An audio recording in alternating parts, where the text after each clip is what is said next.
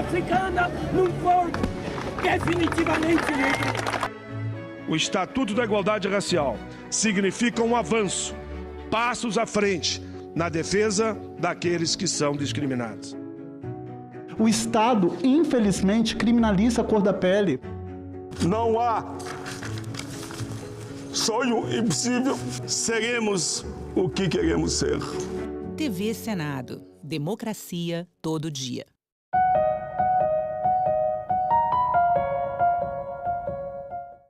O programa a seguir é livre para todos os públicos.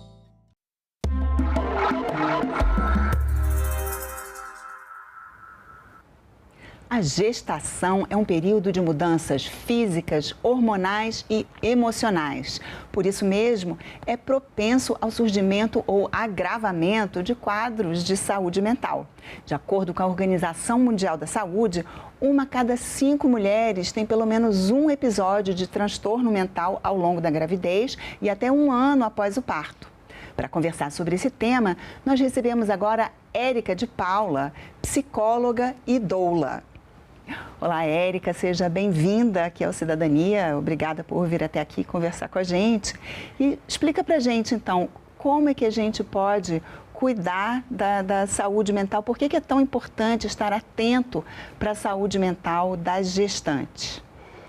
Bom, como você falou, né, esse período gravídico puerperal, ele já é por si só um fator de risco para o desenvolvimento de questões, né, relacionadas à saúde mental e emocional da gestante. Então, os profissionais de saúde, a rede de apoio, parceiro, familiares, têm que estar sempre atentos se o que a gestante está sentindo está dentro da normalidade ou já é uma situação que necessita um apoio psicológico mais aprofundado. Então, tanto as questões normais da gestação, né, como a mudança em relação ao próprio corpo, os sintomas físicos, os desconfortos que elas experimentam, as inseguranças, oscilação emocional derivada dos próprios hormônios, tudo isso pode estar dentro de um fator normal, como isso pode se agravar e aumentar a chance, inclusive, do desenvolvimento de uma depressão pós-parto. Inclusive, tem também, assim, muita expectativa, né, assim, muitas vezes, assim, quando é o primeiro filho, pode ser até mais, mas mesmo outros também, né, assim, tem toda essa questão, né, do real e do imaginado, né, do esperado. Com certeza. A gente fala muito que depois do período do nascimento do bebê, existe um luto. É o luto pela mulher que nós deixamos de ser e o luto pelo bebê real que está substituindo aquele bebê idealizado. Então, é muito difícil que os pais, principalmente de primeira viagem, tenham a real dimensão do impacto que a chegada do bebê vai ter nas suas vidas, né? Tem até uma pesquisa que mostra que 6 a cada 10 pais não faziam ideia do que estava por vir, né? Dessa dimensão de tamanha mudança que a chegada de um bebê exerce na vida, principalmente da mulher, né? A gente sabe. Então, é muito importante a gente olhar para essa questão. E acho que é só passando por isso, né? Porque a gente ouve falar a vida inteira, né? Quando você tiver filho, sua vida vai mudar. Mas acho que a gente não faz ideia, né, do que é isso, né? Realidade. Eu falo isso até por mim, né? Eu trabalho com gestante já vai fazer 15 anos. Eu fui mãe, tem 4 anos e pouquinho, né? Meu filho está para fazer 5 anos. Então, já tinha mais de 10 anos que eu trabalhava com esse público. E eu conhecia muito bem o lado B da maternidade e ainda assim fui pega de surpresa com muita coisa. Até para você, né? Quando foi com você mesma, pessoalmente, aí já foi um pouco diferente. Bastante diferente, E quando você fala assim dos profissionais, né? Quais são? Porque tem, né, o obstetra que acompanha, né, profissional de saúde, mas e para essa saúde mental, né, assim, a gente pode procurar um apoio psicológico, mas e tem, né, a doula. Quem é a doula? Qual que é a função dela? Bom, a doula é uma profissional de suporte contínuo para o momento do parto. Então, nós não temos nenhuma função técnica para aquele momento do parto. A gente vai dar um apoio em termos de alívio não farmacológico de dor, vai dar esse apoio também emocional, o encorajamento da mulher para seguir o plano de parto e aquilo que ela deseja, vai ajudar na escolha da equipe ainda no pré-natal, né? Se tiver tempo hábil para isso, nós vamos ajudar na escolha da equipe, no local de parto, no tipo de parto, elucidar dúvidas, né, sobre isso, proporcionar material de apoio, estudos científicos e no dia do parto nós que ficamos o tempo todo ali com aquela gestante. Então, o obstetra, ele tem a função técnica de vez em quando, vai lá, escuta o coraçãozinho do bebê, faz um exame de toque, lida com possíveis intercorrências. A doula não, é a pessoa que vai ficar ali, literalmente, pegando na mão, encorajando, ajudando a lidar com a dor, ajudando também que o acompanhante possa ter um papel mais efetivo. Então, são funções bem diferentes, mas complementares. E é interessante porque o médico e tal, está todo mundo preocupado ali com o trabalho de parto em si, com o bebê que pode passar. Já a doula, ela tem um foco mais para a mulher, né? Não é isso? Exatamente. Por isso que a gente fala que é um profissional de suporte contínuo. Então, você fica ali do início do trabalho de parto ao final, normalmente é a primeira pessoa que chega, a última que sai, e está preocupada se essa mulher está com medo, se ela está com fome, se ela está com frio, se a iluminação está incomodando, se tem muito barulho, se a posição que ela está confortável. Esse é o nosso objetivo. Agora, você falou que às vezes, né, já anteriormente, numa conversa prévia, a doula ajuda a escolher a equipe, mas ela é mais focada mesmo para o trabalho de parto, né? Que esse acompanhamento anterior, você estava me explicando que já é uma outra função. Na verdade, assim, a não ser que sejam doulas da própria instituição, existem algumas iniciativas no SUS, por exemplo, de doulas que atendem esquema de plantão e vão conhecer a mulher ali no momento do parto. A grande maioria das doulas, elas são contratadas como doulas e educadoras perinatais. Já então, é um pacote. É como se fosse um pacote. Então, a gente vai fazer vários encontros ao longo do pré-natal para fazer essa parte de informação. Porque a doula, o nosso objetivo não é no dia do parto brigar, questionar o médico, falar que aquela conduta está errada. A gente tem que dar essa informação ao longo da gestação para que a mulher saiba escolher a equipe, o local onde ela vai ter aquele bebê, se todo esse cenário está compatível com a expectativa dela, para no dia do parto a gente só viver aquele momento ali e fazer o melhor parto possível, né? Então, esse serviço de informação antes, eu acho que é até mais importante, muitas vezes, que no dia do parto em si. E como é que funciona essa educação, assim, como que pode se preparar esse caminho, né, para prevenir essas questões que a gente estava falando, né, de saúde mental? Bom, primeiro eu sempre começo falando um pouco de como eu trabalho, né? A gente sempre começa conhecendo quem é aquela família, aquela gestante, o histórico prévio dela, a expectativa que ela tem, se ela tem medos associados ao parto. Então, às vezes, ela escutou uma história ruim da própria mãe, da avó, de uma vizinha, e a gente tem que desfazer aquele mito.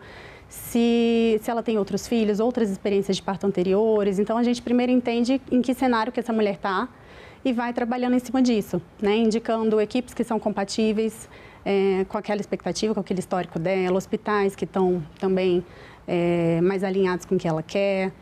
E aí vai trabalhando também em cima de o tipo de emergência que ela pode vivenciar, o tipo de intervenção que ela pode sofrer e quais são aquelas que ela não deveria aceitar, né? Que já são intervenções assim proscritas pelas evidências científicas, e vai construindo esse plano de parto junto com ela ao longo do pré-natal.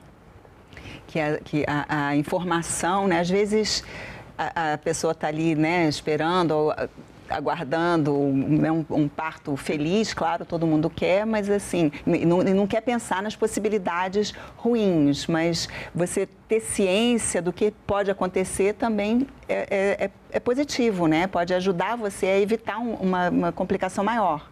Com certeza. Então, assim, eu trabalho muito com as gestantes que eu acompanho, por exemplo, qual que é o nosso plano B, nosso plano C, nosso plano D, né? Então, assim, nosso objetivo é um parto super legal, fisiológico, o mais natural possível, muitas vezes, e se ele não for possível? Se precisar induzir, se precisar de uma intervenção, de uma analgesia, de um parto instrumental, explicar como é que acontece, quais são as indicações, se precisar uma cesariana, como é que a gente faz desse momento o momento mais respeitoso possível também, porque é super possível que não seja só aquela coisinha de produção, né? Que seja um atendimento personalizado, respeitoso, e trabalhar em cima de emergências. Então, assim, qual que é o índice dessa emergência, se acontecer, qual é a conduta do profissional.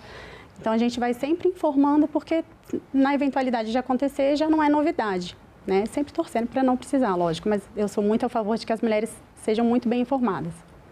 Agora, e com toda essa preparação prévia, ainda assim, né, é bem comum ter o chamado baby blues. O que é o baby blues? O baby blues é um estado típico do puerpério, né, que acontece nos primeiros dias, nas primeiras semanas de nascimento do bebê, onde essa mulher vai sofrer uma oscilação hormonal muito grande, né? Tem uma queda muito brusca dos hormônios que ela produziu na gestação. E essa situação fisiológica, junto com todas as novidades da chegada do bebê, então esse impacto da responsabilidade de cuidar de uma vida 100% dependente de você, a mudança corporal que a mulher experimenta, a privação de sono, né? Então tudo isso gera uma tristeza sem motivo aparente, uma ansiedade, às vezes uma insônia, uma melancolia, a mulher chora, fica mais sensível.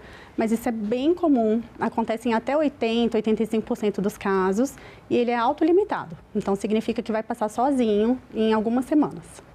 Ele passa sozinho, sem fazer nada especial ou tem alguma coisa que pode ser feita assim, para ajudar a mulher a sair daquilo? Primeiro, a mulher saber que isso é normal, acho que já é um grande passo, porque é muito comum que ela se sinta culpada. Então, ela pensa, eu tenho um bebê saudável no colo, né? Eu estou conseguindo amamentar, meu parto deu tudo certo, se for o caso, né? E ainda assim eu estou triste, ainda assim eu estou chorando, e ela se sente culpada, ela se sente péssima por isso. Então, saber que isso é normal e que a gente não tem muito controle sobre isso já ajuda. A rede de apoio, lógico, né? Então, quando a família, o parceiro, a rede de apoio paga, enfim, quem puder ali estar prestando essa assistência. E, principalmente, a ajuda que a mulher normalmente quer não é para o bebê. A mulher, ela é plenamente capaz e ela normalmente quer cuidar do bebê. Então, a gente precisa ajudá-la nos bastidores, na casa, na comida, na faxina, ajudar que ela possa ficar por conta do bebê, né? Então, isso ajuda a passar mais rápido, com certeza. Ela poder dar tempo para ela tomar um banho, ela mesma, né? Isso. Que é difícil. Agora, essa rede de apoio, as pessoas têm essa noção, assim, de que é tão comum esse baby blues, de que isso acontece, ou, em geral, a reação mais comum é achar que é frescura mesmo? Infelizmente, tanto a rede de apoio quanto a própria puérpera, no caso, acham que é frescura, né? No sentido que eu falei, assim, fala, poxa, eu não tenho nenhum motivo para estar me sentindo assim, ainda assim eu tô, então eu sou uma péssima mãe. E até quando isso evolui para uma depressão pós-parto, as mulheres não costumam buscar ajuda, metade das mulheres não são nem diagnosticadas, exatamente porque elas se sentem constrangidas em admitir, né, que elas estão naquele estado, né, elas têm medo de se sentirem incompetentes como mãe. Porque a depressão já é um quadro que é um pouquinho mais grave, que já interfere na relação dela com o bebê, no interesse dela em exercer atividades cotidianas. Então, a gente tem que prestar bastante atenção também quando esse baby blues, na verdade, está se tornando uma depressão pós-parto. Que aí já é um quadro mais grave, assim, que seria são os mesmos sintomas de uma depressão clássica, tradicional, mas a diferença é que é no período pós-parto. Exatamente, os mesmos sintomas, com a diferença que tem um bebê ali que depende de você, né? Então, a partir do momento que você não tem energia, vontade, disposição para levantar da cama e exercer atividades cotidianas, isso vai impactar também no cuidado com o bebê e, se prolongado, isso pode ser um fator de risco para o próprio estado de saúde mental e emocional desse bebê também lá na frente. E a depressão pós-parto, ela pode surgir até 2 anos após o parto? Não tem consenso sobre isso. Em geral, a literatura fala em até 1 ano, mas considerando que hoje em dia a visão de puerpério está muito mais ampla. Antigamente a gente tinha a ideia de que puerpério era 45 dias depois do parto, porque o útero voltou para o lugar, né? Mas as outras coisas não voltaram para o lugar tão rápido. Então, hoje a gente vê o puerpério como um período que às vezes dura até, emocionalmente falando, até 2 anos, até mais. Então, a gente poderia ampliar também essa visão da depressão pós-parto por mais tempo. Entendi. E aí, o que se deve fazer, assim, se alguém, né, acha que se uma mulher ou a família, né, a avó, alguém desconfia que a mulher está com realmente um quadro de depressão pós-parto? Aí ela vai precisar de ajuda profissional especializada, possivelmente uso de medicamento, terapia e esse fortalecimento da rede de apoio mesmo. Cuidado com o sono, né? O sono é um fator de risco bem grande também para o desenvolvimento da depressão pós-parto e a gente sabe que com bebê pequeno a gente não dorme, né? É bem difícil dormir, né?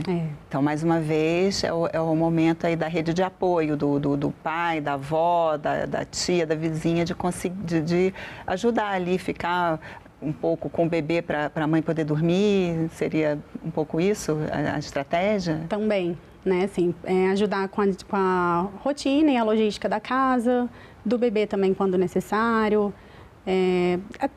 Cada pessoa, na verdade, o calo vai apertar em um lugar, né? Então tem que ver exatamente o que aquela mulher está precisando e agir em cima disso.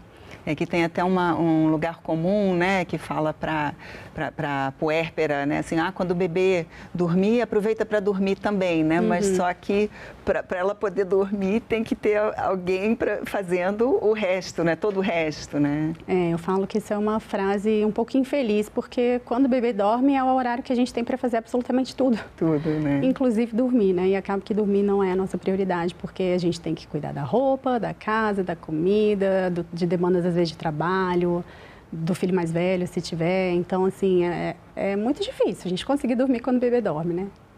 E como é que você trabalha assim, né? É uma coisa que já vem de antes, né? Conversando nessa preparação com a gestante para ela aceitar que precisa, que é importante cuidar dela mesma, porque é um pouco difícil, né? As mulheres têm um pouco essa visão que ela tem que dar conta de tudo, tem que fazer tudo, tem um modelo meio inalcançável, né? Assim, como convencer ela a receber ajuda? Essa é uma questão que eu passei a olhar mais até depois que eu fui mãe, né? Porque eu acho que quando a gente vive na prática isso, eu comecei até a compartilhar um pouco da minha rotina em redes sociais, tentando mostrar um pouco dessa maternidade real, né? Claro que por mais que a gente às vezes filtre no Instagram e não mostre todas as coisas ruins, né? Eu compartilhei muito, por exemplo, a minha privação de sono, que foi muito intensa, assim, foi a maior surpresa da maternidade para mim, porque foi muito maior do que eu esperava. Essa questão de voltar à atividade física, o tanto que foi difícil, o tanto que demorou eu conseguir estabelecer essa rotina.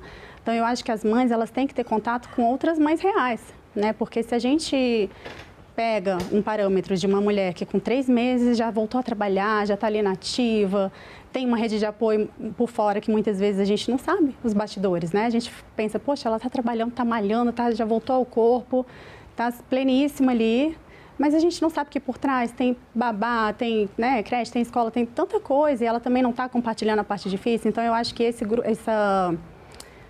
grupos, né, seja virtual, seja real, a gente tem que criar... nós somos seres que precisamos nos sentir pertencentes a algo, eu acho. Então, esses grupos de apoio, né, são muito importantes. Você parar de seguir em redes sociais quem não está te acrescentando, quem está trazendo essa cobrança excessiva para você, de voltar ao corpo muito rápido, de voltar a produzir muito rápido e ter contato com mães mais reais, né? Eu tenho a impressão assim, que antigamente, né, assim, já começa que as famílias eram maiores, então a maioria das mulheres, as meninas que iam crescendo, elas tinham contato, né, com tias, com primas, com vizinhas grávidas, que depois tinham bebê, viam recém-nascido. É comum hoje em dia você conhecer assim, uma grávida que nunca viu um recém-nascido? É exatamente isso que está acontecendo. Então, a gente se depara com uma gestação sem ter a menor ideia do que vem pela frente, né? Preocupado muitas vezes com enxoval, com quartinho, não entra em contato com... As dificuldades são comuns no pós-parto, então acha que a amamentação também vai ser uma coisa que vai acontecer, que vai fluir, que você pode confiar no profissional que está te acompanhando e pronto. E as mulheres não se preparam, né? E aí se deparam já com a realidade na cara delas, sem ter tempo para pesquisar em boas fontes, beber de boas fontes, e aí vem aquele ciclo ali, né, do caos. Agora você tocou num ponto importante, né, que a amamentação todo mundo incentiva, estimula, muito importante para o desenvolvimento do bebê, mas é difícil, né, fisicamente, assim, quem não se prepara, não se informa, saber todas as variáveis, assim, não pode acabar, né, sofrendo bastante, não é isso? Pode acontecer uma amamentação super fluida, fisiológica, botou o bebê no peito e ele mamou? Pode. Mas normalmente não é isso que acontece, né? Então, a gente tem que ficar muito atento à questão da pega, a questão de disfunções orais que o bebê pode ter, a questão, às vezes, do próprio formato do seio da mulher que necessita alguma atenção especial. E a gente tem uma indústria muito forte voltada para a fórmula, para o uso da fórmula, para a mulher voltar a trabalhar muito rápido, para voltar a ter autonomia. Então, assim, o incentivo à amamentação, ele é muito fraco, na verdade, né? em relação ao tanto que a gente sabe que é benéfico tanto para a mãe quanto para o bebê, né? A gente tem evidências científicas muito sólidas a esse respeito. Tem, por exemplo, a ideia de amamentar exclusivamente por 6 meses, mas a maioria das empresas você tem que voltar a trabalhar com 4. Incentiva-se que você amamente pelo menos 2 anos, mas na nossa rotina isso se torna praticamente impossível. Então, assim, você tem que querer muito, se informar muito, persistir muito, porque senão não acontece, né? A gente está falando, assim, em termos gerais, assim, casos assim, de partos tranquilos, positivos, com bebês saudáveis, né? Agora, se o bebê tiver algum problema de saúde, até mesmo uma deficiência, isso também tem impacto na saúde mental e emocional da mãe? Totalmente. É um fator de risco altíssimo, inclusive, para o desenvolvimento de depressão pós-parto, de outras questões, até mesmo de separação conjugal. Se já é muito difícil você ser mãe de um bebê saudável, um bebê que necessita cuidados especiais, então é complicadíssimo. E mais uma vez, né, quanto antes você souber disso, tiver essa informação, né, ao longo do pré-natal e tal, também ajuda a preparar, né, em todos os aspectos. Sim, e tem que ter um alinhamento de expectativa, né? Então, tanto em relação ao parto, muitas vezes o nosso parto real é muito diferente do parto que a gente idealizou, né? A gente tem que lutar para que seja do jeito que a gente criou a expectativa, mas saber que pode ser que precise de uma intervenção, pode ser que precise de uma cesariana. E essa frustração em relação à expectativa que ela tinha do parto é também um fator de risco para a depressão pós-parto. E não é nem a via de parto em si. Independente da via de parto, o fato de ter sido diferente do que ela planejou é um fator de risco. Só a quebra da expectativa já é um fator de risco em si. Isso. Uma lei sancionada no fim do ano passado, deve entrar em vigor agora em maio de 2024, prevê ampliação da assistência psicológica às grávidas até 40, 60 dias após o parto, né? Isso é bem interessante, né? Procurar essa assistência psicológica, né? O auxílio de uma psicóloga ao longo do parto sempre é positivo, ao longo do trabalho, da gestação, né? Até o parto e depois, né? E como a gente falou que às vezes já acontece depois, isso sempre é positivo, não seria? Com certeza, eu acho que todo mundo precisa, e gestantes e mães ainda mais, né? Precisa ter um espaço seguro para poder desabafar, para poder falar sobre as dificuldades que está tendo, as inseguranças. E a mãe, ela é muito cobrada para ser sempre perfeita, né? Para saber exatamente o que fazer, como cuidar do bebê. E a verdade é que ninguém nasce pronto para isso, né? E por mais que a gente estude, se prepare, muita coisa a gente vai aprender ali na prática. Então, a gente tem a expectativa da perfeição e por dentro, muitas vezes, as mães estão ali desesperadas, né? O que eu faço agora? E elas não podem sequer desabafar isso porque elas se sentem com medo de serem taxadas de mães incompetentes. Então, acho que esse espaço seguro dentro de um consultório, às vezes atendimento online também ajuda bastante, é fundamental. E tem essa expectativa da mãe de saber, né, de ter até um instinto materno, mas também tem uma cobrança, assim, a gente vê, eu acho que eu não vejo com ninguém, como com gestantes e mães de bebê recém-nascido, as pessoas na rua vão falar com elas, reclamar, não deixa chupar chupeta, ou não deixa chupar o dedo, ou faz isso, ou faz aquilo. Eu acho impressionante, todo mundo se sente no direito de dar opinião, né? Isso é bem comum. É o público que mais recebe palpite de longe, são as gestantes e as mães de bebês pequenos. Assim, é impressionante. Todo mundo se sente no direito de tocar na sua barriga, de pegar numa parte do seu corpo, né? Que, como você falou, em outra fase da vida, isso é impensável, né? Dar palpite sobre o tipo de parto, dar palpite sobre a amamentação, falar que tem muito leite, pouco leite.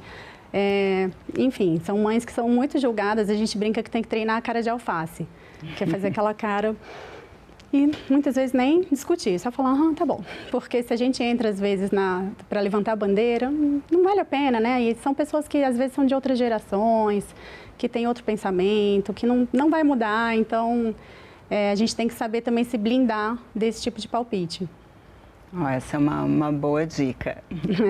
Érica, muito obrigada pela conversa aqui, pela entrevista. E eu agradeço também a você que nos assiste. Essa entrevista já está disponível no site da TV Senado na internet e também no nosso canal no YouTube. Inscreva-se lá e acompanhe. Obrigada pela companhia e até o próximo Cidadania.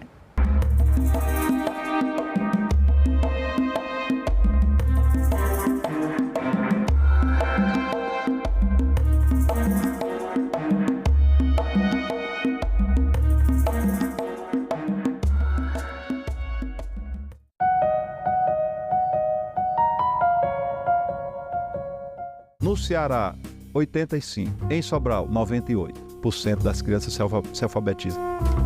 O senhor acredita que essas políticas que o senhor desenhou no Ceará, elas são replicáveis e universalizáveis para todo o Brasil? É possível de ser replicada, é possível de ser universalizável. Essas são duas questões fundamentais e o Ceará mostra isso. Salão Nobre, hoje, 8 horas da noite, aqui na TV Senado.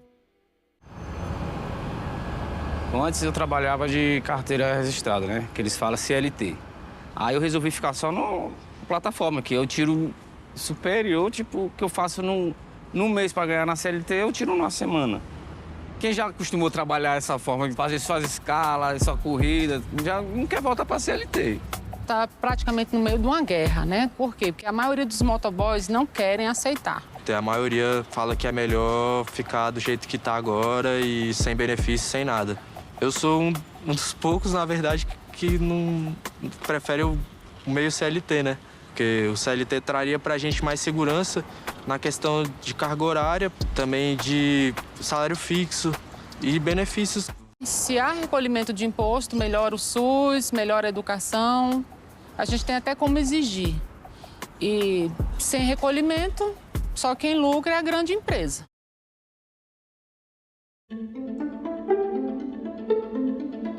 Três pontos para os quais eu queria chamar a atenção. Um primeiro, esse sim é defendido pelo Banco Mundial, que é a volta do IPCA enquanto índice de referência para o reajuste anual do imposto seletivo. O segundo ponto que eu queria mencionar é a questão da gente garantir que não haja uma redução da carga tributária desses produtos durante a transição. E, por fim, queria chamar a atenção para um terceiro ponto, que é a questão da gente não tomar cuidado para não abrir brechas aqui no imposto seletivo, porque vários setores vêm pedindo brechas como para produtos artesanais, então já tem emendas, por exemplo, para bebidas alcoólicas artesanais ou para charutos artesanais. Só lembrar que estudos do Ministério da Fazenda mostram que o imposto seletivo sobre os sites de apostas teria um impacto muito pequeno em termos de arrecadação. Então, primeira questão, imposto seletivo não tem fins arrecadatórios em princípio.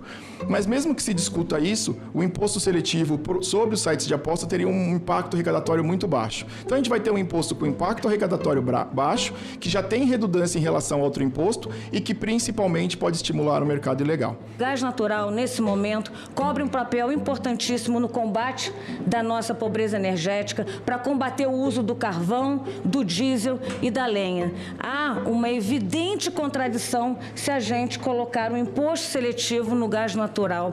Portanto, senador, pecado é impor o imposto do pecado sobre o gás natural. Esta é uma demonstração do esforço que estamos fazendo para ouvir todos os setores e buscarmos o grande desafio de poder apresentar um relatório que interprete o setor produtivo brasileiro, bem como a questão federativa do país. Agora é lei. A carga horária da formação geral básica do ensino médio, com matérias como português, matemática, história e geografia, passa a ser de 2.400 horas nos 3 anos letivos. A carga total é de 3.000 horas. Caberá ao aluno escolher uma área de estudo nas 600 horas restantes. A norma passa a valer a partir de 2025. O Senado votou. Agora é lei. Uma notícia falsa pode vir de quem a gente menos espera, no grupo da família ou nas nossas redes sociais. Mas como saber se uma informação é verdadeira? A Agora, as informações sobre o Senado podem ser checadas pelo WhatsApp. Envie texto, link, foto, captura de tela ou vídeo de qualquer notícia duvidosa sobre o Senado Federal. Nossa equipe vai analisar o material e responder se a informação é falsa, verdadeira ou imprecisa. Ficou na dúvida? Senado verifica.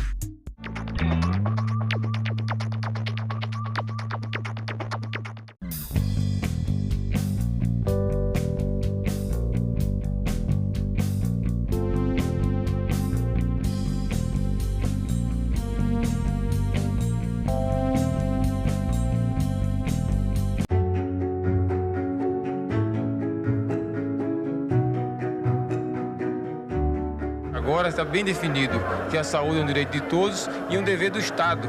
O Plano Nacional de Imunizações atingiu o grau de excelência com a criação do Sistema Único de Saúde. O SUS é a maior política nacional responsável pela elevação da expectativa de vida da população brasileira. Todos nós aqui lembramos do que ocorreu na pandemia. Todos nós aprendemos com muita dor que sem saúde não temos nada. Acreditamos na medicina, no Sistema Único de Saúde. Nós acreditamos na ciência. Temos o sentimento de dever cumprido e de que ainda temos que cumprir, porque essa batalha e esta guerra ainda não terminaram. TV Senado. Democracia todo dia.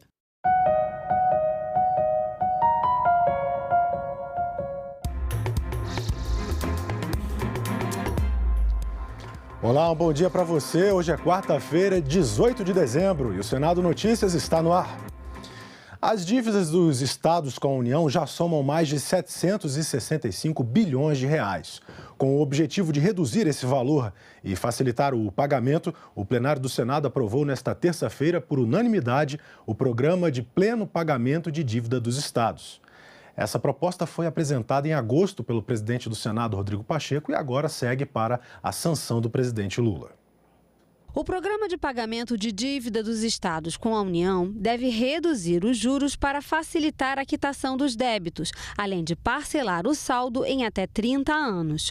O Propag é de autoria do presidente do Senado, Rodrigo Pacheco, a partir de uma demanda dos estados mais endividados e resultado de uma longa negociação entre estados, União e o Poder Legislativo. São dívidas que se alongam há décadas e que fazem com que esses estados não tenham a capacidade mínima de entregar para a sociedade brasileira uma agenda, seja ela na área da segurança, seja ela na área da infraestrutura, seja ela na área da educação ou de qualquer outra área de políticas públicas. A taxa de juros das dívidas será de IPCA mais 4% ao ano, percentual que pode ser reduzido se alguns requisitos de investimentos forem cumpridos, como os aportes anuais ao Fundo de Equalização formado por todos os estados, a cessão de ativos para a União e o investimento em áreas prioritárias, como educação, saneamento e segurança. Os estados terão até 31 de dezembro de 2025 para aderir ao programa. As dívidas hoje somam mais de 765 bilhões. 90% desse valor estão concentrados em Goiás, Minas Gerais, Rio de Janeiro e Rio Grande do Sul. As prestações poderão ser pagas em valores graduais por 4 anos.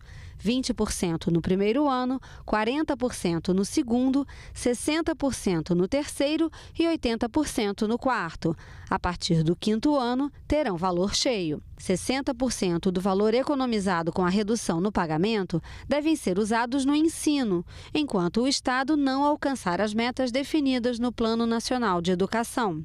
Esse percentual pode ser reduzido para 30% nos estados que comprovarem não ter condições de investir o valor total. Vai dar aos governadores essa possibilidade de que eles tenham um orçamento técnico, um orçamento embasado, sim, no que os estados arrecadam e uma dívida que poderá ser paga com planejamento e tenho certeza um alívio, especialmente para o meu estado, nosso estado de Minas Gerais, que há 6 anos tem dificuldade para assumir e ter condições de estar em dia com o governo federal. De 98 até hoje, a dívida que era de 13 bi o Rio já pagou 153 bilhões e ainda deve hoje 195 bilhões.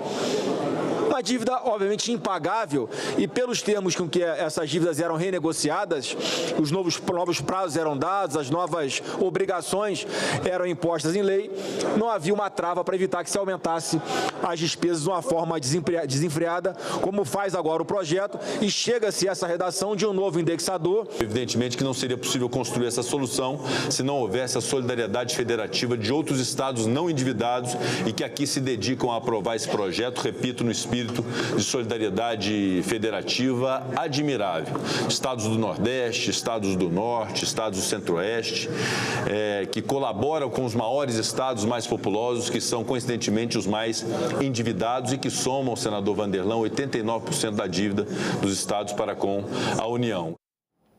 A proposta de emenda à Constituição que garante à União a competência para legislar sobre questões de defesa e segurança cibernética também foi aprovada nesta terça-feira no plenário do Senado. O texto segue para a análise da Câmara dos Deputados.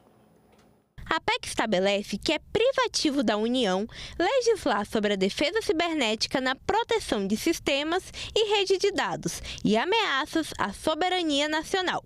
No entanto, os estados e municípios devem apoiar a União na segurança e funcionamento dos serviços públicos digitais. Com a evolução tecnológica, esse mundo digital, a gente teve que atualizar a Constituição, principalmente com relação à defesa nacional, a defesa cibernética, aeroespacial. Então, a gente colocou como prerrogativa, como privativo da União, a regulamentação, o tratamento dessa matéria. É o que está na PEC. E, evidentemente, os estados e municípios também vão poder cuidar da segurança, principalmente da questão do serviço público, Então, terão também essa competência para administrar os serviços digitais, dos seus estados e seus municípios. A PEC, além de fortalecer as leis de proteção cibernética e garantir a segurança no ambiente digital, também possibilita a segurança de bancos e o transporte de dinheiro, o que ajudaria a combater crimes financeiros digitais. Roubos de informações, danos financeiros e interrupções de serviços são as principais ameaças que a insegurança cibernética pode causar à sociedade e à União, em uma era em que o tecnológico se aprimora cada vez mais. De acordo com a proposta, é necessário que exista uma adequada segurança no setor público. A PEC seria um reforço para a Lei de Proteção de Dados. Nós vivemos num mundo digitalizado, uma sociedade digitalizada. Então, a preocupação com a segurança da informação, a segurança cibernética, ela deve ser realmente algo compartilhado por todos os governos, todos os entes de órgãos públicos, todas as entidades públicas em todos os níveis da federação, de maneira que a gente possa ter uma proteção adequada para os interesses e o bem-estar social e da nação. A PEC busca fortalecer a capacidade do país em enfrentar desafios no ambiente digital, protegendo as estruturas e as infraestruturas críticas e garantindo a segurança dos serviços públicos. Além disso, a medida pode contribuir para a aplicação mais eficaz da Lei Geral de Proteção de Dados. O plenário também aprovou o projeto que impede a importação de resíduos sólidos pelo Brasil. O texto segue para a sanção presidencial. O projeto proíbe a importação de resíduos sólidos como papel, plástico, vidro e metal. Segundo a Associação Brasileira de Resíduos e Meio Ambiente, o Brasil recicla apenas 4% do lixo que produz, mas importa lixo como matéria-prima, principalmente para cumprir a lei que determina um mínimo de material reciclável na produção. Foram 70 mil toneladas de resíduos importadas entre 2023 e 2024, um custo de 322 milhões de dólares.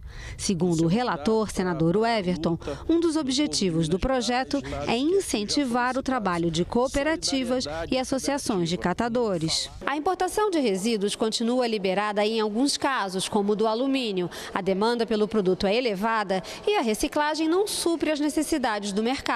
Hoje, a indústria importa quase 97% do alumínio usado no país. Os senadores ainda aprovaram a regulamentação das cooperativas de seguro. Também foi aprovada a medida provisória para ajudar a reconstrução do Rio Grande do Sul após as enchentes. O O plenário aprovou a regulamentação do funcionamento de cooperativas de seguro e grupos de proteção patrimonial mutualista.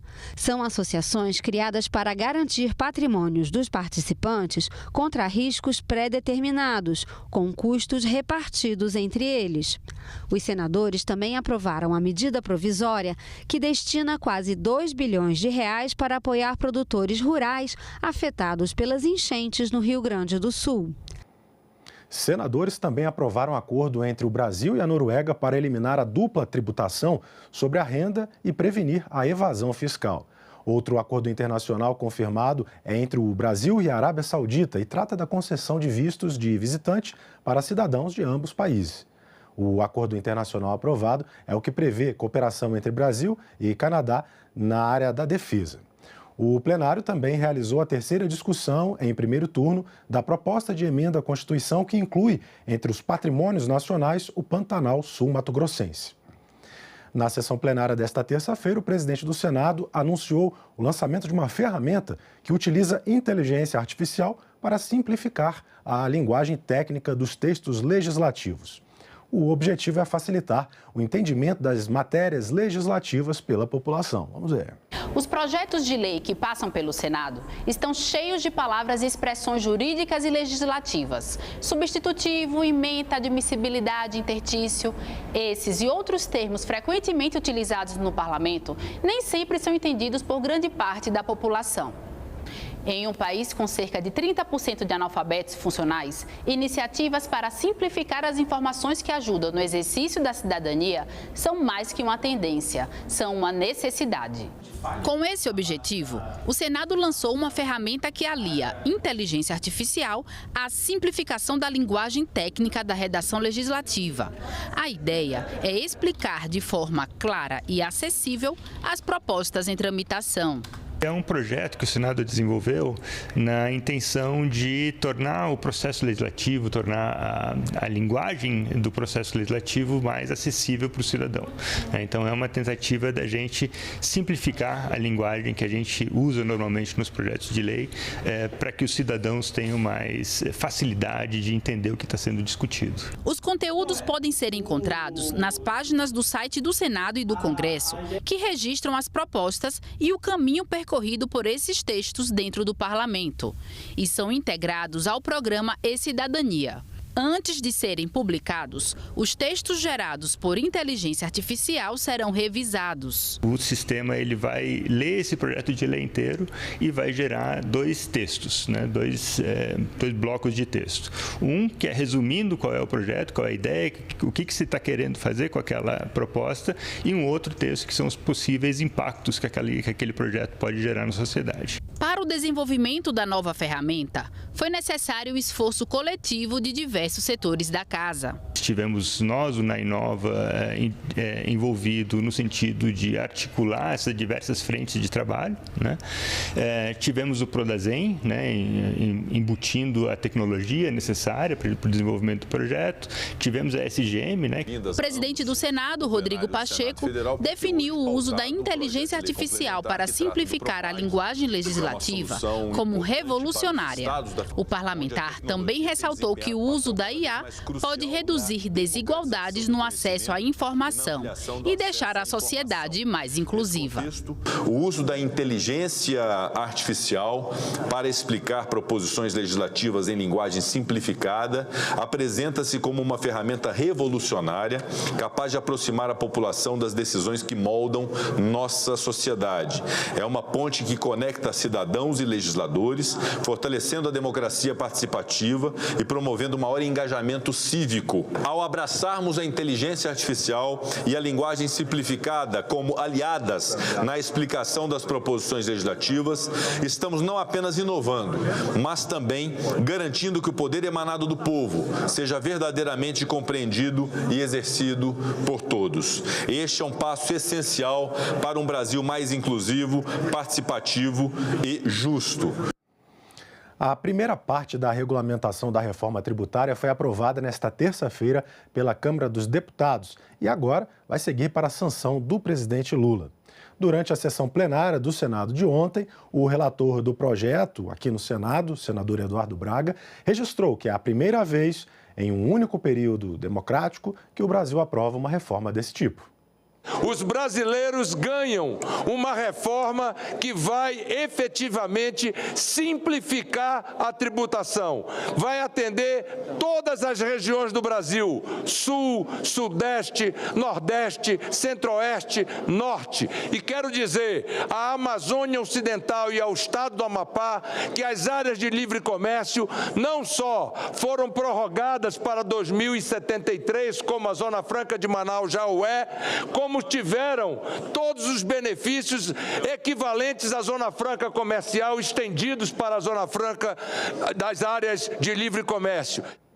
8 horas e 45 minutos em Brasília, a Comissão Mista de Orçamento aprovou ontem à noite o projeto de lei de diretrizes orçamentárias para 2025.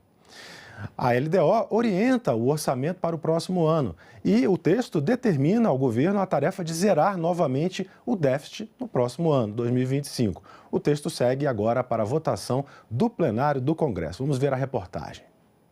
O projeto da LDO, de autoria do Poder Executivo, foi aprovado pela Comissão Mista de Orçamento com um texto alternativo do relator, senador Confúcio Moura. Cerca de 1.400 emendas foram analisadas pelo relator.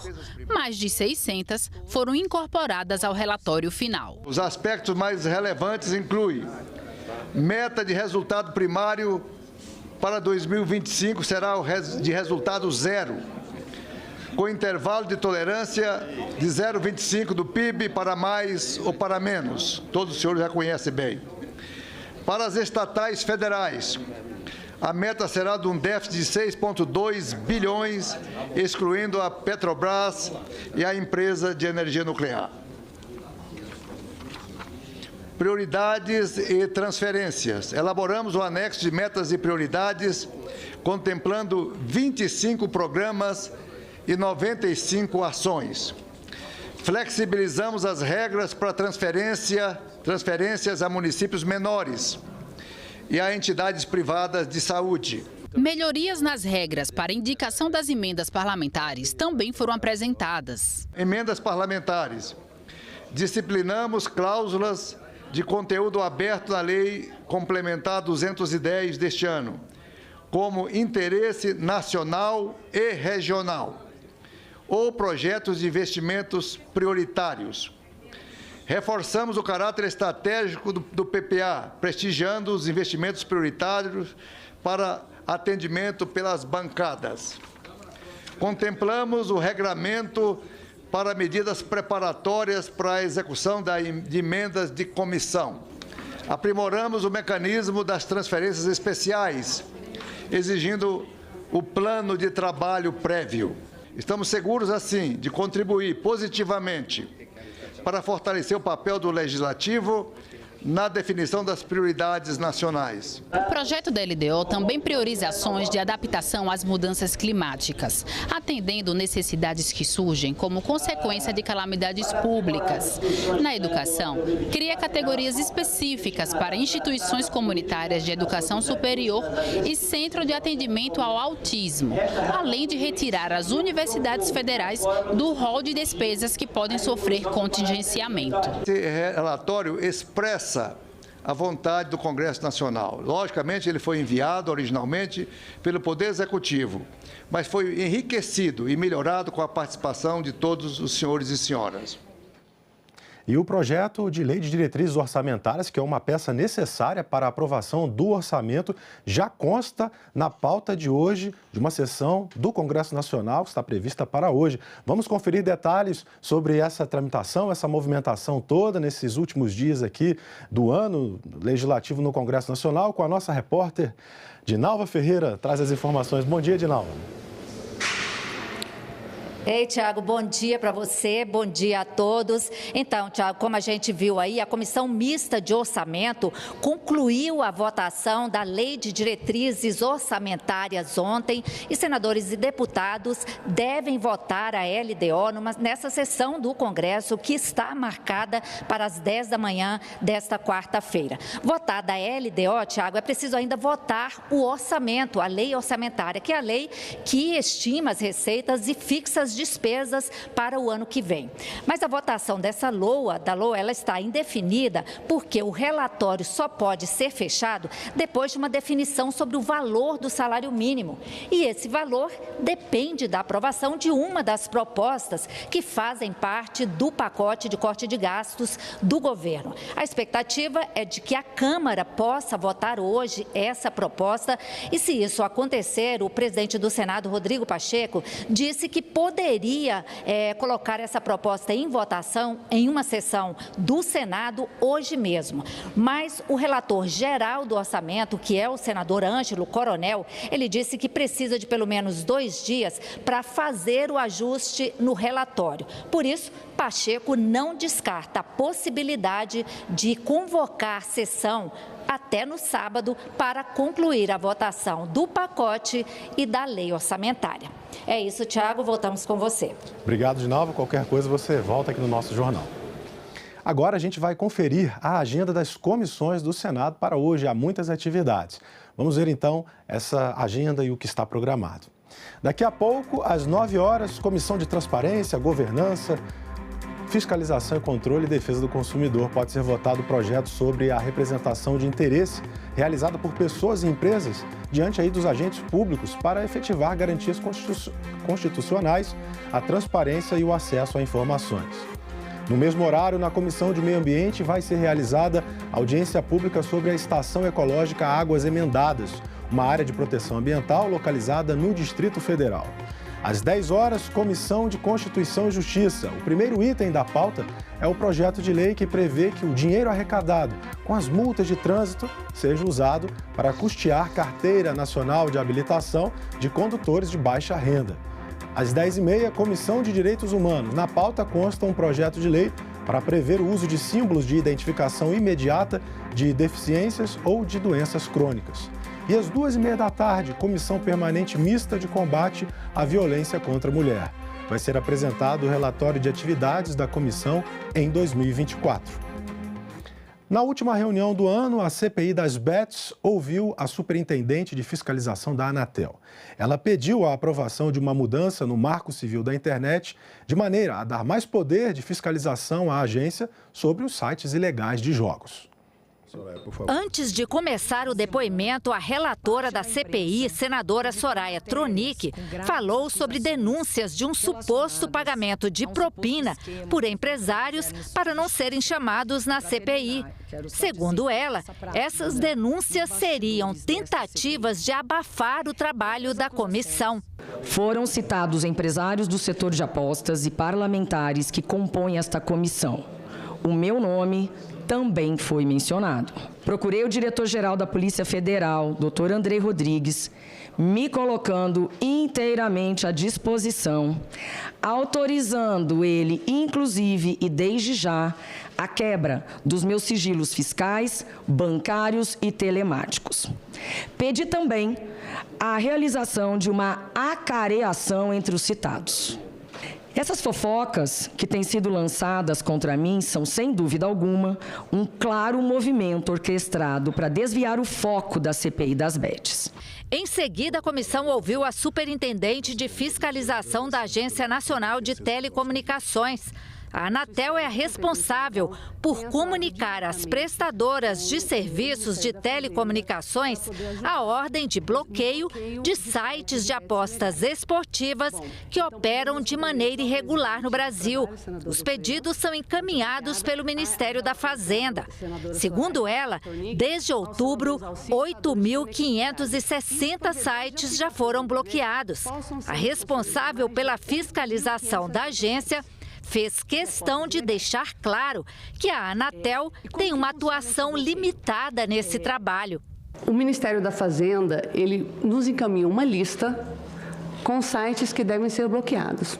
A Anatel, de posse dessa lista, ela comunica as prestadoras que dão acesso à internet. Quem são essas prestadoras? São as prestadoras de serviço móvel, que a gente conhece como celular, e também as prestadoras de internet fixa. A representante da Anatel apontou as dificuldades para fazer o bloqueio de sites de apostas ilegais. Uma delas é o uso de redes VPN. O que a VPN faz tecnicamente? Ela faz uma conexão criptografada entre o usuário e o servidor da VPN. E aí você não sabe onde aquele usuário está. Então, se esse usuário se conectar a uma VPN no exterior, por exemplo, as prestadoras de telecomunicações aqui não sabem que ele não está no Brasil. E ele está no Brasil fisicamente, mas virtualmente ele não está. Essa é uma forma dele burlar uma ordem de bloqueio. Gesileia defendeu mudanças no Marco Civil da Internet, que dariam mais poder de fiscalização à Anatel para que a agência possa atuar também no meio digital. A senadora Soraya deve lembrar que o próprio presidente Baigorre entregou para a senhora uma minuta, um anteprojeto para alteração da lei do Marco Civil da Internet. Para quê? Exatamente para ampliar as competências da Anatel. A gente tem que conseguir alcançar os DNS, a gente tem que conseguir alcançar os CDNs para a gente poder ter uma atuação mais forte e ter uma competência fiscalizatória em cima do que está acontecendo no mundo das bets. Eu estou aguardando uma agenda com o ministro Fernando Haddad para que ele decida se vai fazer uma medida provisória, tá? Porque a medida provisória, para quem não sabe, a gente está falando com tantas pessoas, as pessoas estão nos acompanhando, a medida provisória entra em vigor no ato da publicação. E depois ela vai se transformar em uma lei. Mas, então, é a forma mais rápida, porque um projeto de lei realmente demora muito. A Política Nacional de Busca de Pessoas Desaparecidas foi avaliada pela Comissão de Segurança Pública este ano. O relatório da avaliação da comissão traz sugestões de aprimoramento e integração para os poderes executivo, judiciário e legislativo. Mais de 100 mil pessoas estão desaparecidas no Brasil, de acordo com os registros no SINALID, o Sistema Nacional de Localização e Identificação de Desaparecidos. No relatório de avaliação da Política Nacional de Busca por Pessoas Desaparecidas, a senadora Damares Alves apresenta ideias para que o poder público possa enfrentar o problema do desaparecimento de forma mais integrada. Ao Poder Executivo, algumas sugestões são a implementação completa da Carteira de Identidade Nacional e a expansão de cartórios integrados em maternidades para que os nascimentos sejam registrados imediatamente. Se não sabemos quantas crianças estão nascendo no Brasil, não sabemos quantas de fato estão desaparecendo, estão vivas e que faleceram. O relatório também traz recomendações ao sistema de justiça, como a divulgação de estatísticas oficiais unificadas sobre os desaparecimentos. Tem vários cadastros. SINALID fala que tem 101 mil pessoas desaparecidas no Brasil.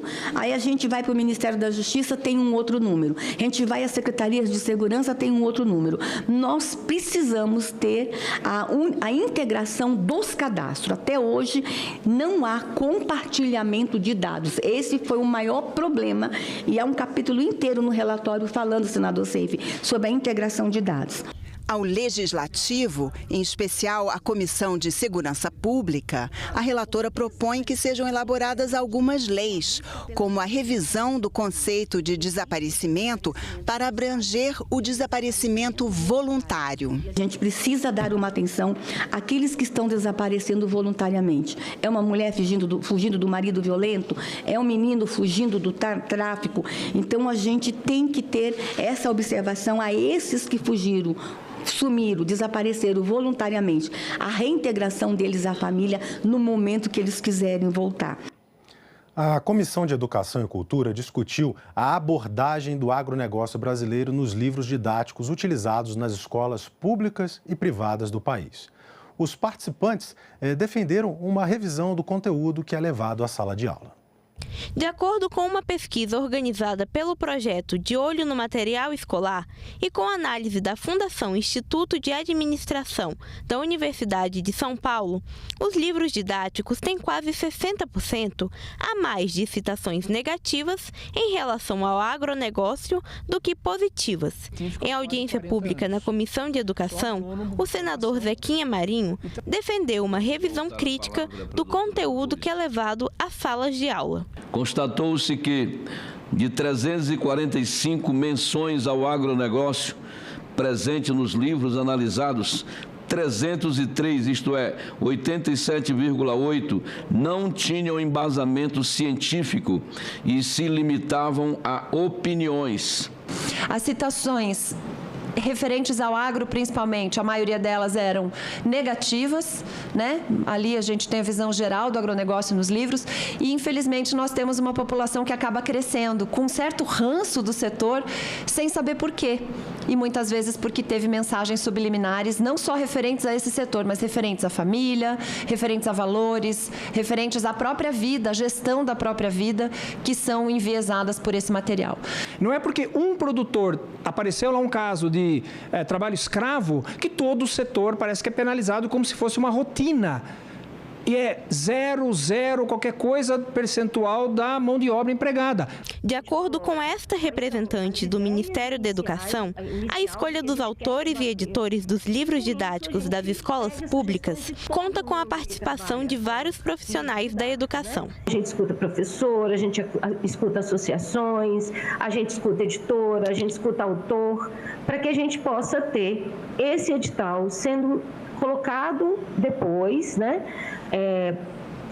Tentando abranger todas as ideias que a gente precisa que os alunos estudem na ponta dentro das escolas públicas do Brasil. Para este especialista, é necessário discutir sobre a eficiência do ensino básico de alunos para o futuro. Eu acho que a educação é um dos principais e talvez um dos pontos mais fortes, a educação básica, a ser corrigido para que a gente possa ter uma formação técnica, uma formação profissional que enderece aqueles problemas que a gente vai estar vivenciando no campo, que muito provavelmente vai ser bem diferente dos problemas que a gente está vivenciando hoje. E a consequência desse viés ideológico no Ministério da Educação e Cultura é a desinformação que pode prejudicar, que está prejudicando a formação dos nossos jovens, que são ensinados a enxergar o agro como um vilão.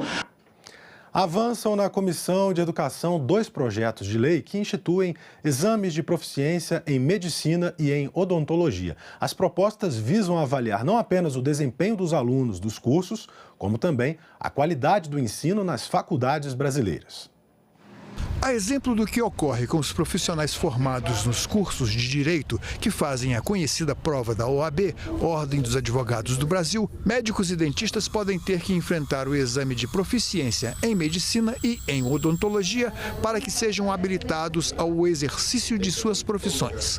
Os senadores da Comissão de Educação e Cultura aprovaram 2 projetos de leis que instituem os certames, com foco na melhoria do desempenho desses profissionais na área da saúde.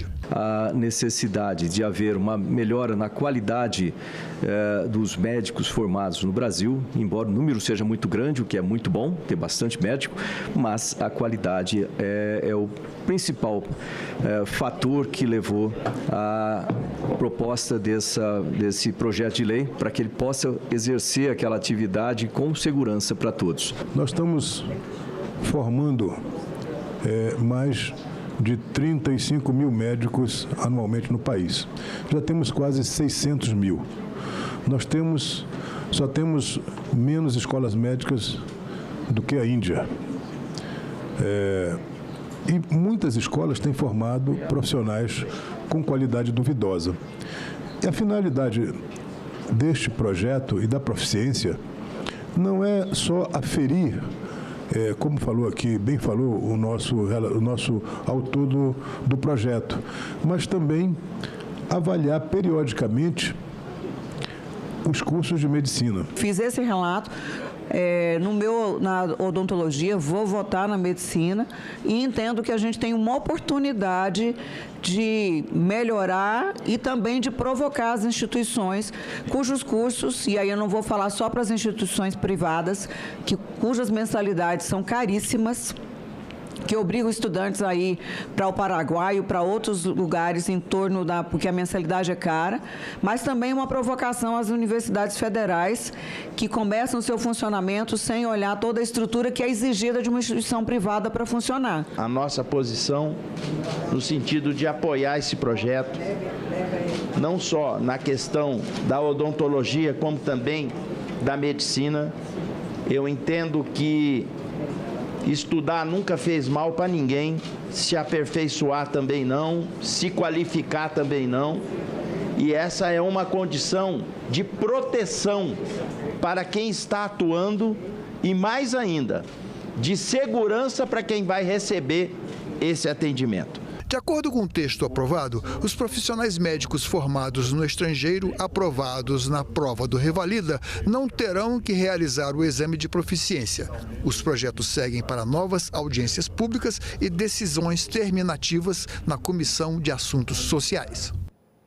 A criação de um cadastro informatizado de obras públicas custeadas com recursos federais. Este é o objetivo de um projeto aprovado nesta terça-feira pela Comissão de Assuntos Econômicos. O cadastro deve ter informações básicas como a descrição da obra, sua localização, valor estimado e a identificação dos responsáveis. Também deve permitir a inserção de vídeos e fotografias para o acompanhamento da obra. O cadastro pode ser dispensado para obras de emergência ou que interfiram com a segurança nacional, sempre com a devida justificativa. Esse projeto ele surgiu exatamente de uma necessidade que eu identifiquei, indo pessoalmente a 82 creches que estavam paralisadas no estado de Alagoas, com recursos federais. Essas creches distribuídas em 65 municípios. Ou eu, pessoalmente, ou alguém da minha equipe foi lá, fotografou e fez toda uma radiografia para comparar com as informações oficiais. E o FNDE tinha uma informação, o TCU tinha outra informação, a Caixa Econômica outra informação, desde a nomenclatura, a informação que era passada, em alguns, era que a obra estava paralisada, em outro que a obra estava atrasada, em outro que a obra estava inacabada, sendo conceitualmente cada uma diferente da outra. É uma troca de informações na qual esperamos um dia chegar de maneira uniformizada através de um sistema eletrônico padronizado e centralizado. A experiência passada nos dá a convicção de que a implementação do novo cadastro de obras públicas não significará impacto orçamentário e financeiro relevante, de tal forma que não necessitamos de uma estimativa de seu impacto e muito menos apontar medidas compensatórias. A comissão aprovou um novo texto para o projeto, que ainda será votado pela Comissão de Transparência, Governança e Fiscalização. Na mesma reunião, a Comissão de Assuntos Econômicos aprovou outras propostas, como a que cria o Selo Nacional de Sustentabilidade Empresarial e o que regulamenta a profissão de salva-vidas. Nós ficamos por aqui. Você pode rever as reportagens desta edição na nossa página na internet senado.leg.br/TV. Daqui a pouquinho começam as primeiras atividades do dia, aqui, Agenda Legislativa no Senado Federal, com transmissão ao vivo pela nossa emissora. Muito obrigado pela companhia, continue sintonizado com a gente.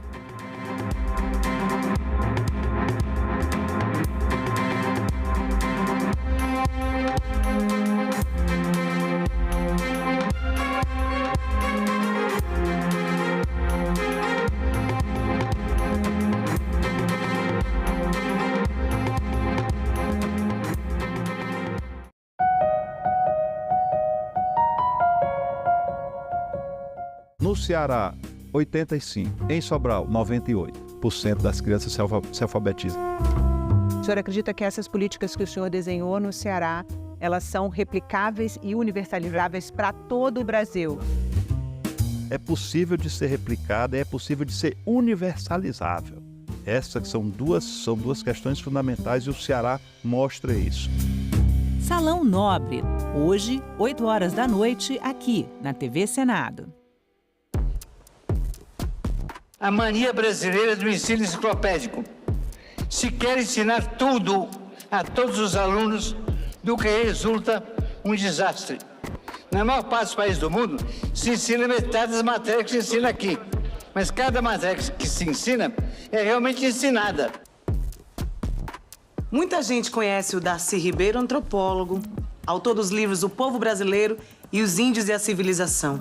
Mas o Darcy político, o Darcy especialista em educação, nem todos conhecem. Então, nós apresentamos um projeto no Senado, um projeto completo de lei de diretrizes em base, mais enxuto, inovador, mas o projeto da Câmara foi aprovado antes. Então, eu estou num trabalho muito intenso nesse momento na Comissão de Educação, tentando fundir os dois projetos para fazer um substitutivo que seja aceito pelos grandes partidos. Uma lei de educação não pode ser lei do Darcy ou de fulaninho, não pode ser lei de ninguém. É uma lei geral do país. Eu sou natural de Várzea Grande, Mato Grosso, né? Vim numa casa de político, né? O meu pai foi prefeito por 2 mandatos, foi vereador. E os filhos, né, praticamente alguns acompanharam na política. É o caso meu, particularmente, que teve a primazia de ser prefeito por 3 mandatos da minha cidade de Várzea Grande. Fui na mesma batida do Júlio. O Júlio, que é meu irmão mais velho, ele foi deputado federal, além de ser prefeito, foi governador, senador, e atualmente é deputado estadual. Em 1982, eu fui convidado por um grupo de amigos para iniciar na vida pública. Sem nenhuma pretensão, saí candidato a prefeito pelo mandato de 82 a 88, e depois fui ser governador, ganhei eleições em 90, 91 tomei posse.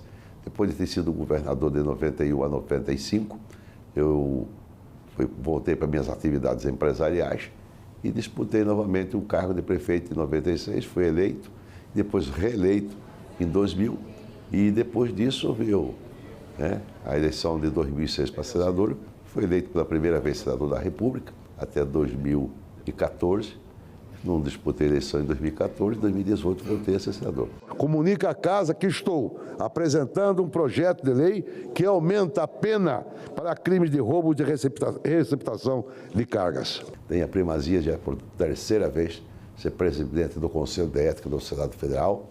Sou membro titular também de várias comissões, da CAS, da CMA, da CRA, e participo também de forma indireta como suplente, né, da CAI, da Comissão de Esporte, enfim.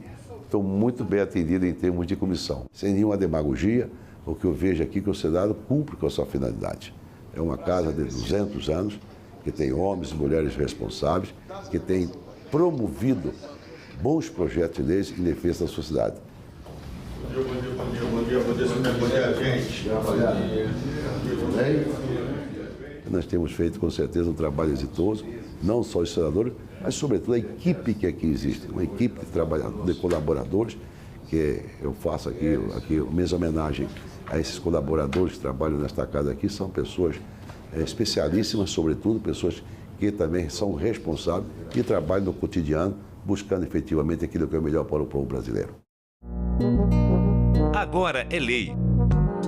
O programa Pé de Meia cria uma poupança para estudantes de baixa renda das escolas públicas do ensino médio.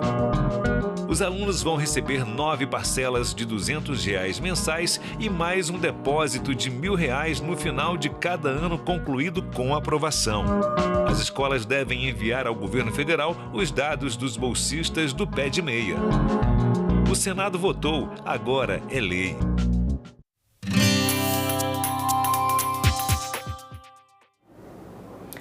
Olá, eu sou a Carla Benevides e este é o programa Argumento. A Comissão de Comunicação e Direito Digital aprovou um projeto para dar mais proteção a crianças e adolescentes em ambientes digitais.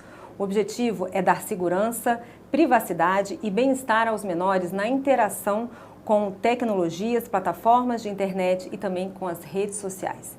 Aqui ao meu lado está o senador Flávio Arnes, do PSB do Paraná, que foi o relator dessa proposta. Senador, obrigada pela sua presença. Uma alegria, de novo, falar com você, com os ouvintes, e sobre um tema tão importante como a proteção de crianças e adolescentes em ambientes digitais. Pois é, vamos começar já deixando aqui explicando um pouquinho o que são esses ambientes digitais para o telespectador entender. Na verdade, são todas as plataformas, né, os produtos e serviços oferecidos por fornecedores de produtos e por pessoas que coloquem à disposição da sociedade WhatsApp, também a questão de outros mecanismos que permitam com que a criança acesse individualmente ou em grupo essas alternativas tecnológicas colocadas à disposição. E quais são essas medidas, senador, que vão garantir, que vão dar mais proteção para as crianças e adolescentes? Olha, Carla, em primeiro lugar, a gente tem que pensar que alguns números, assim, que na faixa etária dos 9 aos 17 anos, 95% das crianças já participam da internet, né? Que é uma das possibilidades, sendo que 25% das crianças já acessam a internet com menos de 6 anos de idade. Então, nós temos que, na verdade, pensar que essas crianças e adolescentes estão expostas na internet ao mundo, no Brasil e no universo todo, né? Porque a Polícia Federal, por exemplo, diz que você pode ter, as pessoas da área do crime podem ter acesso aos dados, a crianças, conversas, aos diálogos de qualquer parte do mundo. E o que impressiona também é que dos 9 aos 17 anos, mais de 80% das crianças e adolescentes já têm o perfil, né, na internet também, os seus gostos, suas preferências, suas... Mesa número 2, 2019. Os requerimentos eu vou votar depois. Qual é o item do item 7? É 8?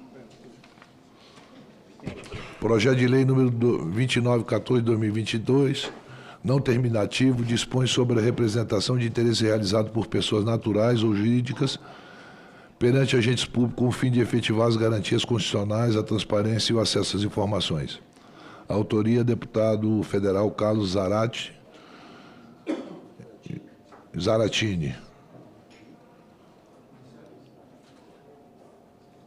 Zaratini, né?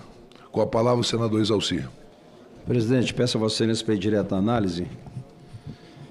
Compete à CTFC, nos termos do artigo 102A, inciso 2 do Regimento Interno do Senado Federal, manifestar-se quanto ao mérito de proposições que tratam, entre outros temas, de prevenção à corrupção, acompanhamento e modernização das práticas gerenciais na administração pública federal direta e indireta e prestação eficaz, efetiva e eficiente de serviços públicos. O projeto de lei 2914/2022 e o 2338/2021 visa regulamentar a atividade de representação de interesse, popularmente conhecido como lobby.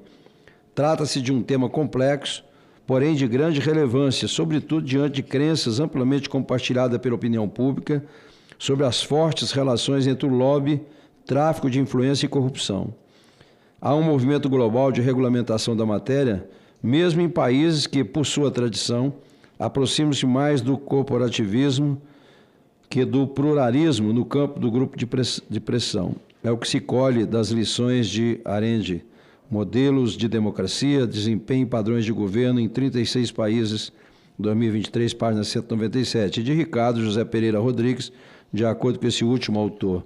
Mesmo nos países de tradição corporativista, a pressão da opinião pública tem levado as autoridades governamentais a contemplar a possibilidade de regulamentar a atividade do lobby. Tal pressão tende a se elevar na medida em que aparecem na imprensa relatos de escândalos envolvendo políticos e lobistas. A regulamentação do lobby em países selecionados na Europa, folha, página 16, 2011. Ressaltamos que a transparência é um dos pilares da regulamentação da representação de interesse, tendo em vista que o atendimento a um interesse privado do lobista nem sempre atenderá ao interesse público. De fato, o interesse público somente será alcançado caso o respectivo agente público se atenha à dimensão pública dos interesses individuais defendidos, conforme lição de Bandeira de Mello, curso de Direito Administrativo, páginas 59 a 61. Ao pensar em interesse público, pensa-se habitualmente em uma categoria contraposta à de interesse privado individual, isto é, ao interesse social de cada um. Acerta-se em dizer que se constitui no interesse do todo, ou seja, do próprio conjunto social, assim como acerta-se também em sublinhar que não se confunde com a somatória dos interesses individuais, peculiaridades de cada qual. É que, na verdade, o interesse público, o interesse do todo, do conjunto social, nada mais é que a dimensão pública dos interesses individuais, ou seja, dos interesses de cada indivíduo enquanto partícipe da sociedade, identificada juridicamente no Estado. Nisso se abrigando também o depósito intertemporal desses mesmos interesses, vale dizer, já agora encarados eles em sua continuidade histórica, tendo em vista a sucessividade das gerações de seus nacionais.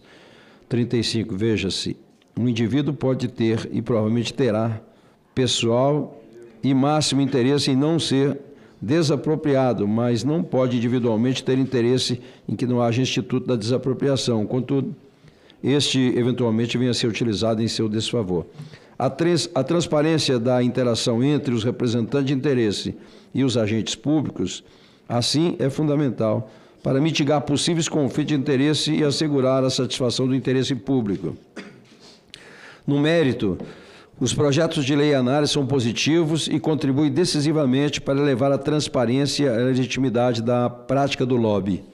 O PL 2338/2021, apesar de não tratar de diversos aspectos de representação de interesse contemplado no PL 2914 de 2022, dispõe sobre alguns dos seus temas de forma mais adequada.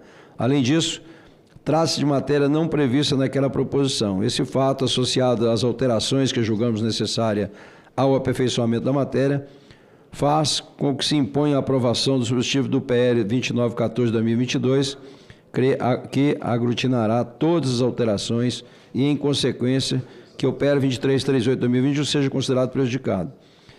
Em primeiro lugar, cumpre explicar o artigo 1º da proposição no seu âmbito de abrangência nos termos do artigo 3º, inciso 1 da Lei Complementar 95 de 26 de fevereiro de 98, que dispõe sobre a elaboração, a redação, a alteração e a consolidação das leis. O dispositivo inaugural do PL 2914 de 2022 determina a incidência da lei em que venha a se converter apenas a União, enquanto o artigo 1º do PL 2338 de 2021 é mais abrangente e disciplina a atividade de representação de interesse perante a esfera federal, estadual, distrital e municipal. Tendo em vista que a competência para regulamentar profissões ou atividades é privativa da União, Constituição Federal, artigo 22, 1 e 16, considerando desejável que a proposição regulamente o lobby em todos os níveis da federação, ainda que essa atividade envolva a prestação de serviço perante órgãos de administração pública local, o Supremo Tribunal Federal, pleno ADIM 5.412, a relatora ministra Rosa Weber, DGE de 27 de maio de 2021, firmou o entendimento de que, em tema de regulamentação de profissões, cabe aos demais entes federativos dispor apenas sobre questões específicas relacionadas aos interesses locais, e somente quando houver delegação legislativa da União, operada por meio de lei complementar. Constituição Federal, artigo 22, parágrafo único. No que concerne ao tratamento conferido às informações privadas recebidas pelos agentes públicos, concordamos com a regra geral prevista no PL 2914 de 2022, no sentido que o sigilo deve ser a exceção, não a regra. De fato, nos termos do parágrafo 1º e 2º do artigo 14 da proposição, somente serão sigilosas as informações que envolvam 1. Dados mercadológicos ou comerciais, cuja publicidade possa comprometer a atração direta de investimentos, o desenvolvimento econômico, a atividade industrial, a liberdade de empreender, a inovação, a geração de empregos e o ambiente concorrencial. 2. Estratégia ou dado sensível para representação cujo interesse seja causa social ou finalidade específica de organização sem fins lucrativos. Consideramos necessário, contudo, fazer um pequeno ajuste, de forma que a divulgação dessas informações, ao invés de exigir prévia e expressa anuência do responsável pelo seu fornecimento, demande requerimento devidamente fundamentado do próprio representante de interesse. Essa solução é mais consentânea com o princípio da publicidade, previsto no artigo 37, caput da Constituição Federal, de forma que se presuma a publicidade das informações compartilhadas com os agentes públicos, somente afastada em caso de solicitação expressa e fundamentada do representante de interesse. Outro tema que demanda aperfeiçoamento diz respeito à regulamentação do oferecimento de brindes e de hospitalidades legítimas pelos representantes de interesses. O PL 2914/2022 caracteriza brinde como o item de baixo valor econômico distribuído de forma generalizada a título de cortesia, propaganda ou divulgação habitual. Parágrafo 1º. A ausência de um limite de valor definido, bem como não estabelecimento de uma periodicidade mínima de distribuição, nos parece temerária e pode ensejar o surgimento de conflito de interesse. Hospitalidade legítima, por sua vez, é definida como, primeiro, a oferta de serviço, ou 2, o pagamento de despesa com transporte, alimentação, hospedagem, cursos, seminários, congressos, eventos e feiras, no todo ou em parte, por agente privado para agente público. Novamente, consideramos a regulamentação excessivamente complacente com a oferta dessas benesses e potencialmente geradora de significativos conflitos de interesse. Não há, por exemplo, definição dos serviços que podem ser ofertados ou limitação de seu valor. A despesa com transporte, alimentação e hospedagem, por sua vez, pode ser de elevado vulto, o que certamente teria o potencial de influenciar o comportamento do agente público. Não há ainda qualquer limitação quanto à periodicidade da oferta da hospitalidade legítima, de forma que o mesmo agente público poderá receber sucessivas benesses em curto período. Com o objetivo de mitigar a possibilidade de brindes e hospitalidades ensejarem conflitos de interesse, acolhemos a emenda número 9, CTFC, do senador Sérgio Moro, com alguns pequenos ajustes. Nesse sentido, foi estabelecido o limite de um salário mínimo para brindes, bem como a periodicidade de distribuição a um mesmo agente público, que não pode ser inferior a 6 meses. Acolhemos ainda a alteração da definição de hospitalidade legítima, que limita os serviços a serem oferecidos ao transporte e hospedagem para a participação de agentes públicos em cursos, seminários, congressos e eventos congêneres, limitada a sua oferta a um mesmo agente público a uma vez por ano. Consideramos, contudo, que o limite do valor previsto na emenda, R$1.000, inviabiliza o Instituto, tendo em vista que a remuneração dos agentes públicos é bastante variável e que o potencial para gerar conflitos de interesse é proporcional ao seu patamar remuneratório. Propomos um limite de valor proporcional à remuneração do respectivo agente público, correspondente a 20% da sua remuneração mensal. Assim, um agente público com remuneração mensal de R$20.000 somente poderia acertar hospitalidades legítimas até o valor de R$4.000, limitada a sua oferta uma vez por ano. Outro aspecto que o PL 2914/2022, que requer aperfeiçoamento, diz respeito ao regime sancionatório dos representantes de interesse e dos agentes públicos. Relativamente aos primeiros, consideramos que a reduzida severidade das sanções previstas na proposição enseja sua provável ineficácia. De fato, caso o representante de interesse não tenha recebido nenhuma outra sanção prevista na proposta ou na Lei 12.527/2011, a punição cabível será apenas a advertência, independente da gravidade da sua conduta. A suspensão, por sua vez, será aplicada apenas aos representantes profissionais de interesses que já tenham recebido a advertência. Nesse caso, a suspensão será de 30 a 90 dias. Em caso de reincidência, nova suspensão poderá se estender até 12 a 24 meses. A multa, por fim, é limitada ao valor variável entre 1 a 10 salários mínimos, caso seja aplicada a pessoas naturais cumulativamente com advertência ou suspensão, caso haja circunstâncias agravantes nos termos estabelecidos em regulamento do órgão ou da entidade. Trata-se, ao nosso ver, de valor bastante reduzido, condicionado ainda à existência de regulamentação por cada órgão ou entidade.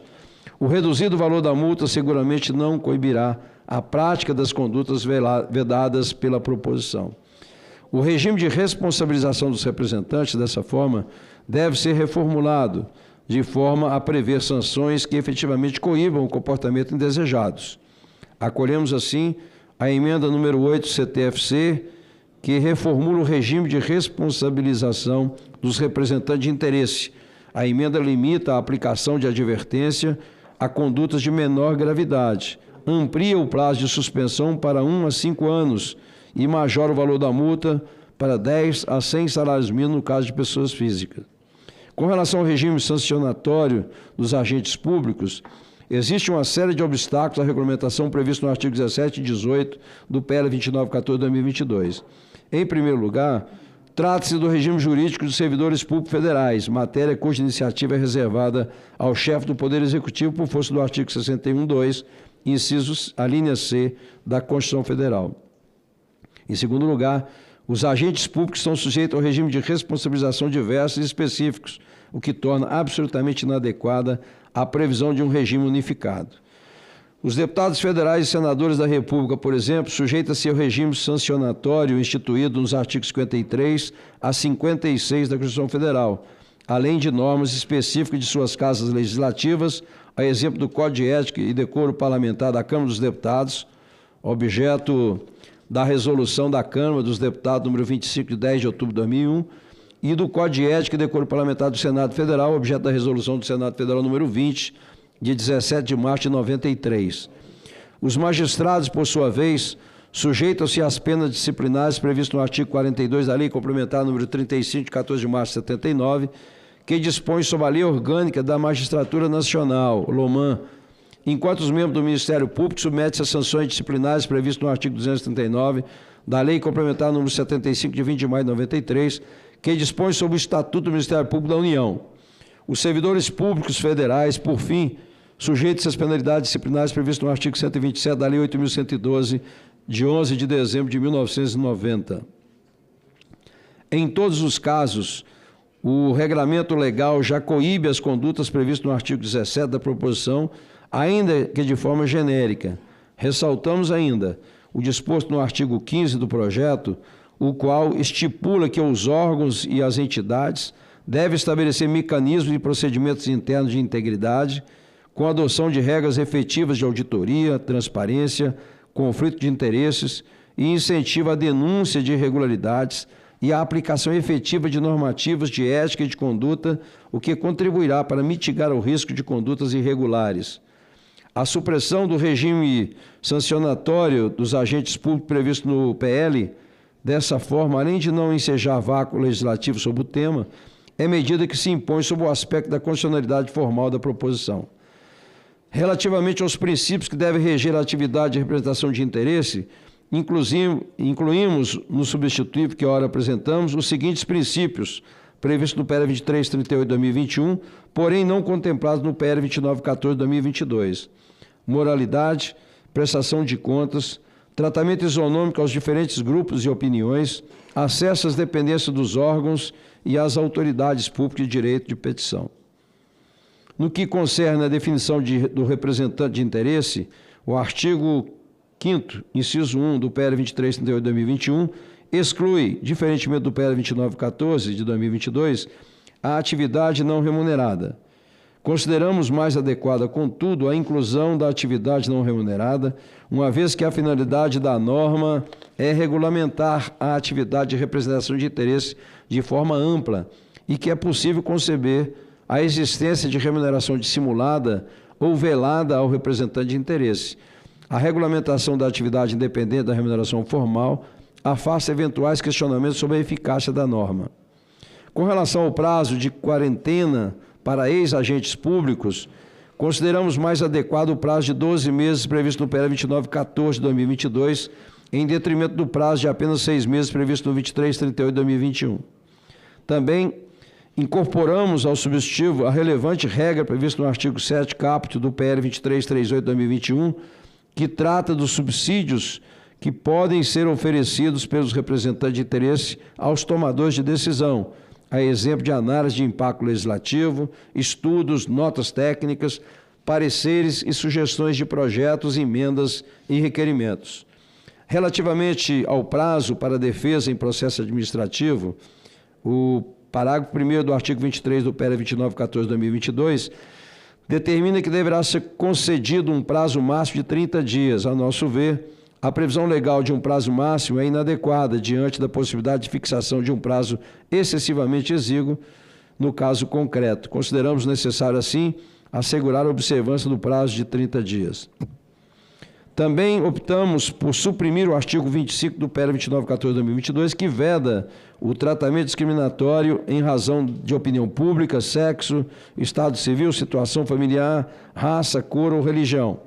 Ao nosso ver, não obstante o nobre propósito do dispositivo, a eficácia dos mencionados dispositivos constitucionais, inciso 4 do caput, do artigo 3º do inciso 10 e 22 do caput e do inciso 1 do artigo 5º do inciso 3º do caput do artigo 19 da Constituição Federal, já decorre da própria Constituição Federal, prescindindo de reforço genérico na legislação infraconstitucional. Consideramos necessário ainda suprimir o artigo 32 do PL 2914 de 2022, que altera a tipificação dos crimes de tráfico de influência, previsto no artigo 302 do Código Penal. De acordo com a proposição, o crime de tráfico de influência somente será caracterizado caso a vantagem ou sua promessa seja indevida, a pretexto de influir na forma ilegítima sobre o ato praticado por funcionário público. Ao nosso ver, a alteração é desnecessária, tendo em vista que, se a vantagem for autorizada por legislação específica, não haverá crime. O tipo penal, assim, deve ser mantido inalterado. Além dos ajustes mencionados, também promovemos diversos ajustes de técnica legislativa de forma a adequar a proposição aos ditames da Lei Complementar 95 de 1998, na forma da emenda substitutiva que apresentamos. Nesse sentido, aprimoramos a técnica legislativa do capítulo 2 do PL 2914 de 2022, intitulado Das Definições, e que engloba os artigos 4º a 10. Apesar da nomenclatura do capítulo, apenas os 3 primeiros artigos tratam de definições e de conceitos. A melhor técnica legislativa recomenda a aglutinação desses 3 artigos em um único dispositivo, além do remanejamento dos demais para o capítulo específico. Suprimimos ainda as fundamentações constitucionais de diversos dispositivos ao PL 2914 de 2022, a exemplo dos artigos 1º, 2º, 5º, parágrafo 2º e 3º, 8º, 9º do inciso 6º do artigo 24. Isso porque, como se sabe, por uma questão de juridicidade, a norma existe para impor, não devendo conter em seus dispositivos justificações. Por fim, passamos a analisar as emendas apresentadas, à exceção daquelas já abordadas anteriormente. Relativamente à emenda número 1, CTFC, que visam respectivamente a regulamentar o cadastro de representante de interesse e a criar a Agência Nacional Eletrônica, concordamos com os objetivos de seu autor. Essas emendas tratam essencialmente da transparência ativa de informações relativas à atividade de representação de interesse, tema objeto do artigo 13 do PL, que exige apenas a publicação de informações relativas a audiências realizadas por agentes públicos.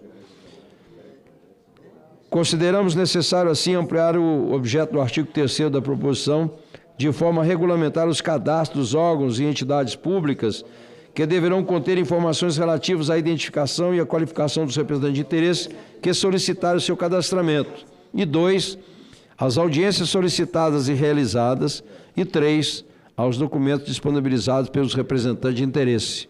Nesse sentido, previmos que a identificação e a qualificação dos lobistas abrangerá, primeiro, seu nome, endereço, telefone, endereço eletrônico do representante de interesse. 2, suas áreas de atuação e objetivos almejados. 3, os beneficiários imediatos e imediatos de sua atividade. 4, a identificação de todas as suas fontes de financiamento. E 5º, as informações sobre todos os vínculos empregatícios atuais e pretéritos. O substitutivo também prevê a publicização de diversas informações relativas às audiências solicitadas e realizadas pelos representantes de interesse, a exemplo do nome do cargo do agente público, do nome do representante de interesse, da identificação de seu cliente e dos documentos compartilhados entre os representantes de interesse e os agentes públicos, ressalvados aqueles cujo sigilo foi fundamentalmente requerido pelo lobista nos termos já mencionados. Optamos, contudo, por manter cadastro específico para cada órgão ou entidade pública, razão pela qual consideramos parcialmente acolhidas a emenda número 1 e 3 do CTFC. Acolhemos integralmente a emenda número 2 CTFC, que visa incluir na proposição o princípio do tratamento isonômico e do respeito às divergências de opinião. Trata-se de medida que amplia a legitimidade da atividade de representante de interesse ao prestigiar a oitiva de opiniões diversas sobre determinada matéria. A emenda número 4, CTFC, que prevê o dever de um órgão ou entidade pública efetivarem transparência ativa e identificação dos representados, e o registro dos documentos trocados em representante de interesse e agentes públicos já foi contemplado com alguns ajustes no substitutivo que ora apresentamos, razão pela qual consideramos parcialmente acolhida. No que concerne a emenda número 5, CTFC, que visa explicitar que não se considera legítima a hospitalidade recebida em conflito de interesses ou que ultrapassa os limites da razoabilidade ou da moralidade, optamos por regulamentar a matéria na forma da emenda número 9, CTFC, que alcança a mesma finalidade mediante o estabelecimento de critérios objetivos. Assim, ainda que concordemos com o mérito da emenda, ela deve ser considerada formalmente rejeitada. Relativamente à emenda número 6, CTFC, consideramos que não há na proposição afronta ao princípio da isonomia, tendo em vista que os advogados que atuem na representação de interesses também se sujeitarão à lei que regulamenta o lobby, ressalvado apenas atos praticados na condição de advogado, na forma da legislação processual e do Estatuto da OAB. Deve-se, portanto, ser rejeitada. A emenda número 7, segundo a qual o COAF regulará o acompanhamento de operações ou propostas de operação relativas às pessoas politicamente expostas, seus familiares, estreitos colaboradores e ou pessoas jurídicas a eles relacionadas, visa conferir status legal ao dispositivo do artigo 2º caput da resolução do COAF, número 40, de 22 de novembro de 2021. Acolhemos a emenda que afastará eventual controvérsia sobre a competência do COAF relativamente a essa matéria. Com relação à emenda número 10, CTFC, que exige o credenciamento prévio dos representantes de interesse que exerçam suas atividades em caráter profissional, consideramos suficiente, para os fins de transparência, a criação de cadastro por parte dos órgãos e entidades públicas. Ao nosso ver, a exigência de cadastro prévio não possuiria impacto significativo sobre a transparência da interação entre os representantes de interesse e os agentes públicos. Concordamos ainda com o mérito da emenda número 11, CTFC, que define as informações que devem ser prestadas pelo representante de interesse quando de seu credenciamento, a exemplo de sua identificação, de área de atuação, de suas fontes de financiamento e de seus vínculos empregatícios atuais e pretéritos. A matéria foi incorporada com pequenos ajustes ao substitutivo que ora apresentamos. Relativamente à emenda número 12, CTFC, que trata do Cadastro Nacional de Representantes de Interesse, concordamos com suas diretrizes que já foram incorporadas ao substitutivo. Excepciona-se apenas a criação de um cadastro centralizado, o qual, nos termos do substitutivo, é de responsabilidade de cada órgão e entidade do poder público. Por fim, acolhemos parcialmente a emenda número 13, que visa tornar mais rigoroso o regime sancionatório do PL 2914/2022. Conforme já evidenciado, essa questão foi incorporada ao substitutivo na forma da emenda número 8, CTFC, cuja redação é bastante semelhante à proposta da emenda número 13. O voto, ante o exposto, votamos pela aprovação do projeto de lei 2914/2022, pela aprovação das emendas 2, 7 e 8, CTFC, pela aprovação parcial das emendas 1, 3, 4, 9, 11, 12, 13, CTFC, pela rejeição das emendas 5, 6 e 10 e pela prejudicialidade do PL 2338/2021, tudo na forma do seguinte substitutivo. Projeto de lei 2914/2022 dispõe sobre a representação de interesse perante o poder público. O Congresso decreta, capítulo 1, disposições preliminares. Essa lei dispõe sobre a representação de interesse perante o poder público. Parágrafo único. Para os fins dessa lei, considera-se poder público o conjunto de órgãos e as entidades da administração pública direta, indireta da União, dos Estados, Distrito Federal e dos municípios, abrangendo os poderes executivo, legislativo e judiciário, o Ministério Público, os tribunais de contas e as defensorias públicas. Artigo 2º. É livre a representação de interesse realizada por pessoas naturais ou jurídicas perante o poder público, observado o disposto nessa lei. Parágrafo único. O livre exercício que trata o caput independe de denominação profissional, facultados aos representantes profissionais de interesse a autodenominação e a utilização de termos como relacionamento institucional, relacionamento governamental e congêneres, desde que não abranjam função que por lei seja privativa de outra categoria profissional. Artigo 3º. O exercício da atividade de representação de interesse orienta-se pelos seguintes princípios. 1. transparência. 2, acesso à informação. 3, legalidade. 4, ética. 5, probidade. 6, integridade. 7, boa-fé. 8º, livre manifestação de pensamento e participação. 9, acesso e tratamento isonômico dos representantes de interesse aos processos decisórios do Estado, respeitadas as divergências de opinião. 10, liberdade de associação para fins lícitos e de representação coletiva. 11, fomento ao desenvolvimento da cultura de transparência na administração pública. 12, desenvolvimento do controle e participação social da administração pública. 13, autonomia e liberdade de exercício da atividade sindical. 14, moralidade. 15, prestação de contas. 16, acesso às dependências do poder público e às autoridades públicas. Capítulo 2, das definições. Artigo 4º. Para os fins dessa lei, considera-se 1. Representação de interesse. Interação entre pessoa natural ou jurídica e agente público, quando destinada a influenciar processo ou tomada de decisão no âmbito de a. Formulação, implementação, avaliação de estratégia de governo, política pública, ato administrativo, decisão regulamentar ou atividade correlatas. B. Licitações e contratos. C. Elaboração, alteração e revogação de leis e demais atos normativos. 2. Representação profissional de interesse. Representação de interesse. A. Realizada com habitualidade. B. Que envolva a interação entre agentes públicos e algum deles.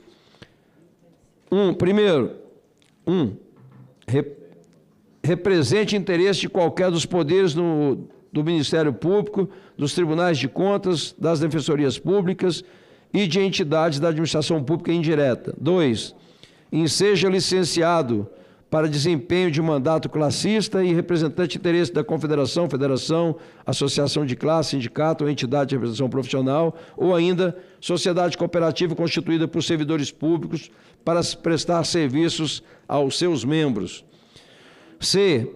Realizada em nome de 1. Entidade de classe. 2. Instituições nacionais, estaduais da sociedade civil. 3. Organização sindical. 4. Associações legalmente constituídas. D. Por autodeclaração profissional. 3. Representante de interesse. A.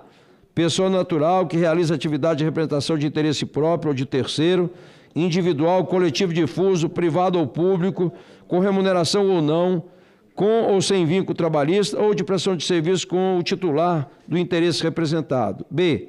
Pessoa jurídica, constituída de fato e de direito, que realiza atividade de representação de interesse próprio ou de terceiro, individual, coletivo, difuso, privado ou público, com remuneração ou não, ainda que objeto social, o estatuto, o instrumento de Constituição ou documento que explicitam as finalidades institucionais, não contempla atividade de representação de interesse de forma expressa, e mesmo que não haja mandato expresso ou contrato de prestação de serviço com o titular do interesse representado. 4. Programa de integridade.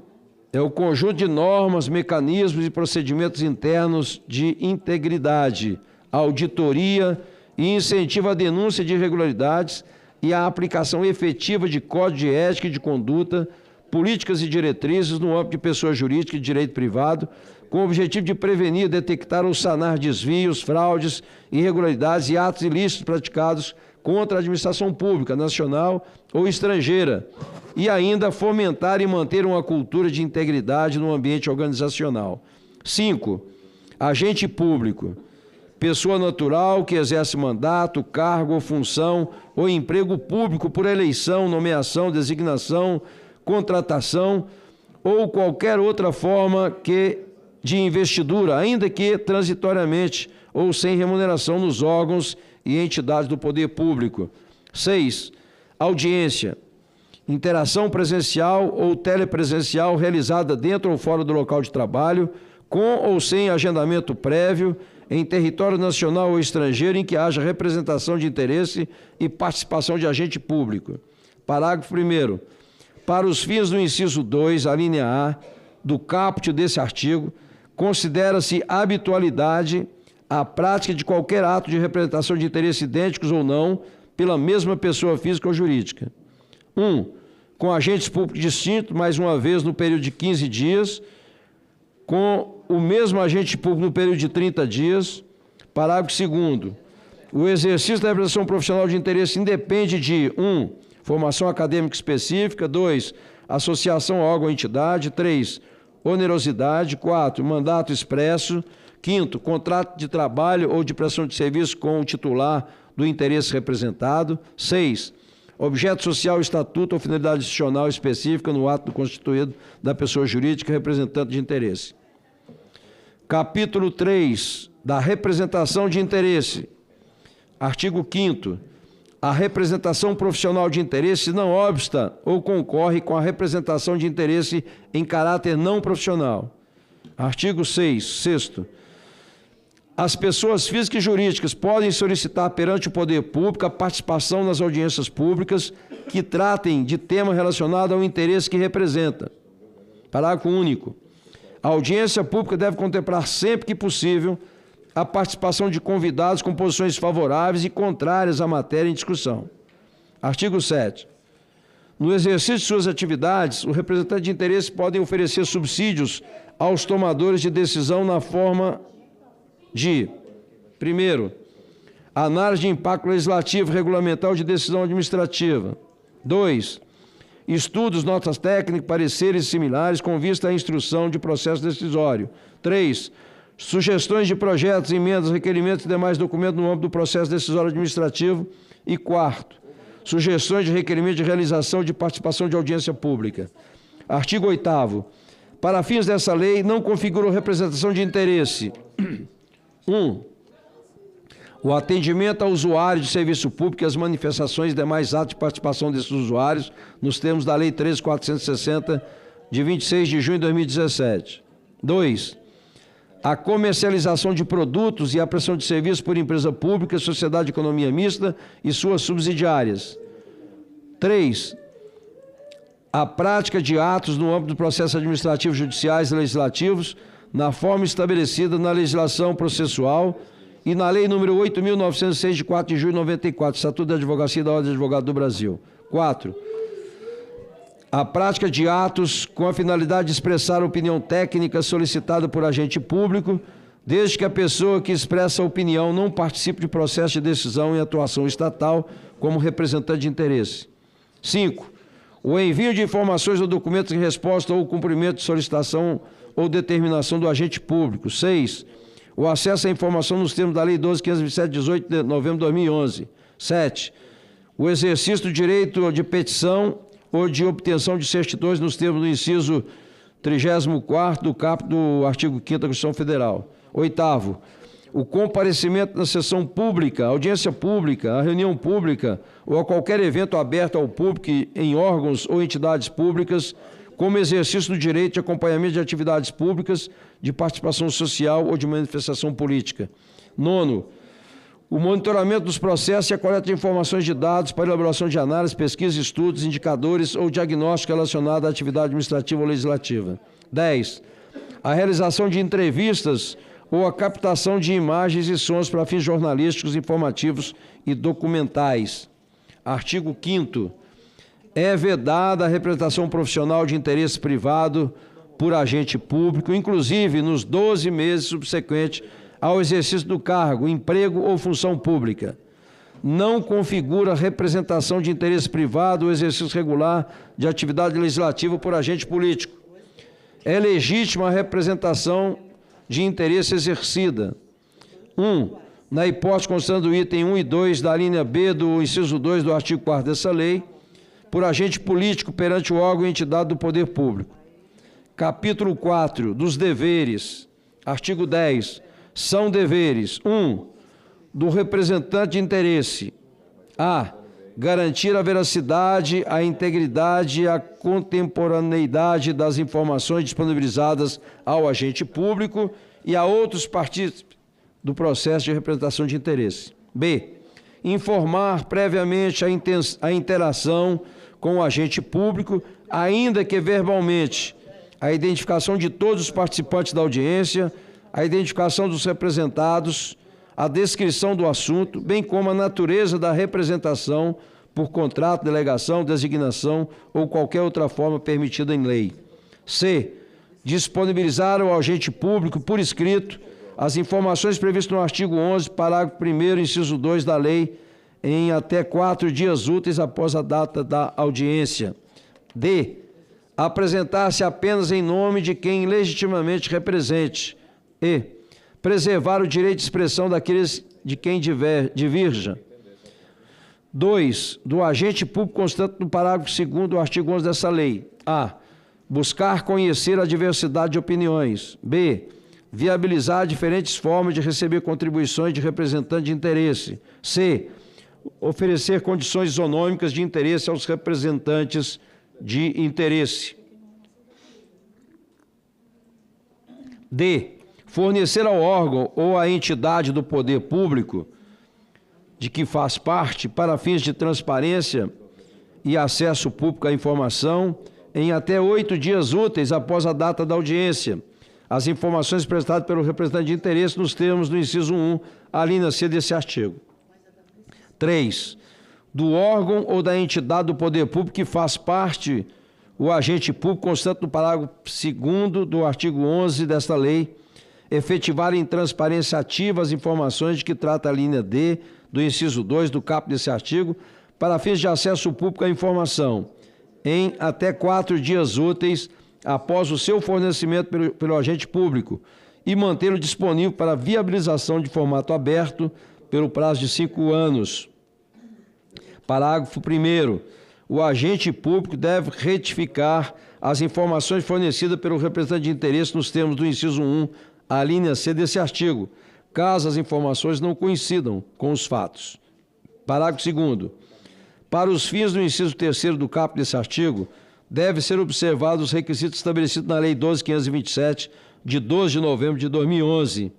E quanto às pessoas naturais, as disposições da Lei 3.709, de 14 de agosto de 2018. Capítulo 5, da transparência na representação de interesse. Artigo 11. Os órgãos e entidades do poder público devem promover o credenciamento dos representantes de interesse mediante solicitação do interessado. Parágrafo 1º. O credenciamento de que trata o caput destina-se ao registro e publicidade. 1. Da identificação e da qualificação dos representantes de interesse mediante solicitação do interessado, abrangendo a. Nome, endereço, telefone e endereço eletrônico do representante de interesse. B. Áreas de atuação do representante de interesse e os objetivos almejados. C. Beneficiários imediatos e imediatos da atividade do representante de interesse. D. Indicação de todas as fontes de financiamento de sua atuação como representante de interesse. E. Informação sobre todos os vínculos empregatícios atuais e pretéritos. 2. Das audiências solicitadas e realizadas pelos representantes de interesse, observado o disposto no parágrafo 1º deste artigo, abrangendo a data e a duração da audiência, b. o nome e o cargo do agente público, c. o nome do representante de interesse, d. identificação do cliente representado pelo representante de interesse nas respectivas audiências, e. os documentos compartilhados entre os representantes de interesse e os agentes públicos. F. As despesas realizadas pelos representantes de interesse de forma individualizada com cada audiência de que participe, inclusive com brindes e hospitalidades legítimas oferecidas. Parágrafo 2º. Devem ser publicadas em transparência ativa, independente de credenciamento do representante de interesse, as audiências de que participe. 1. Chefe do Poder Executivo. 2. Ministro de Estado, secretário de Estado e do Distrito Federal e secretário municipal. 3. Comandante de Marinha, do Exército, Aeronáutica e oficial general. 4. Ocupante de cargo comissionado executivo, CCE, dos níveis 15 a 18, ou equivalentes ao Poder Executivo Federal e correspondentes das esferas estadual, distrital e municipal. 5. Presidente, vice-presidente, diretor ou ocupante de cargos equivalentes em autarquias, fundações públicas, empresas públicas, sociedade de economia mista, controladas direta ou indiretamente pelo poder público. 6. Membro do Poder Legislativo. 7. Ocupante de cargo nos órgãos do Poder Legislativo cujas funções têm a natureza executiva. 8. Membro do Tribunal de Contas. 9. Ocupante de cargo nos tribunais de contas cujas funções têm a natureza executiva. 10. membro do Poder Judiciário em exercício de função de natureza executiva ou legislativa. 11. Ocupante de cargo do Poder Judiciário cujas funções têm a natureza executiva. 12. Membro do Poder Público ou de órgão que exerça função essencial à Justiça em exercício de função de natureza executiva. 13. Ocupante de cargo do Ministério Público ou de órgão que exerça função essencial à Justiça, cujas funções tenham natureza executiva. Parágrafo 3º. As autoridades que tratam esse artigo são responsáveis pela completude e pelo registro tempestivo das informações das audiências de que participem. Parágrafo 4º. Os dados do credenciamento devem ser obrigatoriamente disponibilizados em formato aberto e devem observar as exigências previstas na Lei 12.527, de 18 de novembro de 2011. Parágrafo 5º. São dispensadas de divulgação as informações: 1. Cujo sigilo seja imprescindível à salvaguarda e à segurança da sociedade e do Estado, incluídas as atividades de segurança e de defesa cibernética. 2. Cujo sigilo esteja previsto em leis específicas, notadamente quanto às pessoas naturais previsto na Lei 13.709, de 14 de agosto de 2018.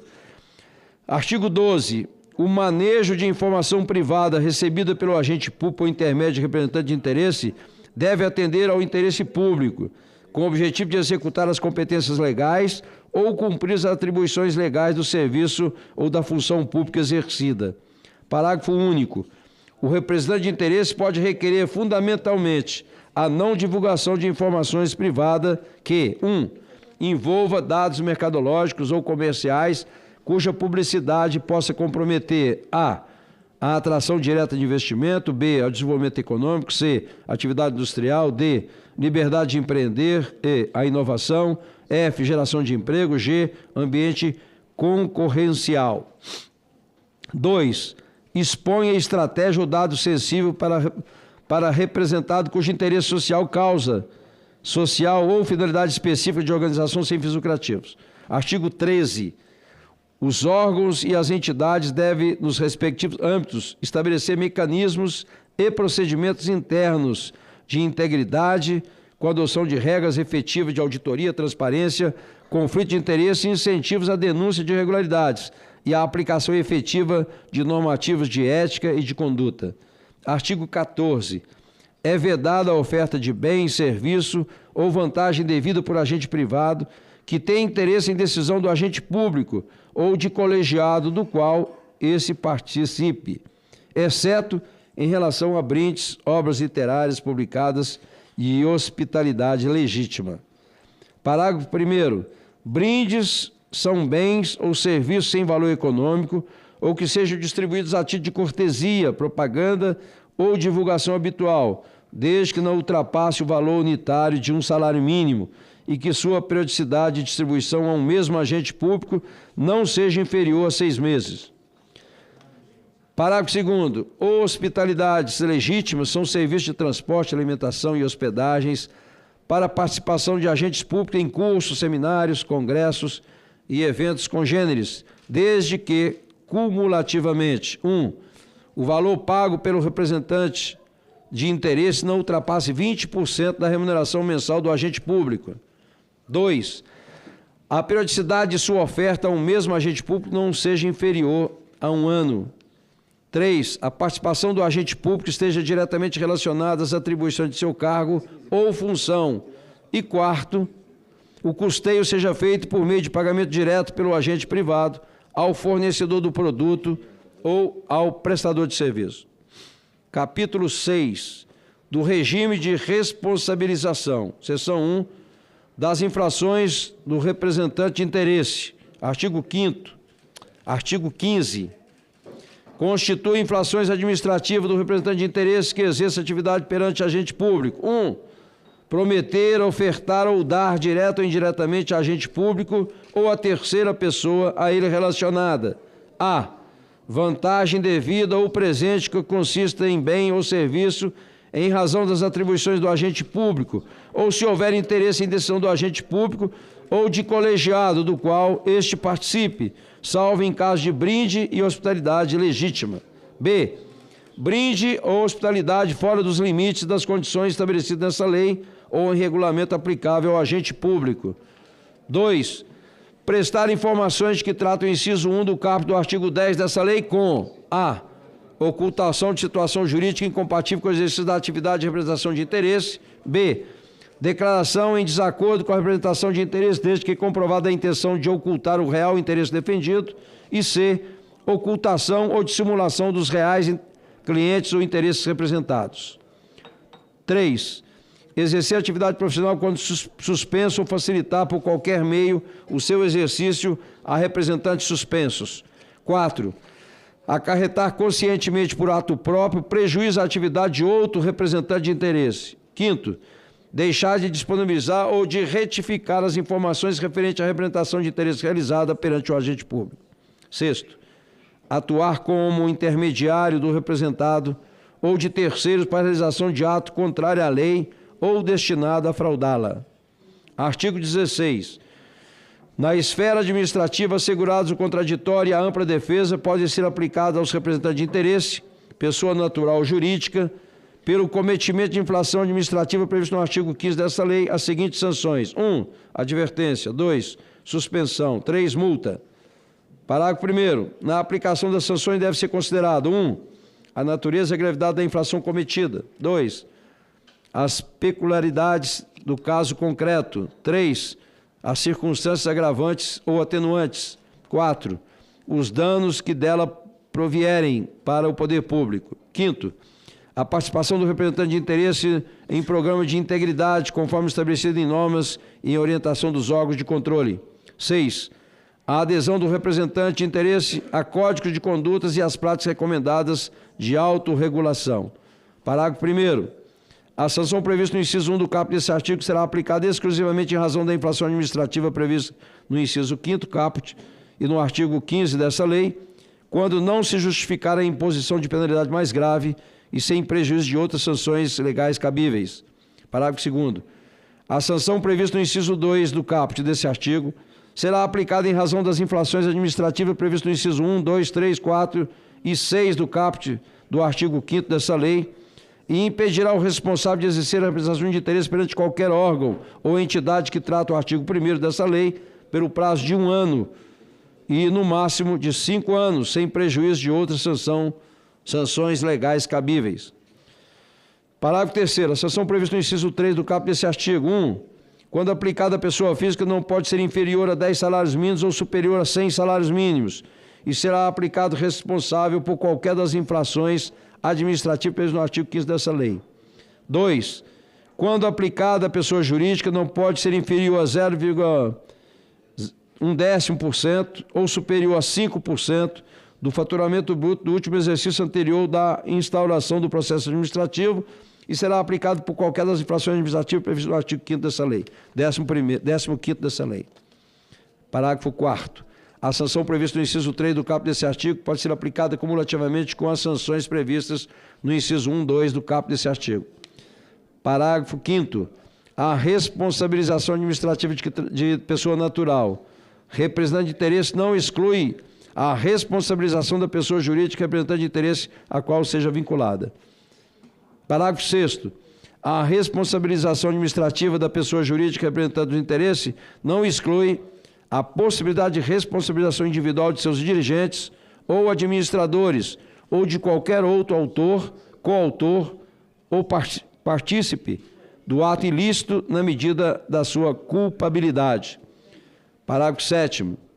A responsabilização administrativa da pessoa jurídica titular do interesse representado não exclui a responsabilização de seus dirigentes ou administradores ou de qualquer outro autor, coautor ou partícipe do ato ilícito da medida de sua culpabilidade. Seção 2. Da responsabilização da pessoa jurídica titular ao interesse representado. Artigo 17. O cometimento de infração por representante de interesse não implica a penalização da pessoa jurídica titular do interesse representado, salvo quando houver abuso de direito, excesso de poder ou violação de estatuto ou contrato social ou restar comprovado que 1.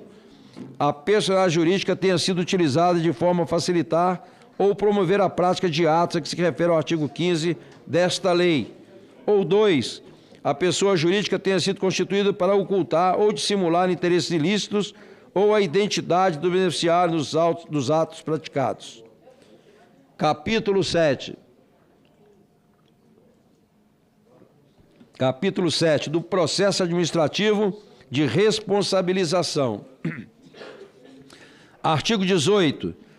A instauração de processo administrativo para apuração de responsabilidade das pessoas naturais e jurídicas cabe à autoridade máxima dos órgãos e das entidades do poder público, de ofício ou mediante provocação, observados os princípios do contraditório, da ampla defesa, respeitadas as atribuições constantes dos atos normativos disciplinares de cada órgão ou entidade, no que não contraria o disposto nessa lei.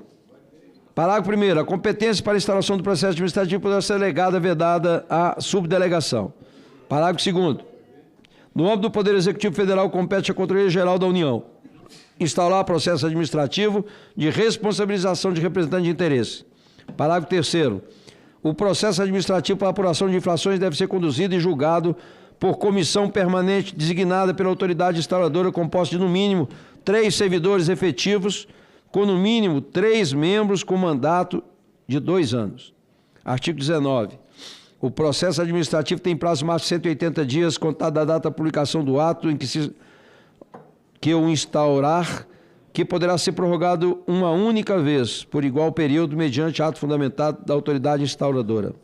Parágrafo 1º. Será concedido prazo de 30 dias para a defesa, contadas da data da intimação do sujeito passivo. Parágrafo 2º.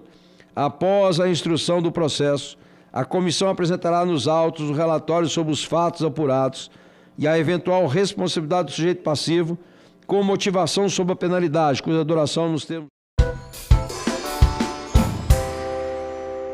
E 53ª reuniões extraordinárias. Os senadores e senadoras que aprovam permanecem como se encontram, o ato está aprovado e será publicado no Diário do Senado Federal. Concedo a palavra, pela ordem, senador Jaime Campos. Senhor presidente, senhoras e senhores senadores, eu gostaria de solicitar a Vossa Excelência, senhor presidente, da possibilidade de fazermos uma inversão de pauta. Uma é sobre a proposta da emenda à Constituição número 7, que busca, naturalmente, a alteração, a sabermos da competência da Justiça Militar e da Justiça Militar da União e das Justiças Militares dos Estados. Como também, se possível também, senhor presidente, a inversão de pauta do item 11, que é em relação ao seguro rural do nosso país. Matéria extremamente importante, por sinal, ela é de caráter terminativo e será encaminhado para a Câmara ainda dos Deputados. Essas duas inversões solicitam Vossa Excelência, na medida que uma delas eu sou relator dela. E tenho a certeza que não fará mais do que 5 a 8 minutos para o relator fazer a análise, para, se possível, aprovarmos ainda nessa comissão. Esse é o pleito que faço a Vossa Excelência, senhor presidente. Senador Jaime, o projeto de lei que Vossa Excelência relata, de autoria da senadora Tereza Cristina, ele é um projeto de lei terminativo aqui na CCJ. A gente precisa de votação nominal. A gente pode fazer a inversão, votar o item 4, a proposta de emenda constitucional, e depois, em seguida, já que o Vossa Excelência precisa da votação nominal, e esse aqui não? Agradeço, Vossa Excelência. Vou fazer a designação de Vossa Excelência ad hoc, a relatora é a senadora Dorinha.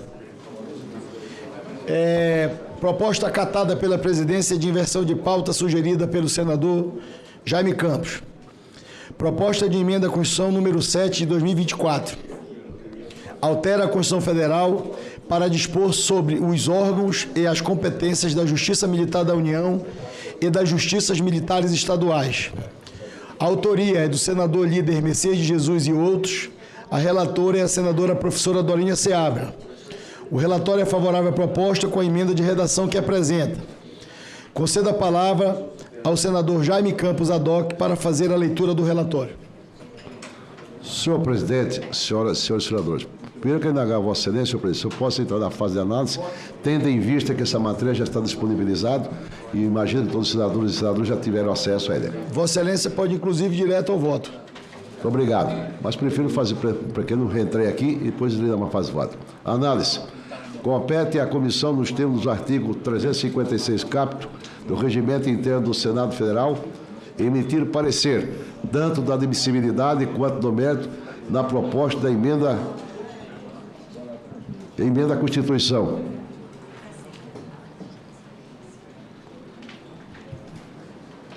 Do ponto de vista da admissibilidade formal, verificamos que a proposta reuniu números de mínimo de 1/3 de membros desta Casa Legislativa, com apoiamento necessário para sua apresentação, do artigo 60, inciso 1, CEF.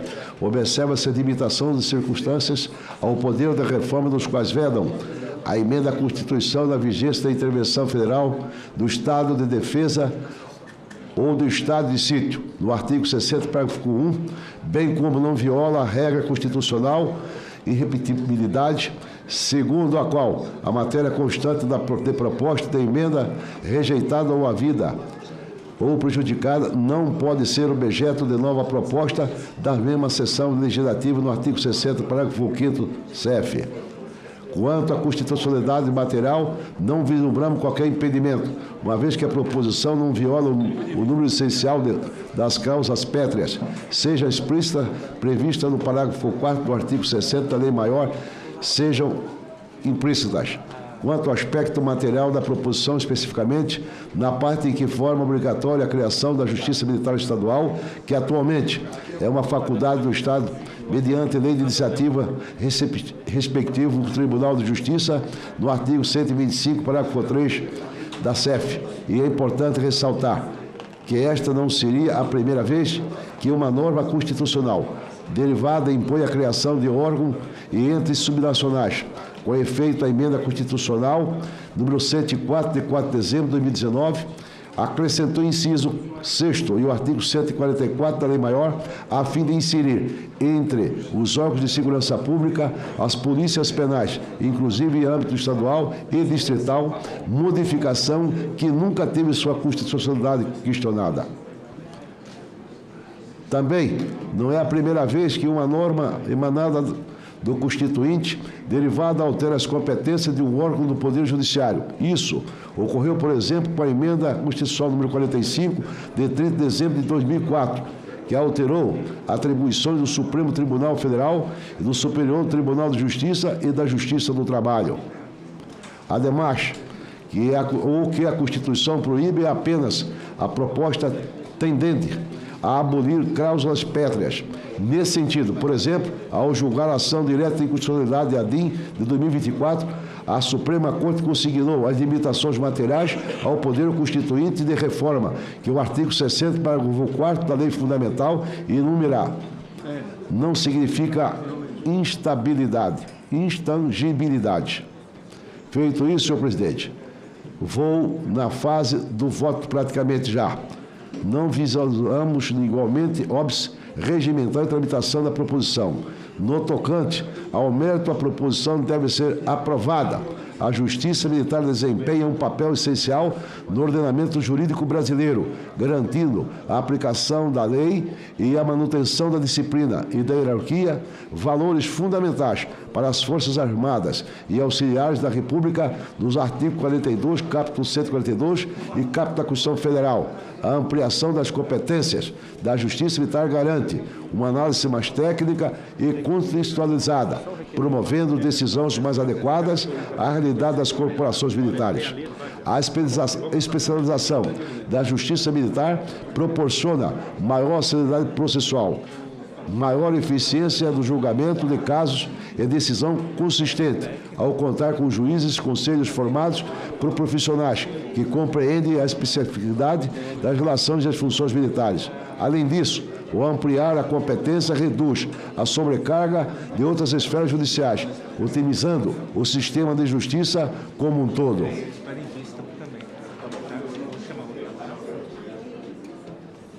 Assim, senhor presidente, entendemos conveniente e oportuna a emenda da redação a seguir representada, que além de sanar o vício apontado, aperfeiçoa a redação do texto da PEC. Voto ante o exposto, ou voto pela constitucionalidade, juridicidade e regimentalidade da PEC número 7 de 2024, bem como no mérito pela sua aprovação com a seguinte emenda de redação, que é muito importante. Dessa a seguinte redação nos artigos 124 e 124E da Constituição Federal, formado no artigo 1 da PEC número 7 de 2024. Artigo 124. Compete aos Conselhos de Justiça Militar, sob a presidência de juiz federal da Justiça Militar, processar e julgar os crimes militares definidos em lei, ressalvado o disposto no artigo 124. A1, 2, NR. Artigo 124A. Compete aos juízes federais da Justiça Militar processar e julgar monocraticamente. Primeiro, as ações penais contra civis, quando estes foram acusados de prática de crime militar definido em lei. 2. As ações penais contra militares nos crimes conexos, os previstos no inciso 1. Terceiro, as ações contra atos de disciplinas militares, ressalvado o disposto nos artigos 101, 1B, e C e E. Quarto, as ações de matéria administrativa militar em que a União figure na condição de autora, ré, assistente ou oponente, exceto as questões exclusivamente remuneratórias. Sala de comissão de dezembro, senhor presidente, concluído aqui, esse é o voto e estamos à sua disposição de Vossa Excelência, senhor presidente. Peço visto, senhor presidente. Regimentalmente, o senador Rogério Carvalho pede vista e, regimentalmente, a vista está concedida. Vista coletiva, senhor presidente. Vista coletiva concedida.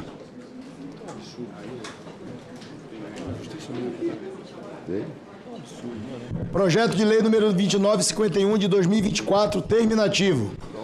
Altera a lei número 8.171 de 17 de janeiro de 1991, que dispõe sobre a política agrícola, a lei número 10.823 de 19 de dezembro de 2003, que dispõe sobre a subvenção econômica ao prêmio do seguro rural e da outras providências. Também a lei complementar número 137 de 26 de agosto de 2010, que autoriza a participação da União em fundo destinado à cobertura suplementar dos riscos do seguro rural, bem como revoga dispositivos da lei complementar número 137 de 26 de agosto de 2010, para aperfeiçoar os marcos legais do seguro rural. A autora é a ministra senadora Tereza Cristina. O relator é o senador Jaime Campos. O relatório é pela aprovação do projeto nos termos do substitutivo que apresenta. Nos termos do artigo 282 do Regimento Interno do Senado Federado, se for aprovado o substitutivo, será ele submetido a turno suplementar. A votação desta matéria é votação nominal. Concedo a palavra ao ilustre senador, relator Jaime Campos, para proferir o relatório.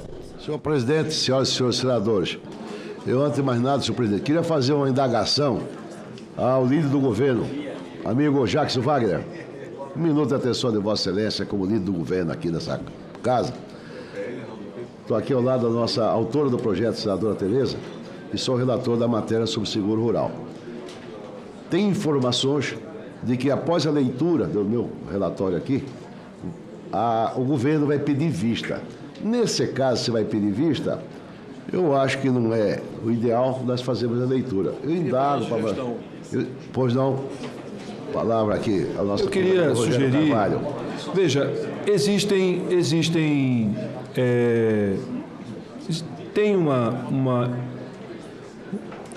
um interesse do governo e da SUSEP em discutir a matéria com a autora e com o relator, certo? Então, retirar de pauta e abrir esse espaço de conversa para aperfeiçoar e a gente trazer fruto de um acordo, eu acho que seria mais produtivo para nós todos, senhor presidente. Se o relator concordar e o pessoal da SUSEP está aqui, a gente já pode sair daqui com um encaminhamento de uma reunião de conversa. Tudo bem, senadora?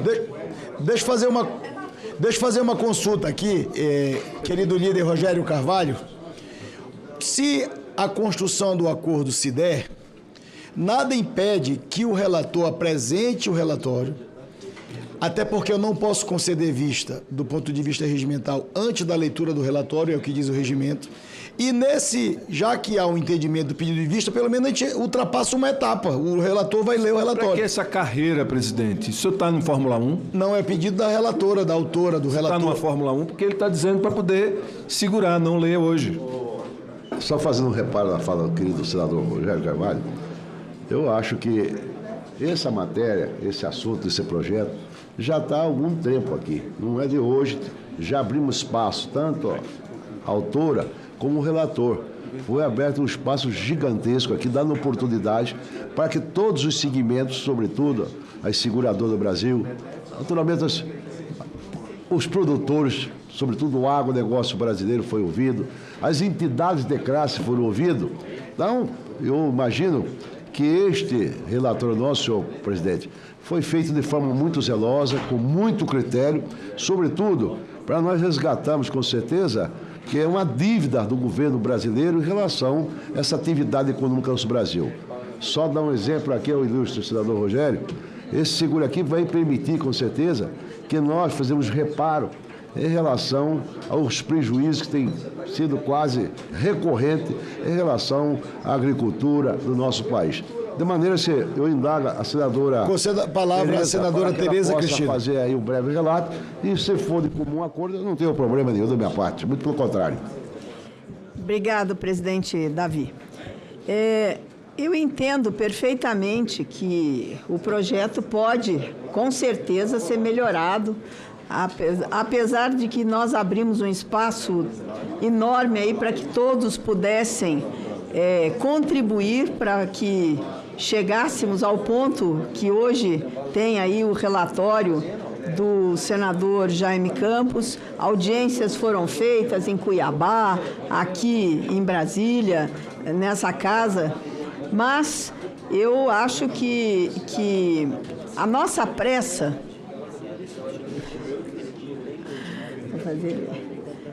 A nossa pressa, senador, não é por conta do calendário, o calendário agrícola. A agricultura não espera, ela acontece, tem dia de plantar e dia de colher. Então, se nós conseguíssemos vencer a etapa do Senado e fosse para a Câmara, porque ela é terminativa o projeto é terminativo dessa comissão, eu acho que na Câmara nós construiríamos também, ajudaríamos a construir junto à Frente Parlamentar um espaço para que essas contribuições da SUSEP, do Ministério da Fazenda, até do Banco Central, que agora recebemos também, que tem sugestões sobre o assunto, pudessem acontecer. Mas nós ganharíamos um prazo, né? Mudança esse ano de presidência nas casas, comissões que vão ser também novos presidentes. Eu acho que a gente ganharia um tempo para que isso voltasse até o meio do ano para o Senado referendar esse projeto. Então, é por isso que nós colocamos aqui, gostaríamos da apreciação da CCJ, mas com o compromisso de continuar trabalhando na Câmara dos Deputados também o aperfeiçoamento de um projeto que é tão esperado há tantos anos pela agricultura brasileira e pelo governo, que deixará de colocar dinheiro todo ano para cobrir o seguro que hoje não atende aos agricultores, mas ele acaba sangrando também o caixa do Tesouro Nacional. Então, era por isso ganhar tempo, terminaríamos aqui e acompanharíamos também na Câmara para que depois voltasse até o meio do ano. Era isso, senhor presidente. Eu queria pedir para o Rogério fazer um esclarecimento, ilustre senador, que esse projeto é velho, aqui desde 2010. Nós estamos buscando, através, naturalmente, dessa lei, é a regulamentação da questão orçamentária, que é muito importante, e, sobretudo, da governança também. E a busca da construção de um fundo que vai permitir, com certeza, que o produtor rural brasileiro, a partir da aprovação, teria mais ou menos disponibilizado 4 bilhões de reais. Você entende? E, sobretudo, com essa lei, vai permitir baixar os preços praticados do seguro no Brasil, que muitos produtores não fazem porque é muito caro ainda, que nós não temos ainda essa garantia dessa possibilidade dessa regulação. De maneira, só fazer esclarecimento a Vossa Excelência, para que tome conhecimento e, claro, natural, aqui eu estou à disposição, aberto, como já tive por várias vezes aqui, ouvindo várias entidades, segmentos do próprio governo, né? A FPA, o IPA, todos já manifestaram aqui, que foi construído por várias mãos. De maneira, a toda boa vontade nossa, construímos um projeto, com certeza, dando essa possibilidade de nós termos fundos para garantir o seguro rural do nosso país. Presidente, eu queria só... eu não tenho nenhuma posição contrária em relação ao mérito do projeto. A questão... Tem duas questões técnicas, que precisam de técnica legislativa, inclusive, que precisam ser observadas. Primeiro, a inadequação jurídica ao tentar alterar a lei complementar 137 de 2010 por meio de projeto de lei ordinária. Então, isso é um problema, porque você vai alterar uma lei complementar por um projeto de lei ordinária. Isso ensejará algum tipo de veto na hora da sanção. Então, isso precisava ser corrigido. A outra questão, que é a estimativa de impacto orçamentário. Pelo visto, aqui vai gerar, ao fim e ao cabo, uma economia do quanto o governo pode destinar do seu orçamento, fora os 4 bilhões, ao longo do tempo, isso pode significar uma redução do custo com essa atividade do seguro rural. Portanto, não há questionamento em relação ao mérito. Há uma questão mais de forma e de técnica legislativa e de complemento de informações, mas se for dada a vistas, a gente tem essa oportunidade de fazer esse debate e o relator, com certeza, com toda a sua experiência e vontade de aprovar o projeto, com certeza vai buscar encontrar soluções a essas questões. Eu poderia, então, ler aqui o relatório? Isso. Ficaria lendo o relatório aqui e Vossa Excelência vai pedir vista. Como regimento... E vai conversar. Lhe permito. Pode ser, senhor presidente. Para fazer a leitura do parecer, conceda a palavra ao senador Jaime Campos. Senhor presidente Davi Alcolumbre, senhoras e senhores senadores, a fase da análise, tendo em vista que essa matéria já está disponibilizada aqui há alguns dias, eu imagino que todos os senadores e senadoras já tiveram acesso. Análise. Nos termos do inciso 1 do artigo 101 do Regimento Interno do Senado Federal, compete à CCJ opinar sobre a constitucionalidade, juridicidade e regimentalidade das matérias que lhe foram submetidas por deliberação do plenário, por despacho da presidência, por consulta de qualquer comissão ou quando, em virtude desses aspectos, houver recurso de decisão terminativa da comissão para o plenário.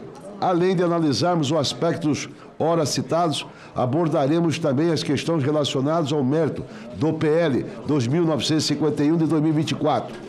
No que diz respeito à constitucionalidade da proposição em análise, foram obedecidas a disposições constitucionais relativa à competência legislativa da União, CEF artigo 22, 8º, sendo a atribuição do Congresso Nacional dispor sobre a matéria, como posterior sanção do Presidente da República, no seu artigo 48, não havendo reserva da iniciativa, CEF artigo 61, capto. Não há, portanto, qualquer votação, ou, melhor dizendo, nenhuma violação a princípios ou regras de ordem material da Constituição de 1988. Quanto à espécie normativa a ser utilizada, verifica-se que a opção por um projeto de lei ordinária revela-se correta, pois a matéria não está reservada pela Constituição Federal à lei complementar, inclusive no que tange às alterações promovidas em dispositivos complementares do artigo 137 de 2010, que são normas materialmente ordinárias. No tocante à juridicidade, a proposição demonstra-se correta pelos seguintes motivos. O meio eleito para o alcance dos objetivos pretendidos normatizam via edição de lei e é adequada à inovação do ordenamento jurídico, respeita-se o atributo da generalidade, constata-se a compatibilidade com os princípios diretores do sistema do direito pátrio e apresenta-se potencial coercitiva. Não há qualquer ajuste a ser feito no tocante à técnica legislativa do projeto, porquanto foi elaborado em conformidade com a Lei Complementar número 95 de 1998 e alterada pela Lei Complementar número 107 de 2001, que dispõe sobre a elaboração e a redação das leis. Com respeito ao mérito, entendemos que PL 295 de 2024, não poderia ser mais oportuno por proporcionar a harmonização de normas legais referente ao seguro rural no Brasil, como bem argumenta a autora da proposição, ilustre e nobre senadora Tereza Cristina. Urge modernizar as referidas normas, sobretudo em contexto de recorrentes quebras de safras nos últimos anos, o que tem prejudicado muitos produtores do país, os quais têm tido severos comprometimentos da capacidade financeira de manter-se na atividade, com impactos negativos na cadeia de negócios que gira em torno do agro e na formação da renda dos municípios em que a agropecuária tem peso relevante. Nos casos específicos em que não é possível indenizar produtores que tiverem percas de safra, percebe que muitos desses produtores são obrigados a renegociar suas dívidas para pagamentos nas safras seguintes, e o que compromete sua capacidade de investimento e inovação nos anos subsequentes, prejudicando a geração de emprego, renda no campo. Nesse contexto, consideramos de fundamental importância instituir efetivamente fundo que contribui para o desenvolvimento do setor e para a segurança do produtor rural, bem como contribua para a redução dos custos do Tesouro Nacional e de modo a otimizar a utilização dos escassos recursos públicos. Entendemos, contudo, que são necessários ajustes para aperfeiçoamento do contexto, considerando a sugestão que recebemos nas duas audiências públicas realizadas sobre o projeto de lei número 295 de 2024. Esses ajustes consideram, inclusive, alguma sugestão que recebemos dos representantes do Ministério da Fazenda e do Ministério da Agricultura e Pecuária. Em relação à lei número 8.171 de 91, propomos a inclusão da recuperação de áreas degradadas, como mais uma ação como instrumento da política agrícola definida no seu artigo 4º. Propomos também a alteração da redação dos incisos do caput do artigo 56, para que se conste que o seguro rural se destina a cobrir prejuízos decorrentes de sinistros que afetam interesses legítimos do segurado, relativo aos bens fixos e semifixos ou semimoventes utilizados na atividade rural, ou cobrir prejuízos decorrentes de fenômenos naturais, pragas, doenças ou outros que afetam o interesse legítimo do segurado relativo a atividades agrícolas, definidas naquela lei, em vez dos termos de plantações que podem ser interpretados de forma mais restrita. Além disso, uma vez que se partiu de um conceito mais amplo da atividade agrícola, é importante conferir ao Poder Executivo a faculdade de limitar o rol das atividades a serem amparadas pelo seguro rural, motivo pela qual é alterada a redação da proposta ao parágrafo único do mesmo artigo. Também é importante esclarecer que o seguro rural é um instrumento da política agrícola nacional e da política de seguros e será funcional ao desenvolvimento sustentável do país e aos interesses da coletividade, bem como as condições contratuais dos seguros rurais respeitarão o disposto na Lei 15.040, de 9 de dezembro de 2024, que dispõe sobre normas de seguro privado. Propõe ainda as alterações da redação do artigo 58, com o objetivo de estimular a utilização da apólice do seguro rural como garantia nas operações de crédito rural. No que tange às alterações promovidas na Lei 10.823 de 2003, é alterada a redação no parágrafo 6º e 7º do artigo 1, pois entendemos que seria necessário atribuir à CMN competência que esse órgão já detém e, além disso, optou-se por reforçar a importância da contratação do seguro rural na ocasião, prorrogação ou renegociação de dívida do crédito rural.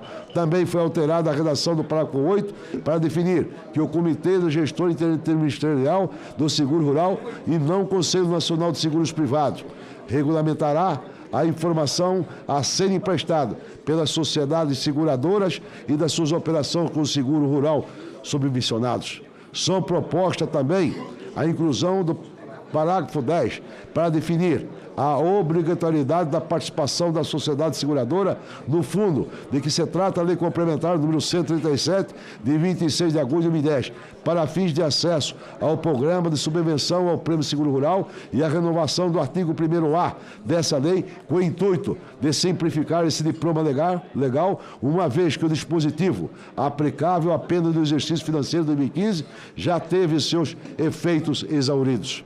Ainda, no que se refere à Lei 10.823 de 2003, é proposto ajuste no inciso 5º do seu artigo 2º para incluir iniciativas que promovam recuperação ambiental como possíveis de diferenciação da subvenção econômica, com o objetivo de simplificar o texto. Propomos alteração na redação do parágrafo 1 do artigo 2 do inciso 7º do capítulo 3º, bem como o acréscimo do inciso 8º ao capítulo do artigo 3º, também alterada a redação do parágrafo 2º do artigo 3º, para que o dispositivo abranja informações da operação do seguro rural, como um todo, não apenas das operações subvencionadas, para facilitar o desenvolvimento de produtos e políticas securitários para o agronegócio. Senhor presidente, nós estamos já em fase de conclusão, me permita-me, como está disponibilizado, para o bom andamento ser dado o trabalho aqui, vamos aqui, e a última proposta do ajuste da Lei Complementar 137 de 2010 refere-se à permissão do seu artigo 10, para que o órgão regulador dos seguros disponha sobre operações que impliquem a transferência do risco do fundo, inclusive dos resseguros da retrocessão ou da letra de risco do seguro. Com os ajustes ora encaminhados, estamos certos de que a proposta do PL número 1951-2024, de autoria, volto a repetir, a senadora Tereza Cristina, está apta a promover a modernização do marco legal do seguro rural do país e contribuir para o desenvolvimento desse instrumento de mitigação de risco fundamental para o progresso do setor rural brasileiro. Voto. Pelas razões expostas, votamos pela aprovação do projeto 295 nos termos das seguintes emendas substitutivas. Todas já foram relatadas aqui, está disponibilizado. Eu entendo, senhor presidente, que o voto nosso é consistente e, sobretudo, complementar a ilustre autora, senadora Tereza Cristina, pelo belo trabalho proposto em relação à modernização do seguro rural do nosso país. É o voto, senhor presidente. Obrigado, senador Jaime. Em discussão a matéria, diante do acordo foi feito, construído, fica o pedido de vista concedido. Item 1 da pauta.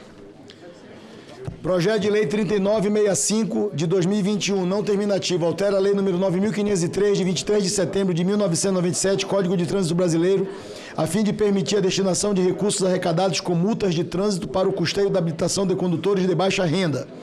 Autoria, deputado federal José Guimarães. Relator da matéria, senador Randolfo Rodrigues.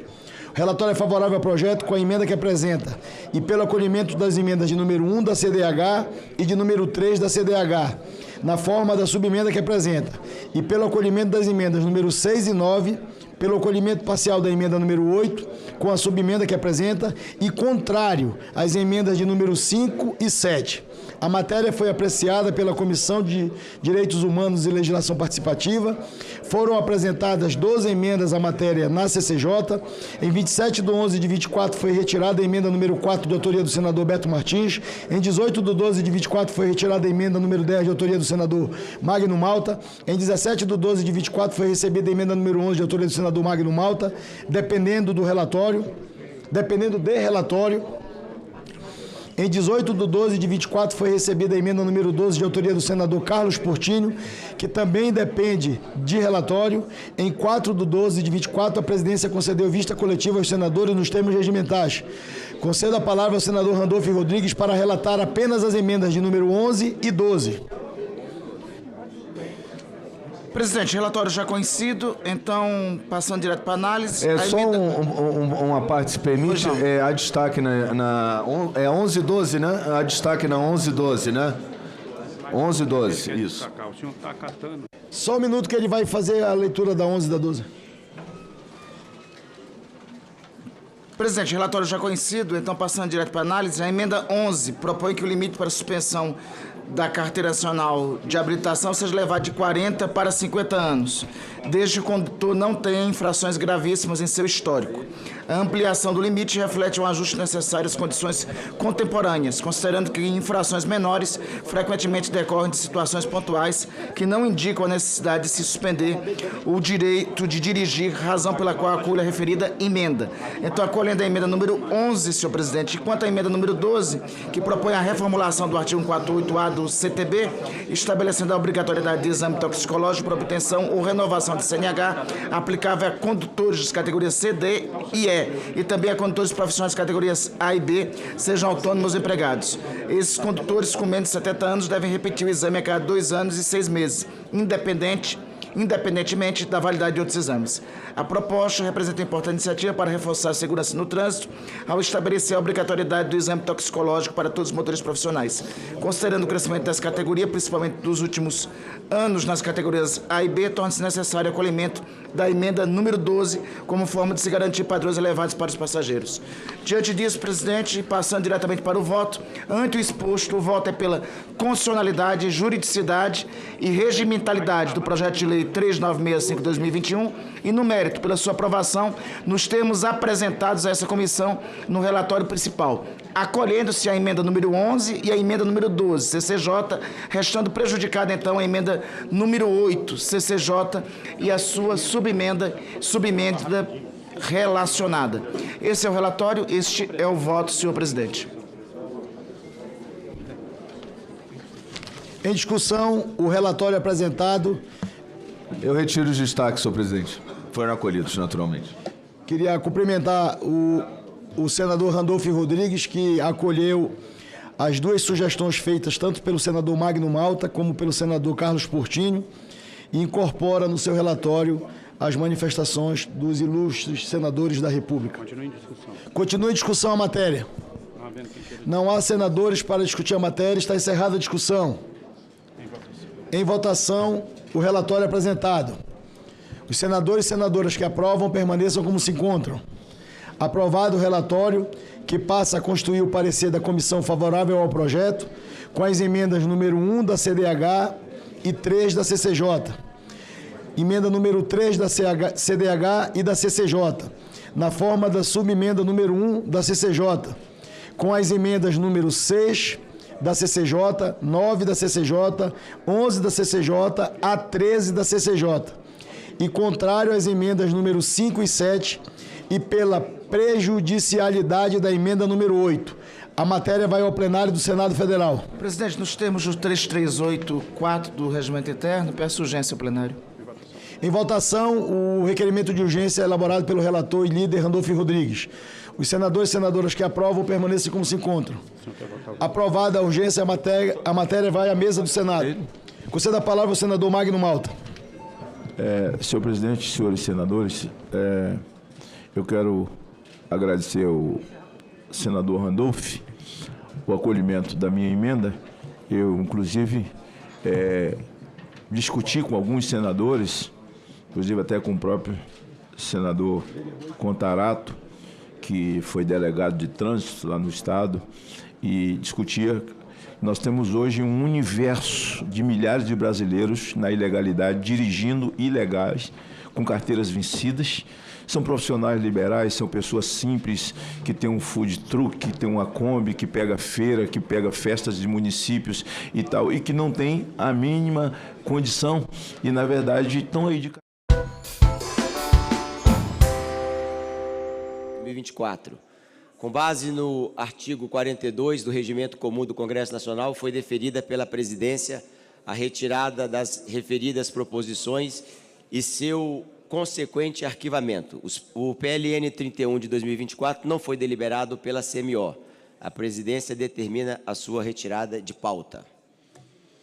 Os PLNs 14, 15, 16, 17, 18, 20, 27, 28, 30, 32, 34, 36, 37 e 38, todos de 2024, receberam parecer da CMO, concluindo pela aprovação dos projetos na forma apresentada pelo Poder Executivo. Os PLNs 3, 19, 33 e 39, todos de 2024, receberam parecer da CMO, concluindo pela aprovação dos projetos na forma do substitutivo. Discussão em globo dos PLNs. Passa-se a discussão em globo dos PLNs 3, LDO de 2025, 14 a 20, 27, 28, 30, 32 a 34 e 36 a 39 de 2024. Tem discussão? Deputada Adriana Ventura. Deputado Lindbergh Faria. Deputado Bongás.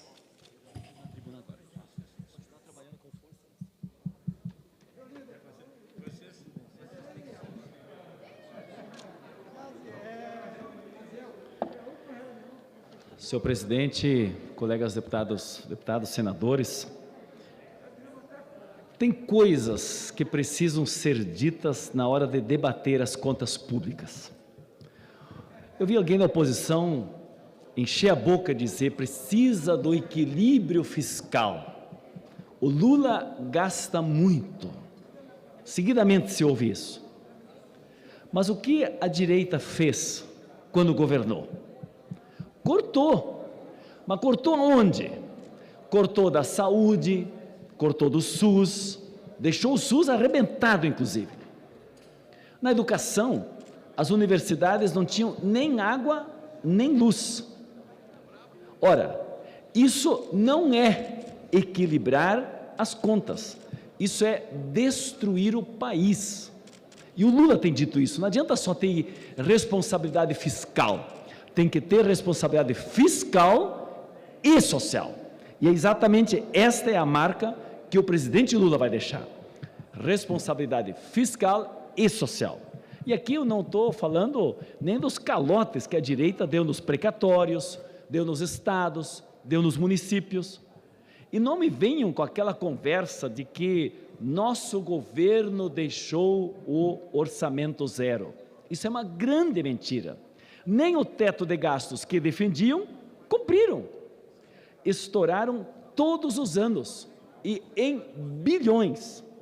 E eu preciso perguntar, esta casa, a Câmara dos Deputados, o Senado, o Congresso Nacional, qual é o compromisso real com o equilíbrio fiscal no país? Eu quero lembrar que só no PERSE, na desoneração da folha, esta casa tirou 45 bilhões das receitas do Brasil. Eu repito, esta casa foi responsável em tirar 45 bilhões do orçamento desse país. E sem falar dos mais de 40 ou próximos a 50 bilhões de emendas parlamentares, que é outra distorção nesse país, onde tem um orçamento parlamentar no regime presidencialista, que é totalmente perverso. Então, eu vim aqui dizer, chega de hipocrisia. O parlamento também é responsável pelo déficit das contas públicas, porque amplia benefícios para o andar de cima, que ainda é a outra grande contradição. Mas mesmo assim, com tudo isso, o presidente Lula, o ministro Haddad, tem feito todo o esforço e não terá calote, como teve em governo anterior, e nem mentira, como foi feita pelo Bolsonaro e Paulo Guedes, do ponto de vista de equilíbrio das contas do Estado.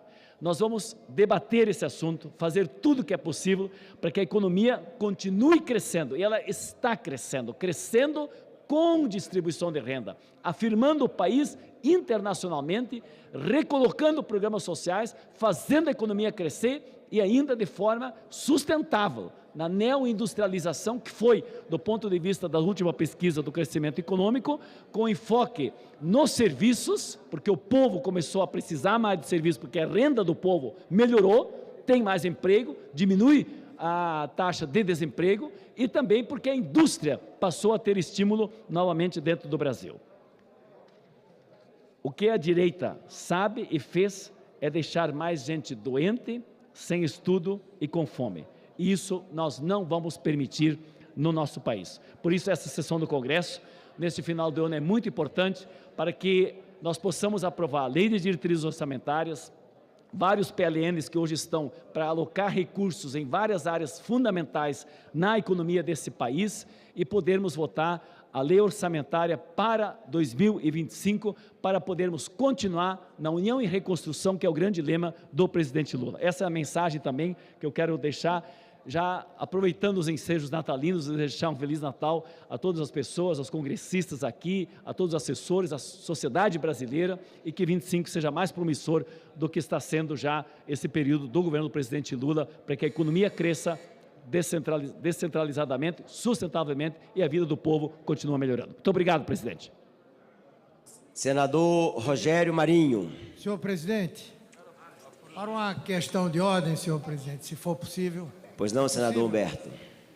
Senhor presidente, na forma do consagrado nos artigos 131 e seguintes do Regimento Comum do Congresso Nacional, e com base no que estabelece o artigo 11 da Resolução número 1 de 2011 do Congresso Nacional, encaminho a Vossa Excelência a presente questão de ordem ao presidente da mesa do Congresso Nacional.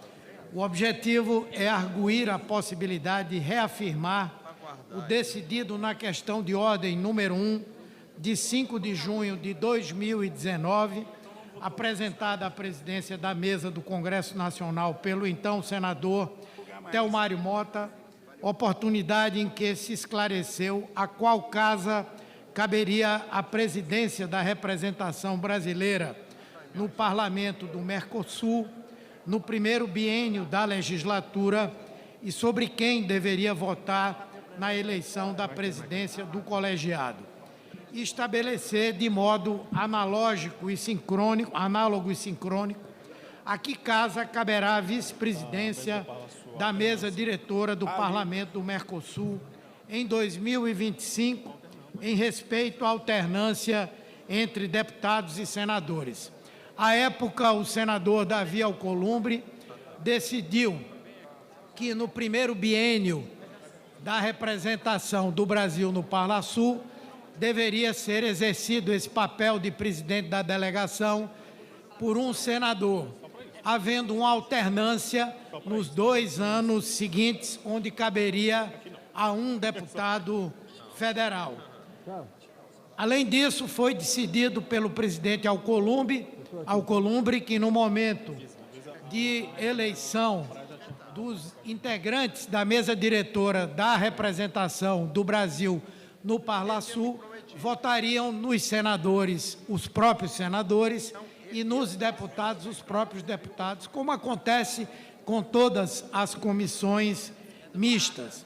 E o meu questionamento, senhor presidente, para evitar qualquer conflito de interpretação nessa definição, eu passo a dizer: do exposto, nós solicitamos à mesa do Congresso Nacional que confirme essa interpretação das normas regimentais, segundo as quais a representação brasileira do Parlasul escolhe seu presidente e o vice-presidente da mesa diretora do Parlasul para um mandato de 2 anos, alternando-se no cargo deputados e senadores.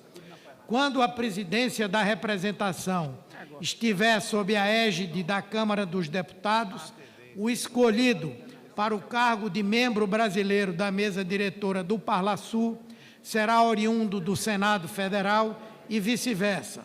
Terceiro, apenas os parlamentares da mesma casa do presidente ou vice-presidente da representação ou da mesa diretora do Parlasul a ser eleito têm direito a voto na eleição respectiva. Assinamos o deputado Celso Russomano e eu na condição de senador. Muito obrigado, presidente Marcos Pereira. Obrigado, senador Humberto. Acolho a sua questão de ordem e na sessão do Congresso de amanhã, ou no máximo até sexta-feira, será decidido, se não na sessão publicada no Diário Oficial. Obrigado, presidente. Senador Rogério. Senhor presidente, saudar Vossa Excelência, que preside a sessão do Congresso Nacional, saudar os senhores deputados, os senhores senadores. Estamos concluindo o ano de 2024, ano extremamente desafiador, um ano que nos testa todos os dias em função das formas reiteradas e inopinadas com que este governo vem de maneira atabalhoada gerindo a economia do país. Nós estamos, e é importante que se diga, nas vésperas da aprovação de um pacote fiscal onde literalmente nós poderíamos simplificá-lo com um adágio popular: a montanha pariu um rato. Enquanto todos aqueles que têm interesse na economia real e sabem que há um desacerto, que há um desencontro, que há um desequilíbrio nas contas públicas, esperávamos que este governo tomasse tento, acordasse, emergisse dessa farra fiscal e populista que está levando o nosso país para uma trilha tão conhecida que ocorreu há pouco tempo atrás, em 2014, 2015, 2016, quando tivemos a maior catástrofe econômica que se tem notícia na história brasileira desde 1948. Pois muito bem, os mesmos personagens, os mesmos métodos, a mesma estratégia, a mesma arrogância, a mesma empáfia, a mesma insensibilidade, o mesmo governo imbuído de um projeto de poder e de costas para o Brasil. Este governo populista, irresponsável, nos oferece uma espécie de cala-boca que, na verdade, não tem nenhuma consistência do ponto de vista de realmente levar a alguma consistência às contas públicas brasileiras. Nós estamos apenas com 2 anos de governo, mas a dívida pública brasileira saltou mais de 8%. 8%, senhores, parece um número pequeno, mas vamos lembrar que essa relação dívida-PIB se dá em 11 trilhões de reais, chegamos a 9 trilhões de reais. Nós estamos falando de mais de 1 trilhão de reais novos acrescidos à dívida pública brasileira em menos de 2 anos. Esse é o tamanho desta irresponsabilidade continuada. Não é por acaso que o dólar, que era 4,80, chegou a mais de R$6. A falta de confiança neste governo tornou-se uma tônica. E nós dizíamos, alguns dias atrás, lá no plenário do Senado da República, quando víamos discursos apaixonados de senhores senadores que fazem parte da base do governo, que o Banco Central, que é o regulador da nossa política monetária, deveria intervir no mercado de dólar, porque havia feito isso na época do presidente Bolsonaro. E dizíamos, mas pregávamos como João Batista no deserto, para cobras e escorpiões, para pessoas que não conseguem ouvir, que não têm um discernimento, que não têm a capacidade cognitiva de entender que naquela época, na época do presidente Bolsonaro, nós tínhamos problemas externos, nós tínhamos problemas ligados ao início de uma guerra entre a Ucrânia e a Rússia que proporcionou uma crise energética e alimentar mundial. Nós tínhamos uma pandemia que se tem notícia que ocorreu de forma similar em 1918, há mais de 100 anos. E essa pandemia desarrumou a economia mundial, permitiu que houvesse uma série de dificuldades no tracionamento da economia e o crescimento desmensurado da relação do dólar com o real. Aí sim havia a necessidade da intervenção, e não agora, senhor presidente. Agora nós estamos enxugando gelo. Mais de 12 bilhões de dólares foram queimados das nossas reservas debalde, de forma inútil. E este governo, que apresenta um pífio plano fiscal, onde prevê-se a possibilidade de se economizar 30 bilhões de reais no próximo ano e 40 no ano subsequente, se todas as medidas forem aprovadas. E nós sabemos que isso não vai ocorrer. Os cálculos que fizemos, senhor presidente, com responsabilidade apontam em 21 bilhões e 30 bi, menos de 50. Este mesmo governo já anuncia 20 bilhões de reais no próximo ano de aumento para funcionários e cargos comissionados. Não colocou na lei de orçamento os 8 bilhões dos fundos compensatórios. Este governo, com o aumento da Selic, que é feita em função da sua irresponsabilidade. Cada ponto percentual são 50 bilhões de reais. Façam a conta, senhores. Nós estamos enganando a população brasileira. O precipício...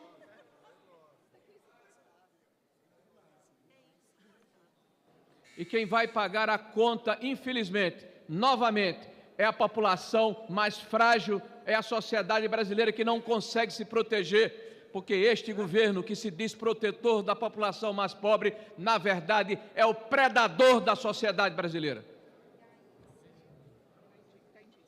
Obrigado, senador Rogério Marinho. Deputada Adriana Ventura.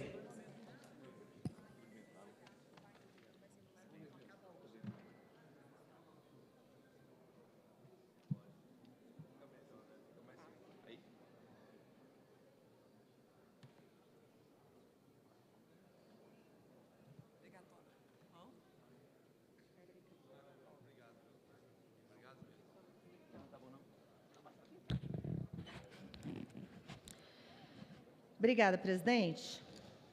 Hoje a sessão do Congresso, ela é uma sessão muito importante, porque a gente vai votar vários PLNs, e entre eles a Lei de Diretrizes Orçamentárias que foi aprovado ontem na CMO. Mas eu subo aqui, inicialmente, para falar e repetir uma fala que tem sido constante. Nós precisamos discutir novamente o Pacto Federativo. E eu acho que é importante estar aqui nessa sessão do Congresso Nacional para chamar a atenção das enormes distorções que ocorrem no nosso país. Eu, como disse, sou uma deputada de São Paulo. São Paulo, um estado empreendedor, um estado que, dentre os estados da federação, é um que mais produz, que mais gera emprego, é o estado mais rico da federação. Mas isso não quer dizer que São Paulo não tenha muita pobreza, muitos problemas que não são fáceis de resolver. Eu quero trazer aqui a necessidade deste Congresso Nacional repactuar os combinados entre os estados. Quero trazer aqui que nós precisamos de voltar para a comissão do Pacto Federativo, porque as injustiças que são feitas com vários estados da federação não podem continuar. E, na minha visão, o estado de São Paulo é o estado mais injustiçado que tem aqui neste Congresso. Então, eu vou dar alguns exemplos. Primeiramente, a gente começa com as emendas de bancada. As emendas de bancada, elas são divididas de uma forma igual entre todos os estados. E, desde o começo, eu questiono isso.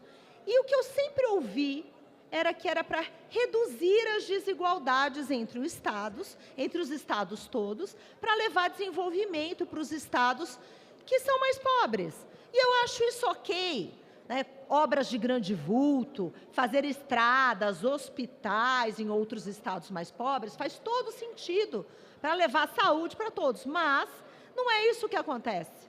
Na real, as emendas de bancada não vêm reduzindo desigualdades, porque muitas vezes o que acontece é que cada deputado, cada senador, pega uma fatia da emenda de bancada e usa como emenda individual. Então, é um absurdo o que acontece. Além da questão das emendas de bancada, que é completamente desproporcional, existe também a questão da divisão do que cada um manda para a União e recebe de volta. No caso de São Paulo, especificamente, ele envia 538 bilhões para a União. Sabe quanto recebe de volta, deputado Márcio Alvino, também de São Paulo? 47 bilhões. Manda 538 e recebe de volta 47 bilhões. Isso é certo? Essa distribuição de renda em cima de um estado que produz. E eu pergunto, o que trouxe de resultado prático ao longo dos anos? Diminuiu a pobreza e a desigualdade nos outros estados? Eu desafio a qualquer um a me mostrar isso. O Rio de Janeiro também é outro estado que manda muito mais do que recebe de volta. Enquanto isso, o Rio de Janeiro manda 198 bi e recebe 45 bilhões. Os outros estados e vários outros quase não mandam nada e recebem muito mais. E eu pergunto, o cidadão brasileiro tem que valer a mesma coisa. O cidadão brasileiro, tanto no voto como na renda, tem que receber a mesma coisa. Se a gente fala de justiça, de bem comum, a gente tem que começar aqui rediscutindo o papel de cada estado na federação, quanto ele manda, quanto ele recebe, o que ele contribui. Porque não dá para eternamente a gente, com a questão de combater desigualdades, cometer tanta injustiça. Eu estou no estado que deveria ter 115 deputados e ele só tem 70. Isso é injusto com São Paulo e com outros estados aqui que estão na mesma situação. A gente precisa fazer e pensar em justiça, porque delapidar estados e fazer com que o cidadão brasileiro de São Paulo, do Rio de Janeiro, valha menos que os outros estados, isso não é nada republicano. Por isso, eu peço a todos aqui, vamos rediscutir o Pacto Federativo já. Como deputada de São Paulo, é o que eu defendo. Obrigada, presidente. Muito obrigada, presidente Marcos. Obrigado, deputada Adriana. Lindbergh Faria, Rogério Correia, Marcel Van Hatten, Chico Alencar, Alencar Santana, Érica Cocá e Maria do Rosário.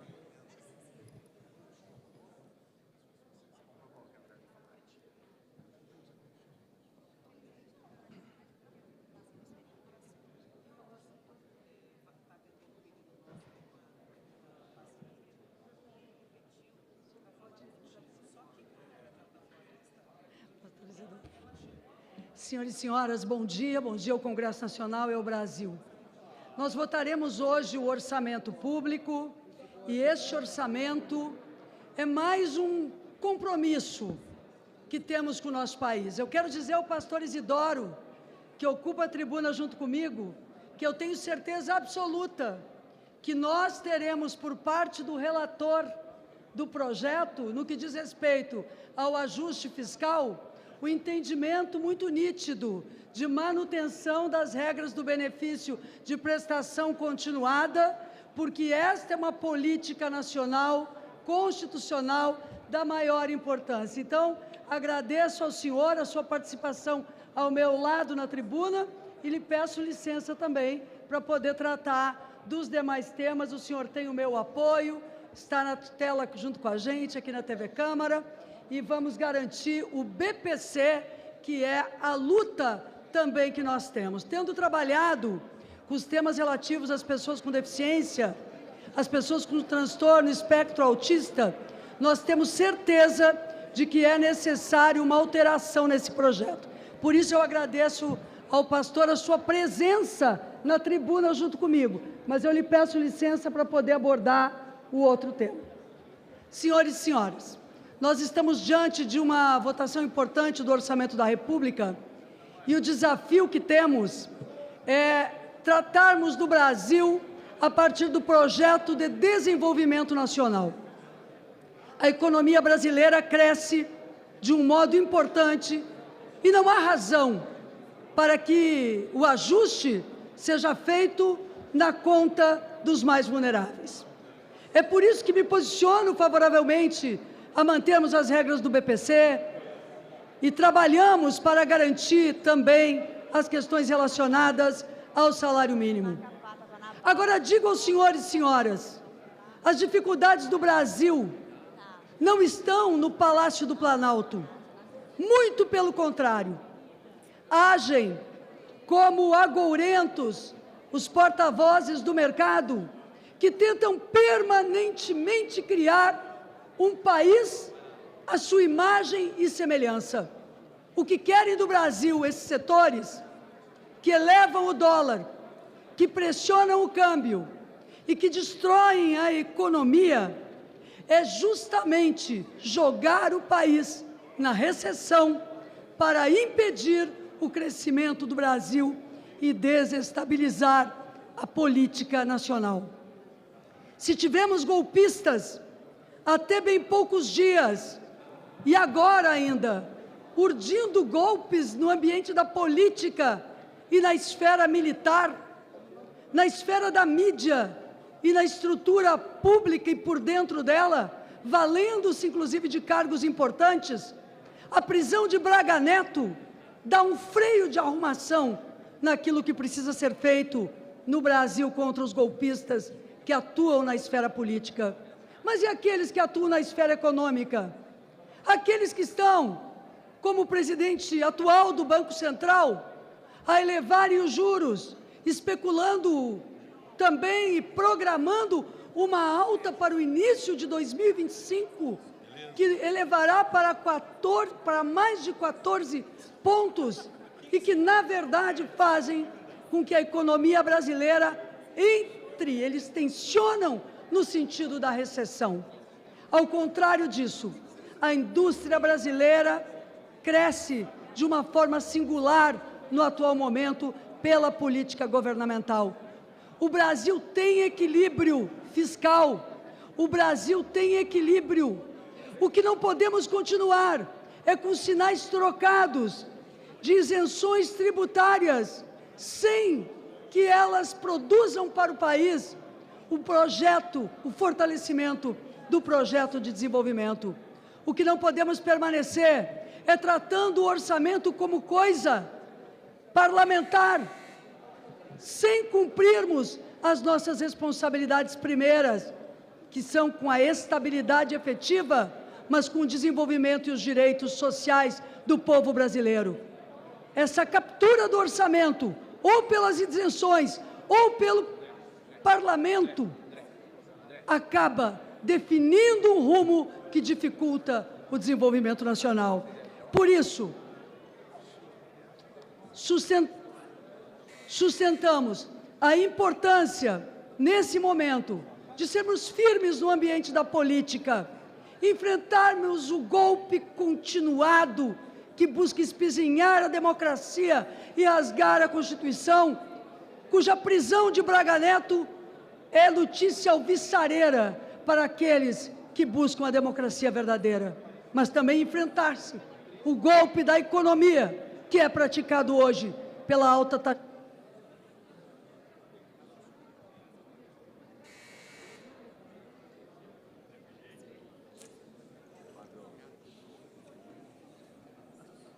Deputada Dandara, Pompeu de Matos,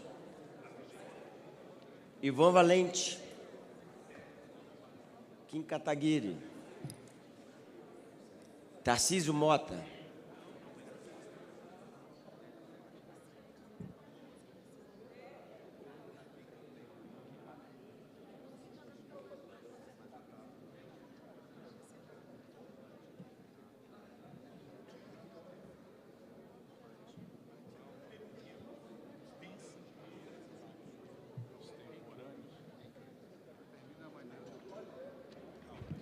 Senhor presidente, senhores e senhoras parlamentares, trabalhadores desta casa e aqueles que nos assistem, bom dia.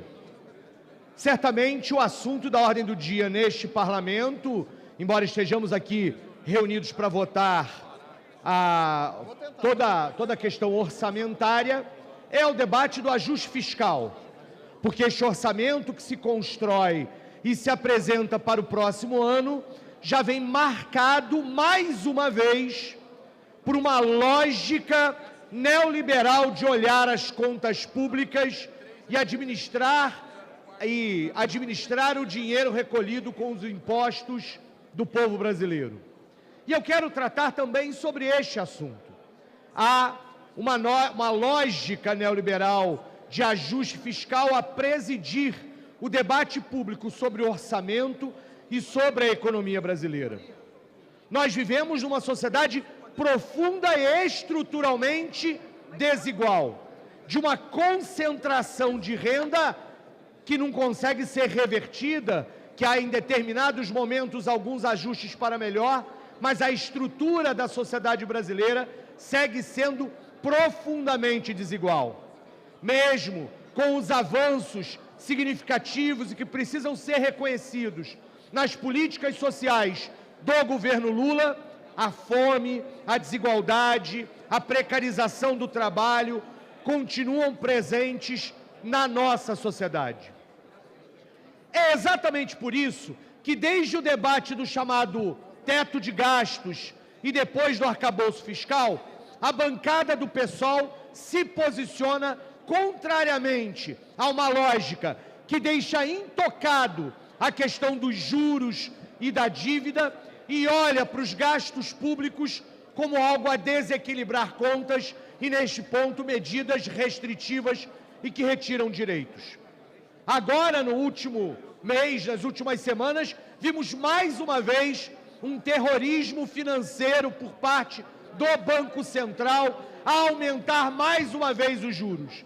Ao mesmo tempo, o tal mercado que paira acima da sociedade e parece não ter gente a compô-lo, está lá apresentando e mais uma vez pressionando, jogando dólar para cima, para pressionar que o Estado brasileiro, mais uma vez, pense o seu orçamento e a sua política econômica e fiscal para beneficiar o andar de cima, beneficiar os poderosos de sempre, aqueles que sempre estiveram no poder na nossa sociedade, retirando direitos dos mais pobres, daqueles que mais precisam que o orçamento público lhes garanta condições de vida. É exatamente por isso que, neste plenário, nós lutaremos contra essas mudanças no benefício de prestação continuada, que, a troco de dizer que combaterão fraudes, dificultarão o acesso aos mais pobres desses benefícios necessários. Ao mesmo tempo, consideramos equivocada esta política do governo de recuar numa lógica que garante ganhos reais ao salário mínimo. Esses são princípios basilares que poderiam levar o governo Lula ao sucesso, mas podem se tornar um tiro no próprio pé se continuarem por este caminho. Por outro lado, as medidas que aplaudimos quando anunciadas no pacote de ajuste fiscal, a revisão dos privilégios dos militares, a lógica da cobrança sobre os maiores rendas e as grandes fortunas, o combate aos supersalários, tudo isso chega esta semana no plenário aqui da Câmara e do Senado fragilizado. E isso é sinal que, mais uma vez, o lobby dos poderosos está agindo sobre esta Câmara e sobre esse Senado, sobre esse Congresso Nacional, que precisa olhar para o conjunto da sociedade brasileira e inverter a injusta forma como nós tributamos a nossa sociedade e a injusta forma como garantimos os direitos. Por fim, como professor que sou e como preocupado com as questões da educação, não posso deixar de mencionar que a mudança proposta no Fundeb, no fundo que garante o financiamento da educação básica, é muito perniciosa. A complementação da União, que deve ir para os municípios mais pobres e para os estados mais pobres, ao ser direcionada para a questão da educação integral, poderá ser apropriada pelos municípios.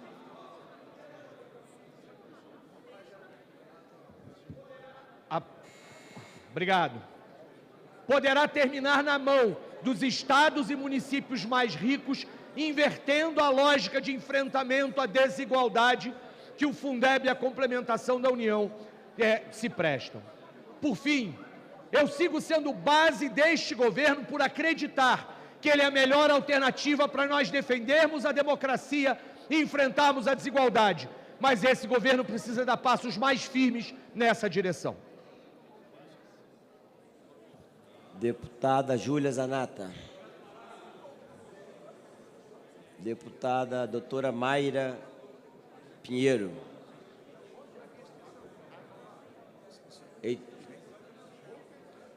Pedro Ayara. Capitão Alden. Domingos Sábio, deputado Domingos Sábio. É por e-mail. Heitor, deputado Heitor. José Hildo Ramos. Merlong. Silvia Cristina.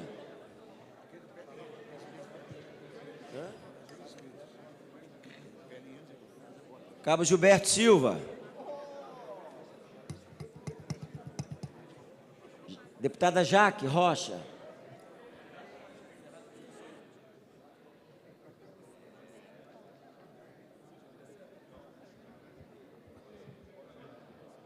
senhor presidente, nobres colegas deputados e deputadas federais, senadores e senadoras. Nessa sessão do Congresso Nacional, nós reafirmamos aqui o compromisso com o Brasil. Ao discutirmos aqui projetos tão importantes para garantir o desenvolvimento e a soberania nacional, esse Congresso Nacional dá um exemplo de comprometimento com o povo brasileiro. Uma vez que as discussões feitas, seja na reforma tributária, aprovada na Câmara e no Senado, e temas importantes como a redução e até a isenção dos impostos sobre a cesta básica, vai beneficiar principalmente quem mais precisa, vai beneficiar o comércio local, vai beneficiar quem produz alimentos para colocar na mesa de cada brasileiro e de cada brasileira. Lembrando também que economia se faz incluindo o povo no orçamento. Quando nós colocamos aqui a importância da saúde e educação estarem fora do arcabouço, é porque nós sabemos que na disputa de rumos do nosso país, temos que dar as condições, desde a base, para que tenhamos projetos que sejam concluídos. E aqui eu quero frisar as creches, as escolas de tempo integral, valorizando a educação pública, gratuita e de qualidade. E também a valorização do Sistema Único de Saúde, para que todas as pessoas do nosso país possam ter atendimento digno. Mas eu não posso deixar de falar de algo importante aqui na tribuna dessa casa, que é defender o salário mínimo e defender o benefício de prestação continuada. O salário mínimo, porque nós sabemos que existe uma desigualdade ainda muito forte no nosso país. A precarização do trabalho daqueles e daquelas que não têm direito tem empurrado uma massa trabalhadora cada vez mais para a informalidade e que precisa ver recuperado aqui os seus direitos. E aqui eu quero falar do direito à aposentadoria, o direito de ter férias, de ter 13º, o direito de valorizar quem é CLT e principalmente aquelas pessoas que fazem uma escala de trabalho e que não têm direito a descanso, que não têm direito à vida além do trabalho. E defender o BPC, o benefício de prestação continuada, sobretudo para aquelas pessoas que são as mais nobres do nosso país, que necessitam de cuidado e que necessitam da mão do Estado brasileiro estendida. Portanto, é missão desse Congresso Nacional combater as fraudes para que não haja cortes de benefícios. E aqui, quando eu digo combater as fraudes, eu digo que precisa haver fiscalização na ponta, porque os programas sociais, como BPC, Bolsa Família, Pé de Meia, são programas que revolucionam a base da pirâmide social do nosso país e que promove cada vez mais a igualdade entre as pessoas. Nós estamos, nesse momento, defendendo que os projetos que estão sendo apresentados no PLN e, em seguida, no arcabouço ou no projeto 4616, sejam projetos que incluam o povo e não projetos que ousem a ter exclusão.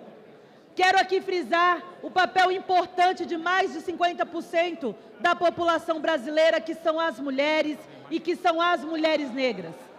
Dizer da defesa que a bancada feminina, principalmente do Partido dos Trabalhadores e das Trabalhadoras, sempre estarão a favor das medidas que vêm de encontro à necessidade maior daquelas que cuidam do povo.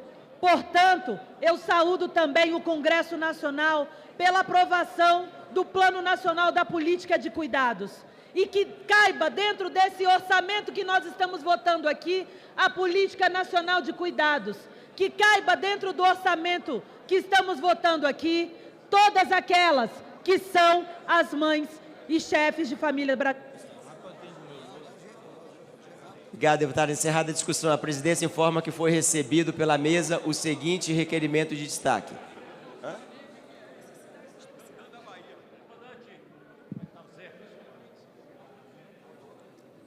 Da líder do PP no Senado Federal para votação em separado do parágrafo 4º do artigo 4º da Lei 14.822 de 2024, com a redação dada pelo artigo 1º do PLN número 19 de 2024. Requerimento, votação em globo dos PLNs. Foi recebido pela mesa requerimento para votação em globo dos PLNs 14 a 20, 27, 28, 30, 32 a 34 e 36 a 39 de 2024. Ressalvado o destaque do PLN 19 de 2024.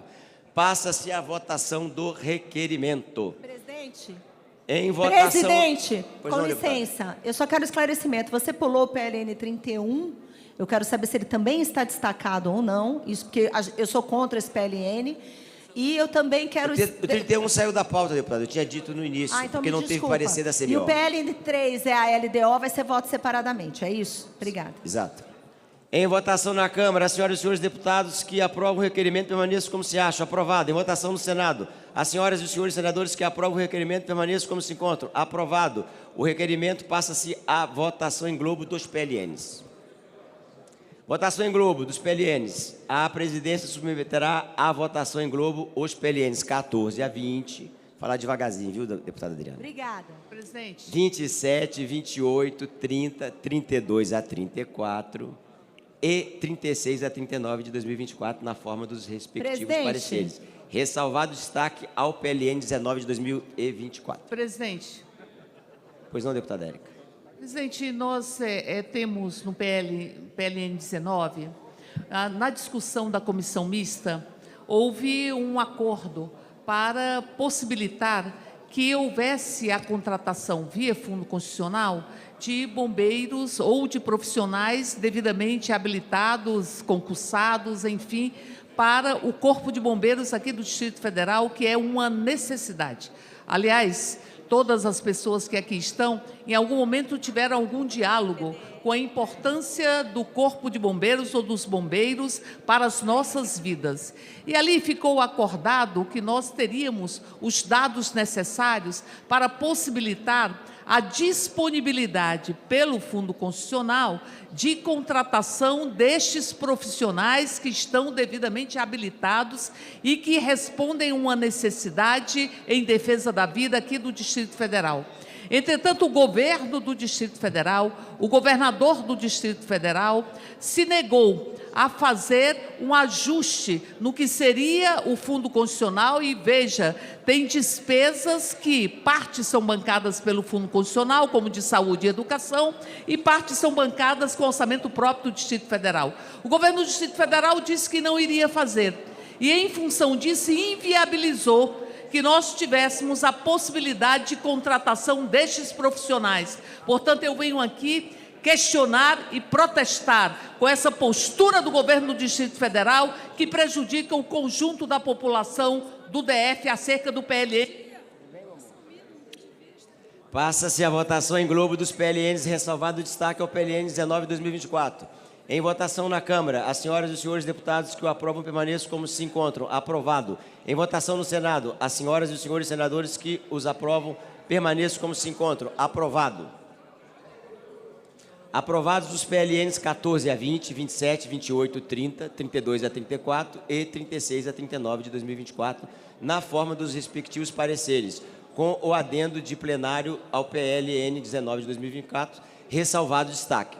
Os PLNs 14 a 8, 20, 27, 28, 30, 32 a 34 e 36 a 39 de 2024 vão à sanção.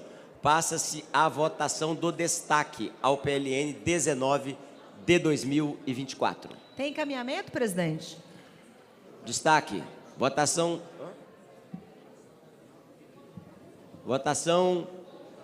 do destaque ao artigo do parágrafo 14 do artigo 4º da Lei 14.822 de 2024, com a redação dada pelo artigo 1º do PLN 19 de 2024, nos termos da resolução número 1 de 2006.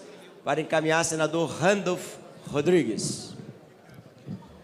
Presidente, o governo tem acordo pela supressão do artigo 1º do referido PLN, do PLN 19. Encaminhado, senador. Eu tenho uma dúvida. Pois não, deputada. O que o senador Rodolfo está falando é que o artigo 1 é aquele que tira a prerrogativa do Congresso? Será suprimido, exatamente. É esse que... Acho que estamos falando do cancelamento de despesas. Exato. Isso. O governo tem acordo para a supressão. Então vai tirar esse artigo? Isso. Sim, deputada. Não, tudo bem. Em votação... Então, a gente está votando destaque...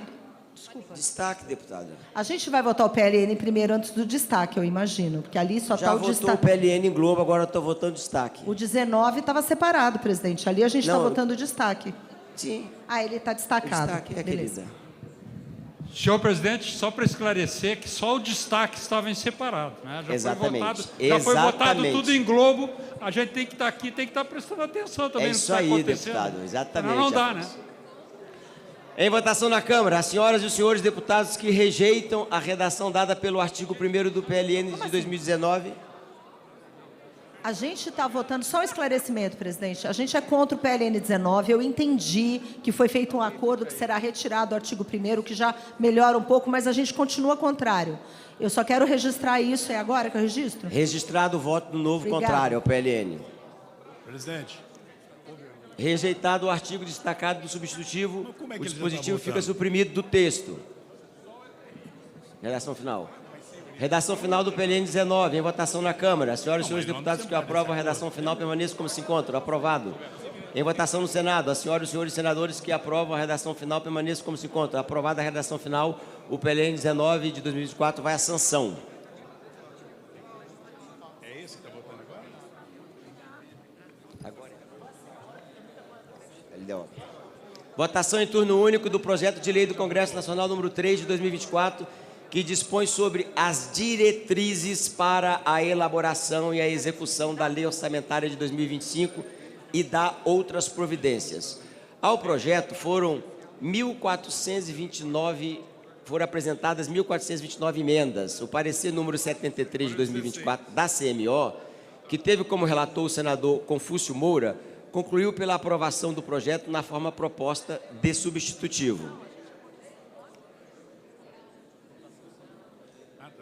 Em votação em turno único.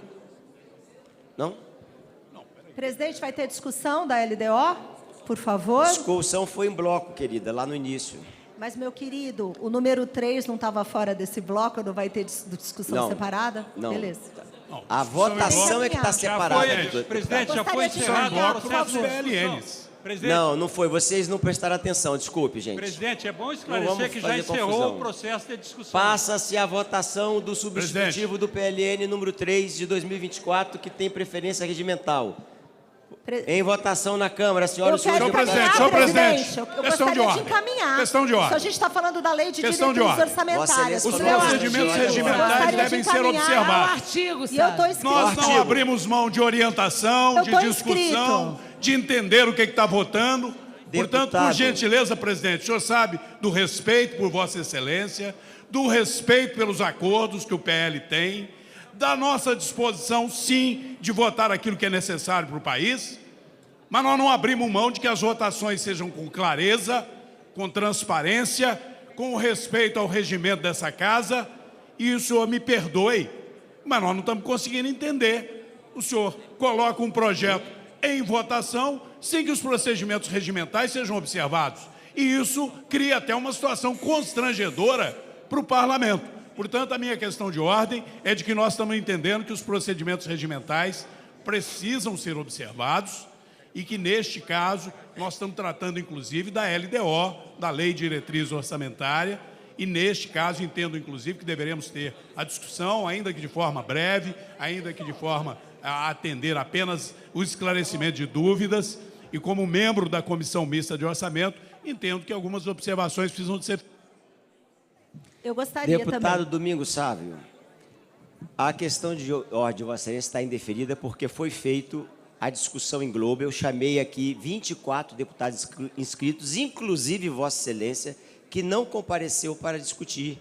Provavelmente estava num outro compromisso. Presidente, então, era para discussão em bloco dos PLNs, como houve acordo sobre eles. Quando eu apregoei PLNs e LDO.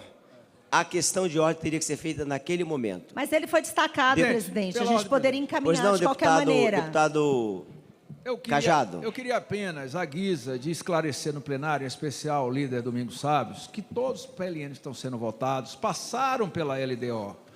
Então, foi feito um acordo para que nós pudéssemos votar os PLNs que estão sendo hoje discutidos e votados, para em seguida votarmos na LDO. Eu só quero esclarecer que estamos na votação dos PLNs, que foram todos acordados pela Comissão de Orçamento, através de todos os líderes. O presidente da CMO, o deputado Júlio Arcoverdes, reuniu os líderes da comissão, fizemos um acordo, inclusive com a própria LDO, que foi amplamente discutida, acordada com o senador Confúcio Moura, e que vai fazer agora a complementação de texto para poder ajustar o que for necessário no final. Portanto, o presidente Marco Pereira está atuando em consonância com o que os líderes partidários ofereceram à mesa para podermos fazer a sessão congressual sem maiores percalços. Obrigado, deputado Cajado. Eu estou inscrita para encaminhar, presidente. Senador Rogério Marinho. Senhor presidente, primeiro uma preocupação que eu acredito que Vossa Excelência vai resolver, mas só para deixar claro aqui.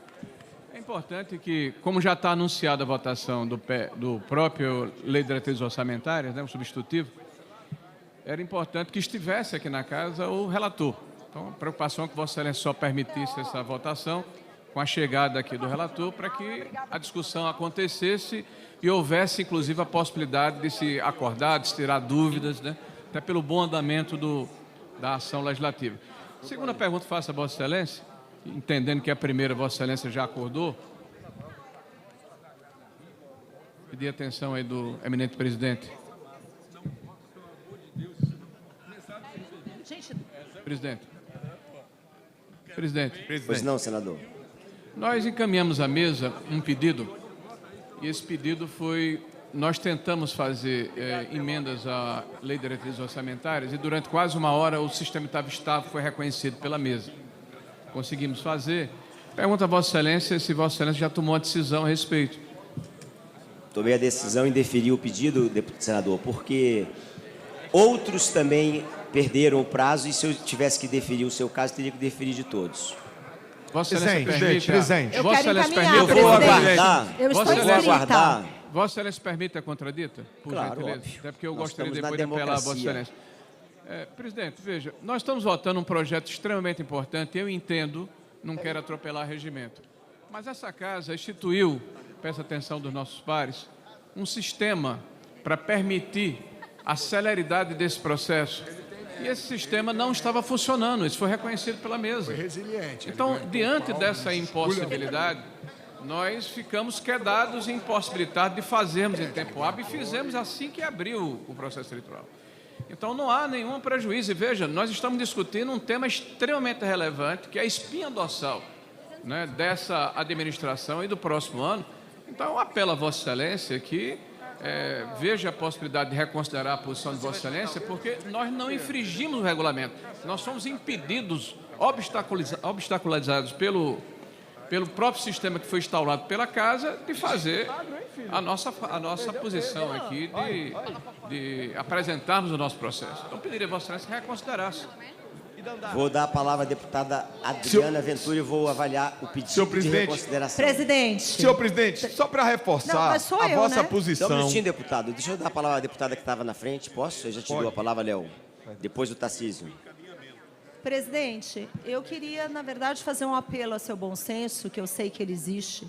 A gente está aqui votando a Lei de Diretrizes Orçamentárias, um projeto, inclusive, que não foi votado no seu devido tempo, em julho, por 1000 razões.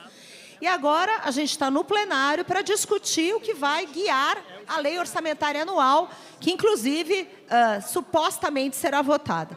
Então, esse momento, principalmente para quem não participa da Comissão Mista de Orçamento, é muito importante para que, pelo menos, a gente possa expressar nossas opiniões.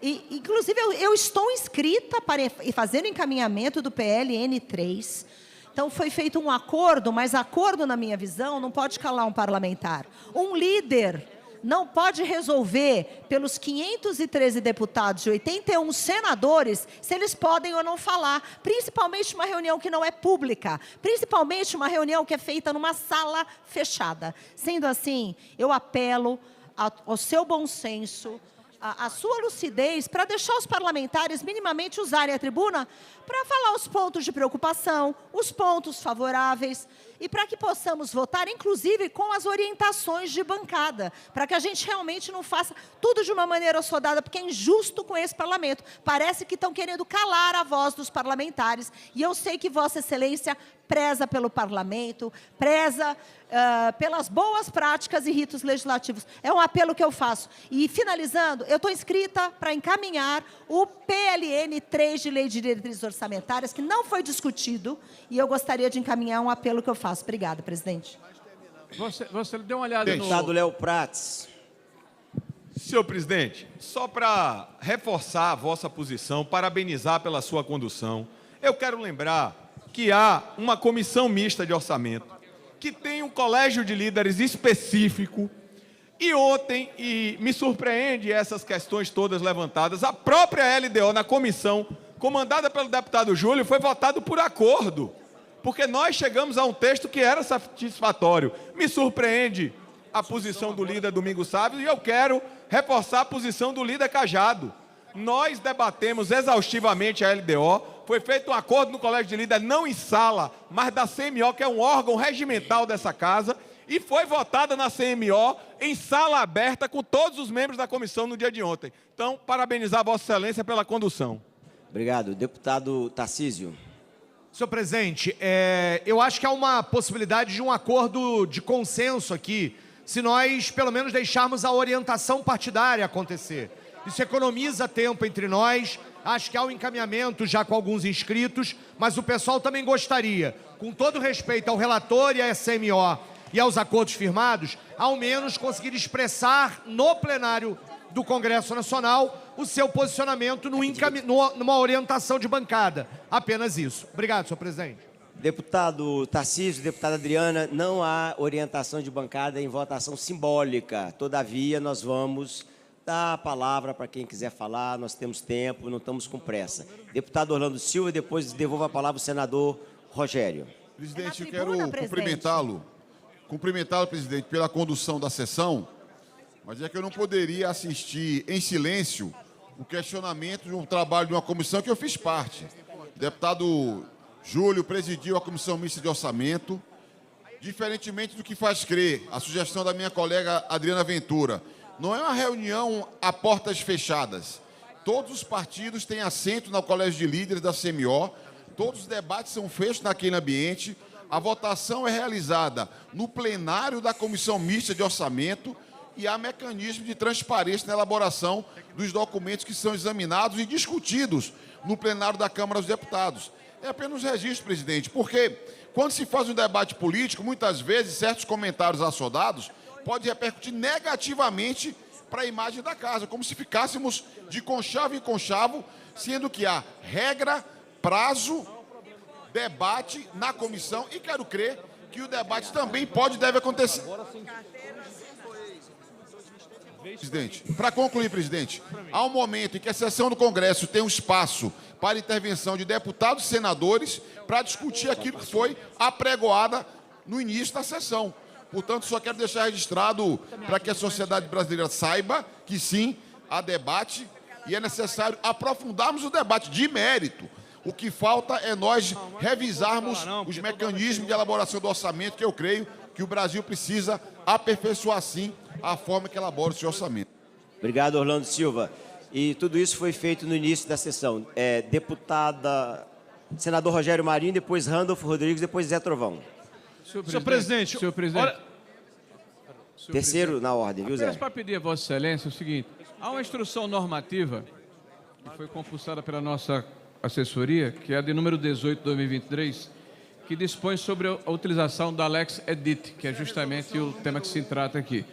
A mesa, senhor presidente, já reconheceu, senhor presidente, a mesa já reconheceu que havia uma instabilidade no sistema E o artigo 2º, peço atenção de Vossa Excelência e ao ilustre deputado Luiz, que a partir do início da segunda sessão legislativa ordinária da 57ª legislatura, as emendas apresentadas a qualquer proposição legislativa em tramitação no Senado ou no Congresso somente serão recebidas pelos órgãos da Secretaria-Geral da Mesa se tiverem sido elaborados pelo Lex Edit. Senhor presidente, veja, eu não estou querendo polemizar, eu estou dizendo a Vossa Excelência que há a possibilidade e os casos omissos são resolvidos pela Vossa Excelência. Eu tentei, nós tentamos, há uma instabilidade, a mesa reconhece que há estabilidade.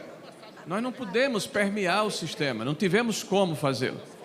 Eu acho que um projeto como esse é necessário que haja discussão. O senhor tem um precedente, o senhor tem a condição jurídica, técnica de poder decidir. O que eu peço a Vossa Excelência é que decida a favor do debate. Em análise. Senador Rodolfo Rodrigues. Presidente, para lhe assistir razão. Resolução 1 do Congresso Nacional. Artigo 132-A. Ressalvado o artigo 132, poderão ser apresentados destaques até o início da ordem do dia. Presidente, se resolve com um brocado latino. Estou dizendo que é Dormintibus non sucuitu ius. No latim. Se quiser a tradução no português, o direito não socorre a quem dorme. Para o popular, camarão que dorme a onda leva. Ô, rapaz, é poesia. Zé Trovão. Senhor presidente, olha só. Um dia tão importante como esse, nós vamos atropelar novamente. Essa casa, a Câmara dos Deputados já está acostumada a atropelar. Agora, a sessão do Congresso Nacional, atropelando a LDO, que era para ser discutido em separado, precisa de discussão. Não dá para chegar aqui e achar que a lei orçamentária pode ser jogada ao vento, dinheiro vai para qualquer lugar. Já tomaram-se uma decisão nessa casa aqui na Câmara dos Deputados que tirou o dinheiro de comissão, jogou na mão da liderança. Peraí, isso aqui está virando circo, isso aqui não dá para ser assim não. É dinheiro, é o povo, é recurso nacional. Pelo amor de Deus, nós estamos entregando um monstro em 2024. Os sinos de Natal vai se transformar em marcha fúnebre esse ano. As luzes dos fogos da virada do ano serão velas. Nós estamos enterrando o Brasil. Em relação ao questionamento realizado pela liderança do Partido Liberal, a mesa esclarece o seguinte, senador, meu amigo Rogério Marinho. Até o início da ordem do dia, da presente sessão conjunta do Congresso Nacional, não se constatou uma instabilidade genérica nos sistemas legislativos de protocolo de proposições. Isto pode ser verificado pelo envio e recebimento de requerimentos de destaque feito tempestivamente, como o apresentado pela liderança do progressista, ao PLN 19 de 2024, que nós acabamos de apreciar.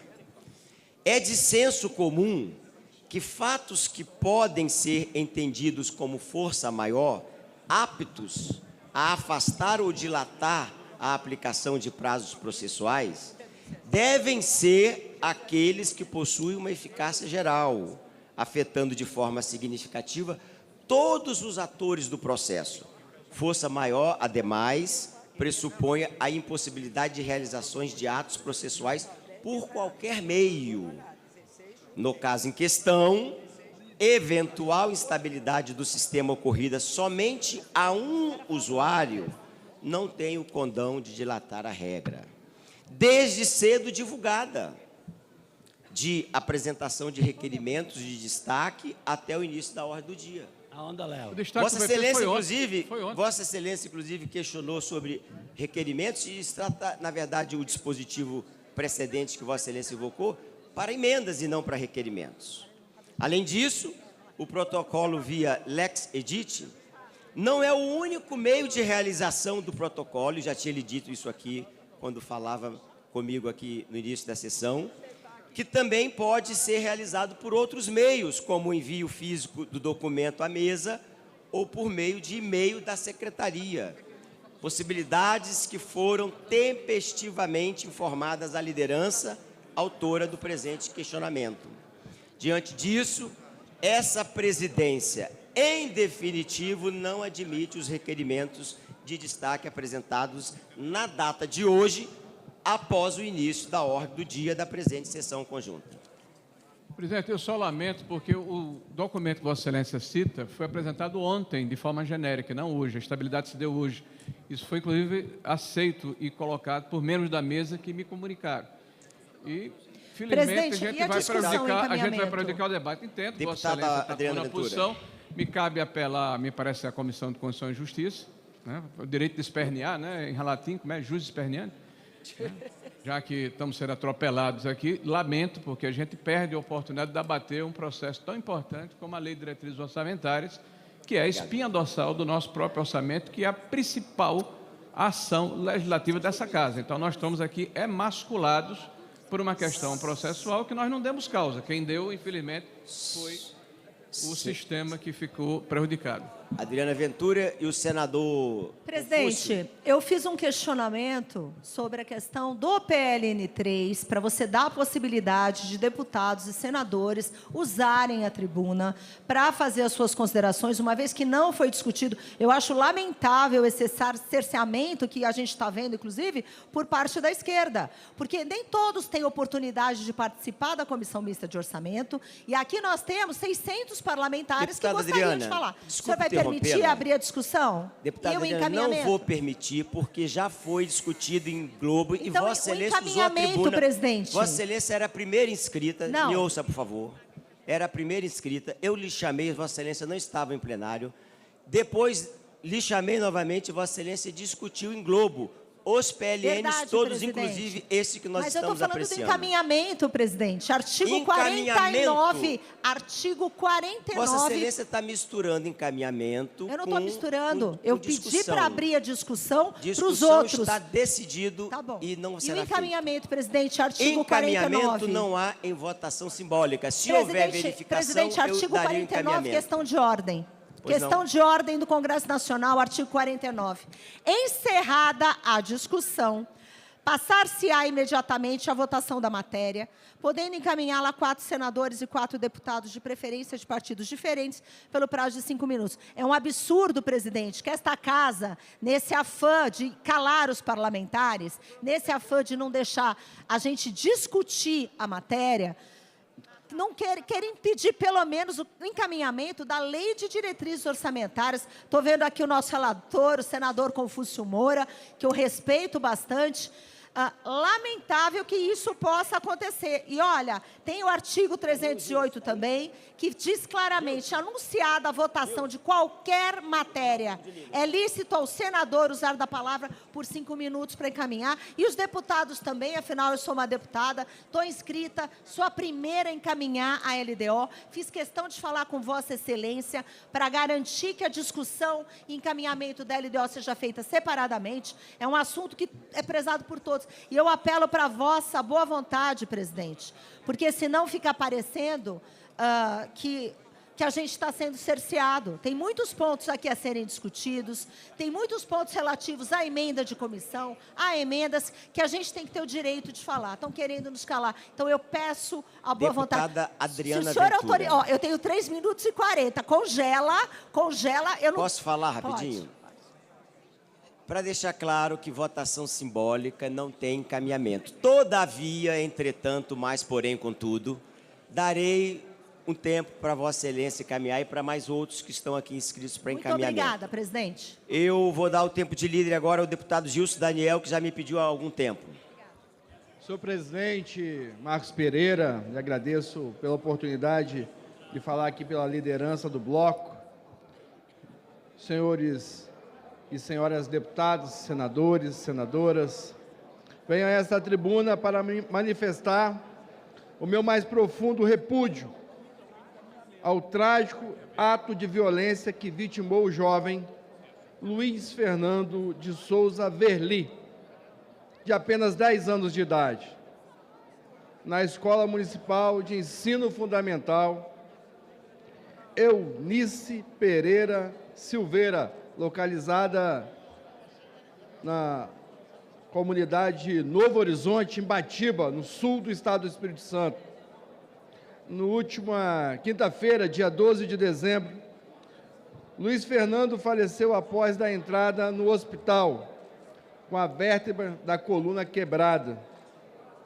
De acordo com os familiares, a agressão foi cometida por 2 alunos mais velhos, durante o horário de recreio. Mais grave ainda é o relato de que os gestores da escola, os professores da instituição, não comunicaram o ocorrido à família e nem prestaram o devido atendimento emergencial à criança. Infelizmente, segundo a família, essa tragédia pode ter sido motivada por bullying, uma prática cruel e covarde que Luiz Fernando vinha enfrentando devido a um problema que tem nos olhos. Este caso, senhoras e senhores, deputados, senadores, senadoras, não é um acontecimento isolado.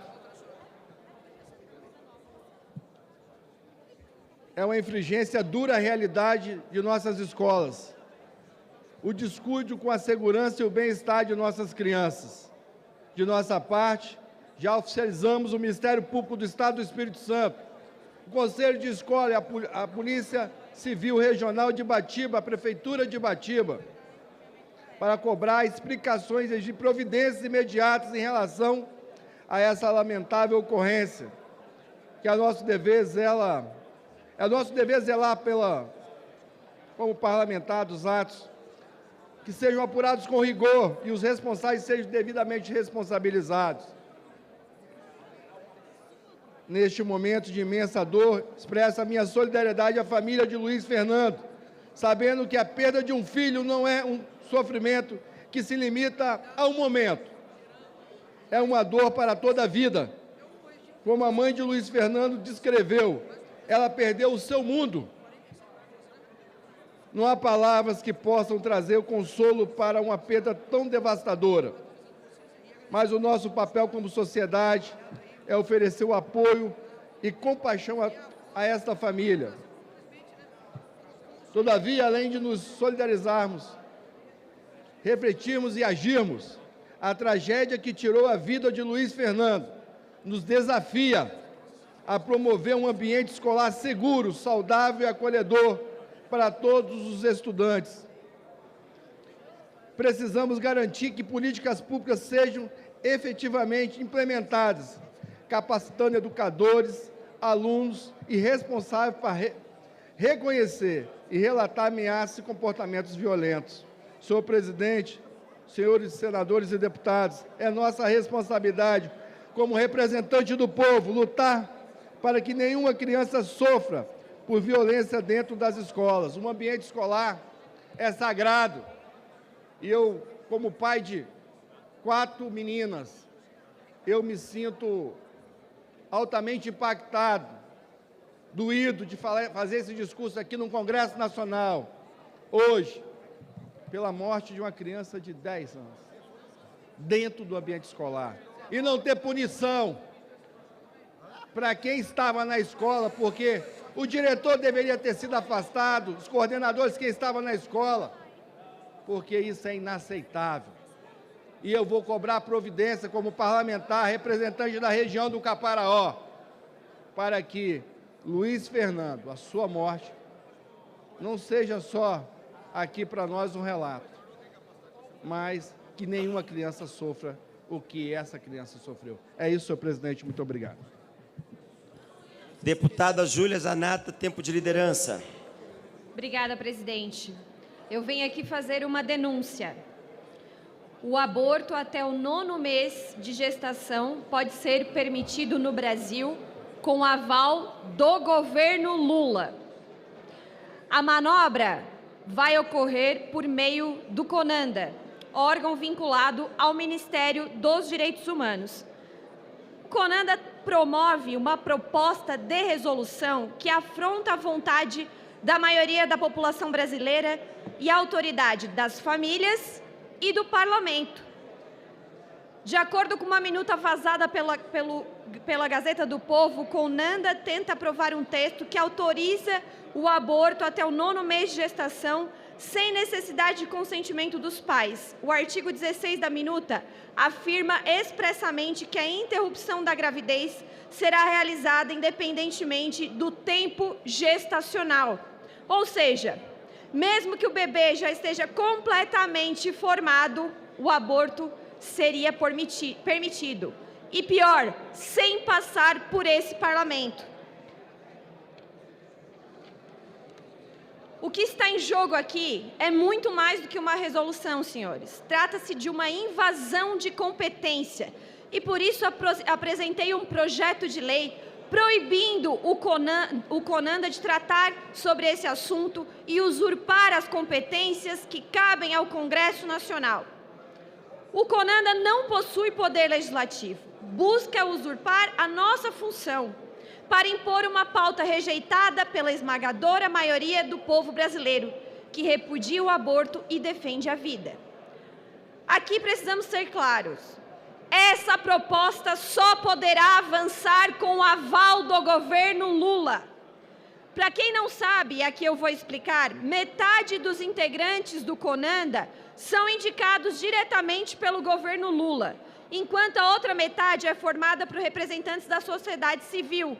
Ou seja, o governo federal tem total, o governo Lula, melhor dizendo, tem total poder para barrar ou autorizar esse absurdo. Então não adianta dar uma de João sem braço.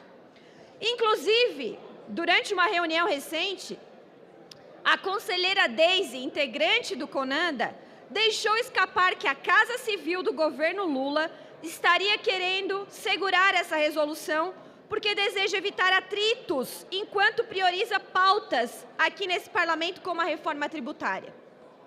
Fica evidente que o governo Lula, que é historicamente conivente com essa proposta, só está postergando sua aprovação por interesses políticos. Está esperando o timing.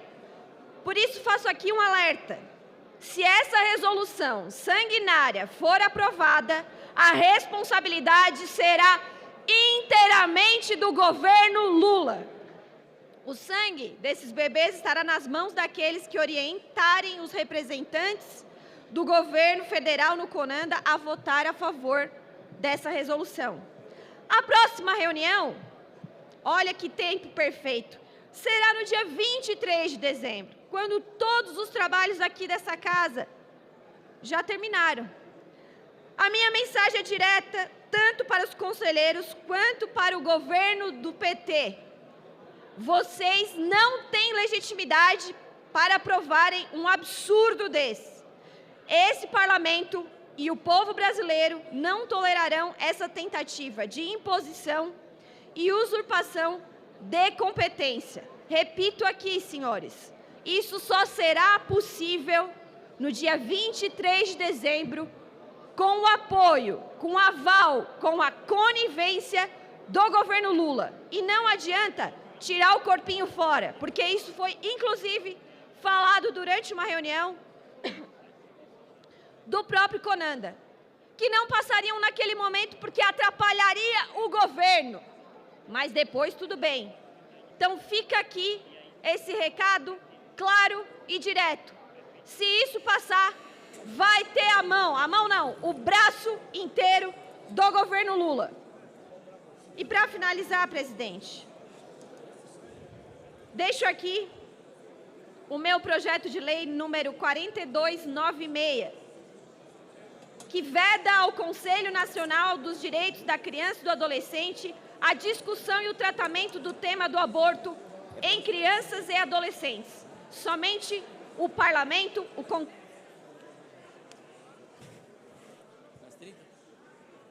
somente o parlamento, a Câmara e o Senado têm essa competência e nós não podemos deixar isso escapar das nossas mãos. Muito obrigada.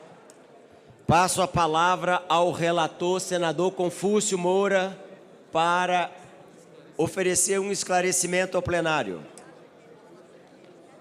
Na tribuna, melhor, né? Melhor na tribuna, senador.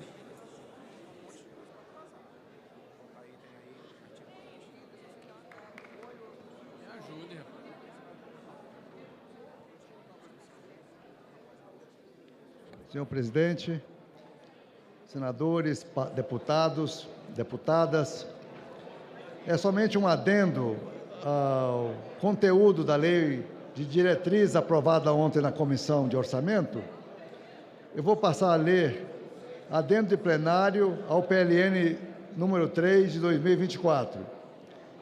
Tendo em vista o acordo de plenário, propomos, primeiro, alterar o parecer no que se refere às emendas 22, 100, 004, 290, 0002, para considerá-las aprovadas.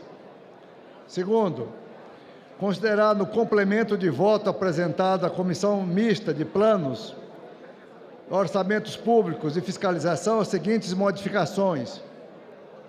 Onde se lê, no item 4, parágrafo 5º, C, o montante dos repasses de recursos que se refere ao parágrafo 1º-A, no artigo 6º, pelo ente controlador às empresas estatais, estará limitado às dotações constantes do projeto de lei orçamentária de 2025, com fontes do Tesouro Nacional, corrigido a partir de 2026 pela variação do IPCA.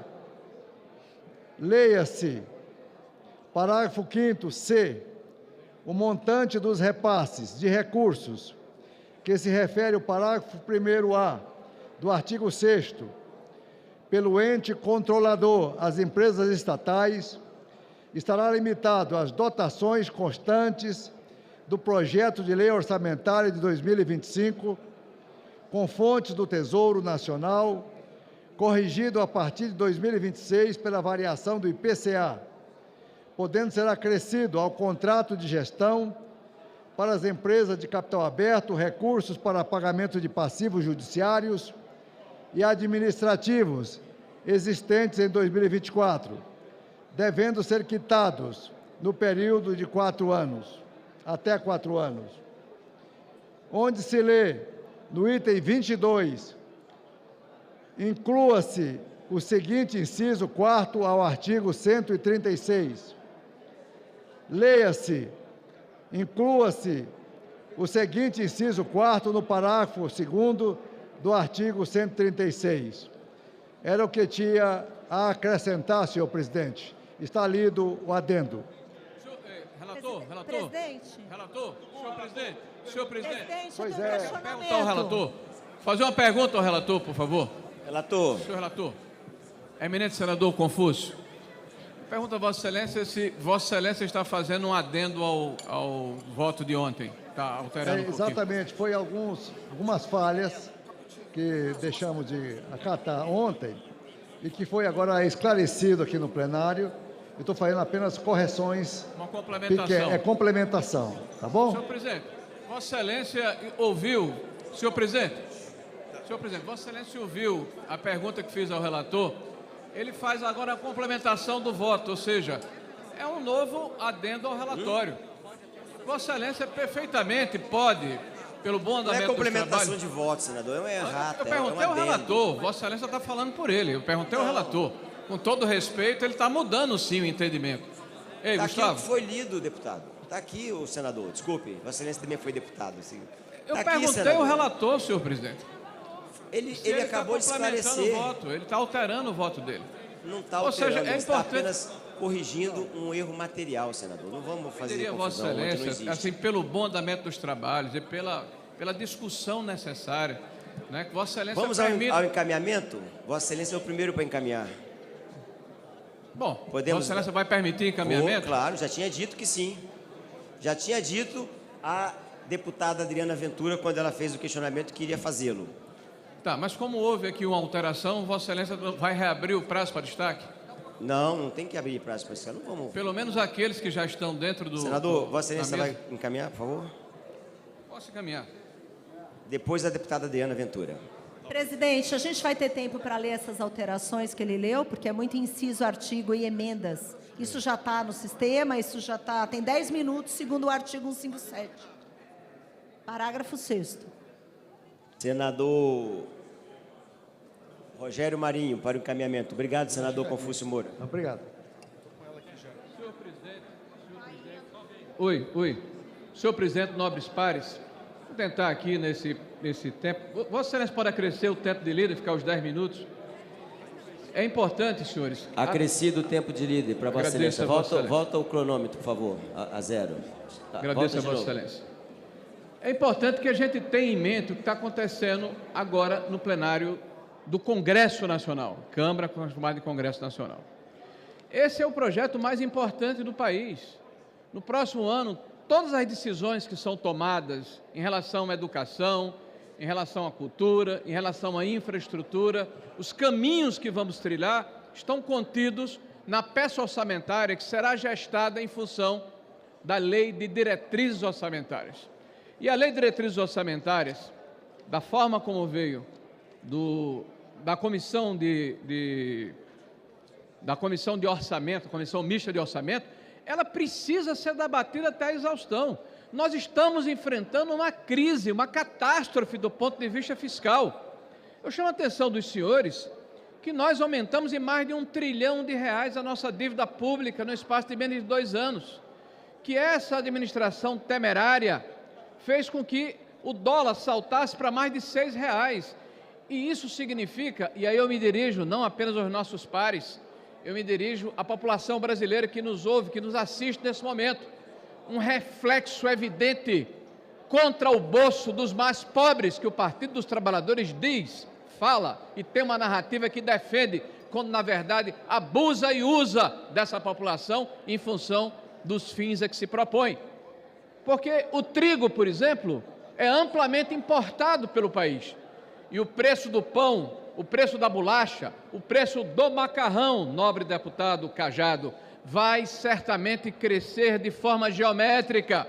Aqueles mais bem aquinhoados vão ter a oportunidade de se protegerem, fazendo investimentos, fazendo hedge, comprando dólares. População mais pobre, não. Aqueles que vão ao supermercado vão sofrer com isso. E o que nós pedimos aqui, nobres deputados, nobres senadores, foi que nós tivéssemos a oportunidade de discutir temas que, na verdade, aprofundam esse problema, tornam mais grave esse problema. Nós temos hoje um governo que propôs um pacote fiscal que é uma piada para a população brasileira, pois ao mesmo tempo em que diz que vai economizar 30 bilhões em 2025 e 40 em 26, que não é verdade, serão menos de 45 bilhões, este governo não mandou na peça orçamentária os recursos necessários para fazer frente aos fundos de transição da reforma tributária, e eu falo de mais de 8 bilhões de reais. Este governo já anunciou medida provisória de mais de 20 bilhões de reais que vão impactar os servidores públicos no próximo ano. Este governo, com a sua irresponsabilidade fiscal, fez com que este Banco Central, não de Roberto Campos, mas da maioria daqueles que foram indicados pelo presidente Lula, aumentasse a taxa Selic em 1% e apontasse mais 2 pontos percentuais, e cada ponto percentual significa mais de 50 bilhões de reais. Estamos falando de 150 bilhões de reais, estamos literalmente enxugando gelo e brincando com a sociedade brasileira. Fizemos adendos a esse projeto, para que a população soubesse que este governo diz uma coisa e faz outra completamente diferente. Este governo mente e engana a sociedade brasileira.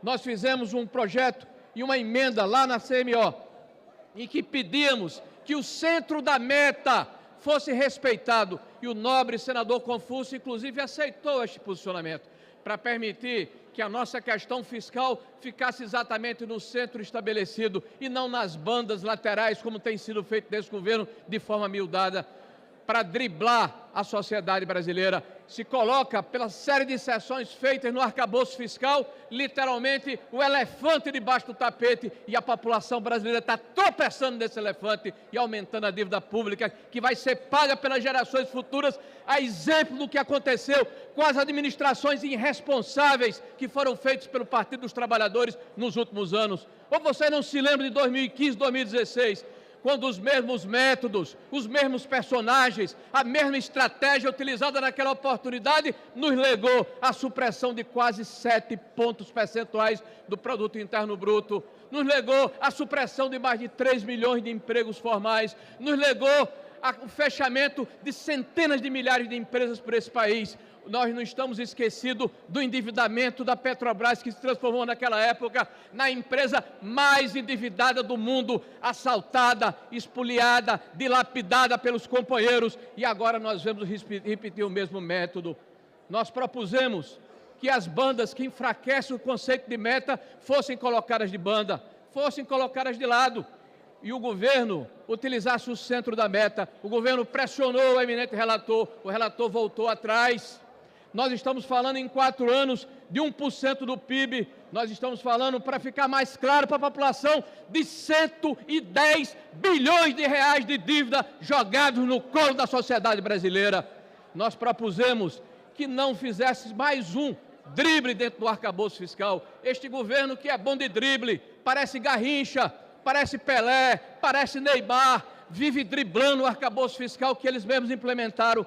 Uma ação que nós sabíamos e dissemos por ocasião daquela votação: nós não podemos votar em um governo que diz uma coisa e faz outra diferente, e esse arcabouço fiscal não vai sobreviver nem a 6 meses. Eu estava errado, não demorou 3 meses, o governo aviltou o que ele mesmo apresentou ao Congresso Nacional e à sociedade brasileira para segurar o endividamento público.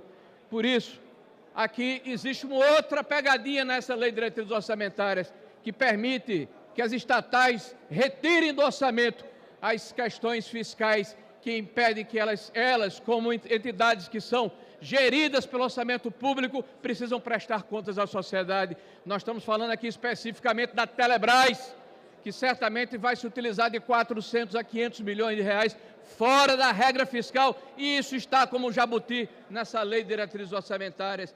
E aí, senhores, o governo que não faz o seu dever de casa, um governo que não está preocupado com o país, um governo que não tem um projeto de nação, tem sim um projeto de se perpetuar no poder, e para isso vale tudo, inclusive destruir a economia nacional, dilapidar as finanças públicas, aparelhar a máquina pública e colocar de joelhos a população brasileira. Por isso, este governo tem como projeto também subjugar o parlamento brasileiro, tornar o parlamento brasileiro manietado, voltar àquela política do toma lá da cá, permitir que apenas os apaniguados, aqueles que voltam com as pautas do governo, sejam lá quais forem, possam ser distinguidos com as emendas parlamentares que se transformaram em monstros perante a sociedade.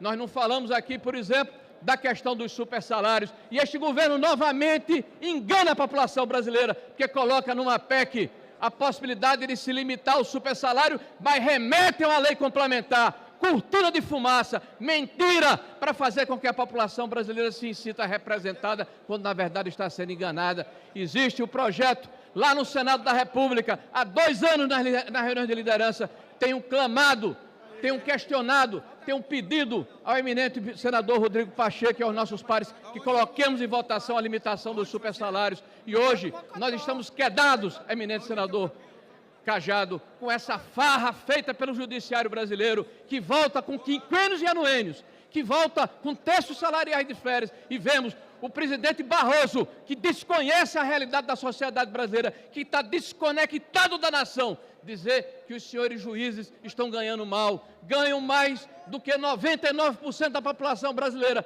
mas na visão desses que são os civilizadores ou recivilizadores da nação, estão ganhando mal, precisam ganhar mais, e os comparam com os honorários daqueles advogados apaniguados que representam talvez 1% da população brasileira, dos senhores advogados. Quem quer ganhar dinheiro, dispa-se da toga e vá para a advocacia. Quem quer fazer política, dispa-se da toga e venha para o plenário dessa casa. O que nós não podemos mais é aceitar esse tipo de situação que nos avilta, que quer nos emudecer e quer nos colocar numa posição de subalternidade. Este governo também coloca na lei de diretrizes orçamentárias a possibilidade de bloquear até 15% as emendas parlamentares. Eu sou favorável em que se faça o contingenciamento sempre que seja necessário, mas há uma diferença, senhores parlamentares, de bloqueio e contingenciamento. quando há o bloqueio, a esterilização do recurso. Um governo que não faz o seu dever de casa, que não faz a reforma administrativa, que não vota ao fim dos supersalários, que não revê esse PAC criminoso que nos legou, nas suas 2 primeiras administrações, um cemitério de obras inacabadas, malversação de recurso público, mau planejamento, uma situação que nos deprime e que mostra a realidade da sociedade brasileira, uma sociedade que, infelizmente, é presa de maus políticos e de repetições de práticas danosas e deletérias que prejudicaram muito o nosso país e que voltam com força total no bojo desse Lula 3, o desastre. Deputado Bibo Nunes, 1 minuto, por favor. Grato, digníssimo presidente Marcos Pereira. Eu aproveito esse tempo para lembrar ao presidente Rodrigo Pacheco que a Câmara Federal aprovou por unanimidade de todos os partidos a PEC 44, que é PEC dos desastres, que faz com que nós tenhamos 9 bilhões para usarmos em tragédias, calamidades e dinheiro para prevenção. Fica meu apelo ao presidente Rodrigo Pacheco para que encaminhe essa PEC aprovada por unanimidade aqui, para que nós possamos ajudar das calamidades futuras que, infelizmente, virão. Já aproveito, digníssimo presidente Marcos Pereira, para desejar a todos um Feliz Natal, um próspero Ano Novo e deixe o espírito natalino entrar nas entranhas de sua alma. Distribua bondade, amizade, felicidade, porque você com certeza vai colher em triplo em 2025. Muito grato ao presidente e lembrando, PEC 44, PEC da tragédia, aprovada por unanimidade desta casa, que tem que tramitar no Senado Federal. Peço também aos senadores para que ajudem. Muito grato e Feliz Natal a todos. Tempo de liderança para o novo, deputado Marcel Van Hatten.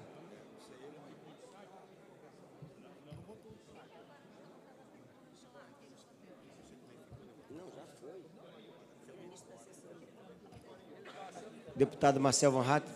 Estou aqui, presidente. Ok, Vossa Excelência tem a palavra. Tempo de líder.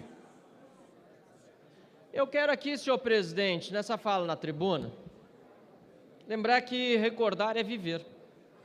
Estamos num dia em que o dólar,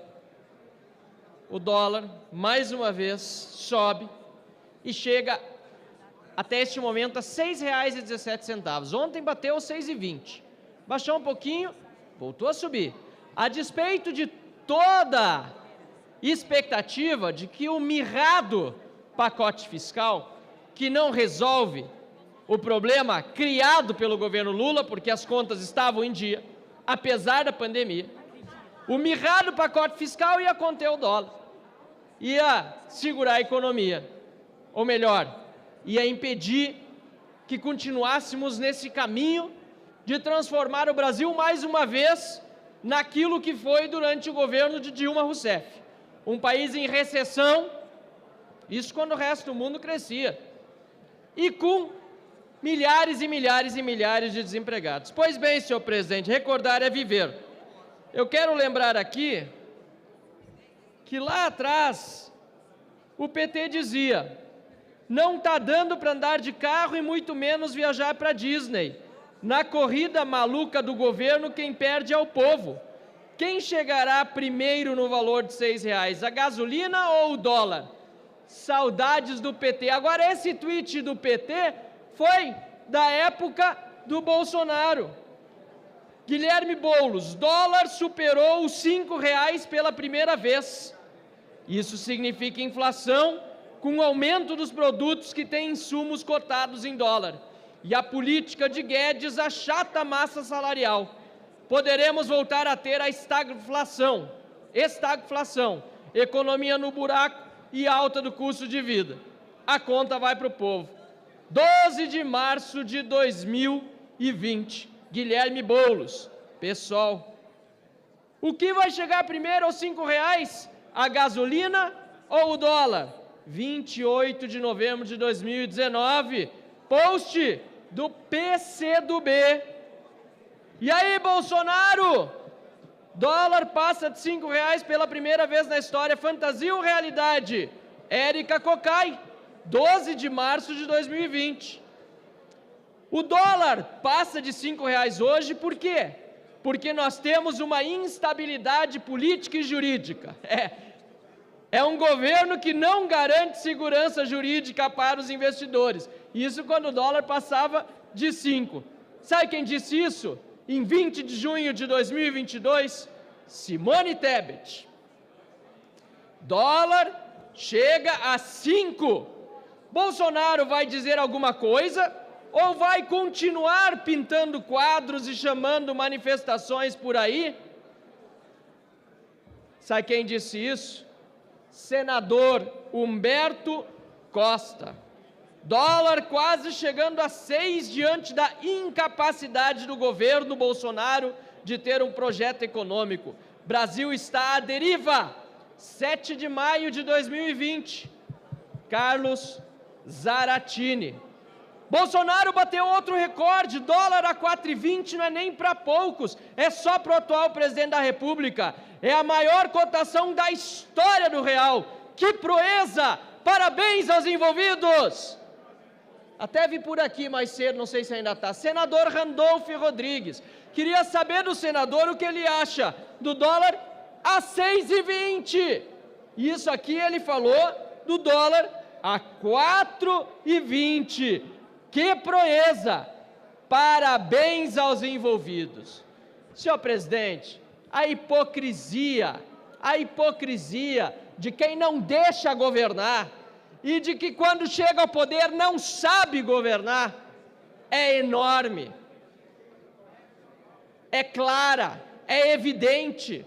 É só colocar no histórico das pesquisas do Google ou do X, de qualquer rede social, para ver como o PT e a esquerda mentem o tempo todo. Não deixam governar quando tem alguém no poder que não é da sua cartilha e não sabem governar. Aliás, governam apenas para eles próprios. Quebram o país, desmontam o serviço público e entregam pobreza para o povo. Dizem que gostam de pobres, gostam porque multiplicam eles. Só pode ser.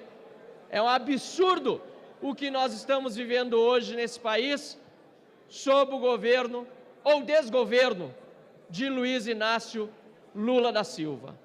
Mais um episódio que vai manchar o nosso país. Um desgoverno que, aos moldes daquilo que Dilma Rousseff fez para o nosso país, está destruindo a nossa economia. Aqui nós já vimos o sentimento da casa, da direita à esquerda, inclusive, da oposição ao governo. Aqueles que representam o governo aqui na Câmara ou no Senado, o sentimento é de que não tem saída. E Lula não oferece uma saída.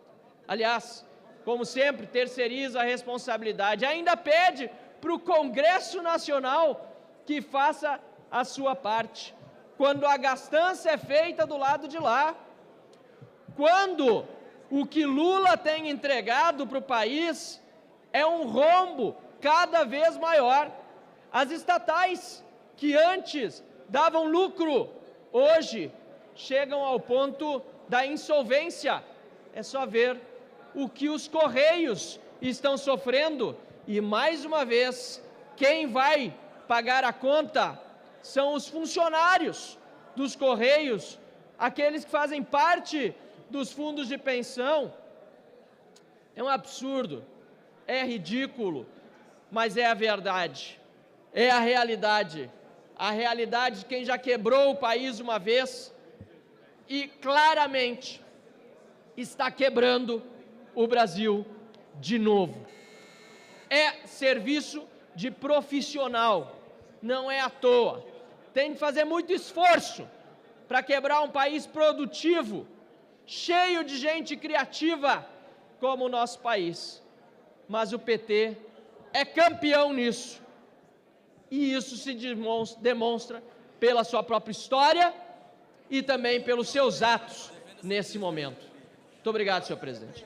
Deputado Pompeu de Mata. Presidente, nós acabamos de votar a LDO, Lei de Diretrizes Orçamentárias, o orçamento público do Brasil para o ano de 2025. A gente sabe que o orçamento é uma peça que se compara à coberta curta. Tem coberta? Tem, mas é curta. Quer vestir os pés? Pode, não tem problema, falta para a cabeça. Quer vestir a cabeça? Vai faltar para os pés. Então, não tem dinheiro para tudo. Mas algumas coisas a gente tem que deixar claro. Um orçamento de 5.866 bilhões. Deste valor, 1.655, praticamente 1/3 do valor vai para pagar o refinanciamento da dívida pública federal, ou seja, rolagem dos títulos públicos. O que quer dizer? Juro do juro, da mãe do juro, do pai do juro, do avô do juro, da praga do juro. Leva praticamente 1/3 do orçamento brasileiro. Os dados econômicos, salário mínimo, 1.502. Pouco para quem precisa, bastante para os bancos, mas o crescimento do PIB, 2,64, a previsão. A inflação, 3,3, será maior, não fica em 0,3, 3,3. A taxa Selic, 9,61, já está a 11. Então eu quero fazer essas advertências aqui. E o dólar, a previsão é de 5,19, está em 6. Passou de 6.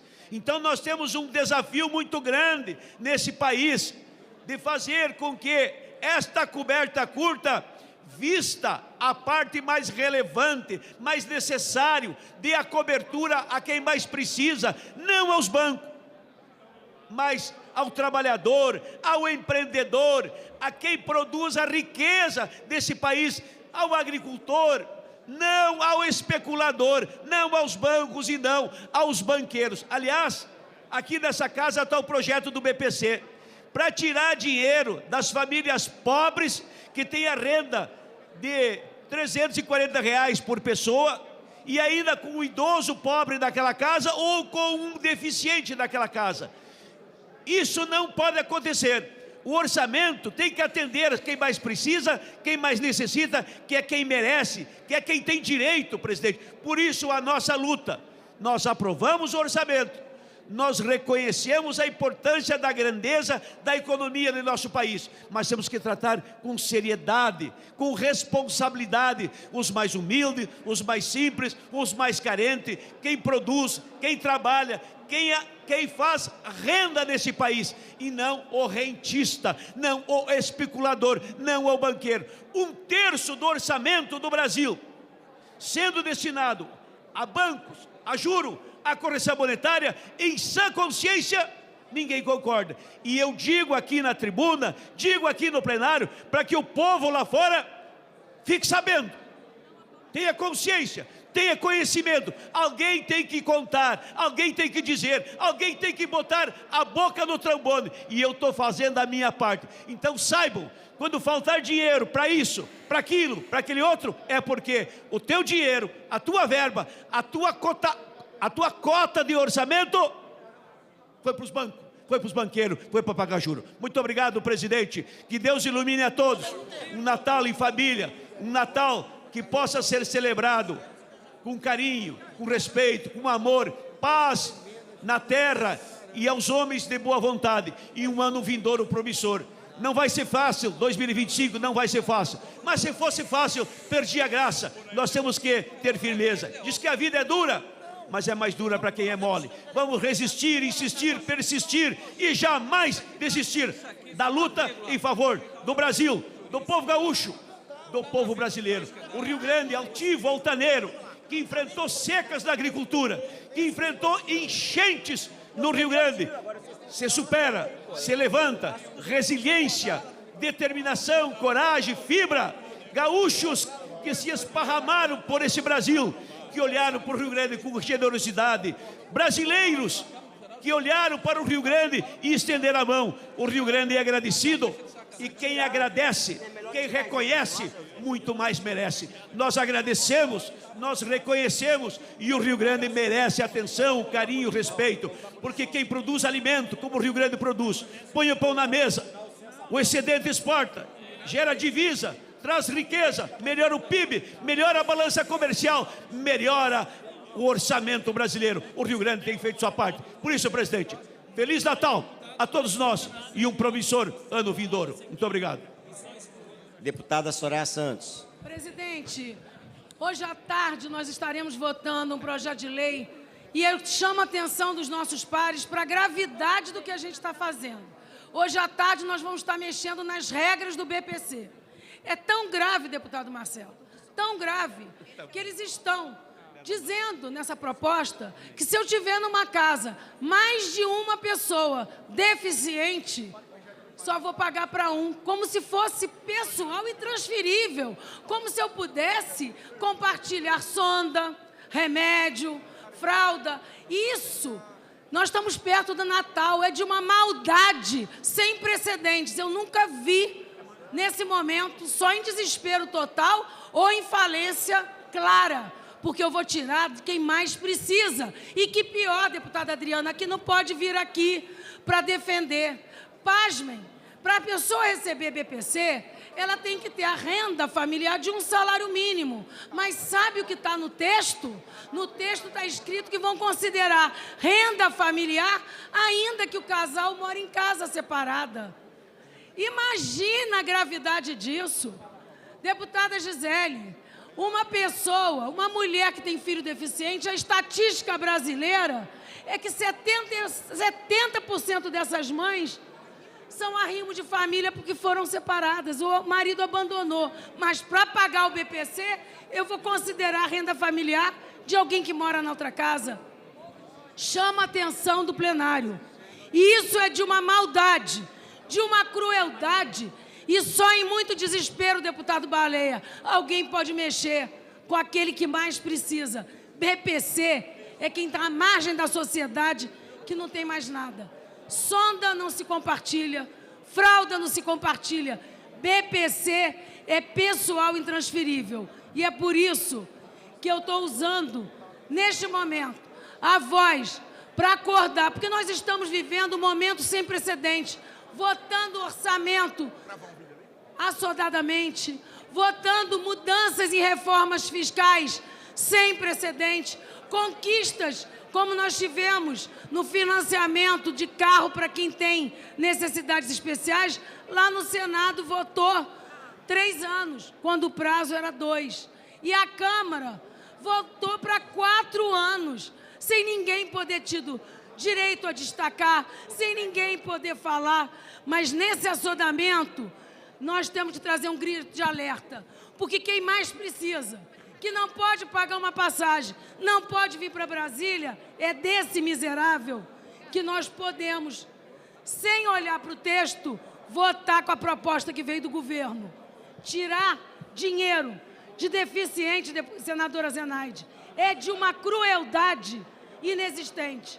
Considerar renda familiar, mesmo que o marido esteja em outra casa, é de uma... Eu nem posso imaginar o sentimento que me invade, sabendo, senadora Zenaide, Vossa Excelência, como procuradora da mulher, lá no Senado, nós estamos falando de mulheres que viraram chefe de família, porque foram abandonadas no momento que ela tanto precisa. Quero acordar esse plenário, quero crer que aquilo que diz a Constituição, que o poder emana do povo através da nossa representação, a gente coloque juízo na cabeça e mande de volta todas essas mudanças na regra do BPC, porque isso é de uma indignação absurda. Não vivi e não cheguei no parlamento para ver uma crueldade, desde que pisei aqui, nesta natureza. Por isso, eu quero parabenizar o deputado Pompeu, por Vossa Excelência já ter se posicionado antecipadamente na defesa dos deficientes, das pessoas idosas que precisam de medicamento. Queria ouvir de todos os parlamentares antecipadamente o posicionamento na defesa dos mais excluídos. Muito obrigada, presidente. Obrigado, deputada Soraya Santos. Deputada Adriana Ventura. Para encaminhamento. Presidente, senadora Zenaide está querendo... Ah, claro. Senadora Zenaide. Senhor presidente, colegas senadoras e senadores, o que a nossa colega Soraya Santos falou aqui é verdadeiro, mas esse filme eu já vi, gente. Em 2019, nós aprovamos que o benefício de prestação continuada seria meio salário mínimo. A Câmara e o Senado aprovou por unanimidade. O presidente vetou. Nós derrubamos o veto e veio uma medida provisória para um quarto salário mínimo.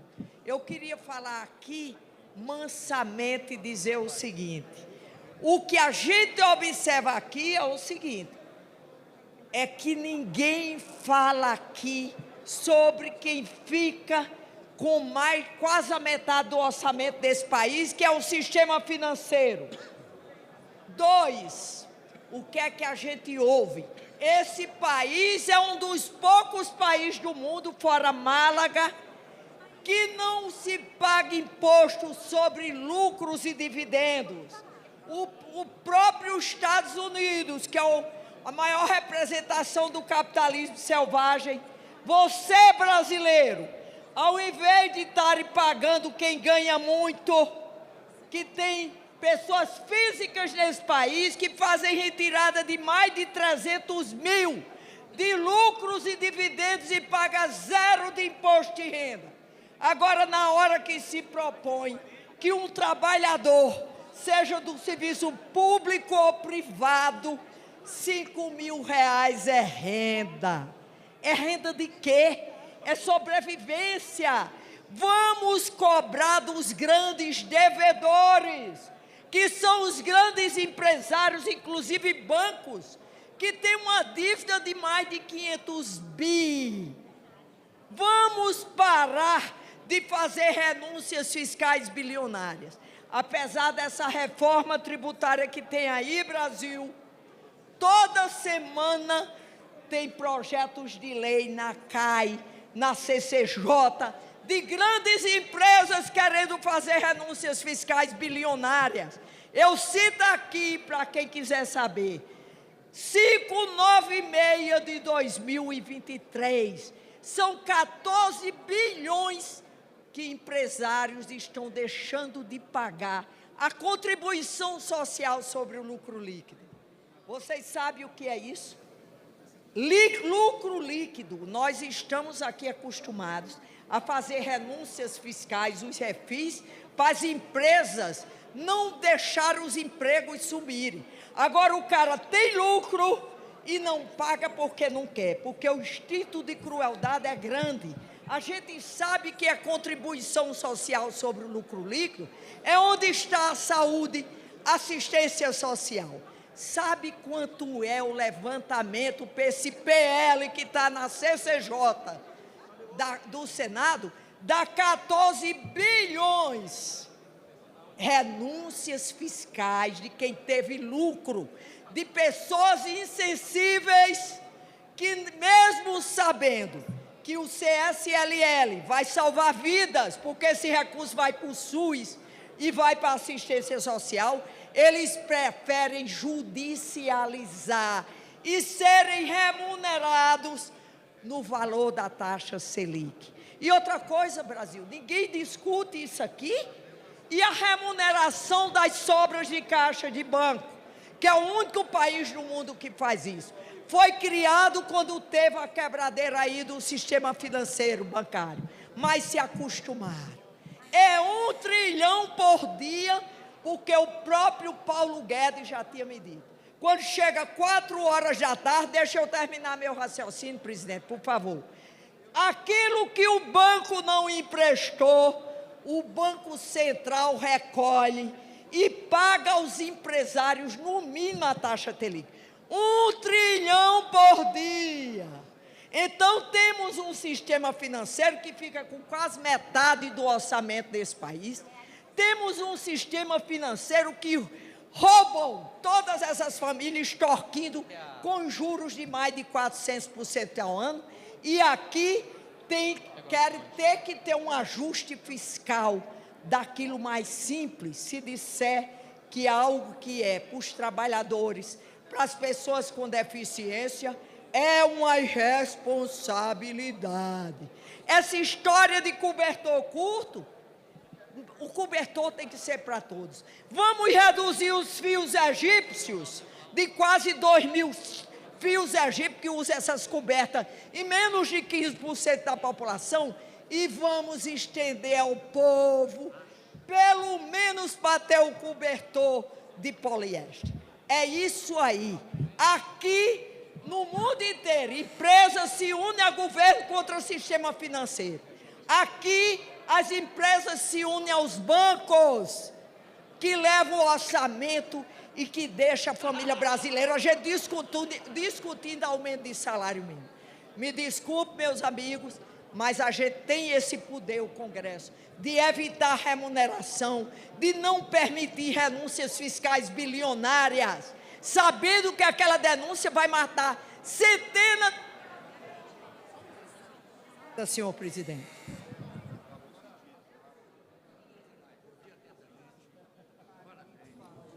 Deputada Adriana Ventura, para encaminhamento. Obrigada, presidente. Caros colegas, eu subo a essa tribuna para fazer um encaminhamento da Lei de Diretrizes Orçamentárias. Mas eu não seria justa se eu não começasse, na verdade, fazendo um agradecimento ao senador Confúcio Moura. O senador Confúcio, como relator, ele fez avanços na Lei de Diretrizes Orçamentárias importantes, né? Então, eu reconheço, ele acatou várias emendas nossas, várias emendas, eu vou elencar algumas aqui.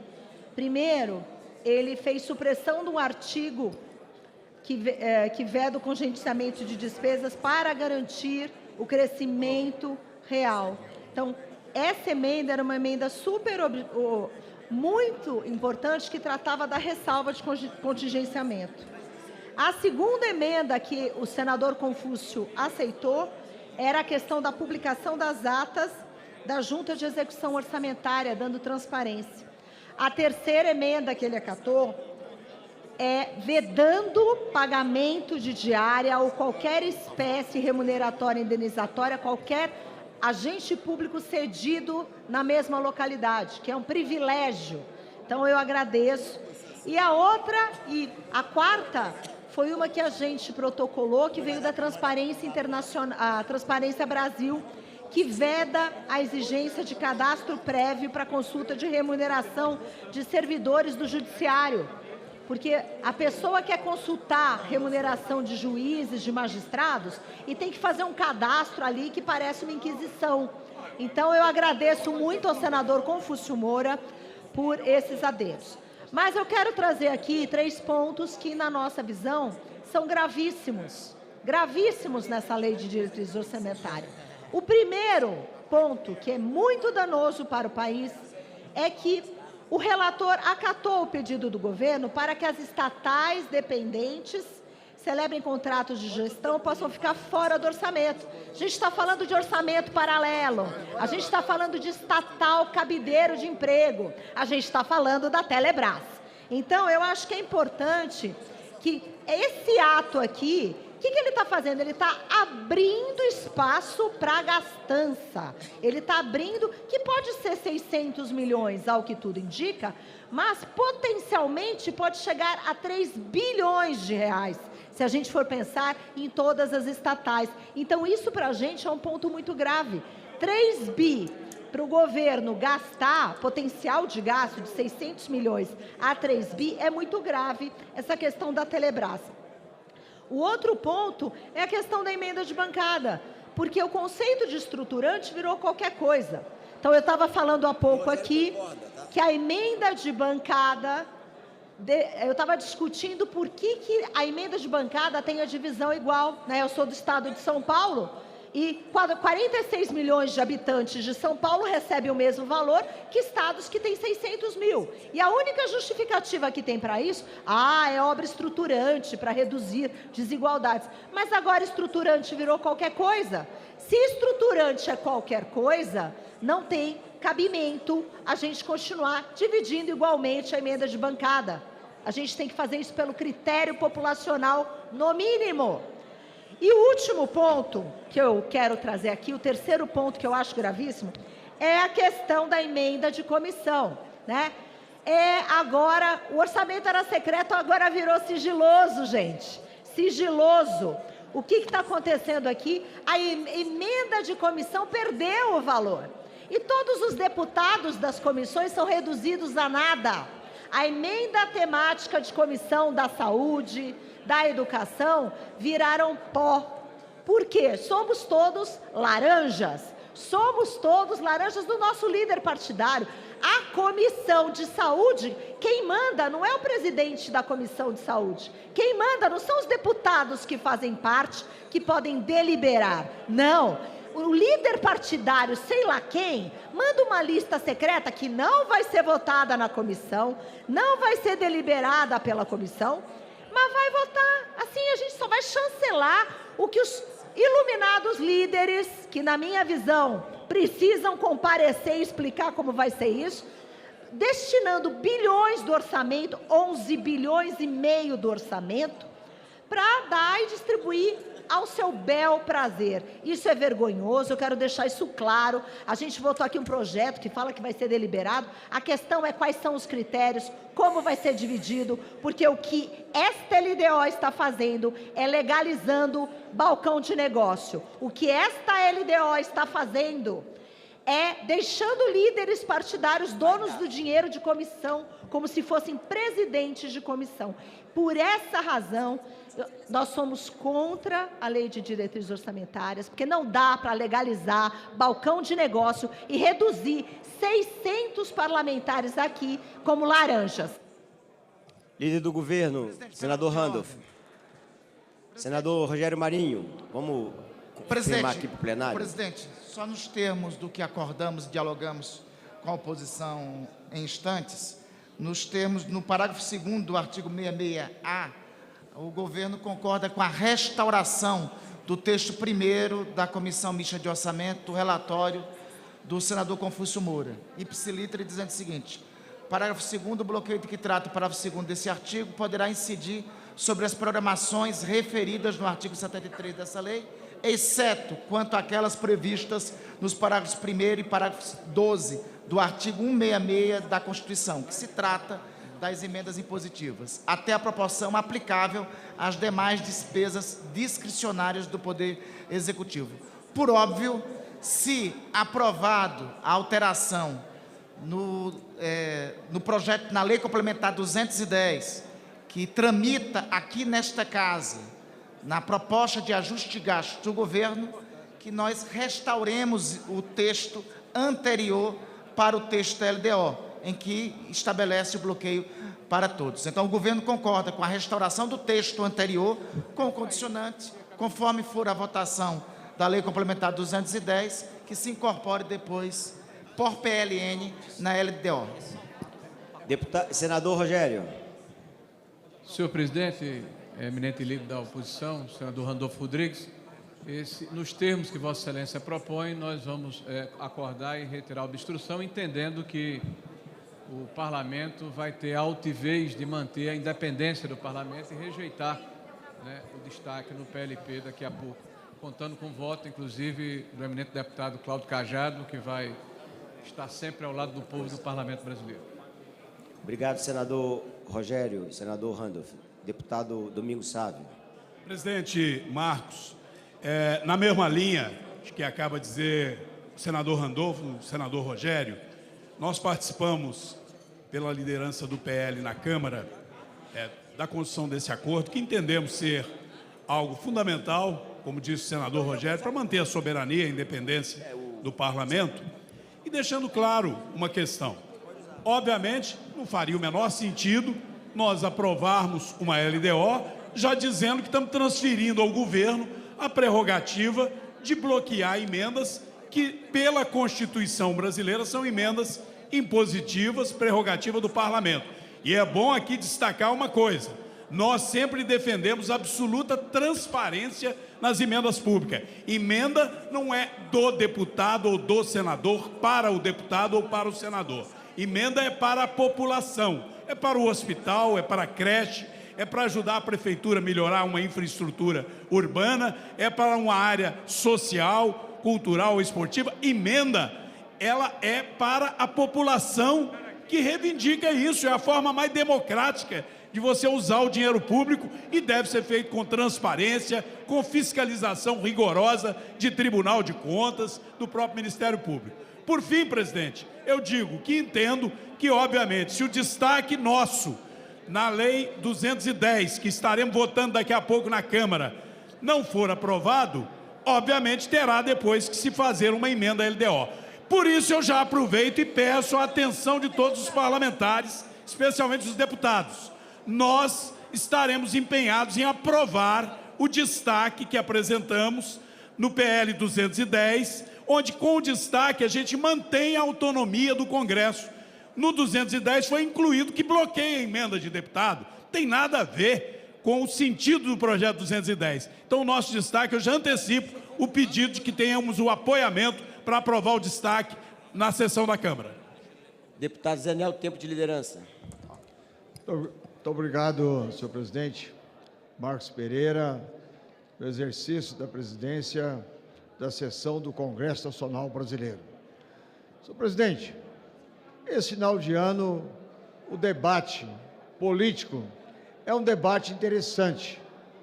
Um debate em que nós temos que optar.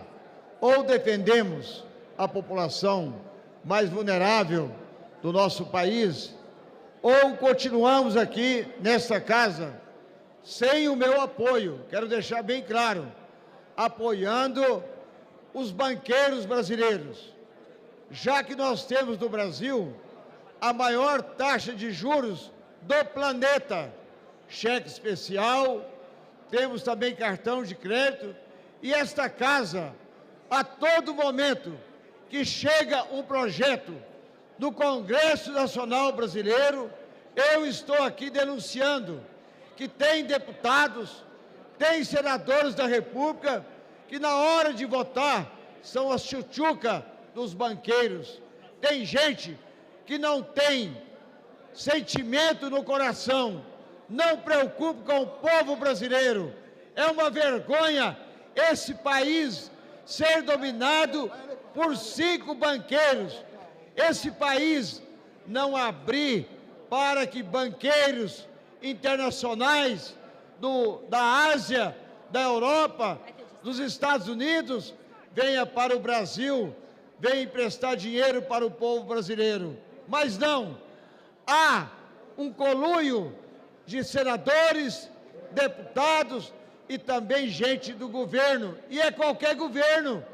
Era no governo Bolsonaro, é agora no governo do presidente Lula, gente defendendo essa agiotagem no nosso país. É uma vergonha trocar no nosso país a produção, o trabalho pela agiotagem. O país não cresce. Veja a taxa Selic de 12,5%. São juros escorchantes. E nós, congressistas, que defendemos o povo brasileiro, que queremos trabalho, temos também que atacar a renúncia fiscal dos grandes empresários. Nós votamos, deputados, senadores, aqui para que o passageiro pudesse pagar a sua bagagem. Isso foi votado.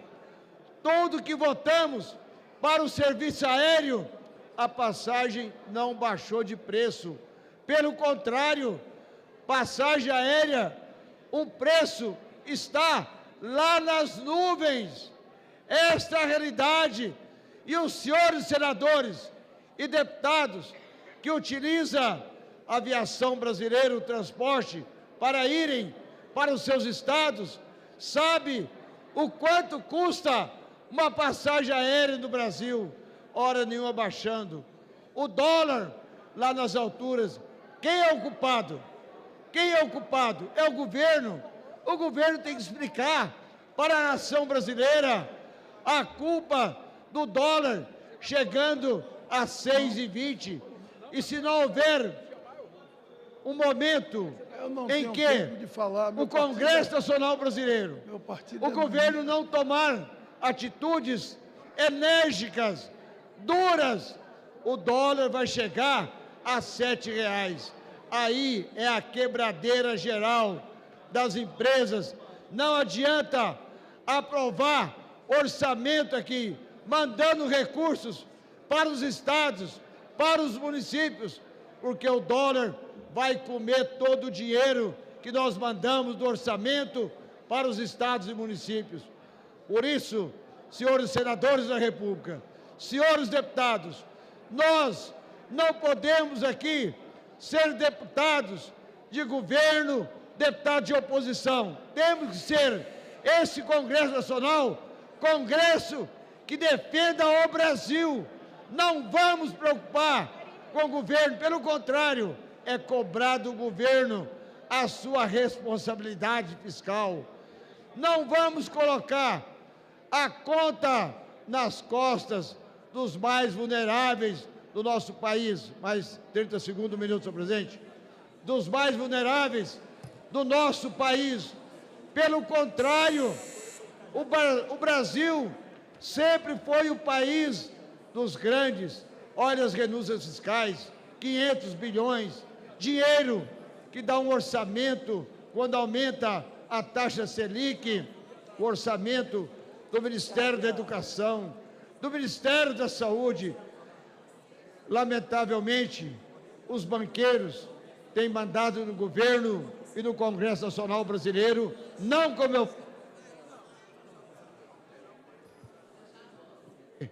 Concluir, deputado, por favor.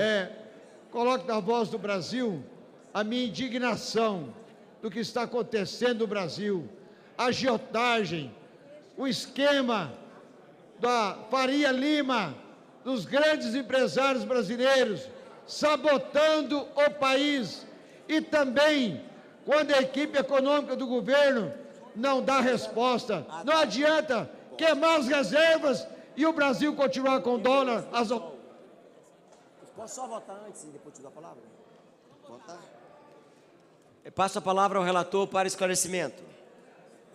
Senhor presidente, senhores deputados, deputadas, senadores, senadoras, eu vou fazer aqui mais a leitura de um adendo de acordo firmado pelo senhor presidente Marcos Pereira com as lideranças partidárias das duas casas, e ele me autorizou. Eu fui relator da LDO até ontem, na Comissão de Orçamento. Neste momento, eu estou fazendo a leitura ad hoc, nomeado pelo senhor presidente, embora tenha discordância sobre essas alterações aqui apresentadas, que não foram apresentadas na Comissão de Orçamento, mas mediante a autoridade e o acordo firmado pelo senhor presidente Marcos Pereira, cabe a mim, nesse momento, cumprir o meu papel de fazer a leitura do adendo e acatá-lo como uma decisão maior. Segundo o adendo de plenário ao PLN número 3 de 2024.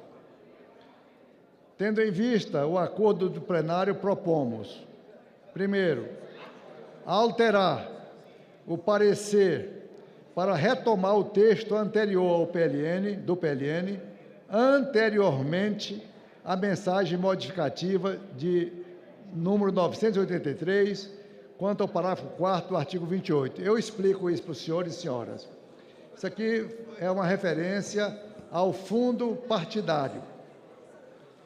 Que há uma divergência corrigida na mensagem do Executivo, que o fundo partidário seria corrigido na mesma proporção das receitas da Justiça Eleitoral.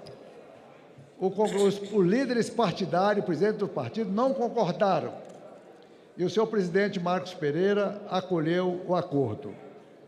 Continuando, considerar no complemento de voto, como adendo, apresentada à Comissão Mista de Planos, Orçamentos Públicos e Fiscalização as seguintes modificações, onde se lê, no item 7º, parágrafo 2º, bloqueio de emendas ou contingenciamentos de emendas que o governo estava propondo, em caso de necessidade, aqui suprime, com essa proposição, o parágrafo 2º, o bloqueio de que trata o parágrafo 2º deste artigo poderá incidir sobre as programações referidas no artigo 73 dessa lei, até a proporção aplicável às demais despesas discricionárias do Poder Executivo. Esta é a proposta do Executivo. Agora, leia da seguinte forma, parágrafo 2º, o bloqueio de que trata o parágrafo 2º deste artigo poderá incidir sobre as programações referidas no artigo 73 desta lei, exceto quanto àquelas previstas nos parágrafos 11º e 12º do artigo 166 da Constituição, até a proporção aplicável às demais despesas discricionárias do Poder Executivo. Traduzindo em miúdos, se houver contingenciamento de despesa do Executivo, não incidirá sobre as emendas parlamentares. É o acordo firmado, senhor presidente, com os demais partidos políticos aqui neste momento. Então, assim eu faço a leitura, senhor presidente, e a decisão está nas suas mãos e no voto do plenário. Muito obrigado. Passa-se a votação do substitutivo de PLN número 3 de 2024, com adendos do plenário, que tem preferência regimental. Em votação na Câmara, as senhoras e os senhores deputados que o aprovam permaneçam como se acham. Aprovado. Passa-se a registrar o voto contrário da deputada Adriana Ventura e do Novo. Em votação no Senado, as senhoras e os senhores senadores que aprovam permaneçam como se encontram. Aprovado o projeto na forma do substitutivo, com adendos de plenário. A matéria vai à redação final. Deputado Cajado, depois... redação final. Redação final do PLN número 3 de 2024. Em votação na Câmara, as senhoras e os senhores deputados que aprovam a redação final permaneçam como se encontram. Aprovado. Em votação no Senado, as senhoras e os senhores senadores que aprovam a redação final permaneçam como se encontram. Aprovada a redação final. O PLN número 3 de 2024 vai à sanção. Deputado Cláudio Cajado, depois deputado Pastor Henrique. Presidente, quero aqui parabenizar e agradecer todos os congressistas que participaram dessa sessão de hoje. Nós fizemos um amplo acordo. Aliás, diga-se de passagem, o acordo começou a ser costurado desde quando nós votamos a LDO no dia de ontem na Comissão de Orçamento. Nós transigimos em itens importantes, como a questão de podermos ter um regramento na Lei de Diretriz Orçamentária que exija minimamente o cumprimento do arcabouço fiscal. Nós temos que fazer com que o governo mire no centro da meta, ou no caso, na banda de baixo, 0,25, como ele tem feito. E eu tentei colocar algumas travas, mas diante do acordo que fizemos lá, nós alteramos as travas mais duras para travas menos duras, ou seja, ao invés do centro da meta, ele terá que contingenciar obrigatoriamente para atingimento do resultado primário e atingir, como está no arcabouço, no máximo a banda de baixo da meta, como tem feito no ano passado e fará nesse ano. Portanto, nós estamos perseguindo aquilo que julgamos mais importante, que é o ajuste fiscal, que é a responsabilidade fiscal. E para isso a LDO é um instrumento fundamental para isso. De outra forma, nós também conduzimos as empresas não dependentes que queriam fazer contrato de gestão de forma ampla. Fizemos uma trava para que os recursos fossem limitados ao que a União repassa a essas empresas dependentes. Portanto, nós avançamos e queremos que seja sempre assim. Hoje, tivemos aqui acordos em relação ao bloqueio de emendas, aos fundos partidários, à liberação de várias outras emendas que estavam travadas e que seriam objeto de destaque. E através do acordo, aqui liderado no Senado pelo senador Rogério Marinho e pelo senador líder do governo no Congresso, senador Randolfo Rodrigues, nós conseguimos fazer um acordo e liberarmos a pauta do Congresso através dos PLNs que estavam aptos para serem votados, que todos foram liberados, e agora a lei de diretriz orçamentária. Esperamos, no momento seguinte agora, votarmos a lei orçamentária anual, que ainda não está apta para podermos votar na comissão de orçamento, em função das matérias sobrestadas no dia de hoje para serem deliberadas, quais sejam a PEC 45 e o PL, que trata também do ajuste fiscal. Nós não podemos avançar na finalização da LOA, da Lei Orçamentária Anual, sem que os ajustes sejam votados, porque tem repercussão em várias áreas, especialmente no salário mínimo, na sua majoração, no BPC e em especial na Previdência. Portanto, temos que aguardar o dia de hoje. Se for concluídas as votações desses projetos de ajuste fiscal, amanhã nós poderemos, eventualmente, aí depende do senador Ângelo Coronel, deliberar ou não, a depender dos ajustes que tenham que ser feitos. O momento é de curto prazo, nós estamos aqui acelerando para podermos concluir o ano com a pauta absolutamente liberada, mas o que se vale, o que temos de reconhecer é que hoje votamos a lei de diretriz orçamentária e estamos dando ao país, juntamente com o ajuste fiscal que concluiremos hoje, as condições necessárias para que o governo possa continuar respeitando o arcabouço fiscal. Isso é que é importante. Nós não estaríamos fazendo ajuste fiscal, aliás, o deputado Passarinho, no debate hoje pela manhã na TV Câmara, deixou claro, nós não estamos fazendo ajuste fiscal, nós não estamos cortando gasto, nós estamos deixando de aumentar as despesas. E esses projetos só estão sendo deliberados porque o governo não está levando o arcabouço para a sua ampla condição de ser absolutamente respeitado como deveria.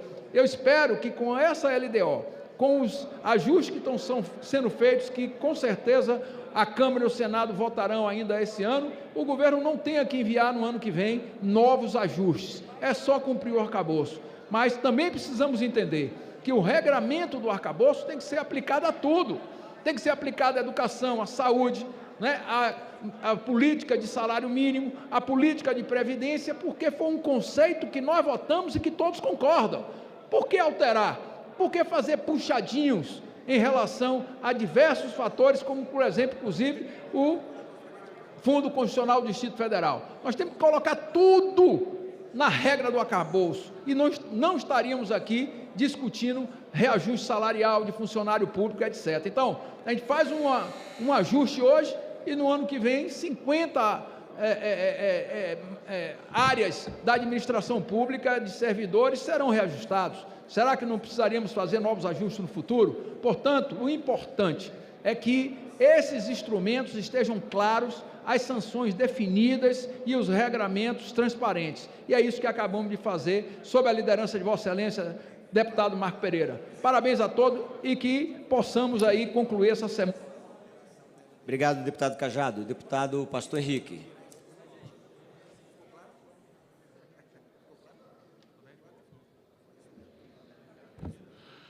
Boa tarde a todos e a todas.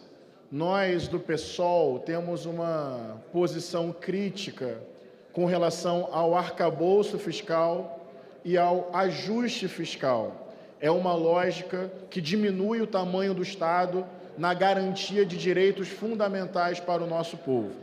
Com relação à LDO, Lei de Diretrizes Orçamentárias, eu quero destacar o trabalho do nosso partido na Comissão Mista de Orçamento, porque determinadas despesas não podem ser congeladas ou contingenciadas. Nós trabalhamos por isso, muito por meio da professora Luciene Cavalcante, nossa deputada federal, e esse é um ganho que eu quero destacar aqui, porque, veja, por esse trabalho que o pessoal participou e articulou, não pode ser contingenciado apoio a populações indígenas, programa de proteção aos defensores dos direitos humanos, não pode congelar ou contingenciar despesas relacionadas à proteção a crianças e adolescentes ameaçadas de morte, proteção de vítimas e testemunhas ameaçadas,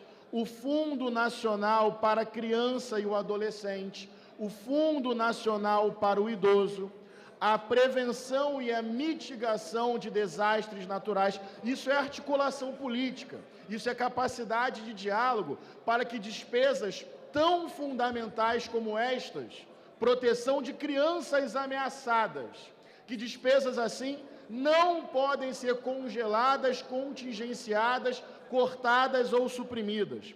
Outro ponto fundamental: aquisição e distribuição de alimentos da agricultura familiar para promoção de segurança alimentar e nutricional, algo fundamental para combate à fome, soberania alimentar, para fazer chegar alimento nas cozinhas solidárias. Esta despesa não pode ser contingenciada, além de educação superior na rede federal de ensino. Então, são contribuições que o nosso partido tem à lei de diretrizes orçamentárias, colocando determinadas despesas que, de tão fundamentais para o nosso povo e para a nossa gente, não podem ser congeladas, cortadas ou contingenciadas. Estou falando de despesas relacionadas à soberania alimentar e combate à fome, à proteção de defensores de direitos humanos,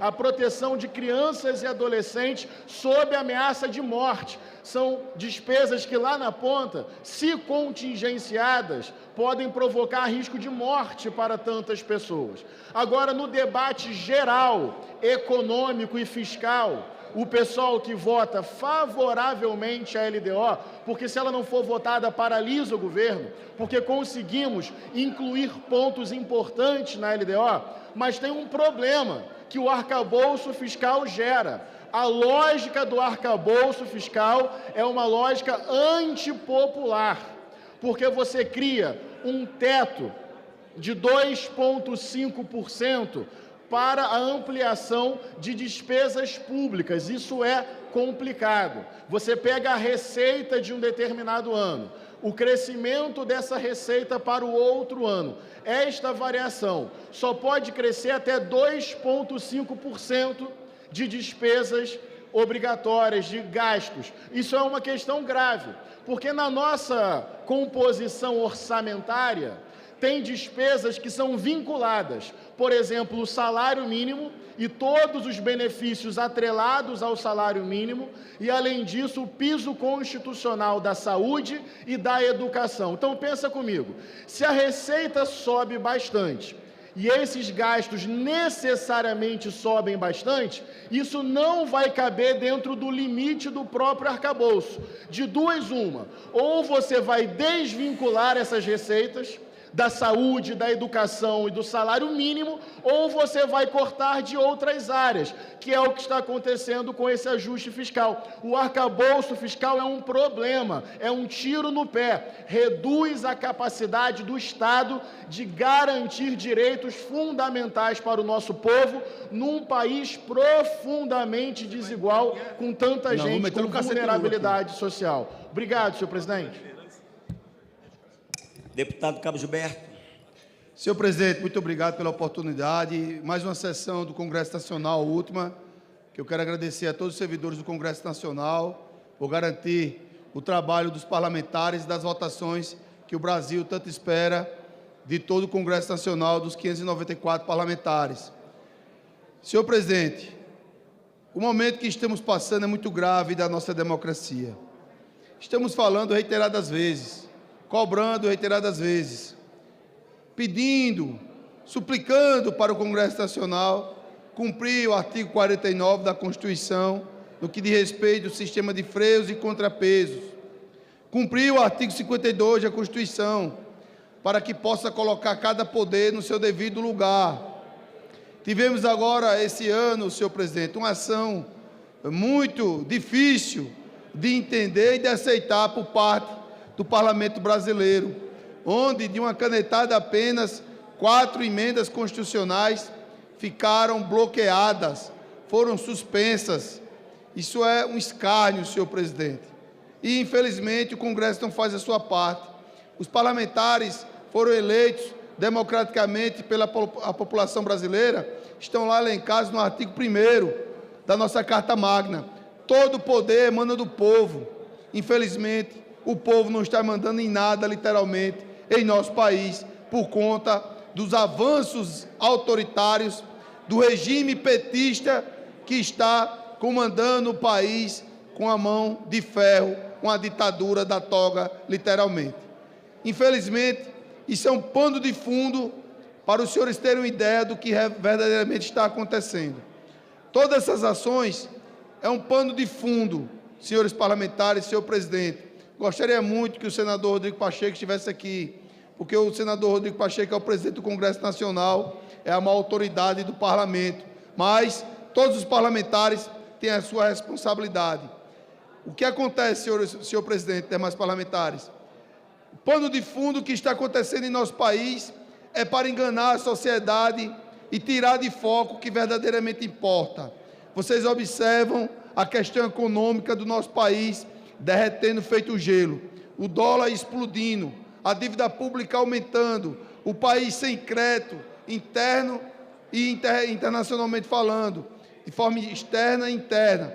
Nada do governo Lula dá certo. Fiz esse desafio já em 2 sessões consecutivas. Irei fazer, passarinho, na terceira, Júnior Amaral. Mostre-me uma ação do governo que deu certo nesses últimos 2 anos. Mostre-me uma promessa de campanha que o governo fez e realizou até o momento. Mostre só uma, 0, nenhuma. Tem a senhora Janja Palusa, que está aí esbanjando os recursos públicos, e eu quero ver agora todos os partidos dessa casa, todos os partidos sem exceção, para manterem a coerência, falarem o que está acontecendo. Está aí o governo avançando em direitos sociais, está aí o governo avançando em ações sociais que ajudam o povo diretamente, está aí o governo avançando no salário mínimo, está aí o governo avançando na economia do povo brasileiro, no poder de compra. Nada dá certo no governo Lula. Por quê? Porque é um governo fracassado, é um governo que não tem perspectiva de nada. Quem está dizendo isso não sou eu, são os grandes economistas do nosso país. 2 anos, o nosso país não aguenta mais de Lula. 2 anos, deputado Afonso. O Brasil vai continuar sangrando. Está sangrando, deputado Murilo, o senhor que é lá da Paraíba, como nunca na história. Nunca na história o Brasil sangrou tanto como agora. Infelizmente, não temos nada de bom para dizer aos senhores com relação a 2025, deputado Cajado. A situação é muito crítica, a situação é muito complicada. Novamente aqui os senhores fizeram um acordo com o descondenado Lula. O Congresso Nacional irá pagar um altíssimo preço no próximo ano, com todas as votações, carimbando as decisões que afrontam o que o povo brasileiro quer. Quer viver em harmonia, quer viver com dignidade, quer viver com a sua família, quer sustentar os seus filhos, quer avançar, quer se divertir. O povo brasileiro hoje está triste. Vai no supermercado, é o preço aumentando todos os dias. Não pode fazer o churrasquinho e a picanhazinha com a gordurinha, a cervejinha no final de semana, como o descondenado Lula assim o prometeu, enganou e mentiu o povo. E mentiu para o povo brasileiro, infelizmente. Muito obrigado, senhor presidente. Deputado Afonso Ramos, 1 minuto. Depois, Júnior Amaral. Presidente Marcos, queria primeiro dizer da importância dessa votação que estamos fazendo aqui na sessão Congresso. É importante para que a população saiba que nós estamos votando a Lei de Diretriz Orçamentária, estabelecendo as diretrizes. E aqui se estabelece que o governo não pode gastar mais, que o governo tem que fazer uma gestão efetiva de gastos. Hoje estamos à deriva do ponto de vista da economia, um desestímulo aos empreendedores, a geração de empregos que ainda temos, mas uma inflação muito alta e o dólar muito alto. Portanto, o governo federal tem que fazer o dever de casa. E esta aprovação da LDO nos dá a condição da diretriz e depois da LOA. Tem praticamente 3 trilhões de reais para fazer a gestão do país, na saúde, na educação, em todas as áreas. Portanto, o governo faça a sua parte. Senador Afonso, deputado Júnior. Presidente, a gente tem que registrar, a indignação com essa proposta que está sendo aprovada. Na verdade, o governo parece que tem o dom de apresentar propostas totalmente em desalinhamento com o que a população brasileira quer. E hoje, nessa celeridade toda, né, dessa semana, mais propostas nesse mesmo sentido. O governo se isola no seu próprio mundo, vira as costas para o povo, vira as costas para o mercado, que é quem acaba no seu regimento ali, né, conduzindo a economia, está assim totalmente também indignado e insatisfeito com as políticas econômicas. E o que acontece? A resposta na ponta da linha, dólar nas alturas, o alimento, o mais básico, subindo, a população indignada, a população mais pobre que os próprios petistas dizem defender. Propostas importantes, presidente, sendo tratadas aí, apesar desse desalinhamento com os anseios do povo, com a necessidade da economia, mas muito mais importante do que isso, a gente tem que tratar da pauta Provida. E o CONAMA está tramando apresentar no próximo dia 23 de dezembro, já numa data estratégica para eles, porque não teremos mais nós aqui para discutirmos e apresentarmos PDL para sustar a resolução, está tramando a resolução da morte, para liberar de vez o aborto em qualquer fase gestacional, em adolescentes até 14 anos. Presidente, nós aqui, representantes da vontade popular, representantes na essência, é que devemos tratar desse tema. E os assassinos de bebês têm dificuldade de enfrentar essa casa, porque sabem que por mais divergências que aconteçam, esse Congresso sempre disse não às pautas abortistas. O governo Lula, também estrategicamente, atuou para impedir que essa resolução fosse apresentada antes, para que não atrapalhassem, né, os seus anseios aqui nas pautas de final de ano, como a questão da reforma tributária e a própria LDO. Sabe a indignação que vai causar nos parlamentares e na sociedade brasileira, com mais essa tentativa de usurpar os poderes do Legislativo, assumindo para si uma função que não é dele, neste caso, claro, via conselho, tendo em vista que lá o governo indicou a metade dos seus representantes. Nós não admitiremos, presidente, e vamos combater a pauta da morte com todos os nossos esforços e alertando sempre a população brasileira, não deixem de cobrar os seus representantes que aqui estão. A pauta da vida é a pauta número 1, é a pauta prioritária, e nós não deixaremos ela de lado. Registro, e peço que registre, presidente, o meu pronunciamento para constar nos meios de comunicação dessa casa. Deputado Chico Alencar. Obrigado, presidente Marcos Pereira. Em 1 minuto, uma visão geral.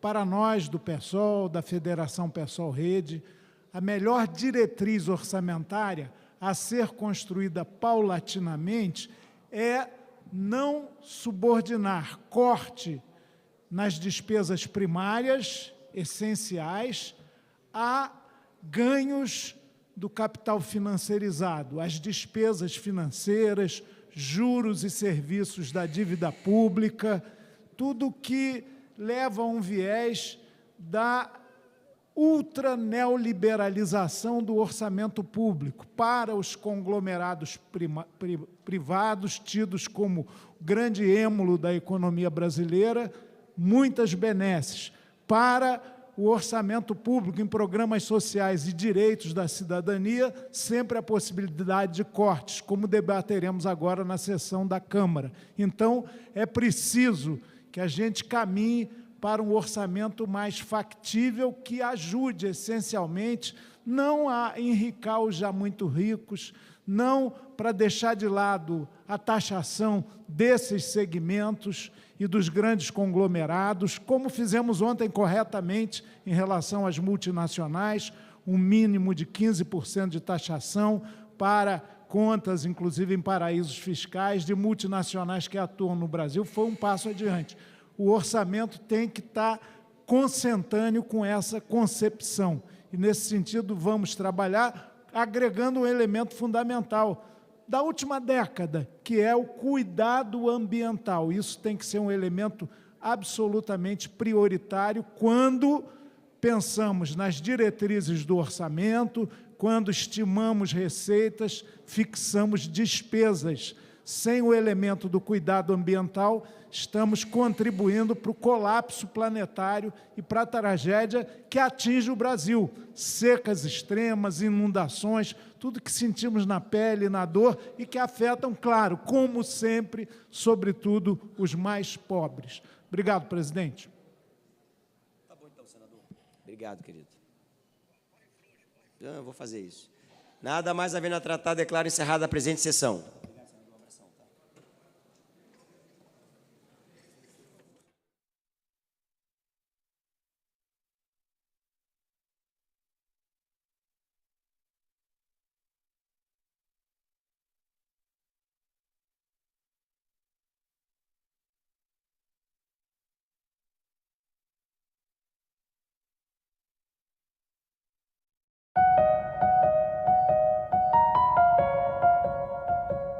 No Ceará, 85%. Em Sobral, 98% das crianças se alfabetizam.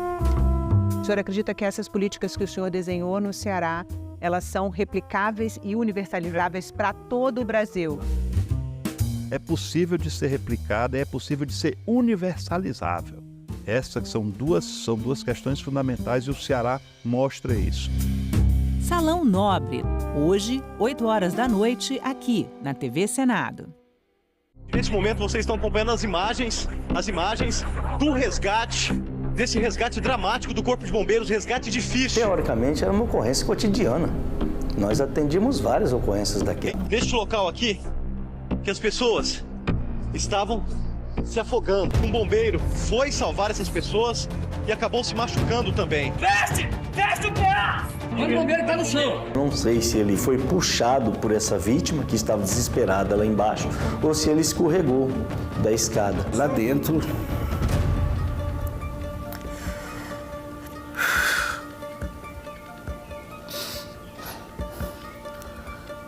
Lá dentro estava o bombeiro. Quando você vê o seu amigo de farda ali, fica complicado.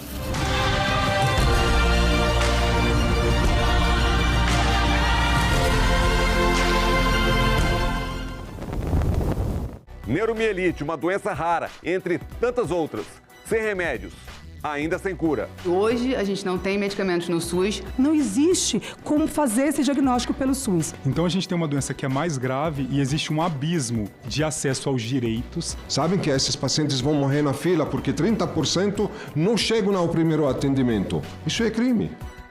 Em discussão, nesta quinta, 8 horas da noite, aqui na TV Senado. Para investigar no prazo de 130 dias, a crescente influência dos jogos virtuais em aposta online no orçamento das famílias brasileiras, além da associação com organizações criminosas envolvidas em práticas de lavagem de dinheiro. Pelo PL, reafirmando o acordo aqui da presidência ao senador Irã, vice-presidente do senador Alessandro, meu conterrâneo, e a relatoria da senadora Soraya, desejar êxito nesse trabalho da CPI, já que é um problema extremamente grave. Senhores senadores e senadoras que concordam com a indicação, permaneçam como se encontram. Está aprovado, então, a Comissão Parlamentar de Inquérito. Eu acho que nós vamos corrigir um erro que nós cometemos no passado, porque nós não aprovamos os cassinos físicos, que são mais rastreáveis, mais fiscalizáveis, que geram mais emprego, enfim, e nós colocamos cassinos dentro da casa das pessoas. Já havia um consenso entre nós que a nossa autora do requerimento, Soraya Tronic, seria a nossa relatora, então por isso chamo aqui a nossa Soraya para compor aqui a mesa. Eu fico muito feliz e muito segura com esse time. Já conversei também com o DG, o diretor-geral da Polícia Federal, o Dr. Andrei, que já irá disponibilizar agentes da Polícia Federal, delegados da Polícia Federal, para que nos auxiliem nas investigações. É importante que a gente tenha um foco muito centrado na questão da lavagem de dinheiro, porque os crimes todos se encontram na lavagem de dinheiro. E, senhora, eu tenho plena convicção que você, como relatora nesta comissão, nós teremos um grande relatório para o Brasil.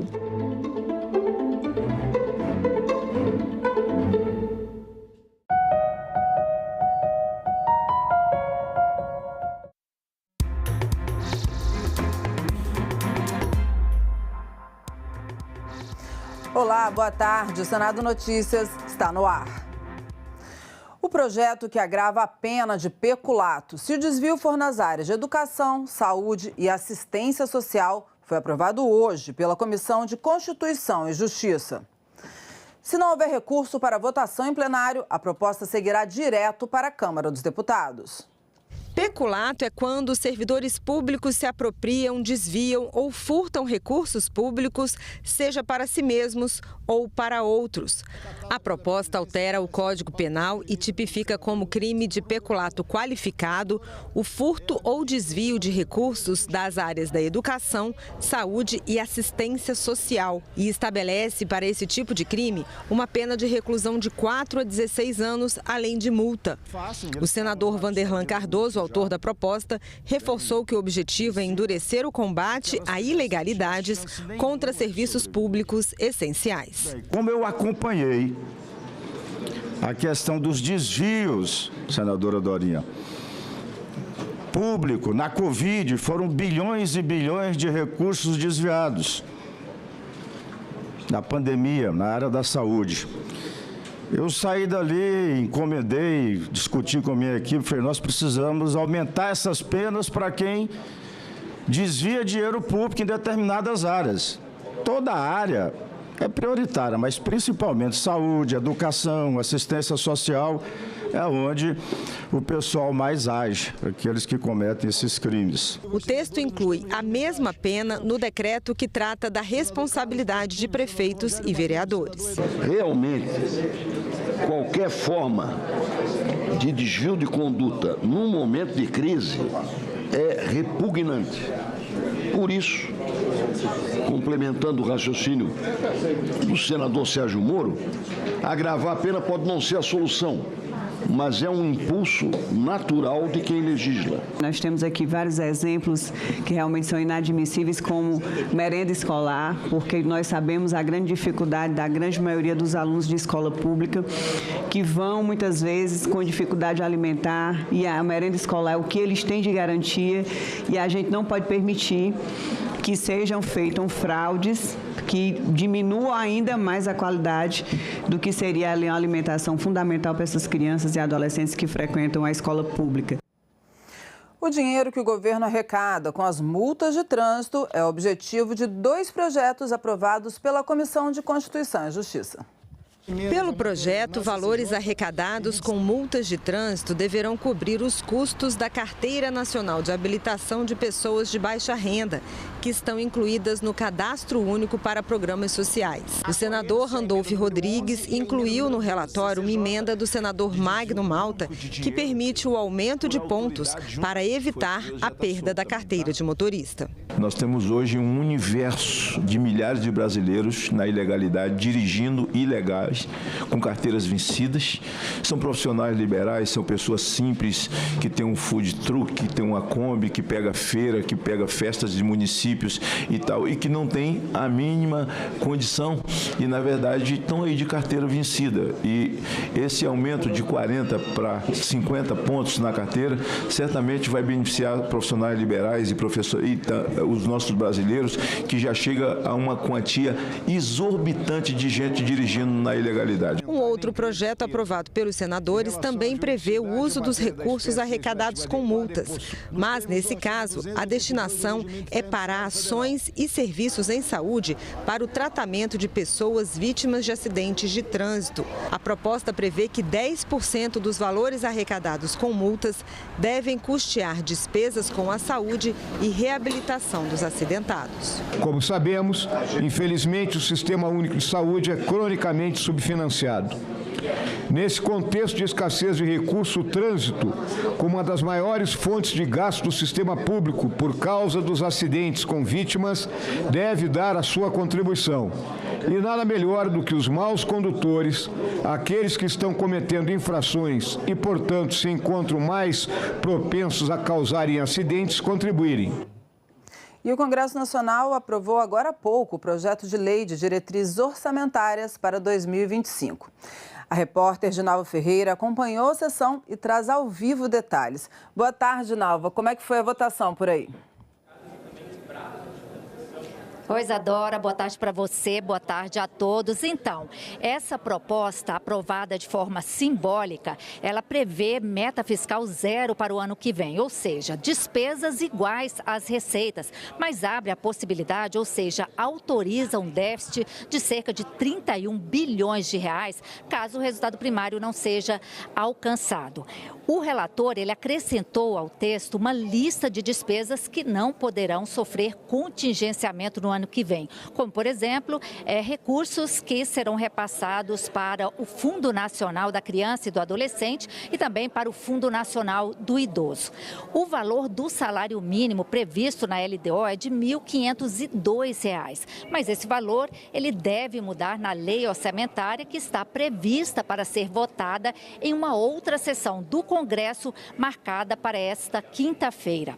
O valor, essa definição sobre o valor do salário mínimo, ela depende da aprovação de uma das propostas que fazem parte do pacote fiscal, ou seja, do pacote de corte de gastos apresentado pelo governo. A expectativa é de que essa proposta ela possa ser aprovada hoje mesmo, ou seja, votada, analisada hoje mesmo no plenário, uma sessão plenária da Câmara. Além da aprovação da LDO, Isadora, os senadores e deputados também aprovaram 14 projetos encaminhados pelo Executivo que abrem créditos no orçamento de 5,7 bilhões de reais. Esses 14 projetos, eles serão encaminhados agora para a sanção presidencial. É isso, Isadora, voltamos com você aí. Muito obrigada, Dinalva. A gente segue acompanhando daqui, né?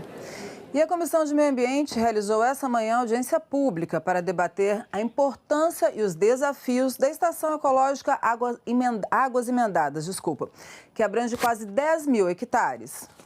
A estação abriga nascentes que alimentam duas das principais bacias hidrográficas da América do Sul, a Bacia do Tocantins-Araguaia e a Bacia do Paraná-Prata. A área preserva ecossistemas típicos do Cerrado, incluindo veredas, campos e matas, onde vivem espécies ameaçadas de extinção, como o lobo-guará e o tamanduá-bandeira. Nós estamos falando de um bem que eu falo para todo mundo, nós inventamos todo tipo de energia, solar, eólica, mais água. A água não tem como inventar até hoje, a ciência não foi capaz. Então, é um bem muito precioso e que nós temos que tratar com muita responsabilidade, entendendo esse patrimônio, esse bem tão precioso que nós temos aqui no nosso Distrito Federal. Apesar da importância, a Estação Ecológica Águas Emendadas enfrenta diversas ameaças, como o desmatamento, a urbanização e os incêndios florestais. Daí a necessidade da audiência pública, debater os principais desafios e procurar soluções para a conservação da estação. O diretor do Ministério do Meio Ambiente defendeu que a melhor forma de preservação é abrir as unidades de conservação para que as pessoas possam visitar. O Distrito Federal, todas as suas unidades de conservação que deveriam estar abertas à população são fechadas. Começando pela área militar de Formosa, passando pela reserva biológica da Contagem, que não deveria ser uma reserva biológica, não tem atributos de reserva biológica, tem atributos de parque, fechado. A Estação Ecológica do Jardim Botânica, fechada. A Estação Ecológica do IBGE, fechada.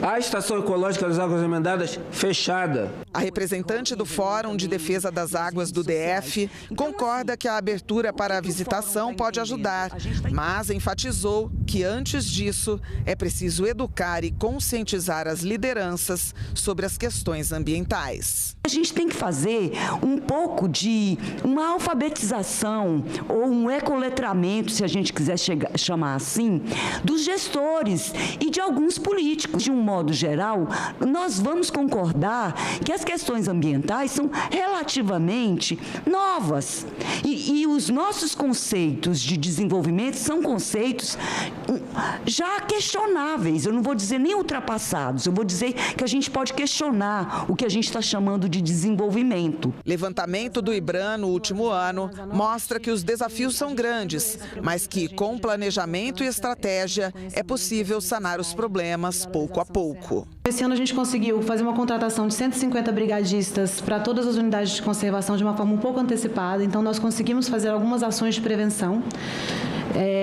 De prevenção de incêndios principalmente, então nós conseguimos fazer a queima controlada na unidade, na estação ecológica, nós conseguimos fazer um acero com o uso do fogo, tudo com os nossos brigadistas, e nesse ano que nós tivemos recorde de seca, um elevado número de focos de incêndio, temperaturas recordes, uma seca muito severa, nós conseguimos manter a estação ecológica de Águas Emendadas sem fogo. E nós ficamos por aqui. Você pode rever as reportagens desta edição na nossa página na internet, senado.leg.br/TV. Lembrando que logo mais às 14h tem sessão deliberativa no plenário do Senado. Obrigada pela companhia e até a próxima.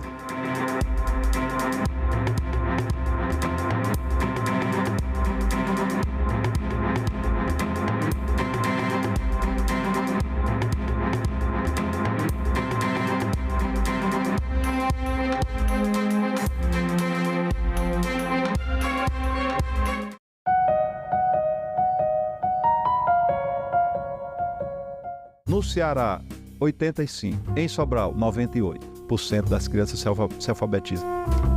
O senhor acredita que essas políticas que o senhor desenhou no Ceará, elas são replicáveis e universalizáveis para todo o Brasil? É possível de ser replicada, é possível de ser universalizável. Essas são duas questões fundamentais e o Ceará mostra isso. Salão Nobre, hoje, 20h, aqui na TV Senado. Todo mundo ter essa oportunidade de aprender já é muito bom.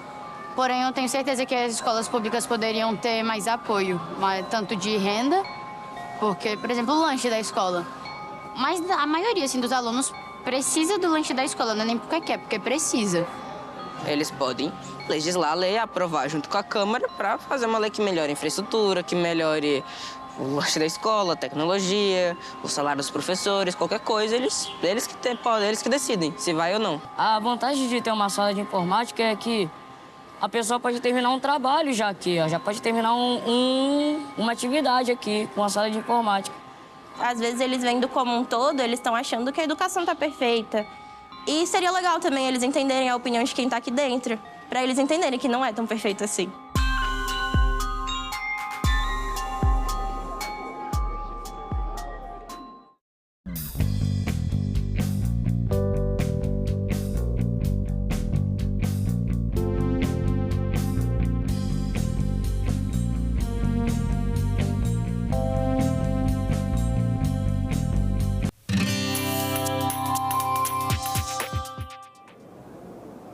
Olá, eu sou a Carla Benevides e este é o programa Argumento. A criação de exames nacionais de proficiência para médicos e dentistas foi aprovada na Comissão de Educação do Senado. O autor desses dois projetos é o senador Marcos Pontes, do PL de São Paulo, que está aqui conosco. Senador astronauta Marcos Pontes, muito obrigada pela sua presença aqui no programa. Eu que agradeço. Esse é um tema extremamente importante para a saúde pública no país. Tanto o exame de proficiência para médicos quanto para dentistas. Eu fiquei muito feliz hoje com essa aprovação. Pois é, explica pra gente, ele é similar à OAB quando um profissional, um estudante de direito termina a faculdade, ele faz a prova, geralmente ele faz a prova da OAB, né, para fazer parte ali do corpo de advogados. Vai ser mais ou menos isso, senador? De certa forma tem uma semelhança. Isso aí foi proposto pelo Conselho Federal de Medicina, assim como as associações de medicina e os conselhos regionais. Nós tivemos uma audiência pública, eu confesso que eu fiquei surpreso, né? No momento, eu lembro que eu sou engenheiro, não sou médico, então eu pedi uma audiência pública para tratar da qualidade e da quantidade dos cursos de medicina no país. E a partir daí vieram as informações, né? Falar assim, pô, tem um número muito grande de médicos no país, o que me parece bom, certo? E um número enorme de cursos de medicina. A gente só perde para a Índia em números de cursos de medicina, mas considera que a Índia tem uma população muito maior que a do Brasil. Aí vieram os problemas. Essa era a parte boa, vieram os problemas. A qualidade dos médicos formados. As escolas não têm tido capacidade de colocar, por exemplo, hospitais para treinamento. Não estou falando todos, mas um percentual considerável. A questão da residência médica também, os problemas. E a partir daí, essa ideia já havia no passado, ressurgiu, então, a partir do Conselho Federal de Medicina, a gente criar, então, essa prova de proficiência que atesta não só a qualidade do profissional formado, mas também a qualidade da escola. Isso é importante porque se profissionais que vêm sendo formados numa certa escola não têm obtido resultado adequado, essa escola tem que ser averiguada, tem que melhorar essa qualidade. Ou seja, isso vai contribuir como um todo, no final das contas, o objetivo é a saúde pública, melhorar o atendimento das pessoas, que você coloca a sua vida na mão do médico. Que houve um boom, né, senador, do número de cursos de medicina. Houve um aumento muito grande e eu não sei se houve um estudo em relação à qualidade dos médicos que estão sendo formados aí, após essa criação de várias universidades, de várias vagas aí para medicina. Exato. O Conselho Federal de Medicina, as associações, eles acompanham os casos, né, que muitos casos acabam na justiça, acabam sendo divulgados, né, eles vão acompanhando tudo isso, mas eles não tinham ainda, ou não têm ainda, porque a partir do momento que tiver esse exame, eles têm uma medida simples de se utilizar para ver a qualidade dos profissionais que estão sendo medidos. Eles fizeram alguns testes no passado e chegaram à conclusão que essa é a melhor solução agora. Resolve o problema totalmente? Não, não resolve, mas ajuda a mitigar o problema do impacto, vamos dizer, nesse gerenciamento de riscos aí, o problema do impacto. A probabilidade tem que ser nos cursos de medicina, ou seja, como que a gente vai melhorar esses cursos, como que a gente vai melhorar a distribuição de médicos no Brasil, o sistema como um todo, filas, etc. É uma outra questão que tem que ser cuidada também. Mas agora, para reduzir o impacto, o risco do impacto, que é uma pessoa pode morrer sendo tratada por um médico que não é habilitado completamente, ou não tem a qualidade que deveria ter, a pessoa pode ter sequelas grandes. Então, é importante, para proteger a saúde das pessoas, colocar esse curso. Só um adendo. Existe, na verdade, algumas ideias de se colocar provas sequenciais, né, durante o curso de medicina para isso. O Conselho não tem condições de fazer essas provas todas, por isso que se optou por uma prova só, no final, que consegue resolver o problema sem ter essa necessidade de várias provas. Ainda falta um ponto que nós temos na aviação e isso pode ser implementado no futuro para a medicina, que, por exemplo, eu como piloto, eu estou habilitado a pilotar, por exemplo, um avião comercial com 150 pessoas a bordo, mas isso não é para a vida toda. Eu sou habilitado, faço aquele ano, estou trabalhando aquele ano, daqui a um ano eu tenho que fazer novos cheques, né, como a gente chama, novos testes, para ver se eu continuo habilitado. Porque muda a tecnologia, muda a própria pessoa, envelhece, então a própria habilidade vai mudando. E essa é uma das ideias, talvez, se colocar exames com uma certa periodicidade, como existe nos Estados Unidos. Atualmente, senador, é assim, né? O médico, o dentista, eles se formam e aí eles já entram com um pedido nos conselhos federais das suas categorias, né, das suas profissões, e conseguindo o registro, ele já tem o direito de atuar. É isso? E se é assim, como ficaria com a proposta? No momento é assim. Não, eles se formam, conseguem o seu CRM e, a partir daí, pode atender pacientes. Eu falei com muitos médicos vamos dizer, de 40 anos de carreira, 50 anos de carreira, professores das melhores universidades, eles estiveram na nossa audiência pública e vai haver outra audiência pública na Comissão de Assuntos Sociais e é unânime entre eles. Assim, o profissional recém-formado, ele ainda não tem a experiência suficiente para tratar de muitos casos. Então, ele atendeu o paciente imediatamente, sem uma residência, ou sem ser qualificado realmente para isso, ou certificado, é um risco para as pessoas que estão sendo atendidas. Lembrar que quando a gente chega no médico, nós colocamos a nossa vida, literalmente, na mão desse profissional. Então, é importante que se tenha isso. Eu entendo o pensamento dos jovens formados e eu quero entrar já no mercado, começar a ganhar dinheiro dentro disso, mas lembrar que a vida das pessoas é o que vale mais, né? E esse é o tipo de profissão que é quase como um sacerdócio, a pessoa tem que se dedicar muito para aquilo lá e ela tem que ter aquela responsabilidade e a ética de fazer o melhor, sempre. Porque na mão delas está a saúde de pessoas, crianças, pessoas de idade, então é importantíssimo isso.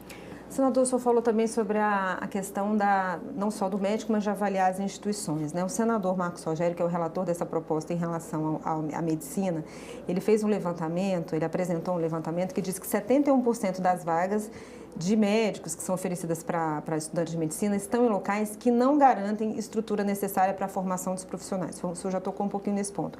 E a senadora professora Dorinha, que é a relatora no caso do projeto da odontologia, ela fala isso, que o exame pode favorecer uma melhoria da instituição. Como é que o senhor avalia as instituições recebendo essa informação de que vai haver aí uma avaliação, um exame nacional? Como que eles devem, que melhorias isso pode reverter para essas instituições? Imediatamente avaliar, uma autoavaliação, vamos dizer assim, dos seus resultados, de como estão os seus cursos, as capacidades dos cursos. Lembrar que a competência médica odontológica não é só conhecimento, não é como você só estudar, assistir uma aula, estudar num livro. Você tem que ter habilidade também. Então, existe uma necessidade de uma infraestrutura, um hospital onde eles possam treinar. A atitude médica também que você ganha com a experiência, com o tratamento das pessoas.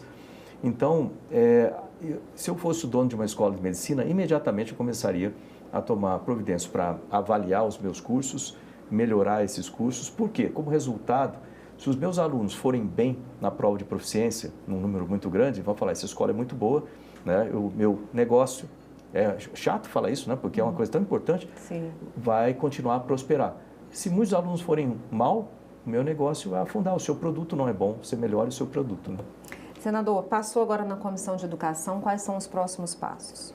Agora vai para a Comissão de Assuntos Sociais, de forma terminativa, e então ali nós vamos ter outra audiência pública, nós fizemos audiência pública na educação, agora vai ter outra audiência pública nos assuntos sociais, e nós temos vamos dizer assim, um apoio em massa da comunidade médica no Brasil, assim como na comunidade odontológica, que entendem, trabalham no dia a dia, então entendem disso. Eu tenho certeza que a opinião desses especialistas que estão ali na linha de frente vai ajudar a convencer os senadores a aprovar o mais rápido possível, que cada dia que a gente atrasa, um erro médico pode matar uma pessoa.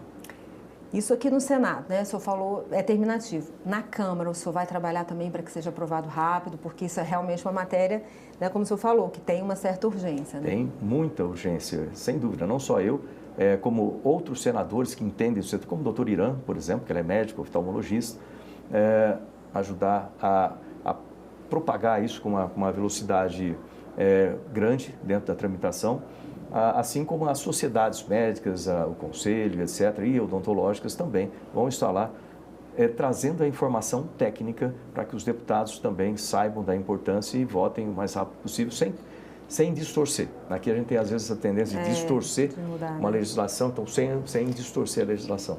E passando, sendo aprovada e sancionada pelo presidente da República, é um projeto que tem aplicação imediata ou ainda precisa que os conselhos se preparem? Como é que é essa parte? O Conselho Federal de Medicina, ele já tem, inclusive fez alguns testes anteriormente, então ele já tem, vamos dizer, a estrutura preparada para começar a aplicar esses testes. Lógico que as pessoas que já foram formadas não têm que passar por isso, então os que estão em formação. Quem fez o revalida, ou quem fizer o revalida também, não precisa fazer, já funciona como um teste dessa forma. E o Conselho vai ter condição de, muito brevemente, vamos dizer, logo na sequência, dar início a esse novo procedimento, o que vai nos ajudar bastante. Basta você pensar na situação de você chegar numa emergência médica, por exemplo, e você vai ter certeza que aquele profissional que está te atendendo, ele foi formado, avaliado, checado, é uma pessoa capaz de tratar com toda qualidade aquele seu problema ou o problema de alguém da sua família. Tá certo, senador. Obrigada aqui pelos seus esclarecimentos. Obrigado a vocês. E eu agradeço a você também que nos assistiu. Se você quiser rever esse programa, é só acessar o nosso site, senado.leg.br/tv, ou acessar o nosso canal no YouTube. Obrigada pela sua companhia e até o próximo argumento.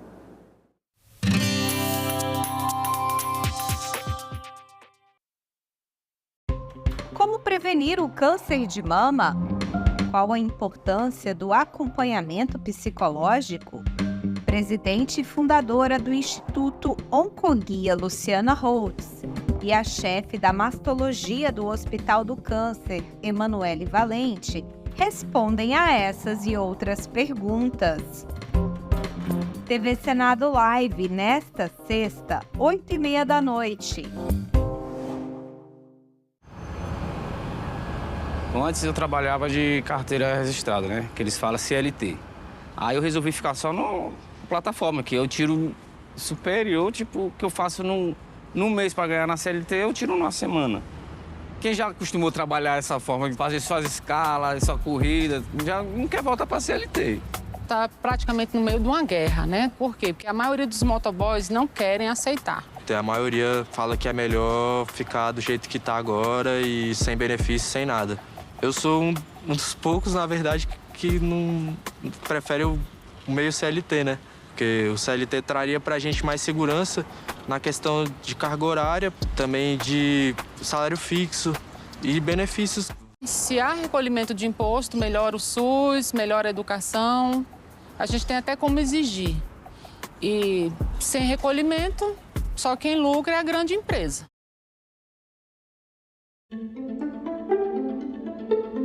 Iniciamos a nossa primeira parte da nossa reunião com o comparecimento de Sua Excelência, o senhor Ricardo Lewandowski, que vem a esta comissão fornecer informações referentes ao período de sua gestão sobre os planos e metas do Ministério da Justiça e Segurança Pública. A partir desta constatação, que o crime e a criminalidade não é mais local, mas é nacional e até transnacional, nós entendemos que chegou o momento de nós constitucionalizarmos o Sistema Único de Segurança Pública.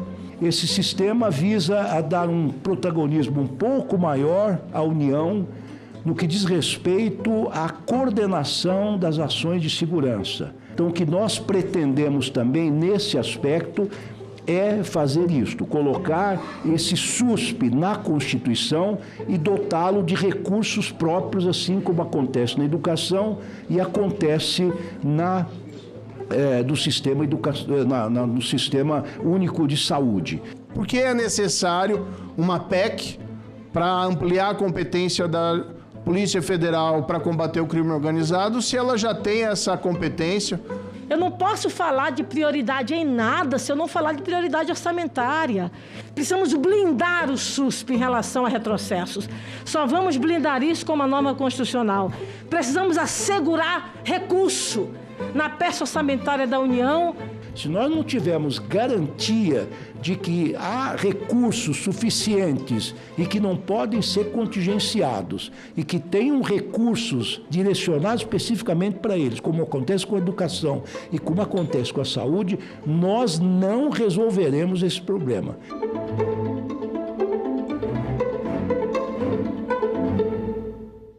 Neuromielite, uma doença rara, entre tantas outras, sem remédios, ainda sem cura. Hoje a gente não tem medicamentos no SUS. Não existe como fazer esse diagnóstico pelo SUS. Então a gente tem uma doença que é mais grave e existe um abismo de acesso aos direitos. Sabem que esses pacientes vão morrer na fila porque 30% não chegam ao primeiro atendimento. Isso é crime. Em discussão, nesta quinta, 8h da noite, aqui na TV Senado. Agora é lei. Mulheres vítimas de violência serão acolhidas em locais exclusivos nos serviços de saúde conveniados ou próprios do Sistema Único de Saúde, o SUS. Com a nova regra, as vítimas têm direito a salas que garantam privacidade e restrição do acesso de terceiros não autorizados pela paciente, em especial o do agressor. O Senado votou, agora é lei.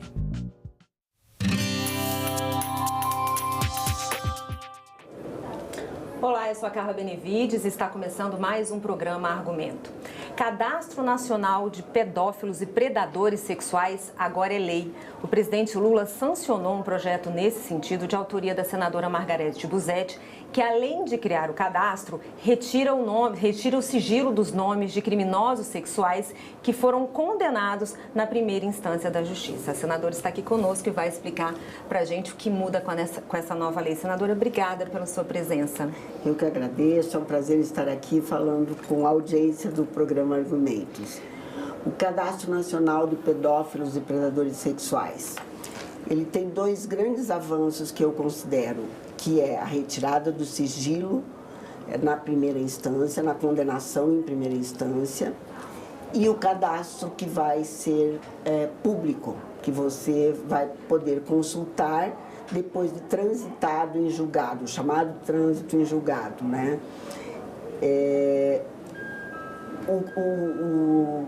A primeira instância a consulta processual. Quer dizer, você pode consultar em qualquer momento. É como se fosse aquele antecedente criminal que a gente às vezes consulta. É um processo que ele teve uma condenação, ele vai ficar ali para você consultar. Houve uma condenação, então fica ali como é um crime que ele cometeu e ele foi condenado e vai permanecer ali, mesmo que ele saia do Cadastro Nacional. Entendi. Porque o Cadastro Nacional, ele vai ser, depois de transitado e julgado, e permanecerá durante o cumprimento da pena. Quando ele termina o cumprimento da pena, sai do Cadastro Nacional, porém, em primeira instância, ficará para consulta nos TJs dos estados. Então, a consulta processual naquela situação da primeira instância, quando eles forem condenados. Para o Cadastro Nacional, vão os criminosos condenados com trânsito em julgado, é isso? Isso, exatamente. Atualmente, isso não acontece, né, senadora? Por quê? Não, nem na primeira instância e nem temos um cadastro público, porque diziam que era para proteção da vítima, né? O nosso código é de 1940, então ele está bem ultrapassado e com a intenção de proteger a vítima, que todo mundo fica sabendo quem é, se protege o agressor, se protege o estuprador e o pedófilo.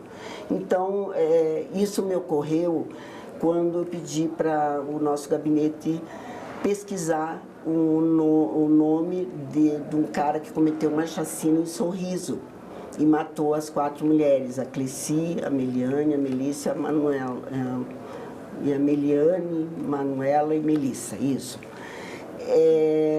Ele matou e estuprou as 4.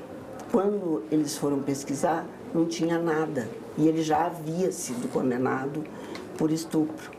Eu falei, mas como não tem nada? O crime sexual corre em segredo de justiça. Eu falei, não é possível. Mas como que corre em segredo de justiça? Então vamos mudar isso. E aí começamos a pesquisar e a fazer a lei, porque você concorda comigo que o simples fato de você ter a chance de pesquisar no TJ, um antecedente, não é antecedente criminal, é um crime que está lá, que ele cometeu e você vai no processo, você pode pesquisar. Se ele cometeu esse crime, você não vai levar para dentro da sua casa. Você vai proteger seus filhos, você vai se proteger. Agora, se você não tem nada, é isso que eu falei, você não sabe com quem você está andando. E isso é permitido em outros tipos de crimes? É só nos crimes sexuais é que não pode? Todos os crimes. Lá você pesquisa se ele roubou, se ele matou, se ele é um traficante. Tudo você pode pesquisar. Está lá como um crime cometido, né? No processo dele. Crime sexual, não. Agora me escuta. Por que essa proteção? Quer dizer, como que não se atentaram para tirar antes? Como que a justiça mesmo não trouxe algum senador, né? Isso está errado.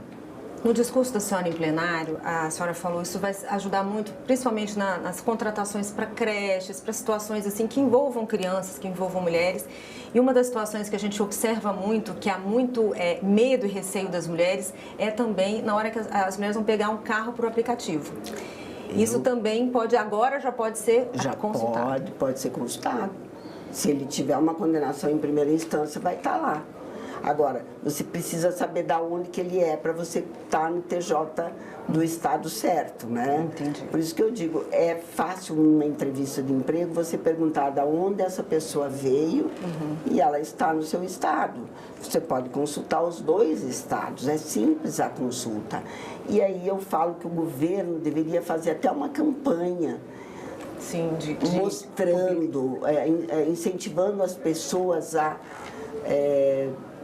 pesquisarem para se proteger, porque um pedófilo não pode circular no meio de crianças.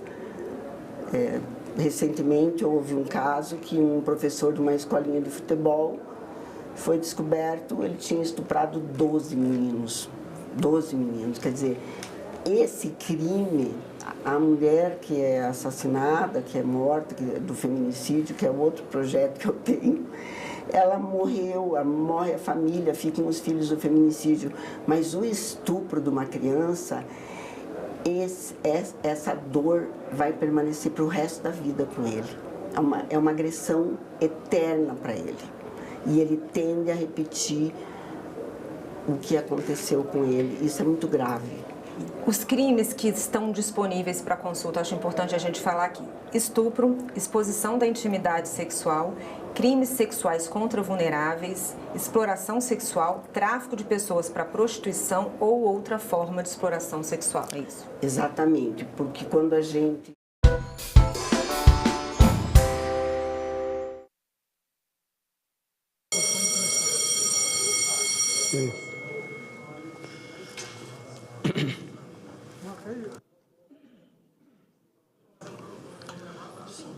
Sessão deliberativa ordinária, dia 18/12/2024.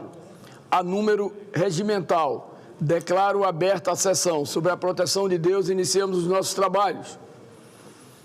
As senadoras e os senadores poderão se inscrever para o uso da palavra por meio do aplicativo digital, por lista de inscrição que se encontra sobre a mesa ou por intermédio dos totens disponibilizados na mesa. A presente sessão deliberativa ordinária é destinada à apreciação das seguintes matérias, já disponibilizadas em avulsos eletrônicos e na ordem do dia eletrônica de hoje. Proposta de emenda à Constituição número 18/2024, da senadora Tereza Cristina e outros senadores.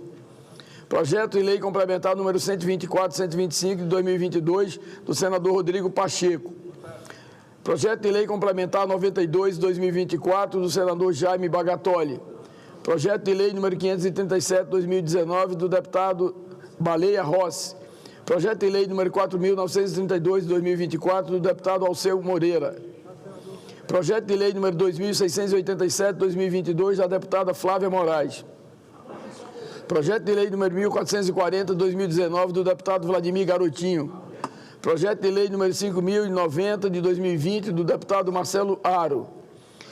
Emenda da Câmara dos Deputados ao projeto de lei 480 de 2020, do senador Flávio Arnes, e projeto de decreto legislativo número 361 e 271 de 2024, da Comissão de Relações Exteriores e Defesa Nacional da Câmara dos Deputados. Passamos aos oradores inscritos, que terão prazo de 10 minutos para o uso da palavra. Como primeiro orador inscrito, não estando presente o senador Jorge Cajuru, senador Esperidião Amin, senador Plínio Valério. Bom, passo já a palavra ao senador Cleitinho. Vossa Excelência dispõe de 10 minutos. Antecipando então, senador Cleitinho, passo a palavra ao senador Paulo Paim, do PT do Rio Grande do Sul. Vossa Excelência dispõe de 10 minutos. Chico Rodrigues, muito obrigado, e agradeço ao senador Cleitinho e o senador Girão, que também, que na sequência seria ele. E eu seria o terceiro hoje, mas como eu expliquei que eu me despedi da presidência da CDH, que completou 2 anos, né? E como eu retorno para o Estado e não concorro mais, eu não serei mais presidente, nem daqui a 2 anos.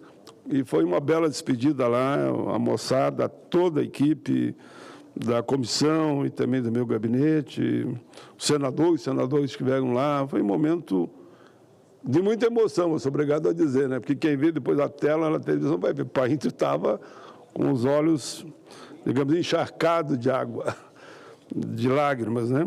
Mas, presidente, eu quero iniciar já agradecendo ao presidente Rodrigo Pacheco, que no dia de ontem botou extra pauta a votação da MP 1254, de interesse direto do Rio Grande. Agradeço os relatores, senador Fernando Farias e o senador Jaime Campos. Um foi ad hoc e o outro é que tinha feito o parecer. O presidente Rodrigo Pacheco, uma vez provocado, encaminhou a votação ontem no encerramento da sessão. A medida provisória 1254 abre crédito especial em favor de operações de crédito no valor de aproximadamente 2 bilhões de reais para o estado do Rio Grande do Sul, em função da calamidade que todos vocês acompanharam. O crédito será utilizado para enfrentar as consequências de desastres naturais no estado do Rio Grande, incluindo apoio financeiro, operação de custeio, investimentos e também para o setor da indústria e para a agropecuária. Importantes medidas para o fortalecimento, inclusive, da agricultura familiar. Os recursos são destinados a subvenções, ou seja, apoio financeiro, sob forma de desconto nas operações de crédito. E também para a prorrogação de parcelas vencidas e vincendas de crédito rural. Os recursos trarão um alívio financeiro para os produtores rurais reconstruírem suas propriedades e recomeçarem a partir da grande tragédia que assolou o meu estado. Então, fica aqui meu agradecimento. O presidente Lula assinou e mandou para cá, e essa casa, de pronto, já aprovou ontem à noite. Fica aqui meus agradecimentos a todo o Senado e também, naturalmente, à Presidência da República por esse aporte de recursos. Senhor presidente, estamos chegando no fim do ano e sempre faço um pequeno balanço político do meu trabalho no ano. E aqui reservo um momento para refletir um pouco sobre o mandato, a conjuntura e os dramas que, infelizmente, atravessamos no Rio Grande do Sul com as chuvas. É nosso papel, como senadores da República, estar sempre fiscalizando, apresentando projetos, ideias, com a responsabilidade que o nosso cargo exige. Debater e votar propostas que impactam diretamente a vida do brasileiro. Nós representamos os nossos estados de origem, mas defendemos todo o povo brasileiro, porque eu sempre digo que uma lei aprovada aqui não é só para o meu estado ou para outro estado. Uma lei aprovada repercute em todo o país. Nosso trabalho nas comissões temáticas tem sido fundamental para que depois as matérias sejam aprovadas aqui no plenário. Falo em comissão temática, tenho a honra de presidir a Comissão de Direitos Humanos, que fiz a minha despedida hoje, onde nos dedicamos às causas que promovam a dignidade humana. Presidi também a Comissão Externa do Senado, que acompanhou os impactos da tragédia climática no meu Rio Grande. Um momento em que o apoio à nossa população foi fundamental. O que o Senado deu, o que a Câmara deu, que o Executivo deu, que o governador do Estado deu e que os deputados estaduais e federais também o fizeram. Chuvas intensas, inundações devastadoras, dando extensos, infelizmente, prejuízos, chocando ao país e o mundo o que aconteceu no meu Rio Grande. Foram 187 mortos, 27 desaparecidos, mais de 80% da economia gaúcha prejudicada, 90% dos municípios gaúchos atingidos. O governo federal destinou até o momento em torno de 100 bilhões de reais para reconstruções. Realmente, até o momento, lá na ponta, lá onde tem que chegar, já tem 45 bi pagos. E os outros, naturalmente, passo a passo, está sendo feita a devida entrega. A solidariedade marcou, senhor presidente, a resposta com mobilizações em todo o país, organizações voluntárias, Forças Armadas, governadores, prefeitos, enfim, houve um verdadeiro mutirão a nível nacional para ajudar o Rio Grande. Senhor presidente, senhoras e senhores, contribuímos diretamente para a elaboração e aprovação do orçamento da União, papel fundamental para a definição das despesas e receitas do governo federal. Acho importante, eu que estou há quase 40 anos no Congresso, nós termos terminado a votação da reforma tributária. Perfeita, ninguém vai achar que é uma lei perfeita. Não é perfeita, mas é importante que ela aprimorou a reforma, a questão tributária que estava em debate há mais de 40 anos. Senhor presidente, nossa atuação tem se firmado na defesa dos direitos humanos, dos direitos trabalhistas e das causas sociais. Estamos comprometidos a combater o racismo, a discriminação, os preconceitos, enfrentar a fome, a miséria, a pobreza e avançar para melhorar a qualidade de vida de todos. Tenho orgulho de dizer que, quando cheguei aqui, o salário mínimo, ainda na Constituinte, era $60. Avançamos, até ter uma política de inflação mais PIB, e hoje o salário mínimo ultrapassa os $300. Nosso objetivo é promover a igualdade do direito para todos, respeitando a diversidade na nossa sociedade. Trabalhamos com dedicação para que o Brasil seja moldado por políticas humanitárias, para que a nossa como cidadã seja implementada, respeitada na sua plenitude. Acreditamos que a razão maior da nossa atuação na política é a incessante busca por melhorar a qualidade de vida das pessoas em todas as dimensões. Nesse contexto, destaco apenas alguns projetos que entendemos relevantes, onde eu fui autor ou relator: política de Alzheimer, política nacional de cuidados, política nacional de população de rua, cotas em concursos públicos e nas universidades, suspensão da dívida do Rio Grande do Sul, reconhecimento do Estado em calamidade pública devido aos eventos climáticos no nosso Estado, medidas protetivas para as pessoas idosas com deficiência, vítimas de violência, combate ao trabalho escravo em transações nacionais e internacionais, segunda via de identidade gratuita para os idosos em situação de pobreza. Trabalhamos muito para garantir que 20 de novembro fosse feriado nacional em todo o país, como é, por exemplo, nos Estados Unidos, em homenagem a Martin Luther King. Aqui é 20 de novembro, Dia da Consciência Negra e Zumbi dos Palmares. Trabalhamos muito na formação de profissionais de apoio a estudantes com deficiência. Trabalhamos muito na reserva de 30% das vagas no Legislativo para mulheres. Conseguimos destinar, por meio de emendas, 70 milhões para 225 municípios gaúchos. Num outro momento, mais 66,1 milhões em recursos extras. Com isso, atendemos 497 municípios do Rio Grande, independente da questão partidária. Todos os municípios receberam, claro, não uma quantia vultuosa, mas 300, 400, 500, as comunidades quilombolas também receberam, e também, naturalmente, eu dei um carinho especial para as cidades atingidas.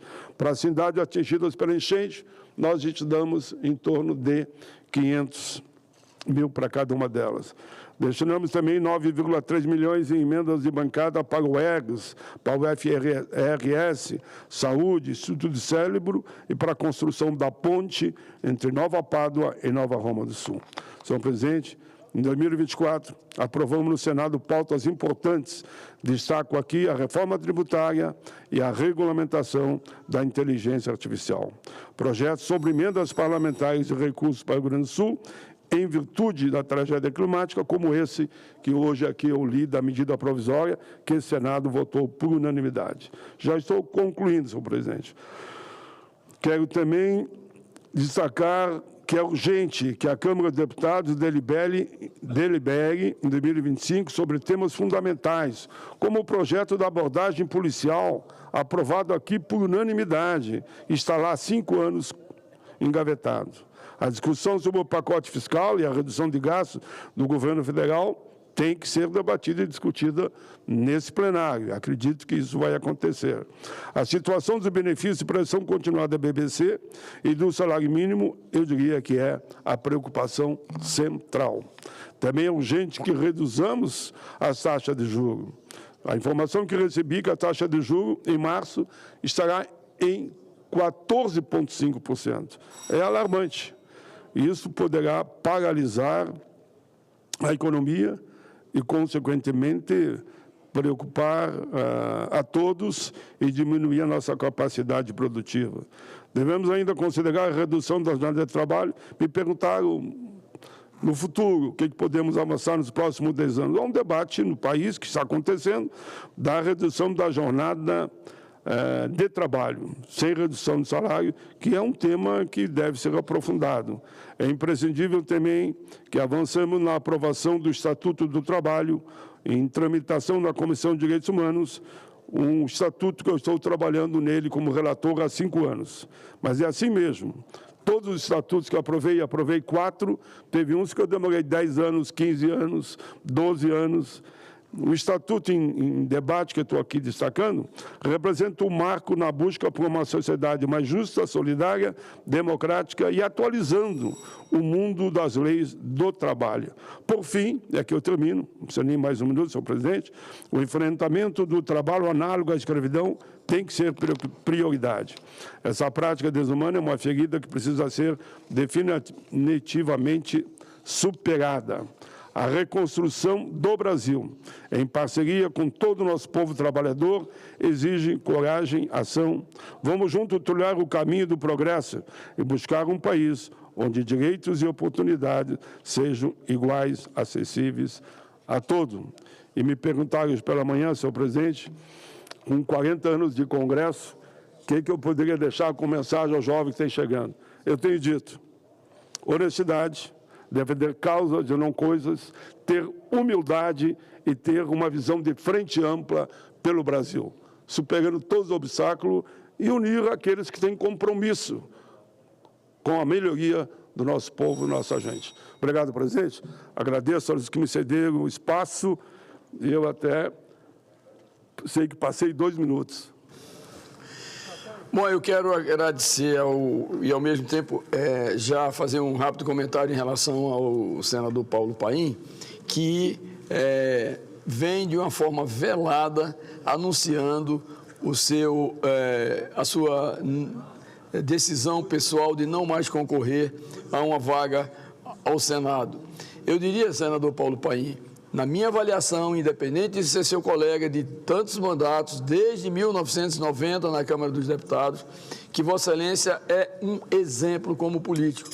E que Vossa Excelência, mais do que isso, Vossa Excelência é, para o Rio Grande do Sul, né, uma peça de absoluta importância pela confiabilidade, pela lealdade, acima de tudo pela dedicação que tem ao Estado do Rio Grande do Sul, que é seu Estado de origem e o Estado aqui que com tanto brilhantismo representa.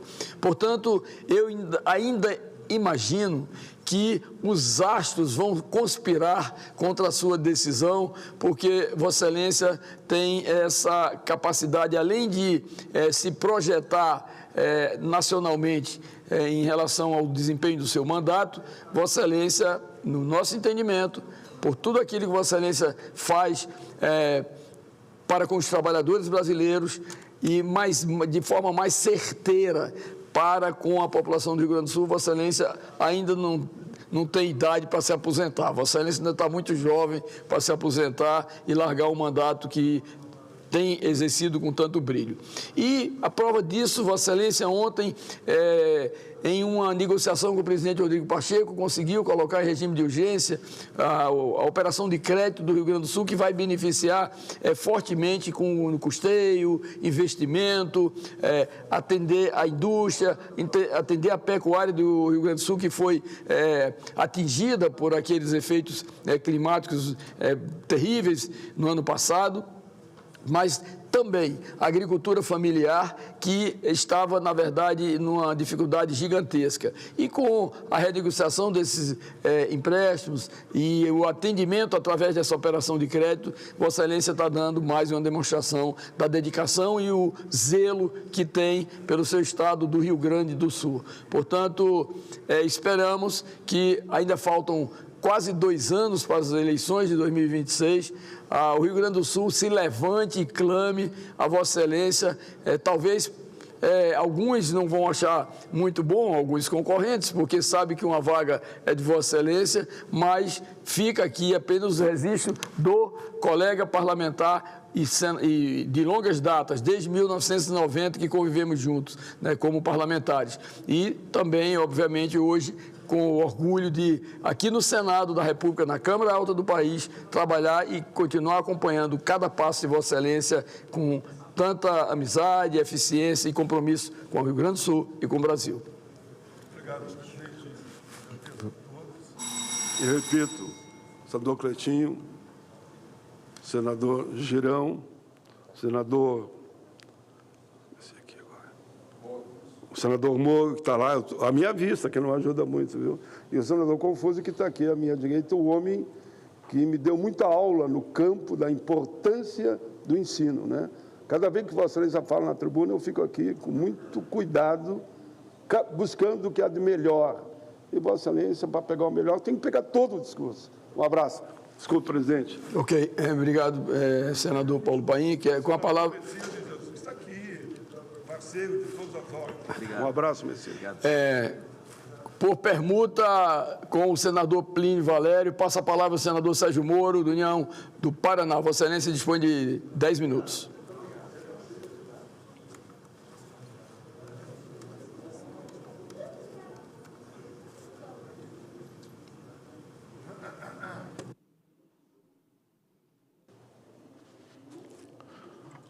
Bom dia, presidente, senador Chico Rodrigues, fazendo aqui às vezes, senador Messias, senadores presentes aqui no plenário, senadoras. Hoje nós votamos na Comissão de Fiscalização um projeto extremamente importante que fecha bem o ano. É o 2914-2022, relator o senador Isalci Lucas, que é um projeto até que veio já da Câmara, e foi aprimorado pelo relatório do senador Isalci. Algumas emendas que apresentei foram, inclusive, também aprovadas, acolhidas, que visa regulamentar a profissão do lobby. E existe, às vezes, um mau entendimento sobre essa questão, no sentido de que o objetivo de um projeto da espécie seria simplesmente liberar a atividade. Na verdade, não fechamos os olhos. A atividade do lobby, a representação de interesses junto ao Congresso, junto ao Poder Executivo e até mesmo junto ao Poder Judiciário, ele existe. A melhor forma de evitar que haja distorções no exercício dessa representação é que ela seja regulada, que ela seja trazida à luz, que ela seja tratada com absoluta transparência. E o projeto, ele ainda vai para a CCJ e poderá ser, inclusive, receber sugestões por parte da sociedade civil e de outras entidades, mas acerta em vários pontos, criando, por exemplo, um cadastro público desses representantes, estabelecendo regras de transparência, tanto para eles como igualmente para as autoridades que receberem esses representantes de interesse, e regulando algo que é essencialmente importante, que são os limites dessa representação, até onde ela pode ir. É claro que jamais pode ser permitido que, através da atividade de lobby, se pague, por exemplo, suborno ou alguma espécie de propina a qualquer autoridade pública. Isso aí, daí, propriamente, não é lobby, isso aí é corrupção, inclusive tipificada no nosso Código Penal, no caso da corrupção ativa, o artigo 333 do Código Penal. Agora, o projeto, ele regula uma parte muito importante, que é a parte dos presentes, né? Colocando lá o que pode ser, eventualmente, dentro da atividade do lobby, admitido que seja dado ou presenteado uma autoridade pública, estabelecendo um limite de valor para que esses presentes não possam ter um valor elevado e também distinguindo, olha, pagar um almoço, entregar um brinde, às vezes até empresas, né, comparecem aqui ao Congresso, entregam brindes com marcas das suas próprias empresas, sempre de valores módicos. Esse tipo de conduta não é algo que contraria a legislação penal. Então, foi um bom momento do Parlamento, em 2 anos que foram muito ruins para a prevenção e para o combate à corrupção. No governo Lula, nós sabemos que há quase uma incompatibilidade se falar em combate à corrupção e prevenção à corrupção dentro desse governo. Aliás, como tenho reiterado, né, esse governo tem feito de tudo possível para desmontar todo o sistema de prevenção e de combate à corrupção, o que é ilustrado, inclusive, pela sua voracidade no loteamento político dos cargos públicos, político-partidário, quando foi contra a lei das estatais e obteve ali um favor do Supremo Tribunal Federal Brasileiro, que suspendeu a lei por mais de 1 ano e ainda manteve a validade das nomeações feitas em contrariedade à lei. Essas também anulações de condenações criminais feitas por parte do nosso judiciário, é evidente que constituem um sinal extremamente ruim para a prevenção e combate à corrupção no Brasil. Claro que são decisões judiciais, mas não há nenhuma dúvida de que isso se faz sob, de certa forma, as bênçãos deste governo federal. Não é à toa que o Brasil tem recebido, senador Girão, avaliações negativas por parte de organismos internacionais. O Grupo Antissuborno da OCDE fez um relatório sobre o que eles chamam de aplicação da lei contra a corrupção no Brasil, extremamente negativa. O GAFI, que é o órgão internacional que traça parâmetros de prevenção e combate à lavagem de dinheiro, igualmente fez a avaliação no Brasil esse ano, e a conclusão da avaliação mútua que os países fazem entre si na avaliação do Brasil, a parte que eles chamam de enforcement, de aplicação da lei de lavagem, é também igualmente extremamente negativa, quase que pintando um cenário de terra arrasada. E aí você tem um sistema de prevenção à lavagem que muitas vezes detecta as operações suspeitas, mas você não tem a segunda parte, que é uma parte efetiva de investigação e principalmente de aplicação da lei de lavagem com as condenações criminais. Bem, para não dizer que esses 2 anos também passaram em branco, cabe igualmente registrar um projeto que foi aprovado aqui no Senado, esse da minha autoria, e que agora se encontra ali na Câmara dos Deputados, que não é propriamente dirigido especificamente à prevenção e combate à corrupção, mas sim ao combate às fraudes no mercado de valores mobiliários, ali no mercado de ações. Ele foi inspirado, esse projeto, no escândalo das lojas americanas, uma fraude ali de 40 bilhões de reais nos documentos e dos balanços da empresa, enganando os acionistas, enganando os investidores, trazendo aí prejuízos enormes para os acionistas, para as ações, para todos aqueles que giram em torno da empresa. E o projeto foi apresentado para criar aqui um sistema de prevenção baseado naquela ideia do whistleblower, assim como eles têm lá nos Estados Unidos, junto à SEC americana, que é equivalente nosso à CVM, um órgão encarregado de receber denúncias, proteger os denunciantes e recompensar os denunciantes sobre fraudes dentro do mercado de ações, dentro do mercado imobiliário, que é a forma que tem se mostrado mais eficiente para identificar esse tipo de problema.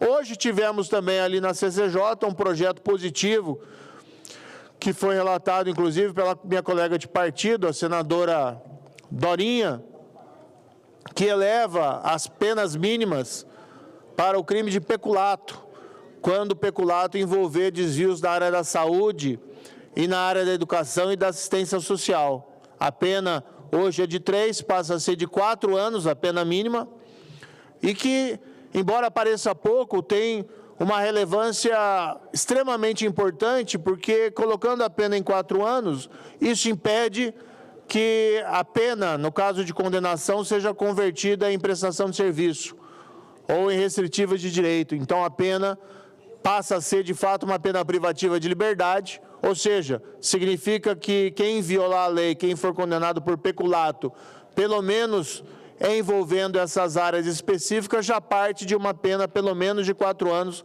o que significa que ele vai para a prisão e não vai simplesmente ficar por aí prestando alguma espécie de serviço social ou entregando cestas básicas.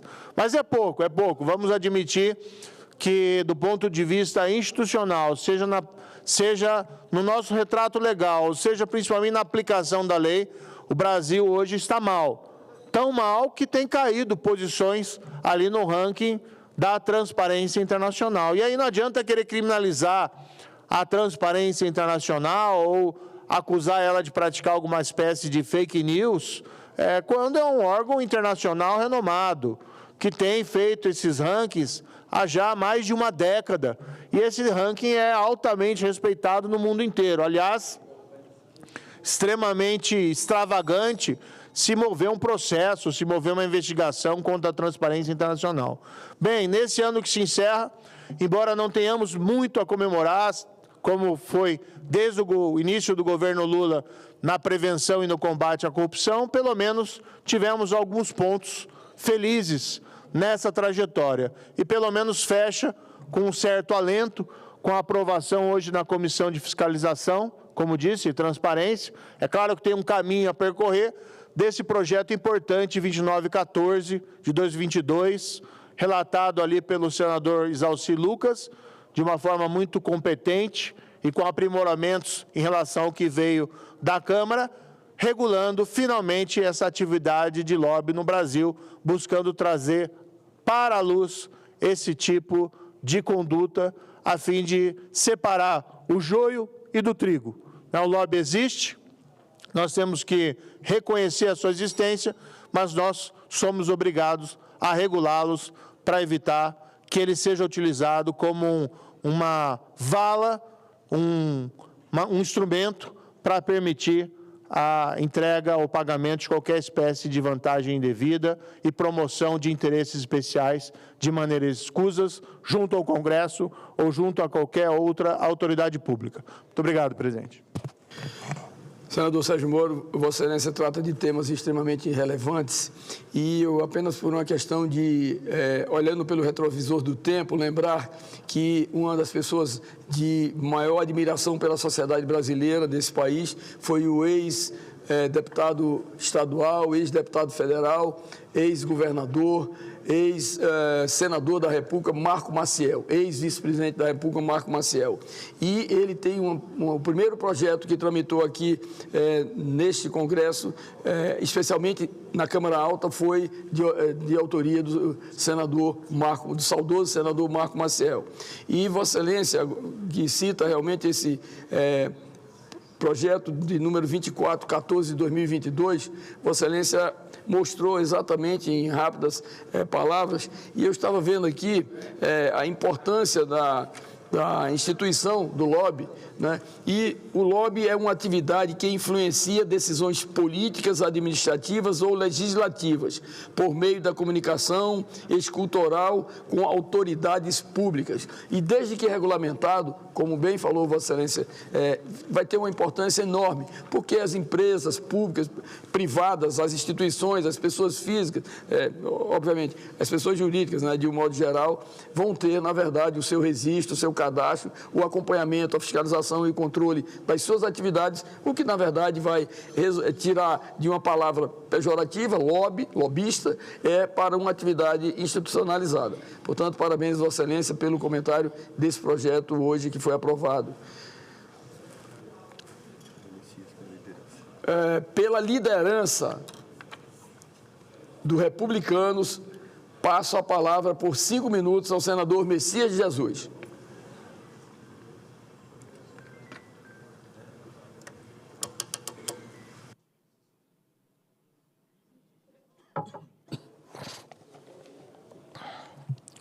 Senhor presidente, caro colega senador Chico Rodrigues, colegas senadores e senadoras, cidadãos que acompanham presencialmente pela TV ou pelas redes sociais, a todos meu boa tarde e muito obrigado pela atenção.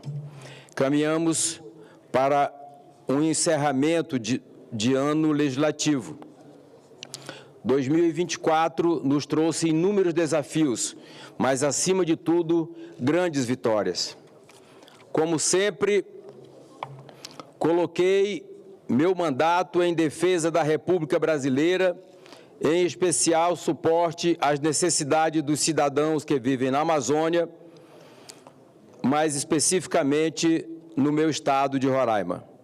Os números comprovam, destinamos esse ano mais de 100 milhões de reais para praticamente todos os municípios do nosso estado.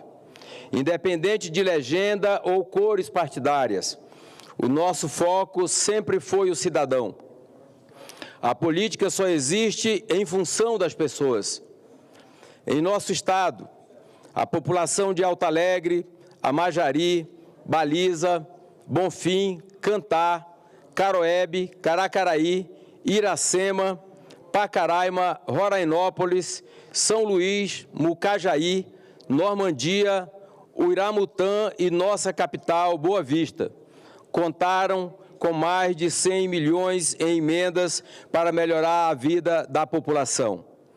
Porém, o trabalho de um senador tem que representar muito mais que números, tem que significar qualidade de vida para quem precisa, escola onde não tem, saúde onde é preciso e a presença do Estado onde é necessário. Neste sentido, destinamos grande volume de recursos para a saúde, com infraestrutura hospitalar, novas unidades de atendimento, equipamentos para atendimento médico e odontológico, além de bolsas de estudos para profissionais de enfermagem. Na infraestrutura, asfaltamento e recuperação de vias, construção e reforma de creches e escolas, pontes em vicinais, praças. Também realizamos fortes investimentos em agricultura familiar e desenvolvimento rural, segurança pública e educação e, lógico, habitação. Só em 2024, o nosso mandato entregou 9 unidades básicas de saúde, novas, totalmente reformadas e em pleno funcionamento com mobiliários e equipamentos. Outro destaque é a evolução da implantação do Linhão de Tucuruí, uma promessa que durou 30 anos e que só agora irá se tornar realidade em Roraima. Graças a uma emenda de minha autoria, a Lei 14.182, que obrigou o governo federal a iniciar imediatamente a construção do Linhão de Tucuruí. Em alguns meses, finalmente, Roraima estará interligada ao Sistema Energético Nacional, colocando fim aos apagões e aos altos custos e baixa qualidade de energia e de internet. E isso será uma conquista do Estado, viabilizada através do nosso mandato, através da nossa bancada federal, como aqui especifico o senador Chico Rodrigues e o senador Irã Gonçalves. Atuamos firmes para garantir a publicação das atas e portarias dos servidores do ex-território de Roraima, dando continuidade ao trabalho que venho realizando desde o início do nosso mandato. Desde 2019, já conquistamos mais de 3.500 servidores enquadrados nos quadros da União, reafirmando o nosso compromisso com essa causa tão importante e justa para os roraimenses. Essa é uma das provas de que todo o trabalho realizado em Brasília reflete diretamente em Roraima. Durante minha atuação nesse ano, apresentei 36 propostas legislativas, aprovamos 11, tivemos 40 emendas acatadas e 17 pronunciamentos feitos em plenário, como esse que estou fazendo agora. Na reforma tributária, Apresentei mais de 300 emendas, sendo 85 delas acatadas, sempre em defesa do Brasil e, em especial, de Roraima, como a ampliação e a garantia da área de livre comércio em Boa Vista e Bonfim, prorrogada a sua vigência e a garantia até 2073, protegendo a nossa economia e estimulando a geração de empregos, além da defesa, sobretudo, dos trabalhadores que se enquadram na categoria de micro e nanoempreendedores. Trabalhar para todos é dar força e voz aos pequenos. Nosso gabinete no Senado Federal serviu como uma extensão do Estado de Roraima. Recepcionamos e oferecemos infraestrutura para prefeitos, vereadores, autoridades representativas e cidadãos do nosso Estado. Assim como recebemos nossos conterrâneos, também oferecemos aos veículos de comunicação de todo o país um pouco da visão e das particularidades de quem vive no norte do Brasil. Nossos valores, características e necessidades. É tempo de agradecer. Agradeço aos demais senadores pelo convívio. Agradeço aos roraimenses pela confiança que me permite estar aqui, lutando pelo nosso povo. Agradeço aos colaboradores do meu gabinete pelo dedicado trabalho. Agradeço à minha família pelo suporte que me proporcionam e agradeço principalmente a Deus pela oportunidade de representar nessa casa o Estado que eu amo. Muito obrigado a todos os colegas senadores e senadoras. Obrigado, meu colega senador Chico Rodrigues, que junto conosco travamos grandes lutas em defesa do Brasil e do nosso Estado. Muito obrigado. Parabéns ao senador Messias de Jesus pela prestação de contas, assim como vários senadores o fazem nesse último dia de sessão de plenário. Dizer a Vossa Excelência que Vossa Excelência tem tido um desempenho muito elevado no exercício do seu mandato, nós que entramos junto aqui no Senado em 2019, temos procurado dar o melhor de nós para ajudar o nosso Estado, cada um com o seu estilo, ao seu tempo. Eu, o senador Messias, o senador Irã Gonçalves, temos realmente esse compromisso de fazer com que o nosso mandato seja uma caixa de ressonância em benefícios para atender a população do nosso querido Estado de Roraima. Continuando o pequeno expediente, passo a palavra ao senador Plínio Valério. Vossa Excelência dispõe de 10 minutos.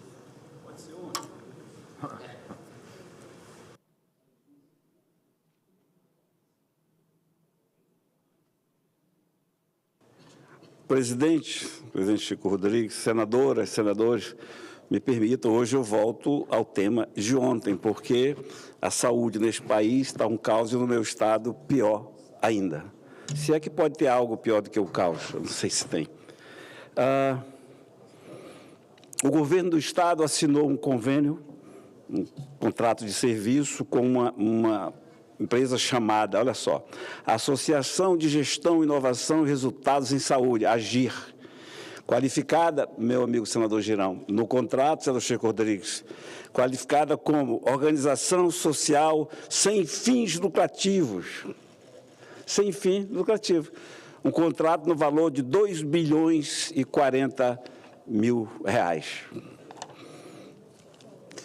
Para que isso pudesse acontecer, para que isso fosse concretizado, os cirurgiões ortopédicos que estavam lá há 10, 20 ou outros estão há 30 anos, foram despejados, dispensados e obrigados a sair imediatamente do Hospital Pronto-Socorro 28 de agosto. Para que vocês entendam, o 28 de agosto, na saúde, lá para nós, em Manaus e no Amazonas, está como o Teatro Amazonas para o turismo.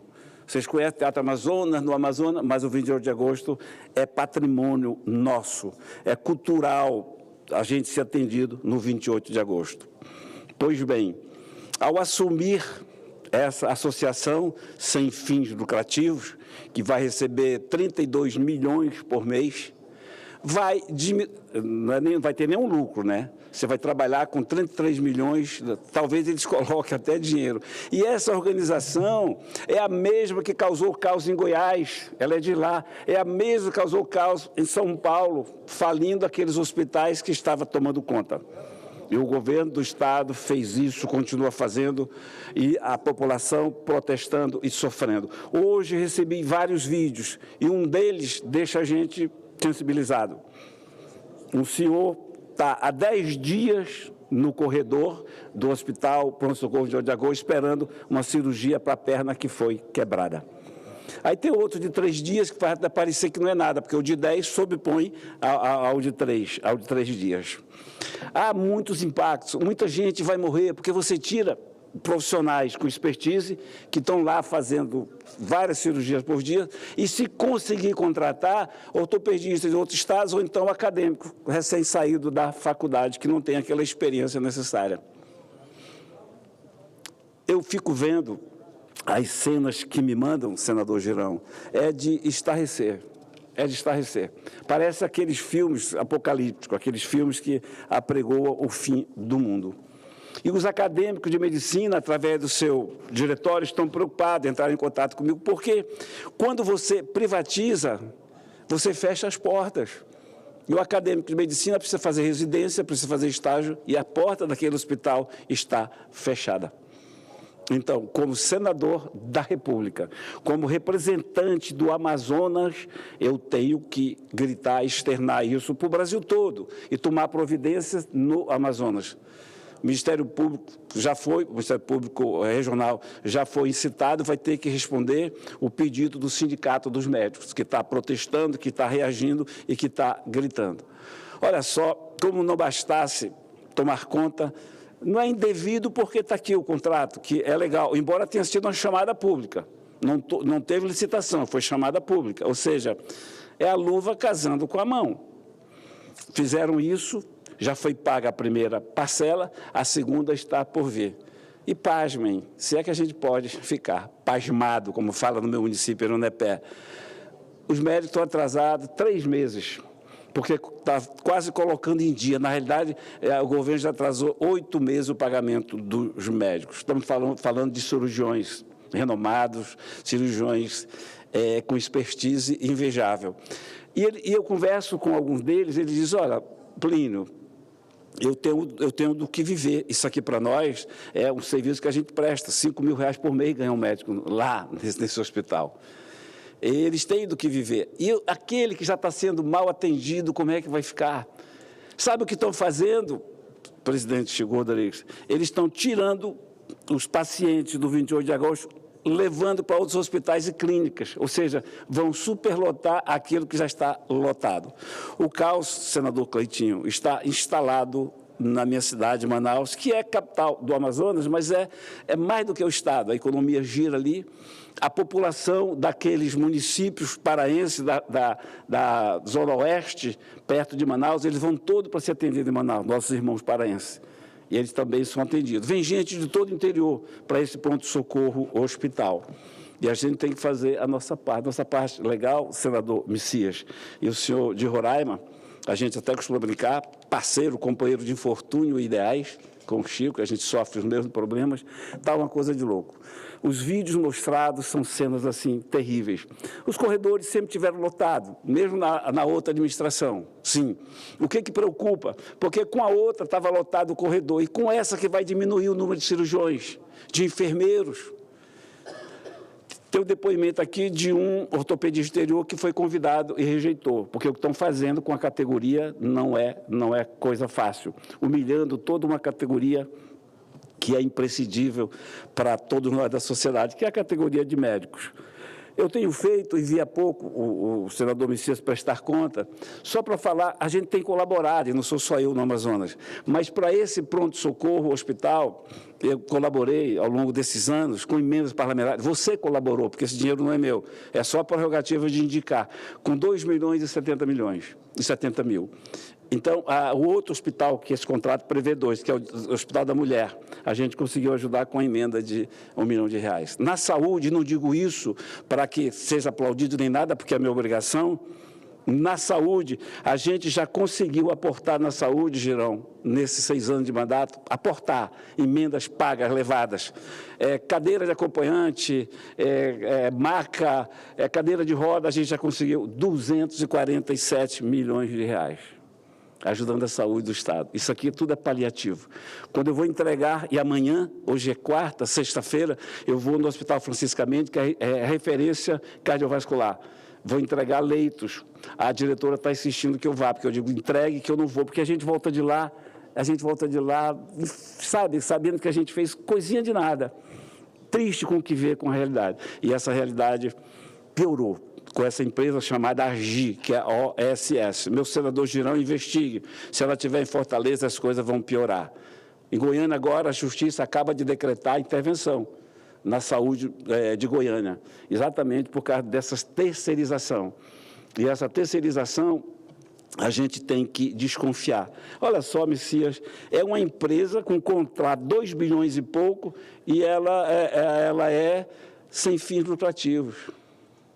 Quer dizer, acreditar nisso, né? Aí prestar serviço com esses bilhões, mas é sem fins lucrativos, diminui o número de pessoas, contrata médicos inexperientes, humilha toda uma categoria. É bom que se diga aqui, ao humilhar a categoria de médicos, estão nos humilhando também, particularmente a mim, que reconheço nessa categoria um serviço imprescindível para a nossa cidade. Eu sei do que estou falando. Eu vivo há décadas em Manaus, vindo do interior. Sei da importância e repito, o 28 de agosto é para nós como o Teatro Amazonas é para o turismo. Há que se tomar providência. Agora sim, cabe à Justiça, ao Judiciário, e é para lá que a gente vai. Ministério Público Estadual, depois Ministério Público Federal. Como está, não pode continuar.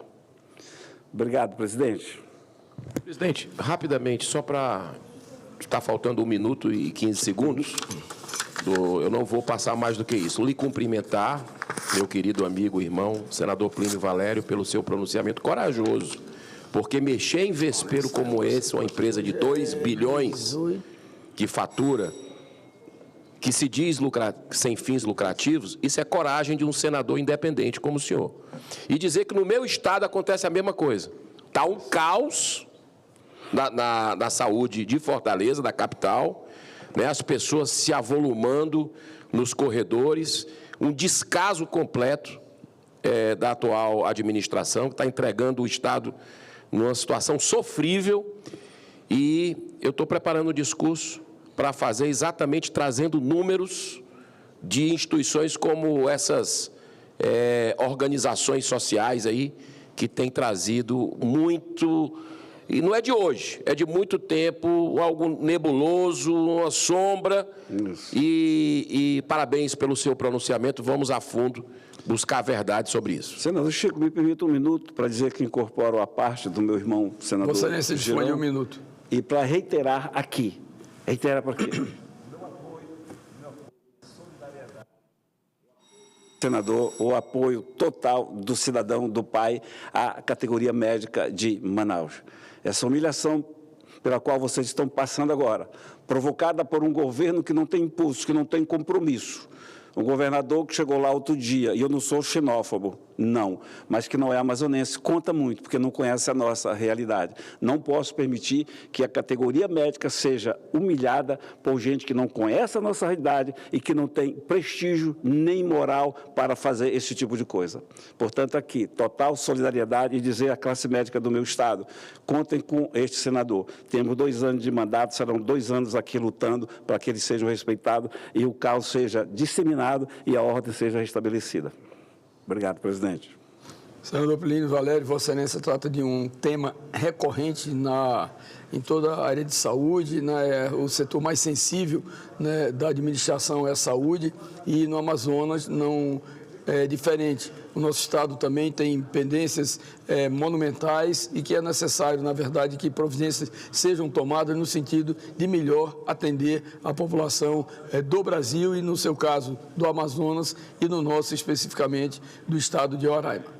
Eu gostaria de convidar o senador Messias de Jesus, que também é membro da mesa, para que pudesse fazer aqui uma permuta comigo, uma substituição, perdão, para que eu pudesse fazer o meu pronunciamento, que estou na lista do inscrito, sou o 5º inscrito e já passei para vários senhores senadores.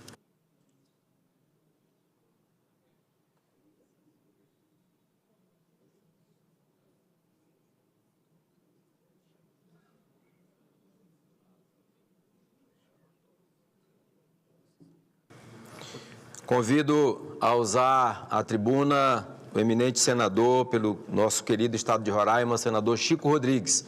Vossa Excelência dispõe de até 10 minutos, senador.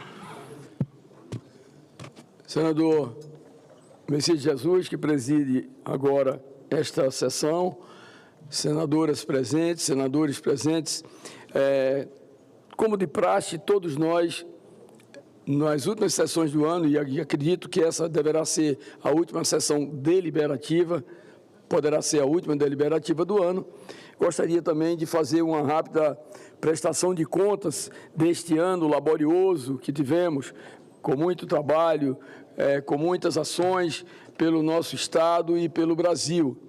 Eu diria que nesse périplo que praticamos, procurando sempre buscar benefícios para os nossos estados que representamos, tenho certeza que tem sido importante. A população tem acompanhado o nosso trabalho e tem visto a nossa dedicação, tem visto o nosso empenho e a nossa luta mesmo pelo estado de Roraima.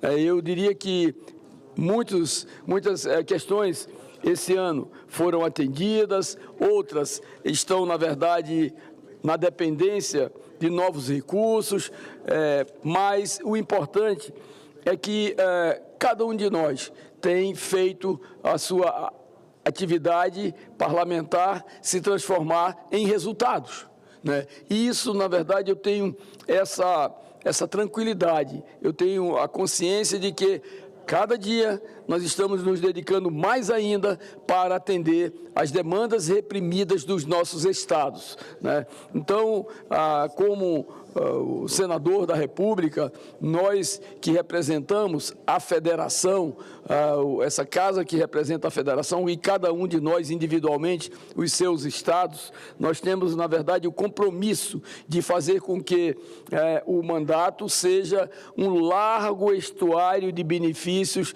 para o nosso povo e a nossa gente. O nosso estado, que é composto aproximadamente de 700 mil pessoas na capital e no interior, né, tem realmente tido esse braço forte, essa mão amiga nossa, como é o jargão do Exército, braço forte, mão amiga, no sentido de cada vez mais levarmos esses benefícios que a população dos nossos estados demanda.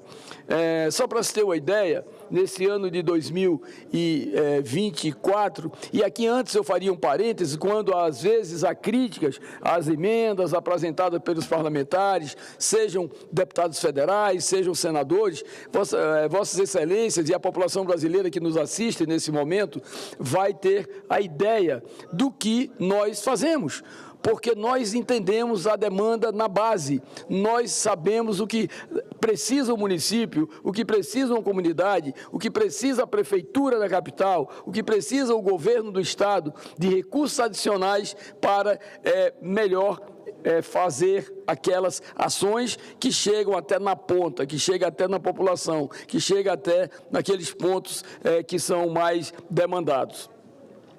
Vejam, foram mais de 25 tratores só em 2024, com arados, com grades, niveladoras, com carretas, no sentido de atender a comunidade rural, ao atender principalmente a agricultura familiar, que eu tenho tido uma dedicação enorme, porque o Estado tem aproximadamente 32 mil pequenos agricultores da agricultura familiar, e eles precisam sim dessas nossas ações. tratorícolas pequenos para atender, inclusive, e também a população indígena, que hoje já desenvolvem ações muito fortes na agricultura familiar indígena. E aí, eu que acompanho, como engenheiro agrônomo que sou, sei a necessidade, sei como muda para melhor a vida das pessoas que vão mecanizar as suas lavouras. Eu tenho feito isso de uma forma permanente. Além de colheitadeiras, além de caminhões, e já foram mais de 50 caminhões 3/4 para atender associações, cooperativas, sindicatos de produtores rurais, que foi uma espécie de um impacto gigantesco com o recebimento desses equipamentos para a sua atividade agrícola. Kits de irrigação, e nosso estado, apesar de estar na Amazônia, né, tem realmente verões longos, de setembro a março praticamente, é quase o verão do Nordeste no nosso estado. Tem comunidades que carregam água na cabeça de igarapés distantes. E assim é o Brasil, esse país continente. Então, esses kits de irrigação vêm, na verdade, mitigar as necessidades de pequenos produtores rurais na sua produção. Casas de farinha, ambulâncias, já conseguimos adquirir mais de 19 entre ambulâncias que interferimos junto ao Ministério da Saúde, do SAMUR, com alta tecnologia embarcada e equipadas, além daquelas com as nossas emendas parlamentares também. Equipamentos hospitalares, duplicação de uma via interessantíssima e importante na nossa capital, que é a RR-205, a duplicação com toda a infraestrutura necessária para melhorar o fluxo de transporte da nossa população da capital e, obviamente, do interior, que se dirigem ao município de Alto Alegre. Pavimentação asfáltica entre os municípios de São Luís do Anauá e Rorainópolis. Também era um sonho ligar a BR-174 com a BR-210. É uma obra de quase 30 milhões de reais, fruto das nossas emendas parlamentares lutadas, sofridas, incompreendidas, muitas vezes, mas que, na verdade, atendem e será uma obra de arte para atender aqueles produtores rurais. Calçamentos em vilas, sede de municípios, pavimentações. Outro segmento importante na área da saúde, 2 carretas para um programa lançado pela Prefeitura de Boa Vista, que chama-se Carreta da Mulher. Ou seja, que tem atendido a centenas e centenas de mulheres por mês no nosso estado, já tendo atendido mais de 3.000 mulheres nesse programa com o Saúde da Mulher. Carretas alocadas pela Prefeitura com recursos das nossas emendas. Construção de rodoviárias no interior.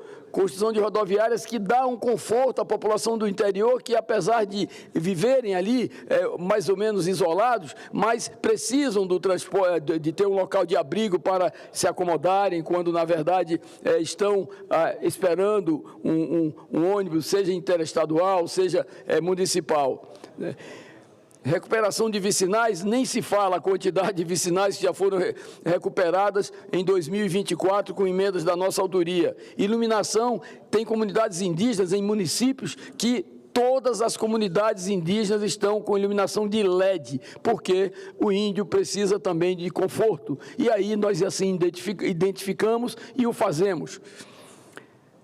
Iluminação de 14 bairros da nossa capital, com iluminação de LED, a cidade parece um dia hoje, né? Pontes, recursos para a Conab, recursos para a Universidade Federal, recursos para a Embrapa, todos eles que cito hoje em execução. Construção, instalação da UTI neonatal do Hospital Santo Antônio, na nossa capital, Hospital Infantil, que é como se estivesse no hospital de primeiro mundo. São 20 leitos de UTI neonatal que têm dado uma condição excepcional aos profissionais da medicina que trabalham ali naquela unidade hospitalar. E alguns que não chegam, não recordo, mas outros projetos de não menos importância. E, para concluir, porque esse está, inclusive, tatuado na minha memória, o prédio da Secretaria de Educação do nosso Estado.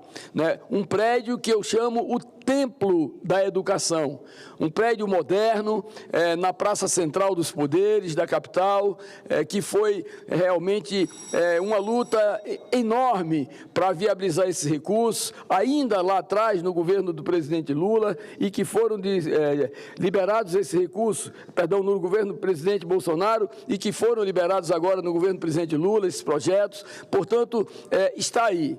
Tenho certeza absoluta que os professores, senador Messias de Jesus, hoje eles têm orgulho. A família de Roraima tem orgulho, na verdade, desta grande obra, porque é uma obra que, na verdade, deu uma autoestima gigantesca aos professores, né? Aos pais e alunos, às famílias, de um modo geral. Os próprios alunos, ao passarem naquele prédio, que é um templo, eles, é como se, na verdade, num flash, eles lembrassem da nossa luta, da minha luta incansável para que aquela obra fosse concluída, e hoje está lá, juntamente com o governador do estado, inauguramos essa obra, e tenho certeza absoluta que ela ficará para a história, porque a educação, na verdade, é a base de toda a formação de um povo, seja de um município, de um estado, de um país. Portanto, aquele prédio que está comportando, está abrigando, está recepcionando profissionais da educação, será uma contribuição, já está sendo uma contribuição gigantesca para a educação do estado de Roraima, hoje, amanhã e sempre. Portanto, presidente Messias de Jesus, eu quero dizer que fico muito feliz porque as ações de forma transversal que nós estamos tomando, né, inclusive com a Prefeitura de Boa Vista, né, tem sido ações que possam, na verdade, ajudar o município, porque está ajudando a nossa população, independente de partido político, independente de qualquer variante própria da política. Eu entendo que quando o gestor ele recepciona esses recursos, quando ele tem compromisso com esses recursos, na verdade, essas ações que são desempenhadas pelos parlamentares, que muitas vezes sofridas, lutadas, insistidas nos ministérios, nos acordos, nas emendas nossas, quando elas estão lá executadas, você chega em uma escola que tem 1000 alunos estudando, você olha no silêncio da sua paciência, você vê como foi importante o teu esforço empreendido para que aquela obra tivesse, na verdade, em pé e recepcionando 1000 alunos, que foi fruto do teu trabalho. Isso não tem preço, é extremamente gratificante quando você chega realmente no teu silêncio, você fazer uma rápida análise de tudo aquilo que você está desempenhando, porque isso é próprio do teu mandato, é a tua obrigação, é o teu dever, mas, acima de tudo, é o compromisso com a população que você representa. Portanto, quero aqui desejar um Feliz Natal, um Feliz Ano Novo, primeiro para toda a população do meu estado, que, na verdade, me abriga há 42 anos e que me deu a oportunidade até hoje de ter 9 mandatos, ou seja, 32 anos de mandatos. A confiança e a crença que tem no meu trabalho, na verdade, fez com que Deus primeiro abençoasse e, obviamente, as pessoas do estado me dessem essa oportunidade. Portanto, também Feliz Natal e Feliz Ano Novo a todos os colegas parlamentares, senadoras e senadores, aos servidores aqui do Senado da República, que sem eles seria difícil nós desenvolvermos as nossas ações parlamentares, e dizer que venha 2025 com muito mais vitórias, muito mais conquistas para todos nós. Que Deus abençoe o nosso Senado da República e que abençoe o nosso país. Muito obrigado. Parabéns, senador Chico Rodrigues. Cumprimento Vossa Excelência, que acaba de fazer uma excelente explanação, uma prestação de contas com os recursos que Vossa Excelência consegue levar para o nosso estado. É por isso que eu sempre refuto a história, a narrativa de orçamento secreto. O orçamento secreto, se existir, é para poucos. E eu não tenho conhecimento disso, porque cada parlamentar tem o maior prazer de anunciar as obras que conseguiu para o seu estado. Os asfaltos que a gente faz em vicinais, as pontes que a gente constrói, as escolas, as unidades básicas de saúde, os tratores comprados, como anunciado agora por Vossa Excelência. caminhões e, enfim, uma série de obras que certamente o Estado de Roraima seria diferente hoje se não tivesse as suas emendas, as minhas emendas, do senador Irã e da bancada de Roraima. Parabéns, senador Chico. Presidente, me permita, é que está na mesa... Senadora Damares. Estão na mesa 2 grandes senadores de Roraima. É uma imagem bonita ver os 2 aí na mesa. E Roraima, talvez nem todos estão lembrando, mas os 3 senadores de Roraima estão na mesa diretora do Senado Federal. Eu acho que poucos estados têm esse feito. Como o estado de Roraima foi feliz na escolha dos 3 senadores, na escolha. E eu quero desejar a todo o povo de Roraima, porque eu me sinto um pouquinho lá de Roraima também, senador. Com certeza, eu com me certeza. sinto parte daquele estado querido. E eu quero fazer um apelo aos 2. Eu sei que eu posso contar com os 3. Daqui a pouquinho, o tal pacote da maldade, o pacote de corte de dados vai estar chegando. E eu me preocupo muito com estados como Roraima, os estados do norte, onde os nossos idosos sobrevivem com o BPC e as nossas pessoas com deficiência. Nós temos cidades tipo Marajó inteira, que sobrevive de benefícios sociais. 1% apenas das 16 cidades do Marajó, 1% é carteira assinada. O resto são benefícios sociais, Bolsa Família, BPC, as aposentadorias. E eu estou muito preocupada, eu estou aqui assim, numa ansiedade muito grande para ver o relatório que a Câmara vai passar. Se chegar aqui, eu quero muito contar com o apoio de vocês pelos nossos idosos de Roraima. E dizer o meu respeito e carinho que eu tenho pelos 2. Um é meu líder e o outro é o meu amigo. Então, assim, que Deus abençoe Roraima, todo o povo de Roraima. Se eu pudesse, ia passar meu Natal lá este ano, mas não consigo. Mas vou passar a Semana Santa naquela cidade que tem aquele grande evento na Semana Santa, que a cidade inteira fica, todo mundo vestido de romano, todo mundo vestido, participando a semana inteira da celebração. Eu quero, essa Semana Santa do próximo ano, estar lá com vocês. Que Deus abençoe Roraima. Estaremos lhe aguardando lá. A cidade que Vossa Excelência se refere é Mucajaí e certamente terá novamente esse grande evento para todos os roraimenses. Eu convido para usar a tribuna o nobre senador Humberto Costa. Vossa Excelência terá até 10 minutos para se pronunciar e restituo a presidência nesse momento ao senador Chico Rodrigues.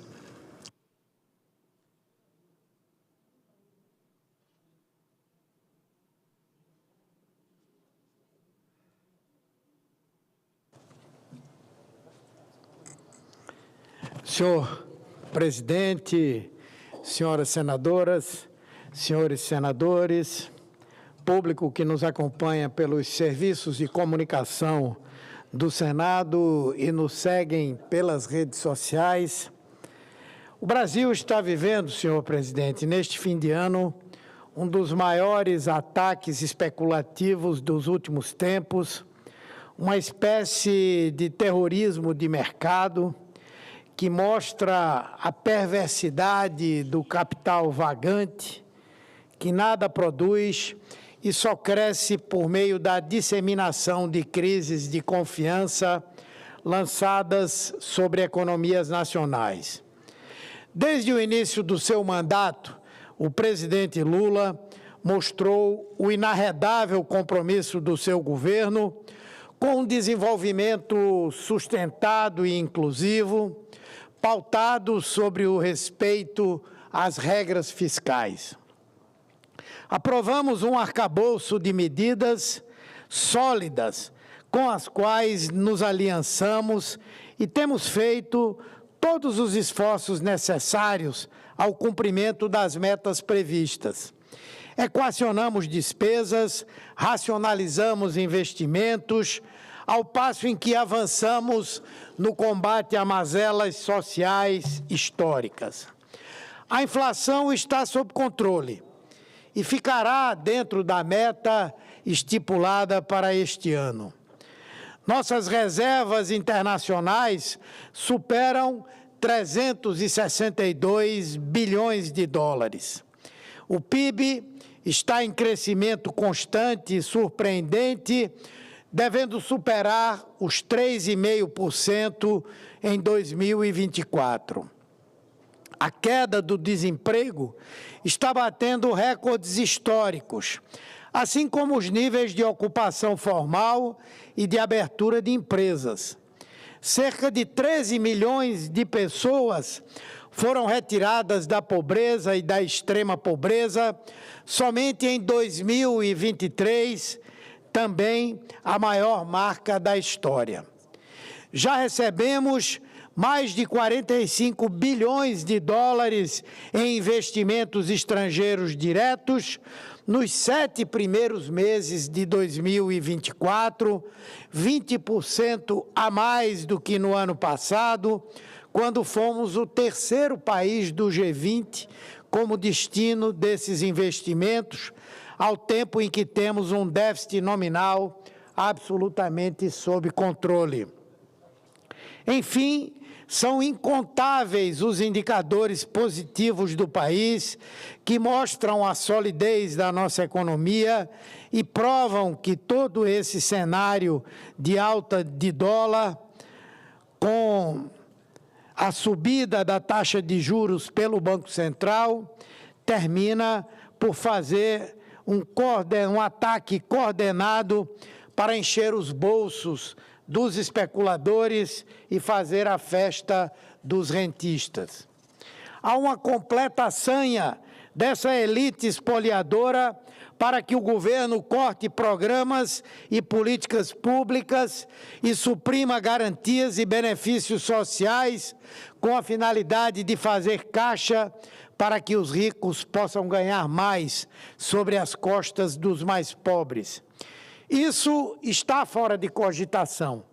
Recentemente, o governo mandou um conjunto de medidas sérias a este Congresso Nacional que freia o crescimento de gastos e promove uma ampla reforma da renda. Estamos nos propondo a revisar e estabelecer regras mais claras para a concessão e a manutenção de alguns instrumentos, como o benefício de prestação continuada. Não para acabá-lo ou retirar de quem precisa, mas para eliminar irregularidades e impedir que haja abusos no seu recebimento. É um desejo de todo e qualquer brasileiro ver que os recursos públicos sejam bem empregados, sem perdularismo, com rigor, em favor daqueles que efetivamente têm direito a eles. Ninguém pode concordar com casos como o de gente que, com recursos suficientes para viver, recorra ao pagamento do BPC para aumentar os próprios rendimentos. Isso não é moral, isso não é justo. Como não é moral e justo também que aposentados com rendimentos superiores a R$50 mil, em perfeito estado de saúde, simplesmente porque submetidos a tratamentos simples, aleguem moléstia grave para serem isentos do pagamento do imposto de renda. São distorções que precisam acabar. São burlas que tragam o dinheiro público e precisam ser severamente combatidas. Estamos dispostos a travar esse debate e votar essas matérias para melhorar o ambiente econômico e o ambiente fiscal, e é preciso que o Congresso Nacional também cumpra o papel de dar a sua contribuição, cortando o vultoso orçamento de emendas parlamentares de que dispõe, muitas vezes escamoteadas por expedientes que não deixam rastros de titularidade e de destino, em afronta a todos os princípios que regem a administração pública e ao que foi acordado com o Supremo Tribunal Federal. Temos, enfim, indicadores sólidos apresentados, temos reiterados compromissos com as regras fiscais, temos solidez nas contas públicas e avanços sociais, temos propostas robustas para ajustes fiscais, temos todas as condições dadas para um crescimento absolutamente tranquilo. O que não temos é responsabilidade desse mercado tacanho, que não sossega enquanto não vê uma nação se vergar ao seu apetite dilapidador. E a isso não cederemos. Oxalá essa próxima direção do Banco Central seja firme diante dessas ações especulativas e evite fazer o jogo desses que praticam crime de lesa-pátria contra o Brasil. Todos temos profunda, inesgotável concordância, confiança no ministro Fernando Haddad, que tem até o presente momento dado uma demonstração não só da sua competência na gestão da política econômica, mas o seu inarredável compromisso com o controle das contas públicas e com o ajuste fiscal. Já os ataques desses disseminadores do caos não são novos. Já lidamos com eles algumas vezes e já vencemos. E venceremos outra vez, porque o nosso programa foi vitorioso nas urnas. E em respeito à soberana vontade do povo, jamais cederemos à chantagem desses segmentos ou de quem quer que seja. Muito obrigado, senhor presidente. Muito obrigado, senhoras senadoras, senhores senadores. Só um pouquinho. Passo a palavra ao senador Confúcio Moura. Vossa Excelência dispõe de 10 minutos. Oi.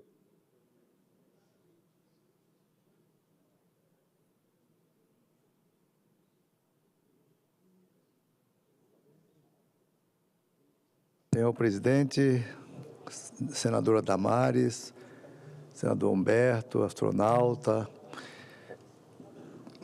Girão, estão presentes, e os demais ausentes nos seus gabinetes. Gente, desde de julho, eu venho estudando orçamento e a lei de diretriz orçamentária. Por fim, hoje, no plenário do Congresso Nacional, foi aprovado a LDO, a Lei de Diretriz Orçamentária, que eu fui relator na Comissão de Orçamento. Eu fiquei estudando esse assunto de orçamento, eu fiquei assim apavorado com a realidade brasileira. Olha, de toda a dinheirama que nós arrecadamos, praticamente nós trabalhamos aqui com cerca de aproximadamente pouco menos de 3 trilhões de reais. E só de Previdência, eu vou arredondar os números, Previdência dá em torno de 1 trilhão por ano. Servidores públicos da União, 500 bilhões. Aí você vai descendo e vai pagando e vai transferindo dinheiro, sobram 230, 240 bilhões para o governo fazer tudo no Brasil. Mas esse tudo é relativo, porque 15% vai para a saúde, desses recursos discricionários. 18% vai para a educação. E depois vem as emendas parlamentares em torno de 50 bilhões. Aí sobra para o governo entre 90 e 100 bilhões. Olha, a situação está difícil para qualquer presidente.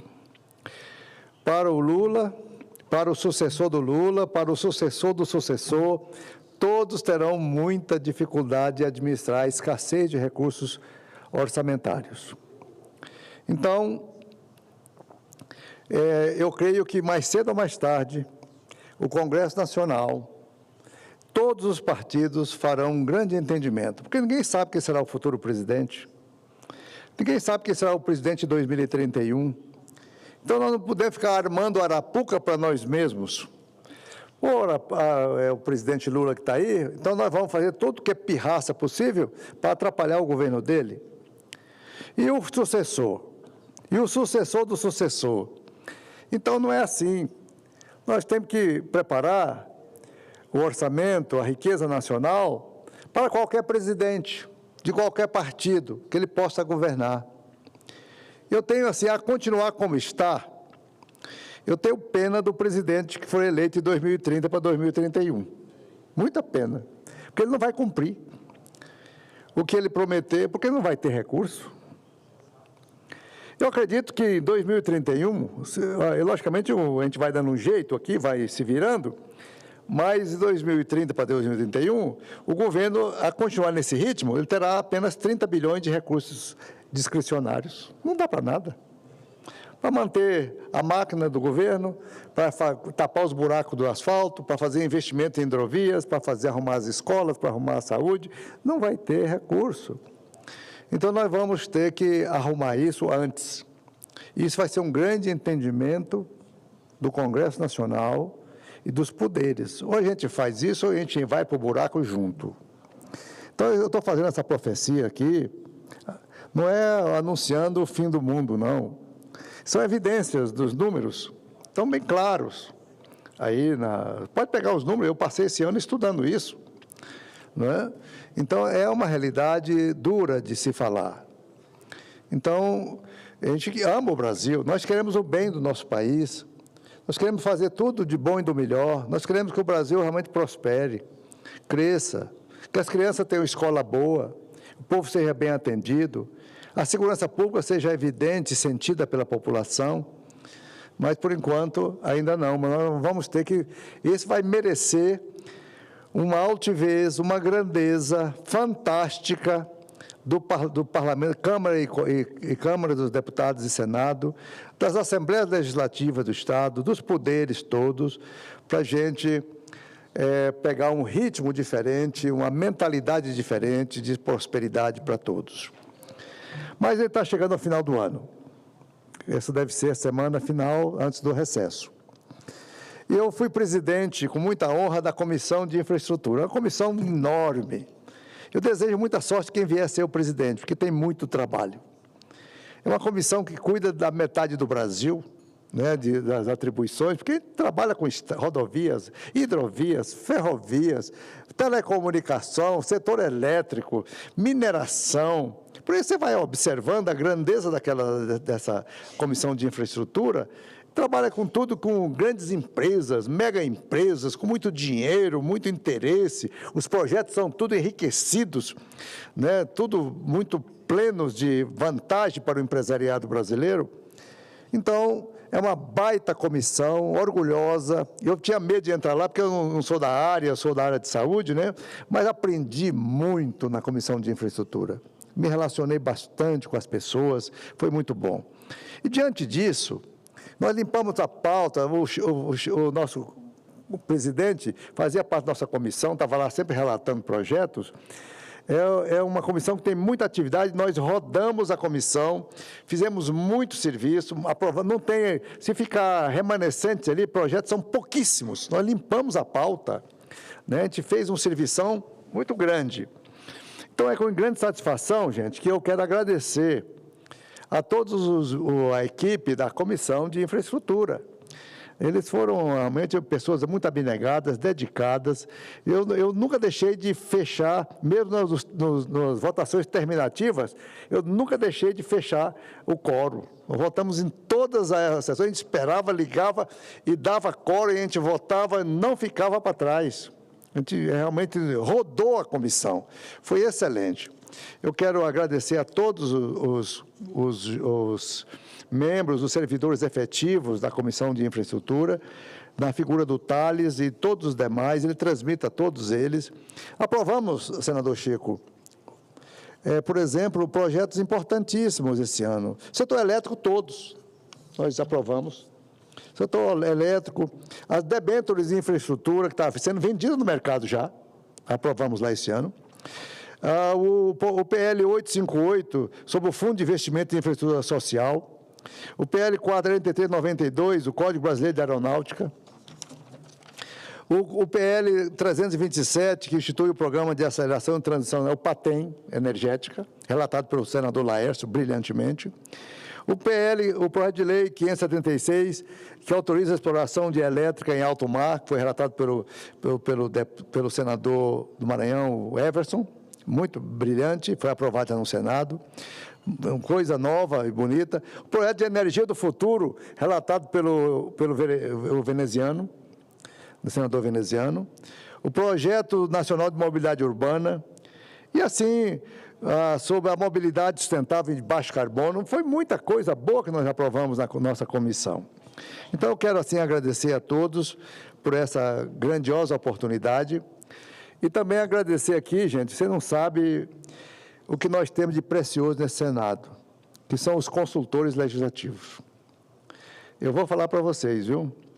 Eu agora, nessa relatoria da lei orçamentária, a lei LDO, uma equipe fantástica de consultores altamente capacitados, mestres e doutores, um conhecimento em professores das universidades, que nós temos aqui disponível para nos proteger, para que a gente não erre menos. Nós não somos donos da verdade, não sabemos tudo, né? Esses jovens, esses senhores aqui da consultoria, da Câmara e do Senado, a Câmara também, nós temos uma equipe fascinante. Eu não vou citar nome para não ser injusto, que é muita gente, né? Eles me ajudaram a fazer esse relatório, trabalharam. Olha, nós postamos esse relatório no sistema às 16 horas de domingo. Trabalhou sábado, fim de semana. Eles trabalharam aqui, não foram em casa. Ontem nós votamos a LDO, era 17 horas para 18 horas, eles ficaram sem almoço. Você vê a dedicação dos consultores legislativos. Nós temos aqui um filé mignon de gente boa para assessorar os senadores, para nos ajudar a não conduzir o nosso mandato de uma maneira brilhante. Eu fiquei muito satisfeito, eu vim aqui a esse discurso de hoje, somente para agradecer muito. Agradecer a todos os senadores e senadoras pelo ano. Foi um ano de muito trabalho, gente. Olha, passou a reforma tributária 2 vezes, passou por aqui muita coisa. A senadora Leila aprovou o crédito de carbono, um projeto necessário, foi aprovado aqui. Aprovamos muita coisa maravilhosa. Agora, hoje o orçamento, fechamos a LDO, amanhã ou depois fechamos o orçamento, vem aí o ajuste das contas públicas, que nós vamos também apreciar ainda desses 2, 3 dias agora finais. Então, eu acredito que no Senado, nós cumprimos nossa obrigação. E aí não precisa ter vergonha de dizer que é senador, não precisa esconder, não. A gente pode falar de peito aberto. Nós somos senadores trabalhadores, trabalhamos muito aqui, realmente, efetivamente, aqui no Senado Federal. Aqui não tivemos escândalos, nós passamos um ano brilhante, maravilhoso, todo mundo trabalhando bastante, cada qual no seu pedaço, cada qual com o seu partido, cada qual com sua ideologia, e todo mundo, eu saio daqui, abraço todos os colegas, não tem nenhum preconceito contra nenhum colega. Presidente, não tem nenhuma animosidade com ninguém. Me dá uma parte, Pois senador. não, minha senadora querida. O senhor é assim, e o senhor nos ensina a abraçar todo mundo. Olha o sorriso do senador Confúcio, gente. Não é à toa que Rondônia lhe ama, Rondônia é apaixonada pelo senhor. Senador, quero lhe cumprimentar pelo trabalho que o senhor fez. Cumprimentar, mas eu estou pedindo a parte para fazer coro ao senhor no elogio aos nossos técnicos do Senado. Os maiores cérebros estão aqui no Senado. Primeiro que para passar no concurso público aqui não é fácil. Nós temos aqui grandes pensadores. Então, eu acho assim, extremamente importante um senador lembrar e reconhecer o trabalho desses meninos, dessas meninas, desses senhores e senhoras que compõem essa consultoria extraordinária e também os nossos assessores, os nossos nomeados, que fazem essa máquina movimentar. Então, o senhor foi muito feliz em lembrar, e eu quero aproveitar e desejar a todos eles, senador, junto com o senhor, um ano novo abençoado, um Natal feliz, e não é por falta de trabalho que essa casa não funciona às vezes. É verdade. Pelo contrário, eles trabalham muito, então o senhor foi muito feliz. E aproveitar, já que eu mandei para Roraima um abraço, mandar um abraço para Rondônia e dizer como Rondônia lhe ama, porque eu vou lá muito em Rondônia, como o senhor é amado naquele estado, senador. E parabéns pelo seu trabalho. Muito obrigado, senadora Damares. Ela me lembrou bem, eu estava esquecendo aqui, presidente, de agradecer o pessoal do gabinete também, né? A gente esquece, né? Os nossos estão pertinho da gente ali. Eles, o Flávio, e a Vivian, e o Rogério, e tantos outros, o Noilton, e tantos outros, que eu não vou citar nomes, eu vou esquecer, me ajudaram muito esse ano nessas relatorias pesadas, estiveram comigo. Muito obrigado a todos. Eu gostaria de convidar o nobre senador Confúcio Moura. Antes, o senador Cleitinho é o próximo orador. Vossa Excelência dispõe de 10 minutos.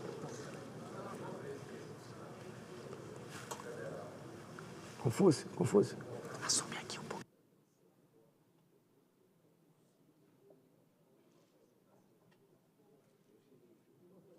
Eu gostaria de convidar... O pessoal me esperando no gabinete, lá, ela veio me chamar. Só um, eu volto rápido. Então, tá. Eu convido o senador Confúcio Moura para assumir a presidência por alguns minutos ato contínuo, o senador Cleitinho, que eu já havia convidado para fazer uso da palavra, que dispõe de 10 minutos, tem a palavra Vossa Excelência. Obrigado, senhor presidente. Pessoal, Ciro Gomes previu o futuro. Olha isso aqui, ó.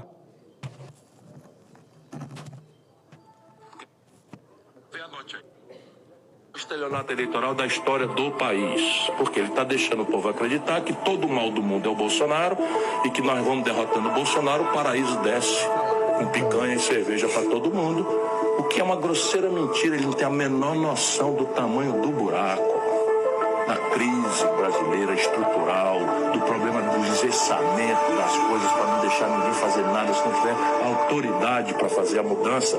E ele está agarrado num conchavo, meu irmão, que até ministro do Supremo já está sendo discutido quem é aqui em São Paulo. Sim, ele não decide nada do governo. Então vai ser o quê? Vai ser o quê? Ele vai entregar o Ministério da Fazenda para os banqueiros, vai pegar essas políticas identitárias, entregar para o PT fazer discurso e botar negro na cadeia dizendo que defende negro, vai pegar o orçamento e entregar para o Centrão e ele vai passear no estrangeiro. Fazendo política externa, né? Fazendo de conta que é um estadista inocentado. Quer ver? Tome nota. Eu acho que você preveu o futuro do governo Lula aí, cara. Eu acho que é isso mesmo. Anote, eu vou voltar aqui pra gente conversar. Isso é o Ciro, gente. Prevê o futuro mesmo. Eu quero mostrar para vocês aqui, ó. Olha isso aqui, ó. Nem picanha, nem carne, nem frango, nem cervejinha, nem ovos, nem café. Inflação dispara em todo o Brasil, isola a promessa de Lula. Está aqui, ó. Ciro Gomes preveu todo o futuro. E agora? Fora, né, que o dólar chegou a 6,20 e mais um monte de patifaria acontece todos os dias aqui no governo do Lula. Então, só queria dar esse recado aqui para vocês aqui, ó, que o Ciro Gomes, alguns meses atrás, alguns anos atrás, não sei quanto foi esse vídeo que ele fez aqui, prevê o futuro. Mas eu queria falar sobre o presente aqui agora também, gente, e começar a fazer campanha contra, porque eu tenho certeza, tem isso aqui também, viu, ó, urgente. Lula corta 7 bi do INSS, 2 bi do Bolsa Família, agora em 2025. Tem mais essa também ainda. Mas eu queria falar sobre isso aqui, que eu não tenho medo de falar, eu vou falar aqui na cara. Após a STF anular condenações de José Dirceu, já pode disputar as eleições. Aí, ó, o José Dirceu já pode disputar a eleição, gente. 2026 está aí. Então, já estou fazendo campanha contra para José Dirceu. Tem outro também que está querendo vir, Eduardo Cunha, inclusive, que querem vir pelo meu estado de Minas Gerais. Se precisar, eu vou rodar os 853 municípios falando quem que é o Eduardo Cunha. Sem medo nenhum. Esse aqui nem precisa falar, gente, José Dirceu. Está querendo vir também. Sérgio Cabral, ex-governador do Rio de Janeiro. Se fosse para pagar, a pena que tinha de 400 anos, eu canso de falar que tinha que ressuscitar no mínimo umas 5 vezes. Se fosse bom de saúde. Tinha que viver quase 100 anos. Então vai ser candidato também, está falando que vai vir candidato a deputado federal pelo Rio de Janeiro. Então esse é o nosso país, essa é a nossa justiça. Enquanto alguns presos, né, do dia 8, continua pegando 17 anos de cadeia. Esses são os culpados, o Brasil está um lixo. Tá aí, teve a Lava Jato, mostrou o que foi esse país aqui. Um cara igual José Dirceu, Sérgio Cabral, que é réu confesso, ele é réu confesso. Esses caras estão soltos e estão querendo vir candidato. Aí você está achando que eu vou ficar calado aqui? Eu espero que essa voz minha aqui, essa boca minha feia aqui, podia rodar o Brasil inteiro para falar para vocês que José Dirceu vai vir candidato em 2026, estava na cadeia. Sérgio Cabral, Eduardo Cunha, que não sei quanto que gastou em Dubai com dinheiro público, rindo da cara do povo, e vai continuar rindo, porque esses caras devem estar tomando risco agora e rindo da cara do povo. Você deve estar lá, rodeado, lá no rodinho de puxa-saco, falando, eu saio candidato e ganho a eleição. Deve estar fazendo aposta com os outros ainda. Por isso que eu sei que Minas Gerais, esse tal de Eduardo Cunha está querendo vir candidato por Minas Gerais. Eu queria tanto ver você olhar na sua cara, Eduardo Cunha. O problema é que aqui tem comissão de ética. Aqui qualquer coisa que a gente faz aqui vem para a comissão de ética, porque a vontade que eu tinha de dar um murro na cara, para um cara desse vir falar que vai ser candidato aqui no Brasil ainda. Rir da cara do povo. Vocês gostam de dar tapa na cara do povo, né? Mas eu tinha que ter essa vontade, mas eu não pode. Porque se fazer qualquer coisa aqui, o culpado ainda virá, capaz de eu ser preso. Capaz de eu ser preso. Mas um cara desse roda o Brasil inteiro e ainda roda aí de cabeça, né? Para falar ainda que vai ser candidato. Se a mãe do Eduardo Cunha, a mãe desses caras igual do Sérgio Cabral, a mãe de se tivesse consciência, nem a mãe deles votava. Porque minha mãe vinha fazer isso comigo, em botar de castigo. Só acabou para você, meu filho, você não tem moral nenhuma mais não. Então, se a verdade é essa, para a gente ter um país limpo aqui, honesto, com credibilidade, pessoas como essas aqui, como ser humano, como cristão aqui, está tudo perdoado. Agora, entrar na política de novo, quem roubou dinheiro público, quem desviou dinheiro público, ter moral para entrar aqui. Eu queria, se eu estivesse errado, que alguém me contrapor aqui, pode ficar à vontade de falar que eu estou errado. Se quiser falar, não, defender esses caras, eu queria ver quem vai defender publicamente. Quem sai em defesa de um cara igual o Sérgio Cabral, quem sai em defesa de um cara igual o José Dirceu, e quem sai em defesa de um cara igual o Eduardo Cunha. Eu queria ver o programa eleitoral desses caras daqui 2 anos. Eu queria ver quem que ia levantar a bandeira para esses caras. Quem que ia fazer vídeo apoiando esses caras. Eu queria muito ver quem tem coragem de fazer isso aqui. Queria muito ver isso. Mas eu vou tocar o dedo na ferida, eu não tenho medo de vocês. Passa a minha vida de cabeça para baixo. Faz isso. Manda investigar de cabeça para baixo. É porque eu falei das emendas aqui também, onde fica um monte de lobista aqui rodando corredor, para cima e para baixo, enchendo o saco aqui. Sabe, atrás de emenda aqui, ó. Barrando o orçamento, barrando o governo. Aí, gente, quando era o Bolsonaro, a gente revoltava. Quando fazia isso. Agora que o governo Lula, a mesma coisa fazendo isso, barrando o orçamento aqui, para poder ter mais emenda, para poder torrar dinheiro. Fica parecendo que emenda é de político, gente, emenda é do povo. Fica essa chatice, esse aborrecimento danado. Então, vou tocar o dedo da ferida aqui, eu não tenho medo, eu nunca peguei uma emenda na minha vida, fiz dificuldade para vender facilidade. Pode rodar Minas Gerais inteira quando era deputado estadual, se eu fiz algo de errado com a situação de emenda, e agora como senador. Para mim, dinheiro público é sagrado. Eu me contento com o salário que eu ganho de senador. Eu nunca ganhei isso na minha vida. Eu trabalhava de verdureiro.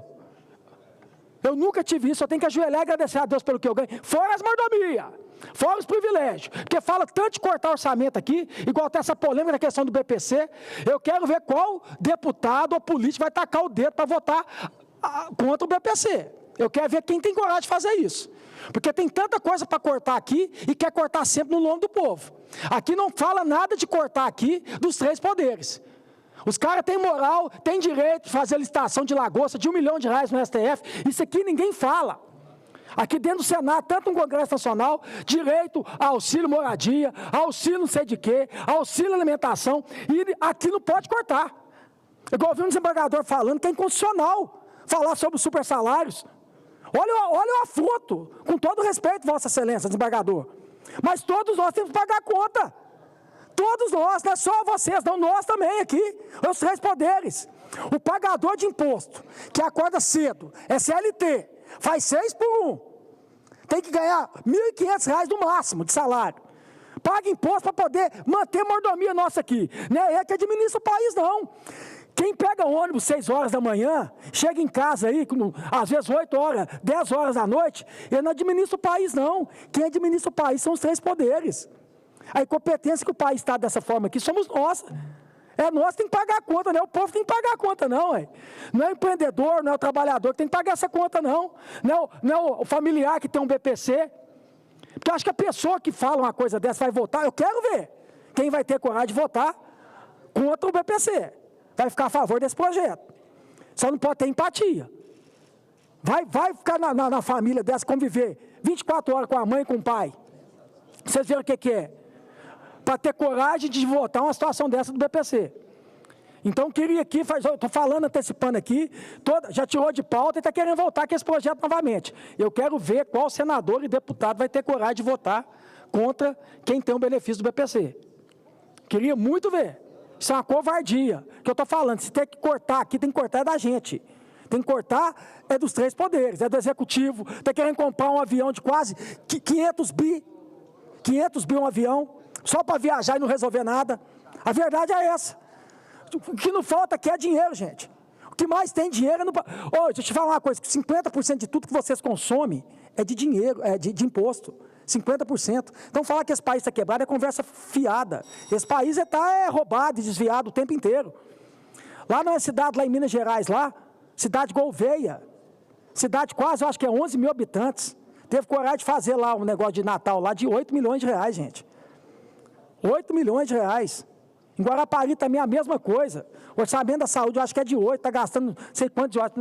Eu vou até pesquisar aqui, para fazer negócio de Natal. Pelo amor de Deus, que prioridade que é o país aqui. Então, eu queria chamar a atenção aqui de todo o povo brasileiro, né? Pode falar aquela parte? Tá. Então, eu queria só chamar a atenção aqui, que os cortes de gastos, novamente eu vou falar a mesma coisa que eu estou falando que tem quase um mês. Fica à vontade, Amara. Senador Cleitinho, me dá aqui uma parte. Eu vi a sua preocupação com relação ao BPC, eu também estou muito preocupada, né? Ninguém vai mexer no BPC, nem no fundo do Distrito Federal, mas eu tenho uma outra preocupação. O texto final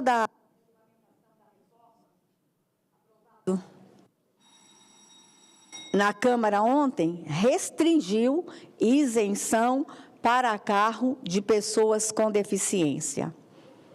Tinha sido feito um acordo aqui no plenário do Senado. Foi para lá com um acordo para que as pessoas com deficiência não tivessem nenhum prejuízo em adquirir o seu carro, pois lá passou com maior prejuízo. Eu estou perplexa. Que presente de Natal nós estamos dando para as pessoas com deficiência? Mas ninguém falou realmente de acabar com a lagosta, as bebidas, as reformas, as viagens, as diárias milionárias internacionais. Quero fazer coro ao Senhor. O que passou ontem lá, só tem uma solução agora. A gente fazer um apelo ao presidente Lula. Eu acredito que o presidente Lula não está sabendo o que está acontecendo. Cleitinho, olha, eu tenho todas as minhas reservas ao presidente Lula. Mas o homem que pensa em...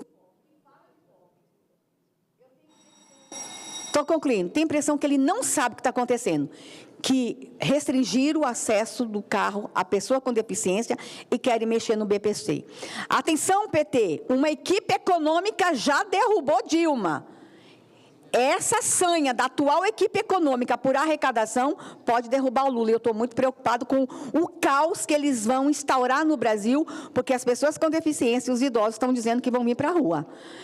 Faço coro a você nesse instante. Senador, sobre a equipe econômica, eu não sei se isso é verdade, porque tudo agora é fake news, mas eu vi até a matéria falando que o ministro da Fazenda está... A crise dessa, o dólar quase 6,20, ele tirou férias. Então, esse é o comprometimento que tem com o Brasil. Todo mundo tem direito a tirar férias? Tem, mas a gente está falando agora que vai votar um orçamento aqui. A gente está falando aqui de uma reforma tributária que foi votada, de corte de gastos. Isso vem da iniciativa do ministério dele.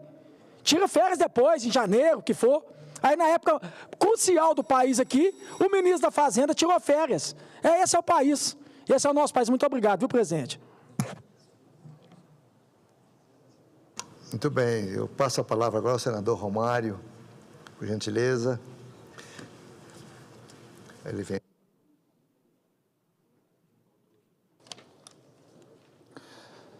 Boa tarde, presidente Confúcio. Boa tarde, às senadoras, senadores. Meus caros colegas, gostaria de registrar minha preocupação sobre as últimas medidas de restrição fiscal do governo que vêm sendo analisadas por este Congresso. Ontem tivemos uma triste notícia da aprovação do fim da isenção do IPTI veicular, que beneficia várias categorias de pessoas com deficiência dentro da reforma tributária. Precisamos lutar pelo veto a fim desse dispositivo e manter esse direito conquistado com tanta luta e sofrimento pelas pessoas com deficiência visual, auditiva e intelectual. Esse é meu primeiro assunto, senhor presidente. E o segundo vai em relação à lei de incentivo do esporte. Foi aprovada também ontem na Câmara um gatilho que pode apresentar o fim da Lei de Incentivo ao Esporte a partir de 2027. Ela é a base de todo o fomento ao esporte brasileiro de formação. Como atual presidente da Comissão de Esporte do Senado Federal, conclamo esta casa a derrubada desse dispositivo que ameaça a preservação futura deste que é um dos pilares fundamentais do nosso esporte brasileiro.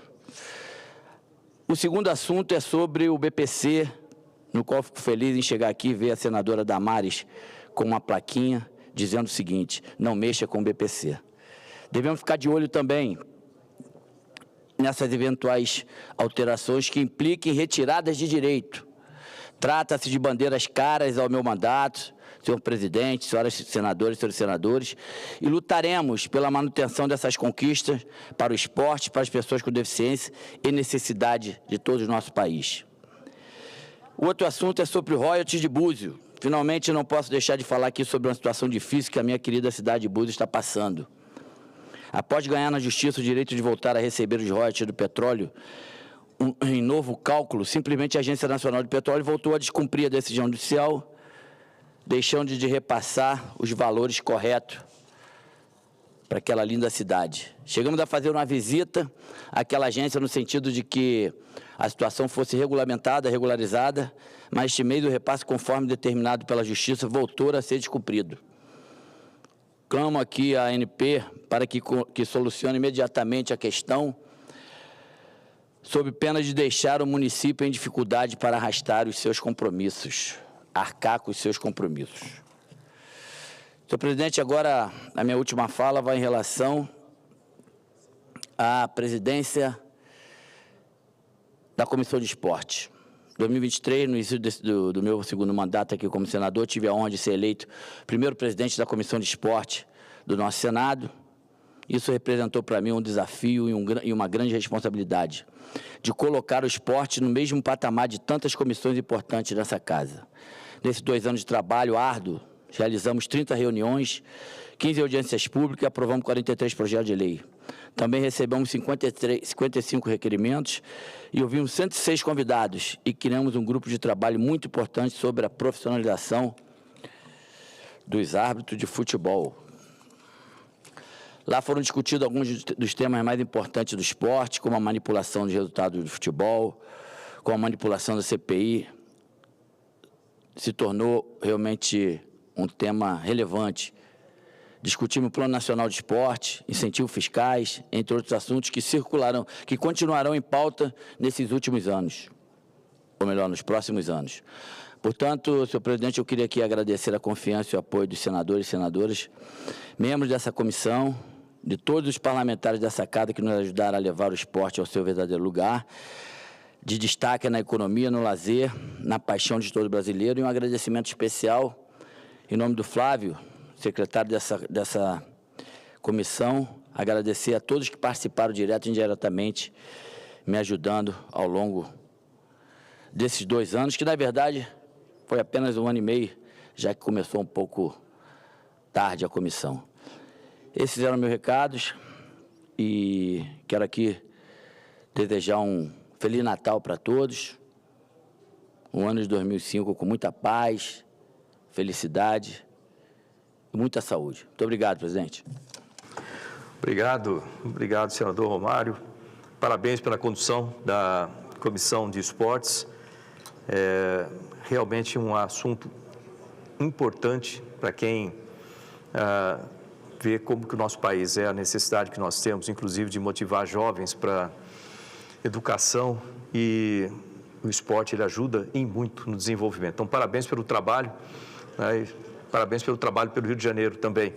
Eu, na sequência, passo a palavra ao senador Eduardo Girão, do Ceará, Novo Ceará.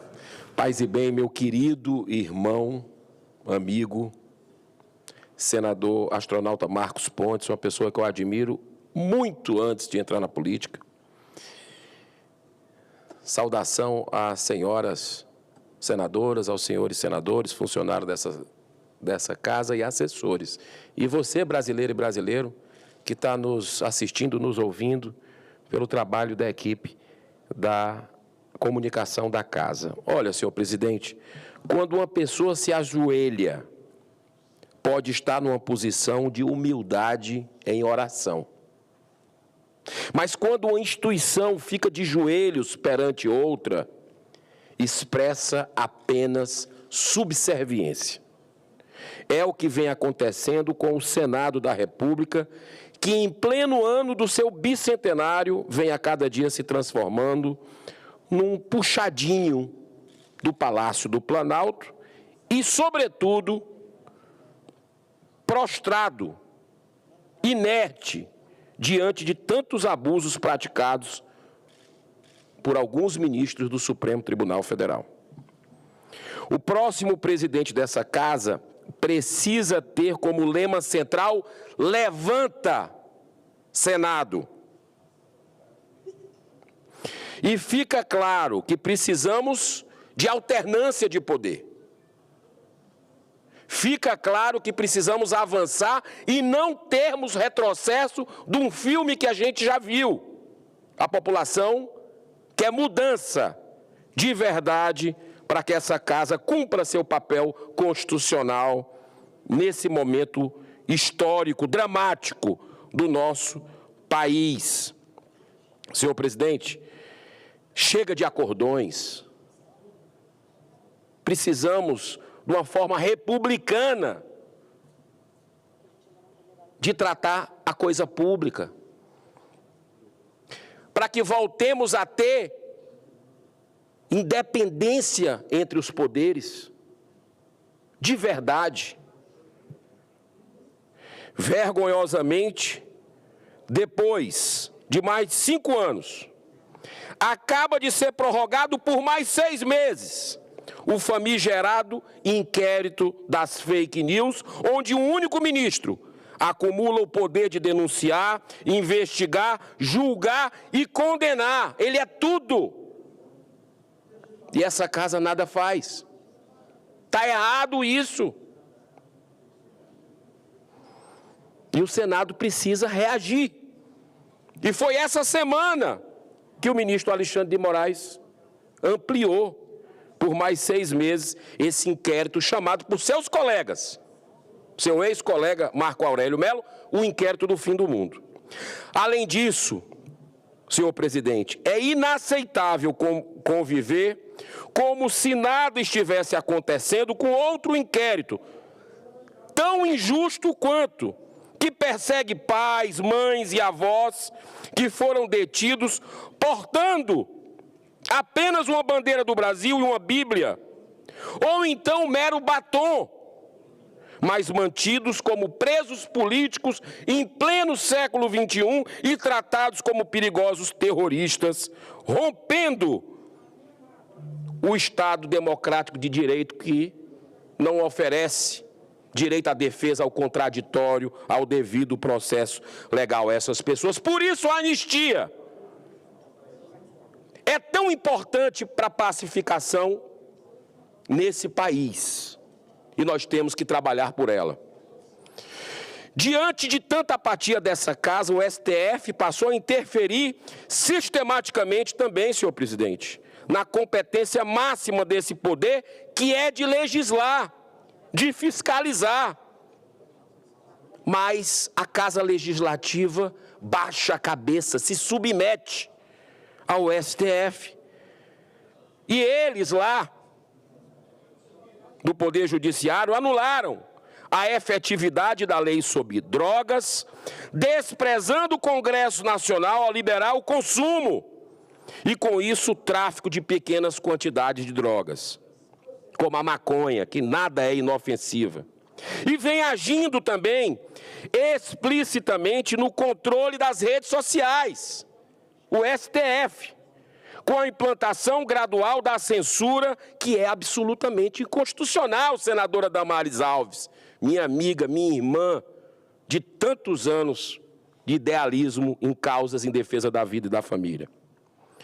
Olha, meu presidente, amigo, senador Marcos Pontes, são dezenas de pedidos de impeachment de ministros do STF, sendo 3 deles de minha autoria, completamente ignorados pelo Senado Federal.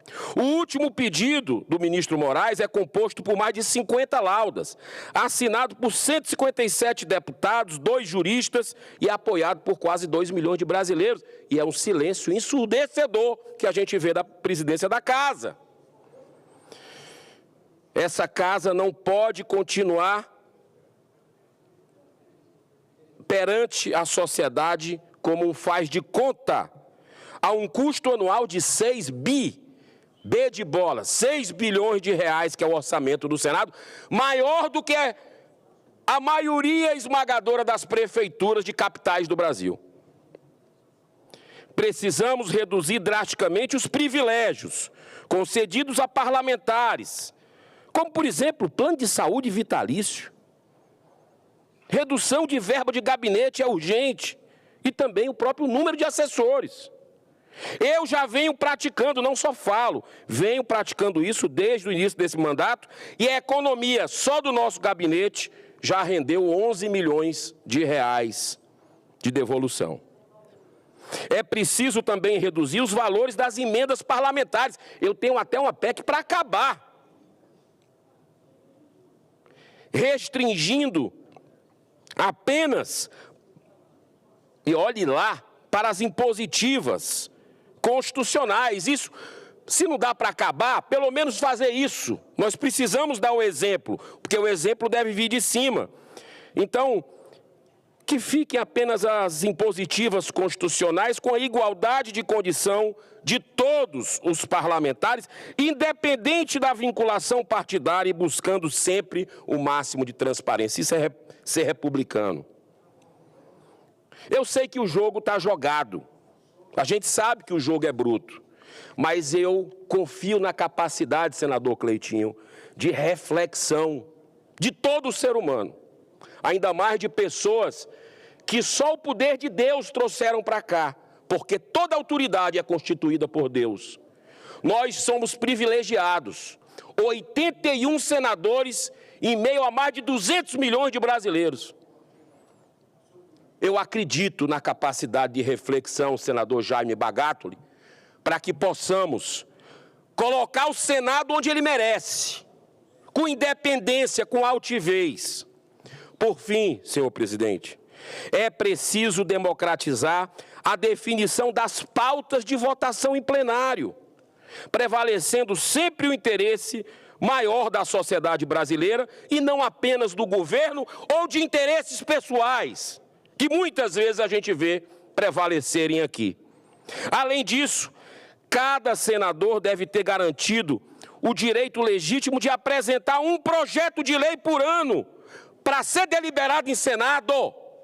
Para ser deliberado em Senado. Isso é o mínimo. Eu concluindo, nesse momento tão crítico da nossa história, eu sinto que não tenho o direito de permanecer calado como um mero observador disso tudo. Sou um dos parlamentares que mais subiu desde o início do mandato a essa tribuna e fiz denúncias, pronunciamentos fortes, falando o que eu estou dizendo aqui mais uma vez. Sinto que mesmo reconhecendo minhas inúmeras limitações e imperfeições, que são muitas, eu tenho o dever de fazer da melhor forma possível aquilo que está ao meu alcance, apresentando o meu nome para a eleição à presidência do Senado Federal. Antes, eu preciso fazer aqui, e nada é por acaso, é Deus agindo, um reconhecimento a quem primeiro teve nessa legislatura, que chegou há pouco tempo no Senado, o senador Marcos Pontes, astronauta Marcos Pontes, que teve a coragem de colocar seu nome à disposição para esse próximo pleito. Senador Marcos Pontes, parabéns pela iniciativa. O senhor não apenas é um ser humano fantástico, de superação, chegou aonde chegou, no hemisfério sul, o único que chegou a uma estação espacial, mas o senhor está fazendo um grande trabalho aqui e é mais do que legítimo essa sua candidatura. E eu quero dizer que quanto mais candidaturas para a alternância verdadeira de poder vierem se colocar nessa casa, é bom para a recuperação da democracia do Brasil. Porque hoje nós temos uma ditadura instalada e precisamos fazer um debate com a sociedade brasileira, aberta, transparente, a partir de agora, com mais candidatos ao Senado, e é por isso que eu coloco o meu nome e elogio o senhor ter colocado o seu nome também. Então, eu agradeço à sociedade brasileira, peço a mobilização dos brasileiros de bem, que estão gostando de política, estão acompanhando a política, para que eles possam, de forma respeitosa, de forma educada, de forma ordeira, cobrar seus representantes uma posição transparente. Eu sempre defendi o voto aberto e vou também continuar como candidato a presidente do Senado, também defendendo a transparência, para que você saiba realmente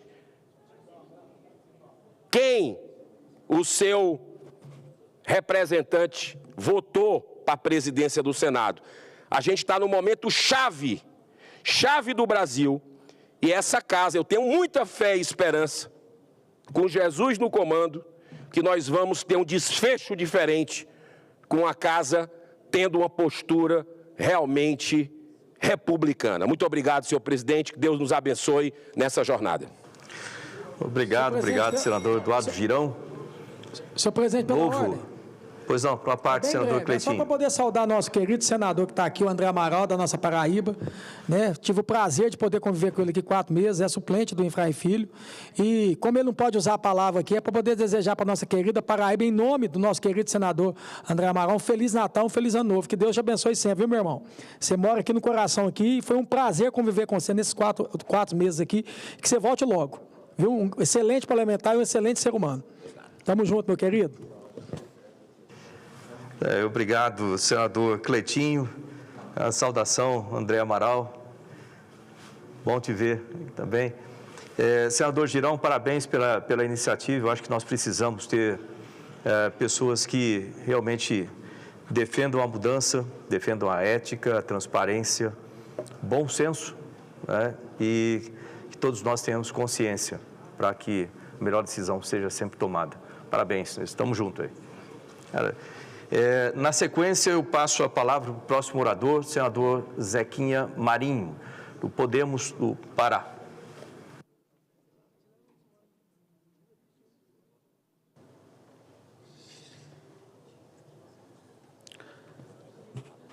Muito obrigado, presidente. Estamos voltando à tribuna no dia de hoje para fazer mais alguns comentários sobre o nosso Estado, o governo do Estado do Pará, e a luta do professor, aliás, dos profissionais da educação lá no Estado do Pará.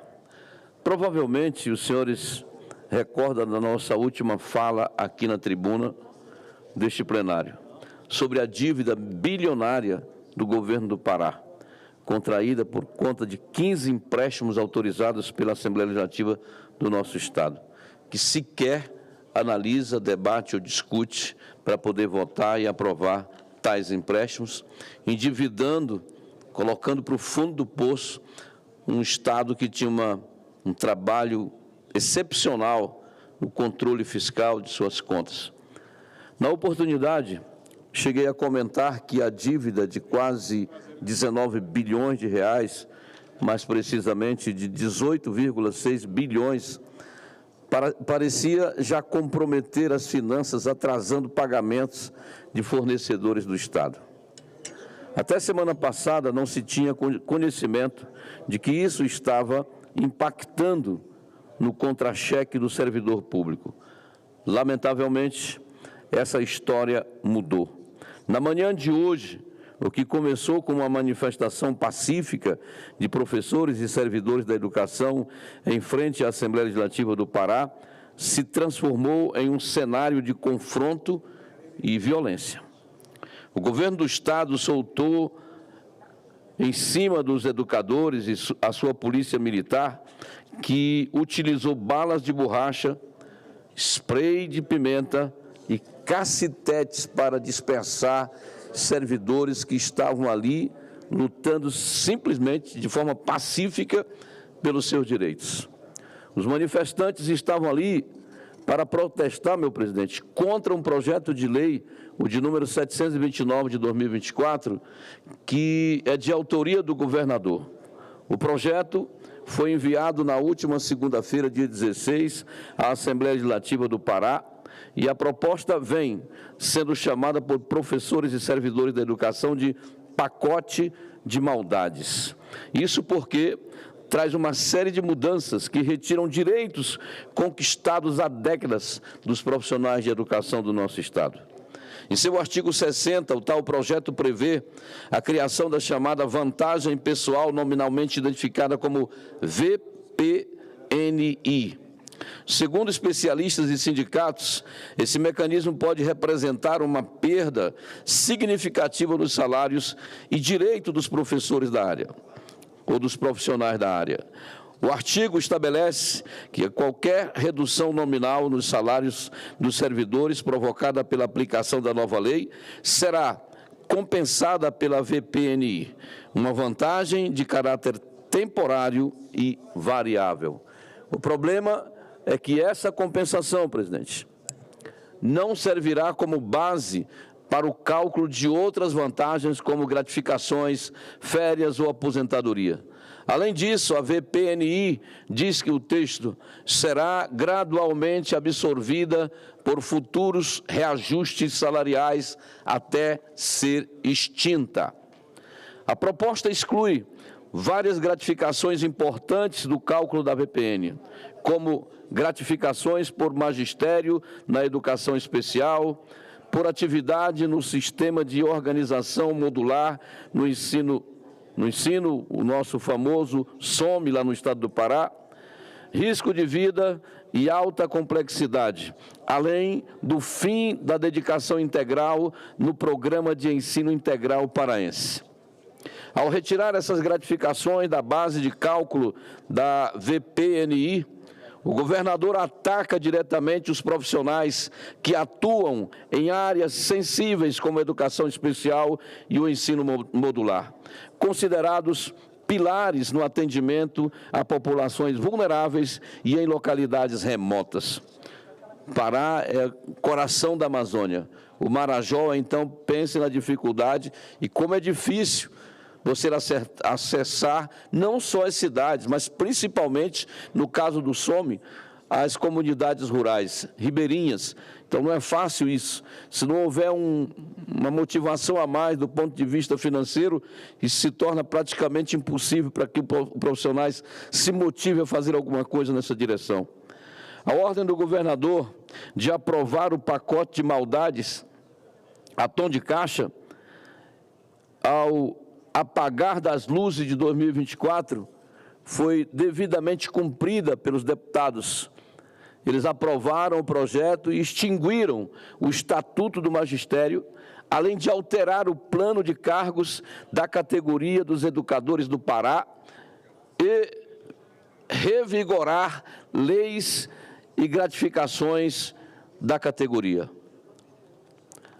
É realmente muito preocupante a situação do Pará. Um Estado endividado e que agora compromete o básico, mexe justamente naquilo em que precisaria ser intocável, a educação. Eu quero aqui, nesse momento, presidente, apresentar minha solidariedade. Eu sou pedagogo, sou professor também, claro, nunca tive oportunidade de ir para a sala de aula, mas amo de paixão a educação. E eu fico preocupado em função até do que está acontecendo com a educação do Pará. Esse corte de vantagem de direitos, não é, dos nossos servidores e profissionais da educação é só um lado. No estado do Pará, para que o estado pulasse da 26ª colocação no IDEB nacional para a 6ª colocação, quer dizer, pulou 20 posições, foi um milagre, né? E um milagre que foi trabalhado, manipulado, porque do ponto de vista técnico e do ponto de vista do trabalho, isso é impossível. Lá no estado do Pará, para o senhor ter uma noção, o aluno vai, faz a sua matrícula, e mesmo não comparecendo à sala de aula, esse aluno tem nota, esse aluno não tem falhas, no final do ano ele está aprovado. Eu nunca vi algo no mundo parecido com isso. Não é? Quer dizer, o problema é do aluno, matriculou, está garantido a aprovação no final do ano, tudo arrumadinho. Então, assim, desse jeito, até eu, né, faria com que um estado ou um município pule da 26ª colocação para a 6ª. Não é? Felizmente, tem alguns estados por aí entrando na justiça porque se sentiram prejudicados. Essa classificação do IDEB, ela garante vantagens a estados, porque isso recompensa o trabalho e o esforço dos governos. Lá no Pará, se faz isso milagrosamente. Né? Esse é um aspecto. Agora, hoje, a Assembleia Legislativa aprova o chamado pacote de maldades, né, onde pega esse profissional da educação e destrói a sua motivação para o trabalho.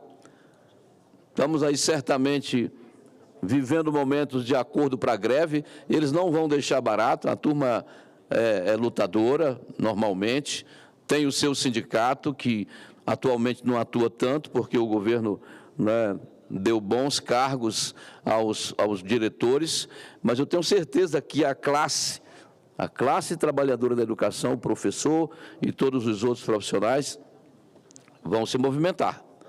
Né? Naturalmente, estamos já todo mundo de férias, né? O momento está aí, chegando o Natal, a semana que vem, Ano Novo, quer dizer, é um momento impróprio para que o professor entre de férias. Mas, certamente, no retorno às aulas em 2025, nossos professores estarão se movimentando, e se movimentando, no meu ponto de vista, com toda a razão, porque tiveram, por parte do governo do Estado, né, um golpe que os deixou desnorteados para voltar ao seu trabalho. Portanto, apresento aqui minha solidariedade a todos os professores paraenses e lamento profundamente que isso esteja acontecendo em nosso Estado.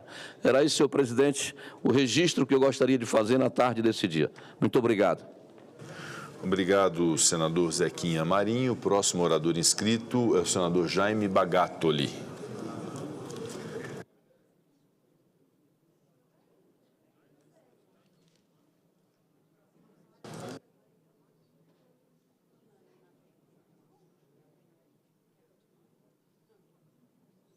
Solicito aos senhores senadores e senhoras senadoras que venham ao plenário para que possamos dar início à ordem do dia e apreciação dos itens da pauta. Com a palavra, senador Jaime Bagatoli.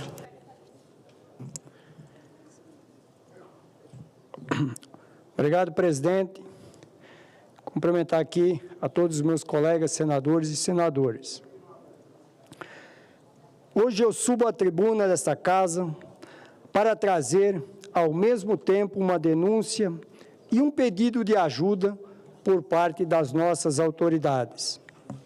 No município de Montenegro, no meu estado de Rondônia, centenas de famílias do assentamento Burareiro convivem hoje com a ameaça de expulsão de suas propriedades rurais. São famílias, presidente, que estão na região desde a década de 1970 e que foram assentadas pelo INCRA ainda durante o regime militar, que, diga-se de passagem, promoveu a maior regularização fundiária na história de Rondônia.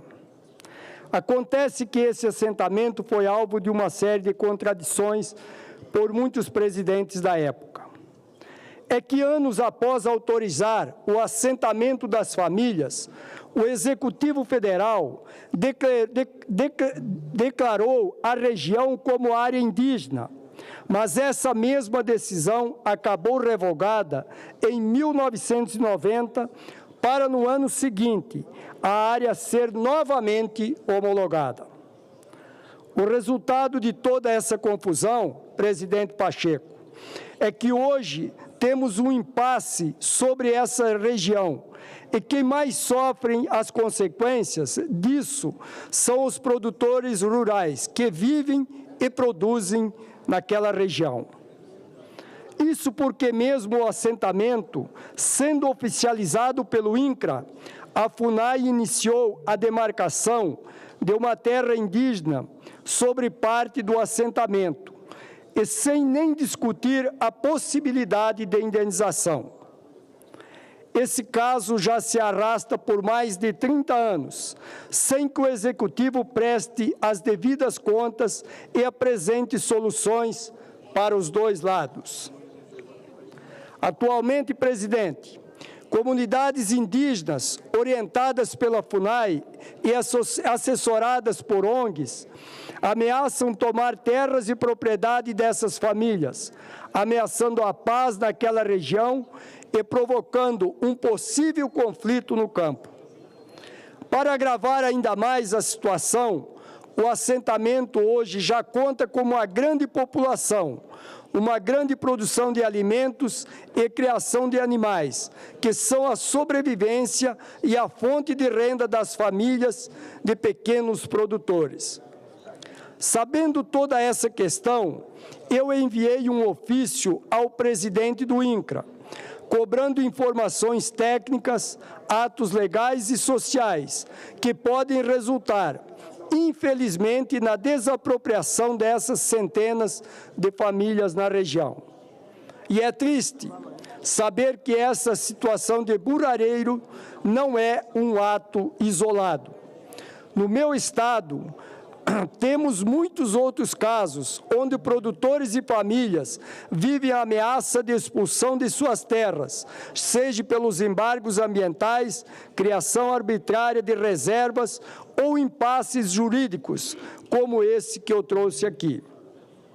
Durante de tudo isso, presidente, eu espero realmente que a justiça prevaleça e que as famílias de Burareiro, em Rondônia, possam dormir em paz e ter certeza de que vão poder continuar com as suas vidas dentro das propriedades que lhe foram dadas por direito. E volto a lembrar que a área regularizada é a área protegida pelo produtor rural, que nunca irá permitir desmate ou destruição de uma área onde ele investiu toda a sua vida, seu tempo e dinheiro. E para encerrar, presidente, eu gostaria de fazer um breve balanço do meu segundo ano como senador pelo meu grande estado de Rondônia e como senador pelo Brasil. A gente sabe o quanto 2024 foi um ano cheio de desafios, mas também de muitas conquistas. Apesar de ser o segundo ano de mandato, eu tive grandes conquistas para a Rondônia. Trabalhei e destinei recursos para a regularização fundiária no interior do meu estado. Destinei recursos importantes para a saúde básica e também de média e alta complexidade, pois sei que a saúde continua a ser a principal demanda do povo de Rondônia. E eu tive também a mesma dedicação para a infraestrutura, que é a peça essencial para o escoamento da produção e para a qualidade de vida, principalmente dos que vivem no campo. Já aqui em Brasília, lutei lado a lado dos meus colegas para garantir mais recursos à agricultura familiar, que é, de fato, quem leva o alimento à mesa dos brasileiros. Tive a satisfação de ser o relator da depreciação acelerada, que deve modernizar o nosso parque industrial, e dizer que me debrucei sobre as realidades desse setor, que só fortaleceu ainda mais a minha luta pelo ano que vem, a gente também possa ter um olhar especial para a nossa indústria. E agora, no fim do ano, auxiliamos a Embrapa, o setor agropecuário e o seguro rural, para garantir as atividades regulares no ano que vem, dentro da Lei de Diretrizes Orçamentárias, a LDO. No mais, também agradeço o apoio e a união dos colegas parlamentares, que, assim como eu, não toleram nos rumos que o nosso país vem tomando, e dizer que em 2025 vamos seguir lutando para garantir a nossa liberdade para o bem do Brasil. Senhor presidente, nós temos hoje no Brasil, senhores e senhoras, uma grande preocupação. Hoje, senador Zequinha Marinho, o dólar acabou de bater há poucos minutos atrás, novamente a R$ 6,25. Eu quero dizer a toda a sociedade, a todos que estão nos acompanhando pela TV Senado, que o Brasil vive um momento muito difícil. E o Brasil só vai consertar isso com a pacificação, a união e o governo entender que nós precisamos controlar os gastos públicos do nosso país. Se nós continuarmos com essa gastança que nós temos desenfreada, poderemos perder totalmente o controle da nossa inflação. E eu espero que o governo tome um rumo para 2025, porque senão todos nós vamos pagar a conta, e essa conta vai ser muito cara, e quem vai sofrer mais com isso são os que menos ganham, os mais necessitados e os nossos funcionários. Precisamos tomar um rumo para a economia do Brasil, e todos nós somos responsáveis, a Câmara Federal, o Senado, o Judiciário, mas nós temos que entender que o governo, o Executivo, vai ter que fazer a sua parte. Caso contrário, nós teremos dias muito tristes e poderemos ter um 2025 muito difícil para o nosso povo brasileiro. Obrigado, presidente. Muito obrigado, senador Jaime Bagatoli. Próximo. Quem?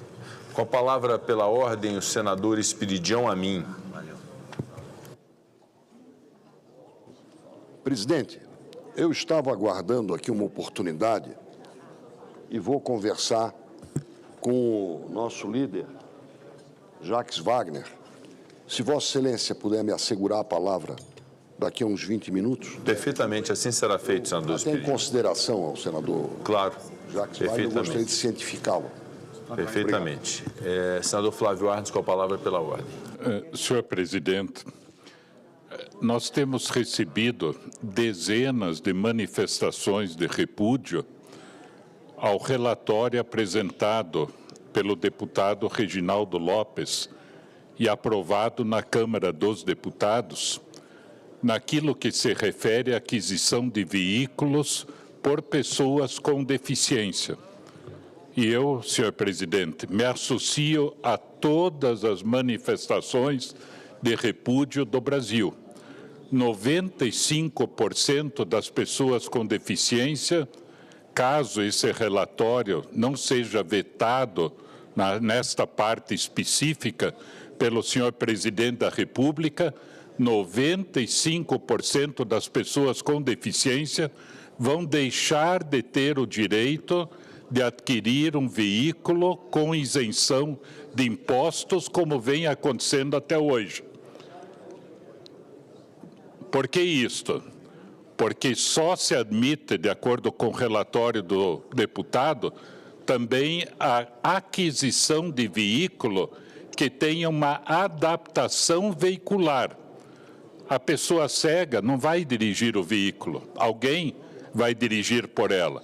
Pessoa surda, a mesma coisa. Muitas pessoas com autismo, é a família que vai dirigir, e a família precisa do veículo. E tudo aquilo que foi acordado no Senado Federal, com o senador Eduardo Braga, e com a participação do governo Bernard Api e Ministério da Fazenda, nada foi considerado na Câmara dos Deputados, inclusive dizendo-se pelo relator Reginaldo Lopes, PT Minas Gerais, de que o acordo do Senado não seria levado em consideração. Antes da apreciação dessa matéria, na Câmara dos Deputados, eu próprio falei com um deputado, e ele disse, olha, eu não tenho tempo para fazer as mudanças, mas faço no Senado que nós vamos aceitar as mudanças aqui na Câmara dos Deputados. Então, a palavra dele, assumida comigo e com outras pessoas que estavam junto comigo, não valeu nada. Aqui no Senado Federal houve um acordo, nós tínhamos um destaque pelo PSB para justamente adequar a redação. Na conversa com o senador Eduardo Braga, com Bernard Api, a mesma coisa, foi feito um acordo. Inclusive, as notas taquigráficas podem demonstrar isso, que o acordo não foi levado em consideração pelo relator na Câmara dos Deputados. E eu me admiro que o próprio governo, não é porque o acordo foi feito com o governo, que não tenha se manifestado nessa direção. Então, o voto de repúdio ao relator Reginaldo Lopes vem do Brasil inteiro. 95% de pessoas cegas, surdas, com deficiência física, com outras deficiências, só se for adaptado o veículo, mas é uma questão, para algumas pessoas isso é necessário e para outras não. Então, nesse sentido, nós temos que fazer uma força-tarefa. Eu faço apelo para as lideranças aqui do Senado, para que falemos, particularmente com o senador Jacques Wagner, que é o líder do governo, para vetar essa parte e nós nos determos no início do ano, conforme o senador Omar Aziz, inclusive, falou na aprovação da reforma tributária aqui, para que a gente faça, o senador Isalci Lucas também, no começo do ano, uma força-tarefa para atualizar os valores do IBS, antigo ICMS, ISS, e fazermos uma legislação, então, adequada para essas pessoas. E eu me admiro que o governo faça isso, porque 10% da população tem algum tipo de deficiência. Mas a pessoa com deficiência tem tio, tia, pai, mãe, irmão, avô, avó. Metade da população do Brasil está falando contra o que o relator Reginaldo Lopes fez na Câmara, desconsiderando aquilo que havia sido colocado pelo Senado Federal. Então, o apelo que eu faço, e o refúgio vem de todo o Brasil, para que a gente reveja essa situação, o que é uma tremenda injustiça com todo o conjunto de pessoas com deficiência, e isso tem que ser corrigido. A mesma coisa com o BPC, benefício da prestação continuada. Novamente, em relação ao idoso e em relação à pessoa com deficiência, nada contra fraudes, não identificação, não registro no CAD único. Pode acontecer, isso é uma metodologia, é um dever do governo fazer todo dia isso, mas sempre penalizando idoso, deficiente, mais vulnerável. Então, chegou a hora de darmos um basta nisso, dizer, olha, aquele que precisa do poder público, que tenha todo o nosso apoio nessa direção. Então, a gente lamenta a atitude do relator. Para concluir, senador Flávio. Desconsiderando o que foi acordado no Senado, junto com o governo, e o governo devia ter articulado lá na Câmara, para que a gente tivesse um encaminhamento adequado. O repúdio vem do Brasil inteiro, metade da população falando mal do governo, falando mal do relator, e tem que falar mal mesmo nesse sentido, porque as coisas têm que ser justas, adequadas, e palavra empenhada tem que ser cumprida. Obrigado, senhor presidente. Obrigado, senador Flávio Arnes. Encerrado o período do expediente, declaro aberta a ordem do dia. Peço aos senhores senadores e senhoras senadoras que venham ao plenário para que possamos dar início à apreciação dos itens da pauta. Com a palavra pela ordem, senador Romário. Boa tarde, senhor presidente. Boa tarde, senadores e senadoras. Quero aqui corroborar todas as palavras que foram ditas agora pelo nosso senador Flávio Arnes. Essa situação atual, com a relatoria lá do deputado, que eu esqueci até o nome, de ter feito esse assassinato, vamos dizer assim, com o BPC. Isso é um absurdo, isso não tem cabimento, mas eu tenho certeza e muita fé que, ao chegar aqui no Senado, O Senado vai modificar isso e não vai tirar direito dessas pessoas. O direito já é pouco.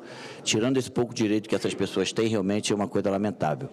Então, quero aqui parabenizar o senador Flávio Arnes pelas palavras e dizer que a gente aqui vai se unir, vai se juntar para que esses direitos não sejam tirados dessas pessoas que tanto necessitam. E aproveitar também a oportunidade, senhor presidente, de pedir a Vossa Excelência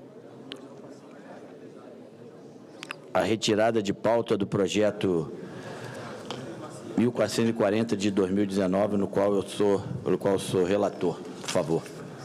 Perfeitamente, senador Romário. É o item 8 da pauta, o projeto de lei 1440 de 2019, que tem como relator o senador Romário. Portanto, a pedido do relator, fica retirado da pauta da sessão do Senado com reinclusão oportuna. Com a palavra pela ordem, senador Humberto Costa. Senhor presidente, apenas para pedir a Vossa Excelência, se possível, a inversão de pauta para que o projeto de decreto legislativo 271 de 2024 possa ser aprovado, debatido e aprovado mais brevemente. Obrigado. Obrigado, senador Humberto Costa. É um projeto de decreto legislativo relativamente simples, da relatoria do senador Humberto Costa. Eu consulto o plenário se podemos dar início à apreciação através desse item do projeto de decreto legislativo número 271 de 2024. Não havendo objeção, em instantes nós iniciaremos a pauta com esse projeto sob sua relatoria. Com a palavra pela ordem, senador Espiridião Amin. Presidente, eu já me desincumbi da tarefa de levar ao conhecimento do nosso líder do governo, senador Jacques Wagner, o assunto que venho lhe trazer. Infelizmente, é sobre um projeto de decreto legislativo bem mais complexo.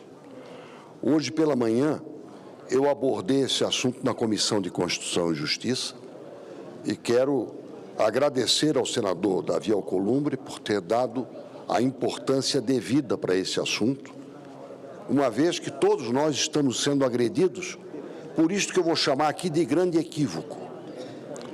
Em agosto deste ano, o ministro Gilmar Mendes, diga-se de passagem, dentro das atribuições do Supremo e seguindo de maneira muito prudencial o que é da atribuição do Supremo Tribunal Federal, instituiu uma mesa de negociações que vai se estender até 28 de fevereiro do ano que vem, para tentar um acordo a respeito de vários projetos e leis que estão ou em vigor as últimas ou em andamento outros. PEC do marco temporal, por sinal sou o relator, tramitação de várias outras demandas desta área, e o presidente Davi Alcolumbre, na Comissão de Justiça, cumpriu o seu dever, sustou, com o nosso consentimento, a tramitação da emenda constitucional.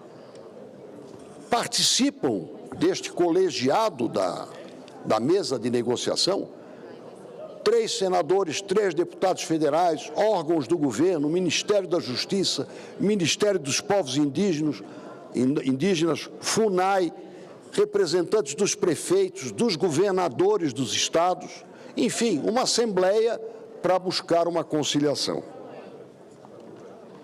Qual é a minha surpresa?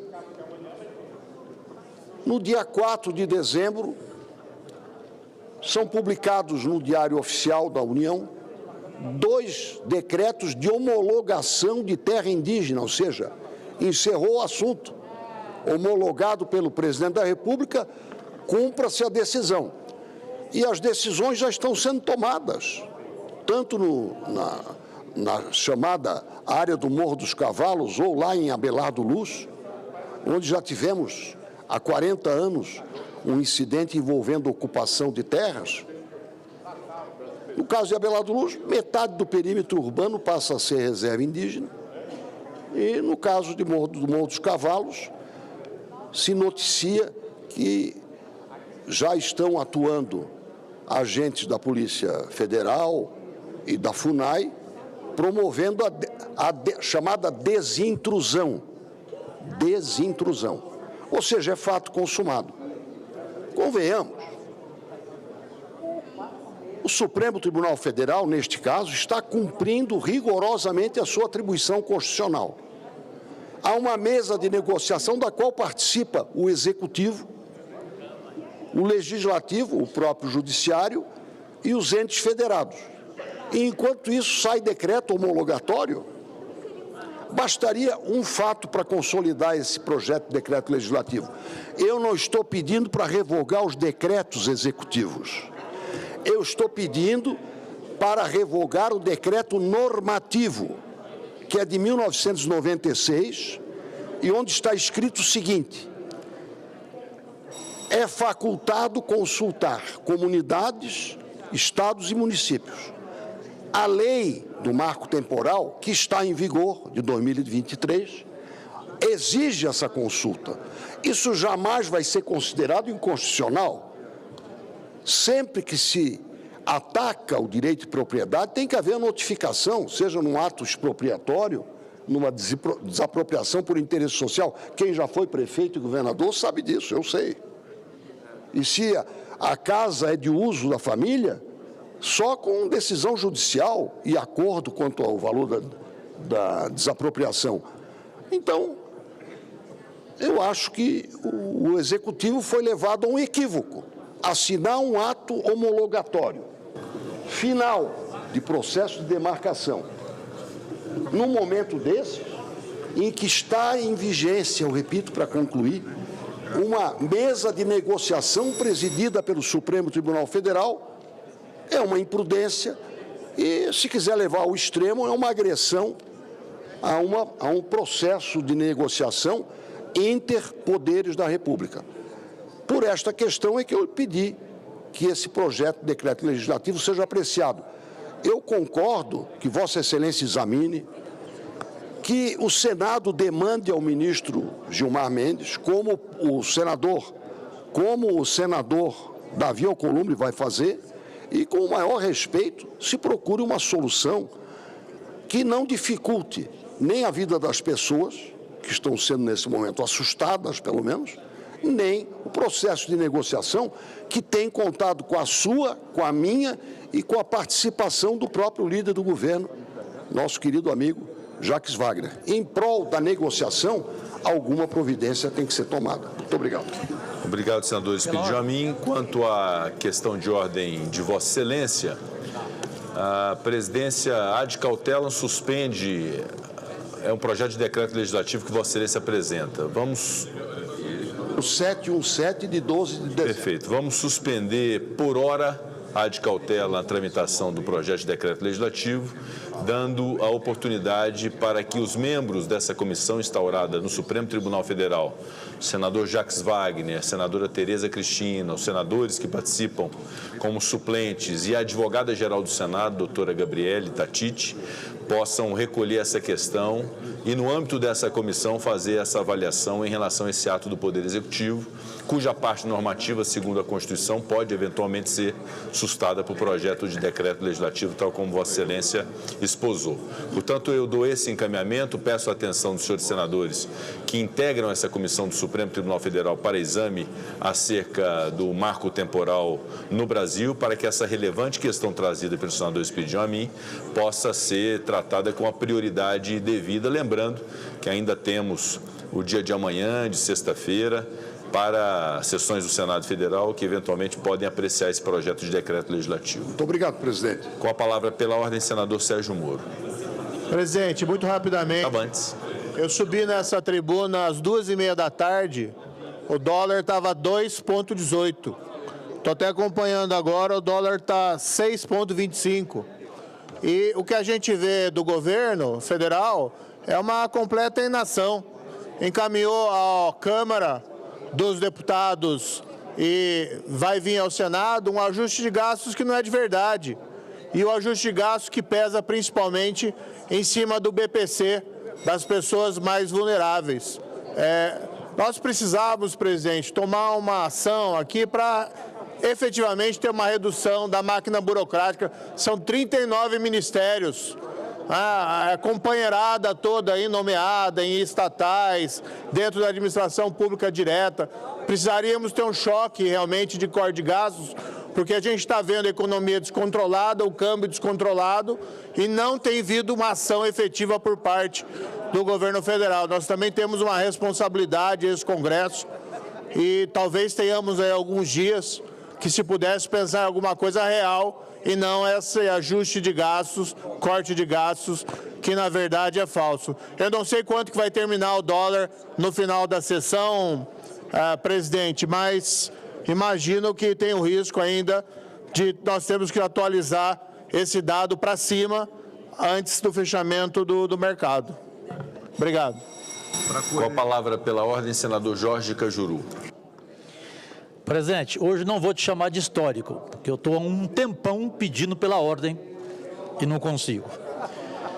Primeiro, eu estou impaciente com aquilo que a gente ouve aqui nos bastidores do Congresso Nacional.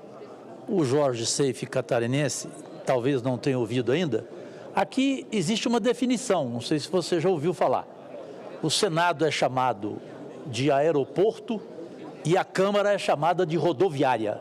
E ela é mesmo uma rodoviária em alguns momentos. De ontem para cá, a gente está vendo a questão da lei do incentivo do esporte, que é revoltante, e agora vem essa que me leva a uma indignação profunda, porque eu faço parte da emenda prazerosamente com o exímio senador paranaense Flávio Arnes, na questão dos deficientes, com o maior prazer, e estávamos comemorando, tanto ele como eu, a revista Veja fez matéria, a Folha de São Paulo fez, a imprensa toda. Aí vem um deputado que é do PT. Eu sou do tempo que o PT punia esse tipo de deputado, que o Romário não falou o nome dele, eu vou falar, Reginaldo Lopes. Você, Reginaldo, normalmente quando você fala, você aciona a boca e não liga o cérebro, até porque você não o tem. Primeiro ponto. Segundo, que essa sua relatoria, ela passou por questão mental de sua parte. Não é possível. Então, senador Flávio Arnes, eu fiz uma sugestão ao senhor, porque esse tempo do PT parece que acabou, que o PT punia deputado que cometesse um erro como esse, porque isso prejudica a imagem do presidente Lula, um homem sensível, que não é possível que ele vai contrariar exatamente as pessoas deficientes deste país que, repito, estavam nos cumprimentando por essa nossa decisão. Para concluir, senador Flávio, eu proponho ao senhor que nós dois, na semana que vem, que ele estará aqui, que a gente vá ao presidente Lula fazer a ele uma colocação clara e esperar dele o quê? O veto e ponto final. E quanto à questão da lei do incentivo do esporte, senador Portinho, senadora Leila, que está chateadíssima, a Leila ontem à noite chorou, inclusive, a gente estava num jantar junto, é isso aí, a gente tem que conversar, tem que debater profundamente, porque também é um outro fato, um fato lamentável de não entender como que aquela casa, que eu repito, que para mim eu a chamo de rodoviária, pode fazer isso. Obrigado. Senador Fernando Dueire, o senador Fernando Dueire e o senador Paulo Paim trouxeram à presidência, só um minuto, por favor, trouxeram à presidência uma ponderação em relação ao item 5 da pauta, projeto de lei 537 de 2019, no acordo entre o relator, senador Fernando Dueire, e o senador Paulo Paim, considerando o pedido que há em relação a esse projeto para que ele seja submetido à Comissão de Assuntos Sociais. Eu consulto o relator se ratifica essa possibilidade e nós colocaremos a voto. Senhor presidente, senhores senadores, senhoras senadoras, ratifico. Isso é um entendimento para que nós possamos chegar a um entendimento em que todas as partes se sintam confortáveis. Portanto, agradeço muito a sua permissão para isso. Muito obrigado, senador Fernando Dueire. Apresentado o requerimento número 818 de 2024, do senador Humberto Costa, que solicita a oitiva da Comissão de Assuntos Sociais para o projeto de lei 537 de 2019. Votação do requerimento. As senadoras e os senadores que o aprovam permaneçam como se encontram. Aprovado o requerimento, a matéria vai à Comissão de Assuntos Sociais. Eu vou anunciar, senador Humberto Costa, peço a compreensão de Vossa Excelência. O item 1 da pauta é a proposta de emenda à Constituição número 18 de 2024, da senadora Tereza Cristina e outros senadores, que dá nova redação ao parágrafo 4º do artigo 225 da Constituição Federal, para incluir entre os patrimônios nacionais o Pantanal Sul-Mato-Grossense. O parecer 88 de 2024 da Comissão de Constituição, Justiça e Cidadania tem como relator o senador Jaime Campos e é favorável à proposta. Não foram apresentadas emendas perante a mesa. Passa-se a 4ª sessão de discussão da proposta em primeiro turno.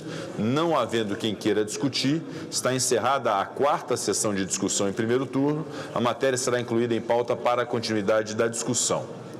Anuncio o projeto de decreto legislativo número 271 de 2024, é o item 12 da pauta, cuja inversão foi autorizada pelo plenário, da Comissão de Relações Exteriores e de Defesa Nacional da Câmara dos Deputados, que aprova a renovação por troca de notas, formalizada em 12 de dezembro de 2023, entre a Delegação Permanente do Brasil junto à Organização Mundial do Comércio, OMC, e a Organização Mundial de Propriedade Intelectual, OMPI, do acordo de sede entre a República Federativa do Brasil e a Organização Mundial de Propriedade Intelectual para a criação de um escritório de coordenação dessa organização no Brasil, assinado em 2 de outubro de 2009.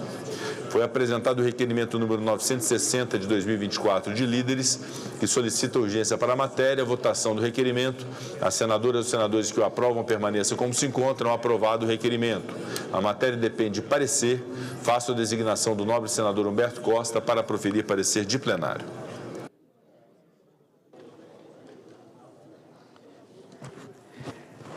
Senhor presidente, senhoras senadoras, senhores senadores, vem para análise deste plenário, em substituição à Comissão de Relações Exteriores e Defesa Nacional, o projeto de decreto legislativo 271 de 2024, que aprova a renovação por troca de notas formalizada em 12 de dezembro de 2023, entre a Delegação Permanente do Brasil junto à Organização Mundial do Comércio e à Organização Mundial de Propriedade Intelectual, do acordo de sede entre a República Federativa do Brasil, a Organização Mundial de Propriedade Intelectual, para a criação de um escritório de coordenação dessa organização no Brasil, assinado em 2 de outubro de 2009.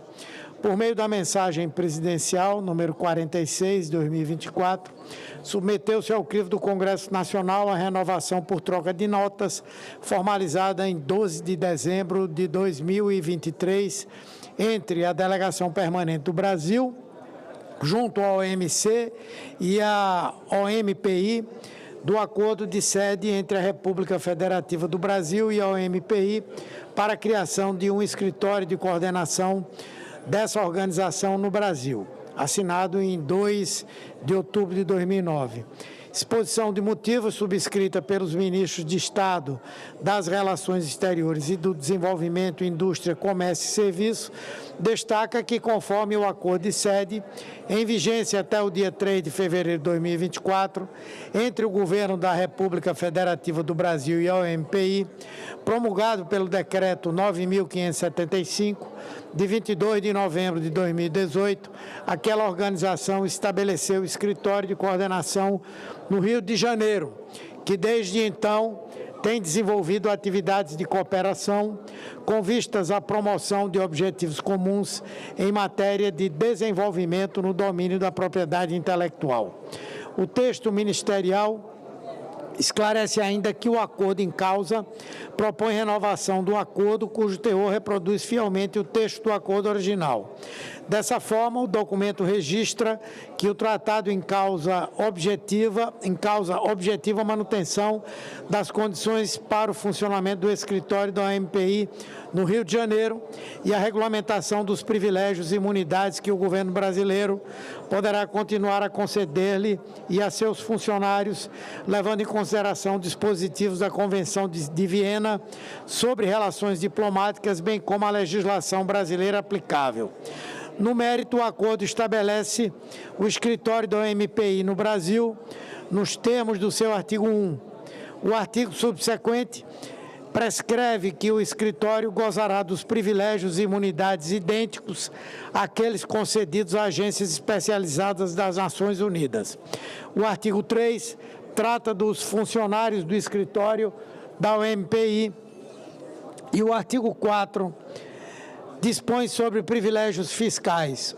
O artigo 5º, por sua vez, cuida das disposições finais. Indica, nesse sentido, que o ano internacional em análise vigerá por período de 6 anos e estabelece que eventual controvérsia referente ao tratado em questão será resolvida de modo amigável por negociação entre as partes. Aprovado o projeto de decreto legislativo na Câmara dos Deputados, a matéria foi encaminhada para esta Casa, despachada para a Comissão de Relações Exteriores e Defesa Nacional. Por força da aprovação do requerimento 960/2024, de líderes que solicita urgência para a matéria nos termos dos artigos 336, inciso 3 e 338, inciso 3 do Regimento Interno do Senado, o projeto é agora analisado por esse plenário. Não foram recebidas emendas no prazo regimental. Análise. Observamos de início que compete à Comissão de Relações Exteriores e Defesa Nacional opinar sobre proposições referentes aos atos e relações internacionais, conforme preceitua o artigo 103, inciso 1 do Regimento Interno do Senado Federal. Em substituição à CRE, a matéria vem para análise no plenário, atendendo ao disposto nos artigos 336, inciso 3, 338, inciso 3 do mesmo regramento. Ademais, não há vícios no que diz respeito à sua juridicidade. A proposição, de resto, está em consonância com a Constituição Federal, na medida em que observa o disposto no artigo 49, inciso 1, e no artigo 84, inciso 8, da Carta da República. O ato internacional em apreço busca não só a renovação do acordo de sede, já ajustado pelas partes. Nesse sentido, os signatários reiteram os benefícios que a promoção do desenvolvimento no domínio da propriedade intelectual pode acarretar para os interessados, bem como destacam o reforço proporcionado pelo escritório da OMPI na cooperação entre os países da América Latina e do Caribe, visando a consecução de objetivos comuns em matéria de desenvolvimento no campo da propriedade intelectual. Tendo em atenção esse contexto, considerando que o documento não inova em relação ao tratado original, consciente de que o acordo seguirá favorecendo a interlocução com os demais países, tanto da América Latina quanto do Caribe, nas questões de que se ocupa a OMPI, o acordo em causa merece ser aprovado. Voto por ser conveniente e oportuno aos interesses nacionais, constitucional, jurídico e regimental, somos pela aprovação do projeto de decreto legislativo número 271/2024. Esse é o relatório, senhor presidente. E o voto é favorável. O parecer é favorável ao projeto de decreto legislativo. Completada a instrução, passamos à discussão da matéria. A matéria está em discussão. Não havendo quem queira discutir, está encerrada a discussão. Passamos à apreciação da matéria. A presidência submeterá a matéria à votação simbólica. Votação do projeto em turno único nos termos do parecer. As senadoras e os senadores que o aprovam permaneçam como se encontram. Aprovado o projeto, a matéria vai à promulgação, será feita a devida comunicação à Câmara dos Deputados. Pela ordem, senhor presidente. Com a palavra pela ordem, senador Magno Malta. Eu não quero fazer coro com os mesmos termos do senador Cajuru. Ele falou que o Reginaldo não tem cérebro. Eu acho que não é cérebro, é falta de alma. Quando você tira o benefício fiscal de alguém com síndrome de Down, alguém autista, olha, o cego, quando tem um benefício, ele compra o carro para alguém dirigir para ele. Uma criança autista em um alto grau, ela não dirige. O pai e a mãe vão dirigir. Eu tenho um filho, e Vossa Excelência conhece, que é Down. Ele não dirige. Alguém vai dirigir para ele. Olha, a sanha arrecadadora, senadora Damares, desse governo, chegou a ser uma sanha desalmada. Chegar a esse ponto, desalmada. Tudo que foi votado aqui e acordado aqui, caiu na Câmara. E não foi a última Coca-Cola do deserto que votou aqui, não. O que nós votamos aqui foi um compêndio ideológico, não foi nem reforma tributária. Mas, senador Randolph, ajude nisso. Senador Randolph, olhe para mim. Ajude nisso. Vossa Excelência, no meu outro mandato, eu te chamava de Harry Potter.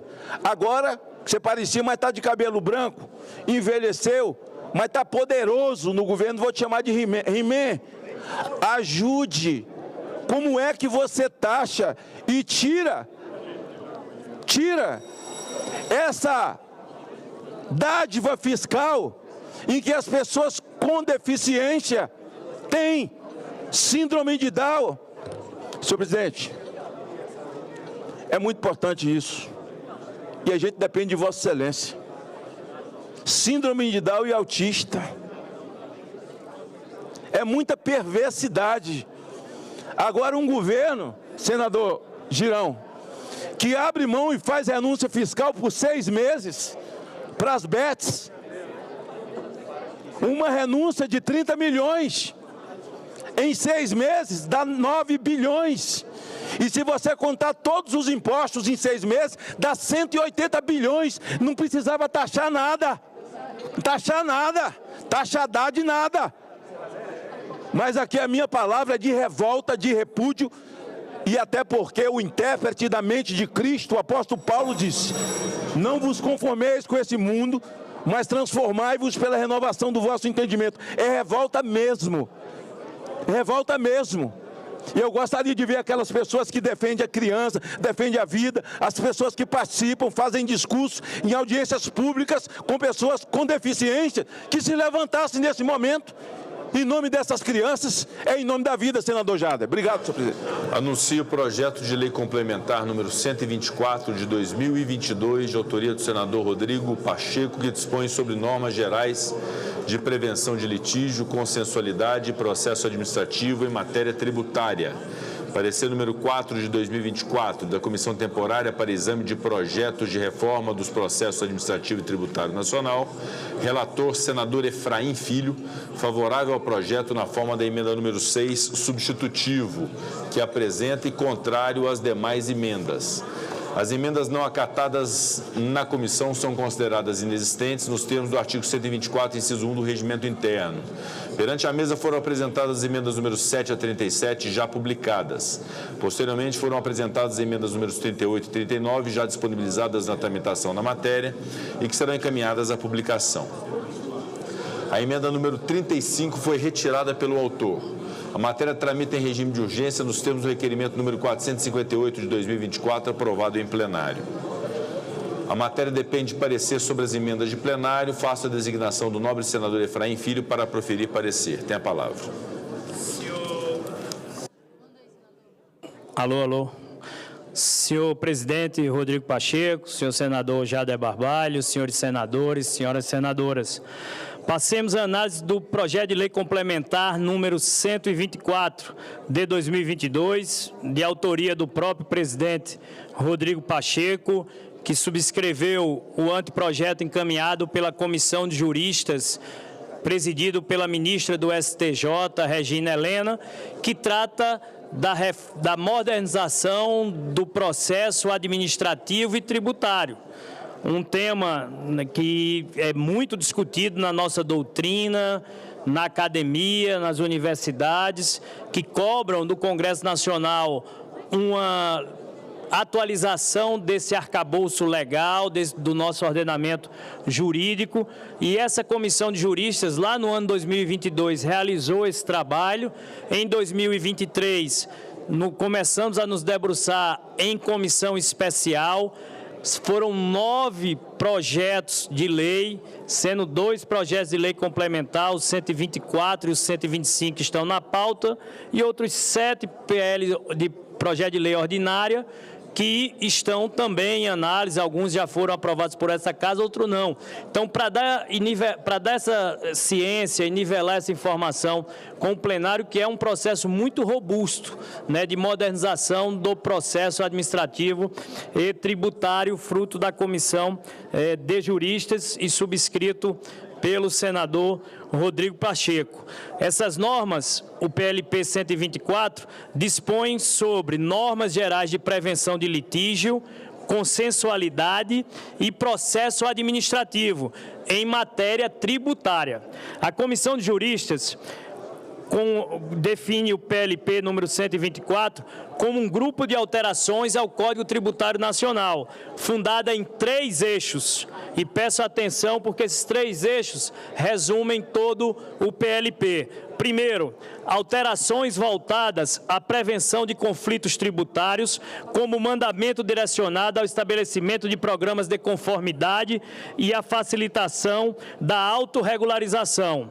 Item 2, alterações voltadas ao estímulo à adoção de soluções consensuais em litígios tributários, incluindo a desjudicialização de processos tributários. E item número 3, alterações com vistas à harmonização das normas relativas ao processo administrativo tributário, como forma de fortalecer o contencioso administrativo por meio da previsão de garantias mínimas a serem observadas por toda a esfera da Federação.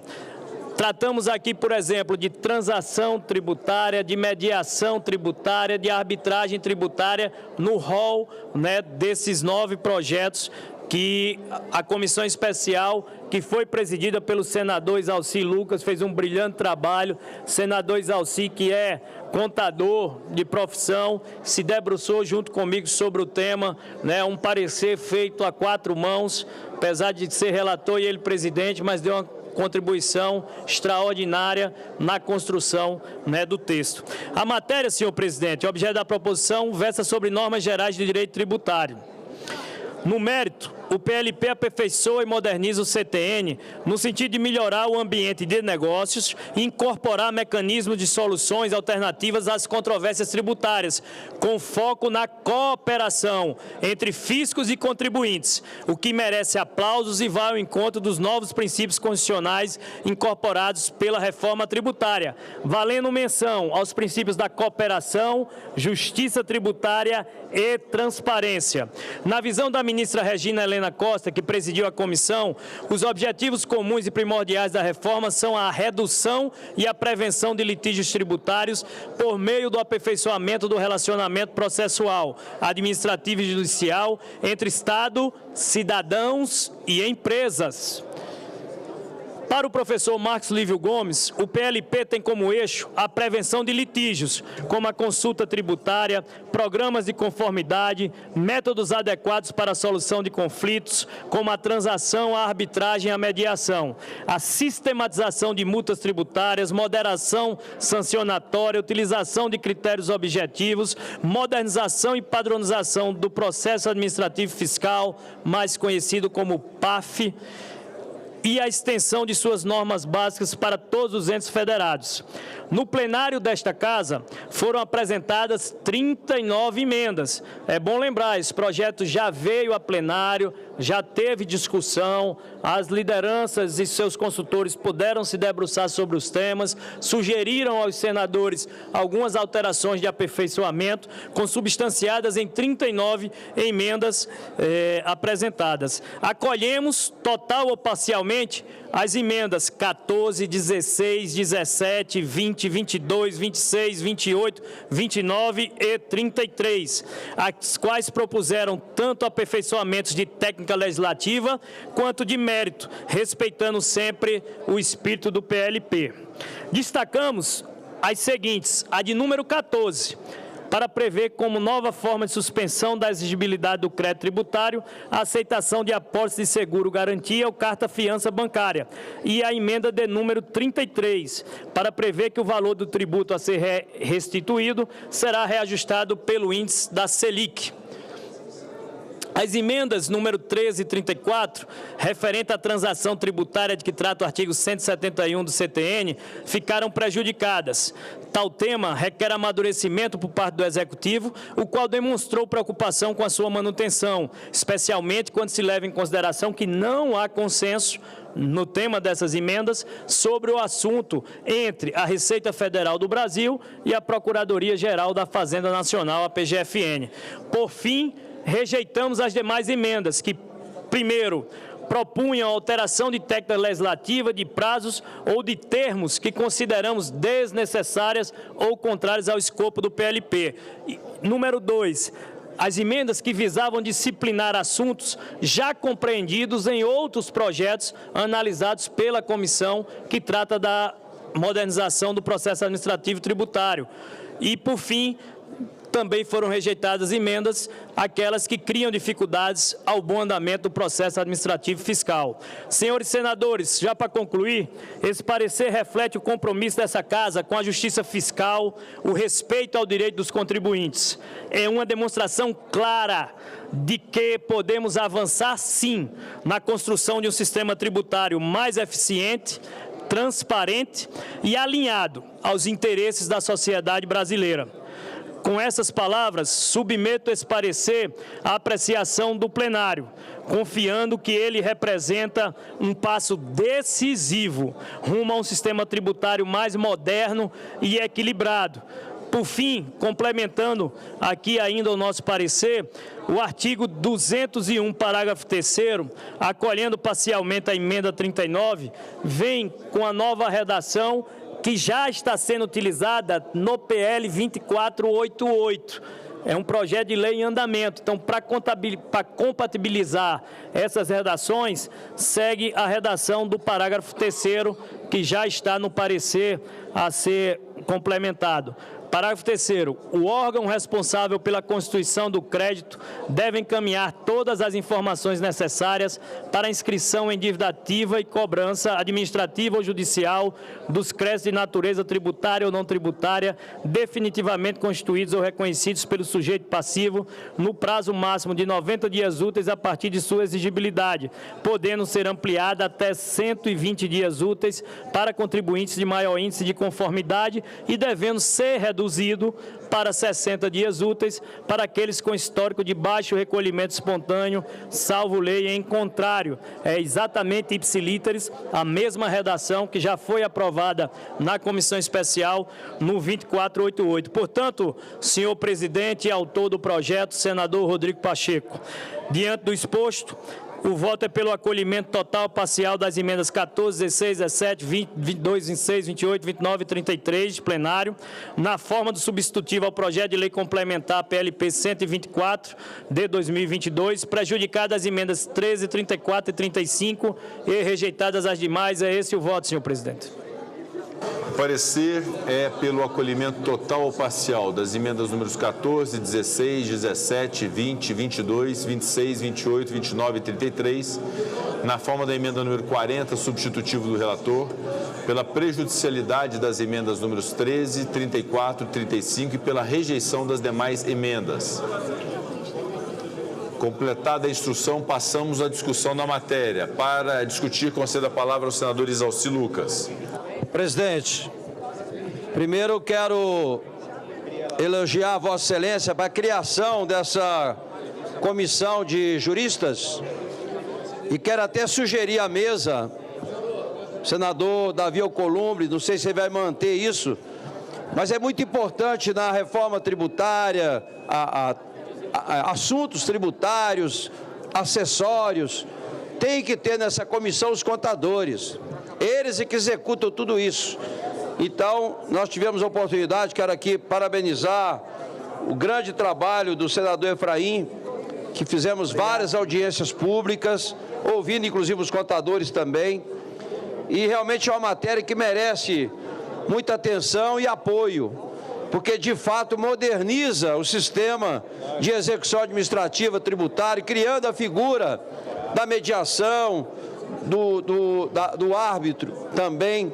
Isso vai modernizar e é compatível, inclusive, com as mudanças da reforma tributária. Então, é importante a reforma tributária e, ao mesmo tempo, trabalhar a modernização do sistema de execução administrativa tributária. Então, mais uma vez, parabenizar o senador Efraim pelo trabalho, a equipe também aqui do Senado, são muitos competentes os consultores, a Receita Federal, o Ministério da Economia, da Fazenda, trabalhou intensamente também no projeto, porque é matéria de interesse direto da Receita Federal. Então, a minha orientação partidária e também como presidente da comissão é que os parlamentares devem votar favoravelmente a esse projeto. Parabéns, senador Efraim. Obrigado, senador Exauci.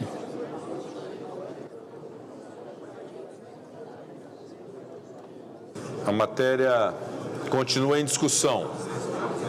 Me permite, enquanto não há outro inscrito para a discussão, para dar continuidade e colaborar com o pronunciamento do senador Exauci. Quando se fala hoje, em reforma tributária, a expectativa do cidadão médio, do cidadão brasileiro, da nossa sociedade, é por um sistema mais simples, menos burocrático e que facilita a vida de quem produz. E necessariamente isso não está na PEC ou até mesmo na regulamentação, porque isso faz parte do contencioso, do processo administrativo e tributário. Então esse projeto, como os demais, senhor presidente, que correu em paralelo à reforma tributária, logicamente acabou recebendo menos holofotes, senador Marco Pontes. Ele ali correu em paralelo, no low profile, caminhando, fazendo audiências técnicas. O senador Exauci reportou. Na hora que eu apresentei meu cronograma de trabalho, eu previ 2 audiências públicas para ouvir os setores interessados. Tivemos que aumentar para 6 audiências públicas devido ao interesse da academia, das universidades, dos profissionais, advogados e contadores, dos sindicatos, seja da Receita Federal, Sindifisco, a PGFN, a AGU, muitos trabalharam, chegamos a 6 audiências públicas, e um trabalho de busca de muito aperfeiçoamento. Tudo que foi feito aqui foi feito com o interesse de acertar. O custo Brasil, muitas vezes, está nas regras do contencioso tributário, do processo tributário, e não necessariamente nas regras da PEC, da reforma tributária. Então, acho que esse projeto, ele complementa aquele sentimento de uma sociedade brasileira que deseja um processo mais simples, menos burocrático e que facilita a vida de quem produz. Que o atual sistema já nos mostra, nas últimas posições do ranking Doing Business, como um dos piores ambientes para se fazer negócio no mundo. Muitas empresas multinacionais correm do Brasil pela complexidade das nossas normas. Então, esse protecionismo às avessas não é bom para o Brasil, e é isso que esse projeto, correndo em paralelo a tão comentada e discutida reforma tributária, ele vem. Claro, é um tema árido, é um tema técnico, é um tema de processualística tributária, mas é um tema que vem resolver muito dos imbróglios que estão arraigados no custo Brasil do país. É essa a contribuição da relatoria, presidente. A matéria continua em discussão, não havendo mais quem queira discutir, está encerrada a discussão, passamos à apreciação da matéria.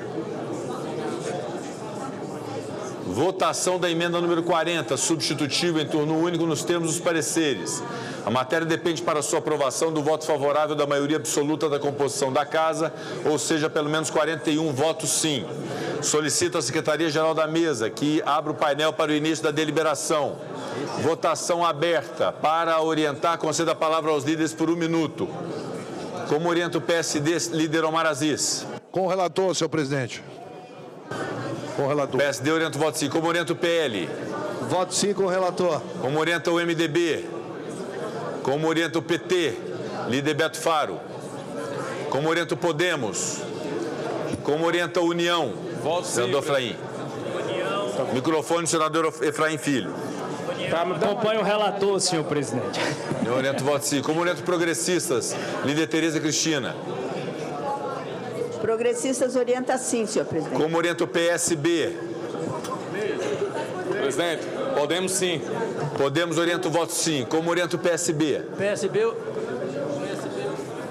O PSB, presidente, evidentemente, orienta sim. Obrigado, senador Cajuru. Como orienta o Republicanos? Republicanos orienta sim, presidente. Como orienta o PDT? PDT orienta voto sim, senhor presidente. Como orienta o Partido Novo? O Partido Novo orienta sim, presidente. PSDB? Como orienta a maioria? Como orienta a minoria? Como orienta o governo, líder Jacques Wagner?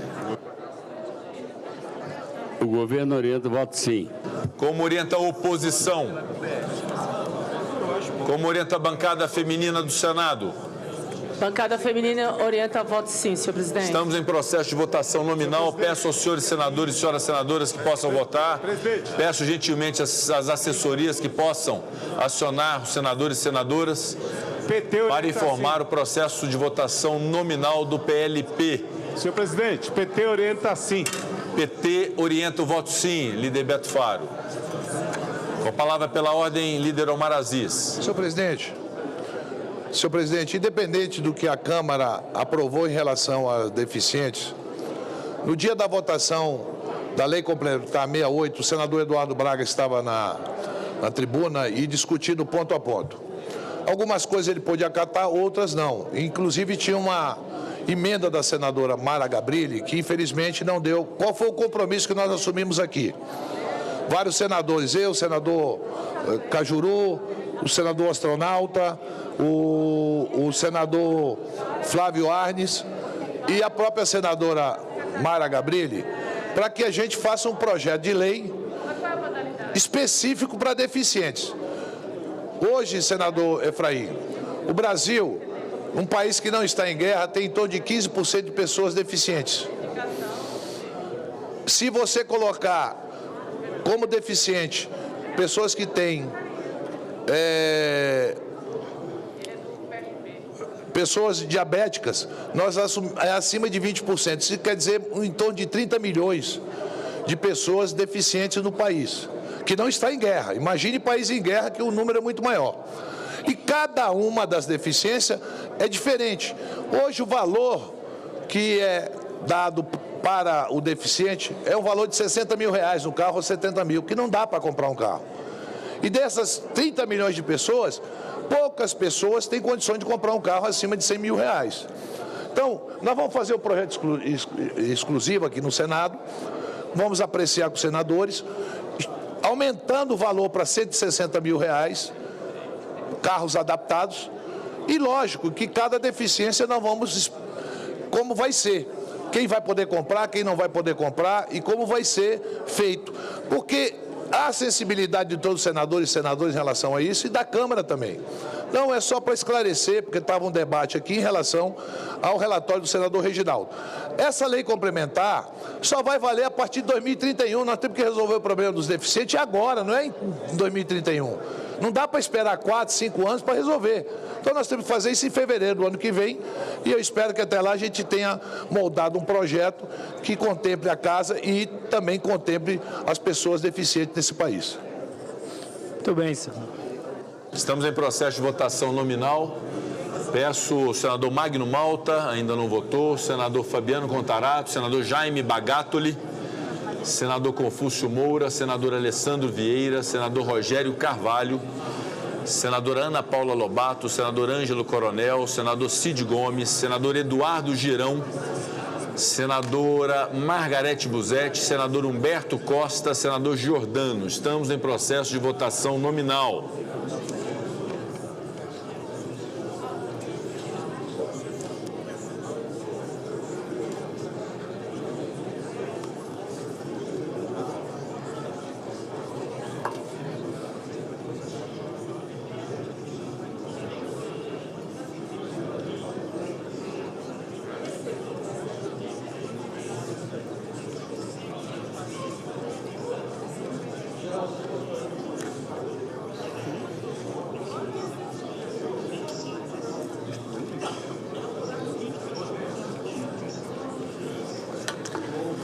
Estamos em processo de votação nominal. Peço aos senhores senadores e senadoras que venham ao plenário, que possam votar e permaneçam no plenário para as demais votações da sessão de hoje.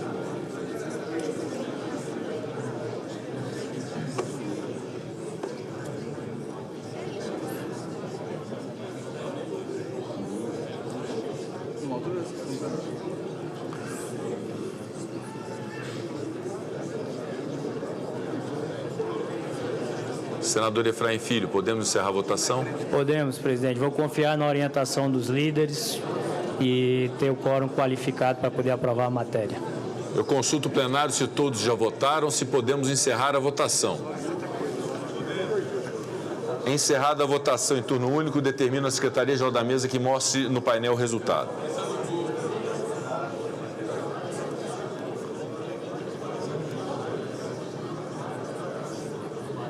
Votaram sim 63 senadores. Votaram não um senador. Nenhuma abstenção. Aprovada a emenda número 40, substitutivo, ficam prejudicados o projeto e as demais emendas. O parecer da comissão diretora oferecendo a redação para o turno suplementar será publicado na forma regimental. Discussão do substitutivo em turno suplementar. Encerrada a discussão sem emendas, o substitutivo é dado como definitivamente adotado, sem votação. A matéria vai à Câmara dos Deputados. Anuncio o projeto de lei complementar número 125 de 2022 do senador Rodrigo Pacheco, que estabelece normas gerais relativas a direitos, garantias e deveres dos contribuintes.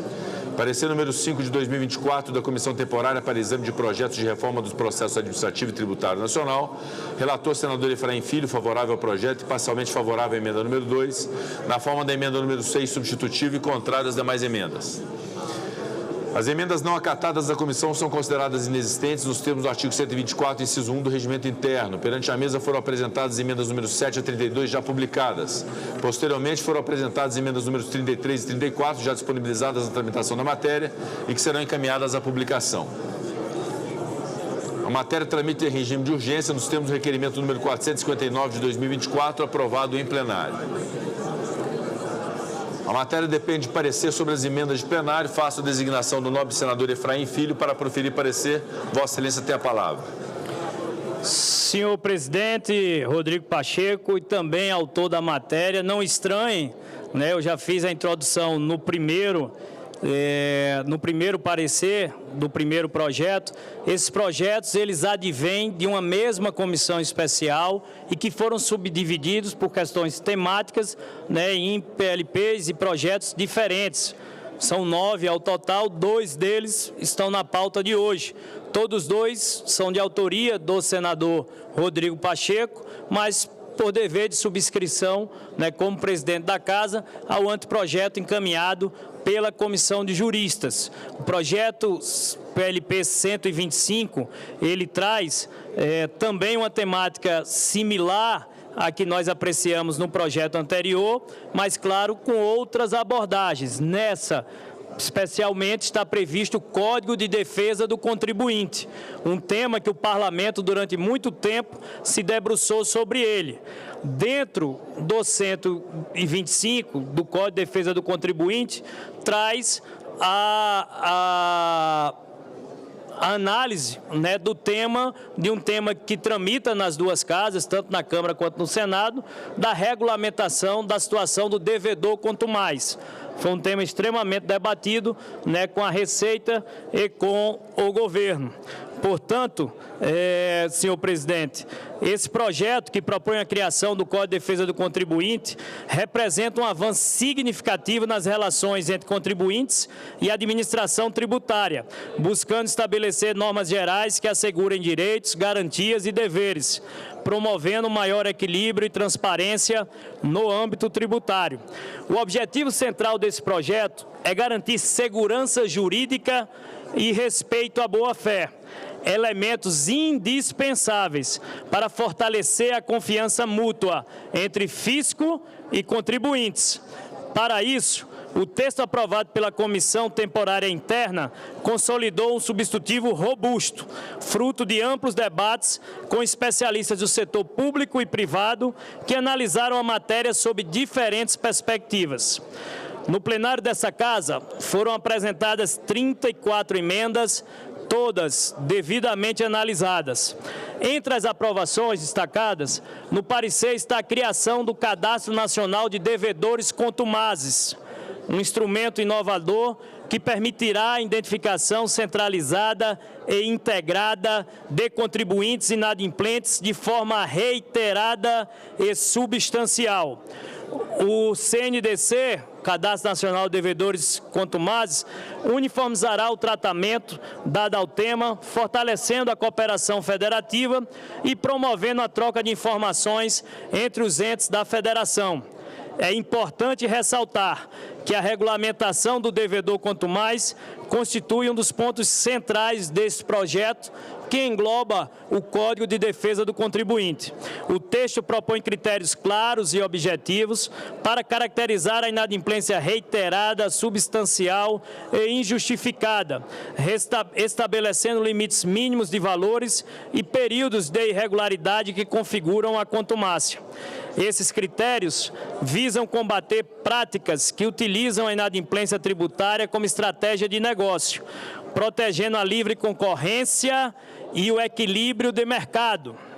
Além disso, são asseguradas ao contribuinte as garantias de defesa e contraditório, permitindo que motivos plausíveis, como calamidade pública, possam ser apresentados para afastar essa classificação. Rejeitamos, contudo, emendas que propunham introduzir subjetividade ou complexidade desnecessária na aplicação das regras de contumácia, como a exigência de pareceres de órgãos reguladores ou a inclusão de aspectos operacionais não relacionados diretamente à adimplência fiscal. Mantivemos o foco em soluções objetivas e eficazes, garantindo que regras sejam aplicáveis sem viabilizar a atuação da administração tributária. Outro ponto relevante é a incorporação de medidas de conformidade tributária que facilitam a regularização de débitos, promovem a autorregularização e incentivam a identificação de bons pagadores e cooperativos. O projeto também garante maior transparência na comunicação de débitos, priorizando uma abordagem automatizada e eficiente, alinhada aos programas de conformidade. Destaco ainda a aprovação de dispositivos que reconhecem a necessidade de flexibilidade em cenários adversos, como crises econômicas nacionais. Esses dispositivos permitem que a inadimplência seja avaliada à luz de contextos excepcionais, protegendo contribuintes que enfrentam dificuldades legítimas. O Código de Defesa do Contribuinte, em sua essência, busca proporcionar um ambiente tributário mais justo, seguro e eficiente. Ele reafirma direitos fundamentais como o contraditório, a ampla defesa e o direito ao recurso administrativo. Elementos indispensáveis para o fortalecimento da democracia e da justiça fiscal. Simultaneamente, o projeto assegura que a administração tributária tem instrumentos claros, objetivos, para combater a inadimplência abusiva, preservando a competitividade e a equidade no sistema tributário. Já para concluir, senhores senadores, esse parecer, portanto, reflete o compromisso desta Casa com a justiça fiscal e o respeito ao direito dos contribuintes, senhor presidente Rodrigo Pacheco. É uma demonstração clara de que podemos avançar na construção de um sistema tributário mais eficiente, transparente e alinhado aos interesses da sociedade brasileira. Com essas palavras, submeto esse parecer à apreciação do plenário, confiando que ele representa um passo decisivo rumo a um sistema tributário mais moderno e equilibrado, atendendo também a última emenda, senhor presidente. Aqui, no parágrafo 5º, inciso 1º do artigo 11, se propõe a exclusão da contumácia por uma crise econômica regional ou setorial. E um parágrafo 7º que expunha que as confederações patrimoniais teriam, né, o poder de declarar essa crise. Achamos por bem, ouvindo, né, as entidades nas audiências públicas, fazer a supressão, portanto, da expressão crise econômica regional, no parágrafo 5º, inciso 1º, e a exclusão, a supressão do parágrafo 7º, senhor presidente. Esse é o voto e encaminham para a deliberação do plenário. O parecer é pelo acolhimento das emendas números 18, 20, 27, 31 e 34, pelo acolhimento parcial das emendas números 23 e 33, na forma da subemenda substitutiva à emenda número 6 do relator, pela rejeição das demais emendas. Completada a instrução. Senhor presidente, só pela ordem, pergunto ao líder do governo. Eu peço ao plenário. Peço ao plenário, nós estamos com um nível de ruído muito alto, eu peço um pouco mais de silêncio no plenário, considerando o esforço do relator para poder fazer a leitura do parecer, portanto peço a colaboração de todos para um pouco mais de silêncio. Completada a instrução, passamos à discussão da matéria, concedo a palavra ao eminente relator. Pela ordem, presidente, havia por parte da liderança do governo a posição de uma emenda supressiva do artigo 11, que trata exatamente dessa descrição, né, do devedor quanto mais. Até porque sabemos que a Câmara também se debruça sobre o projeto. Existe outro projeto no Senado que trata do tema. A liderança do governo, eu recebi a emenda e durante o transcorrer aqui já da sessão houve a retirada, né, dessa supressão. Eu quero saber, eu quero entender da liderança do governo, pelo menos no meu parecer já não aparece mais essa emenda, só para ver da liderança do governo a confirmação da retirada, né, da emenda supressiva que havia sido aposta pelo governo. Para discutir, senador Espiridião Amin.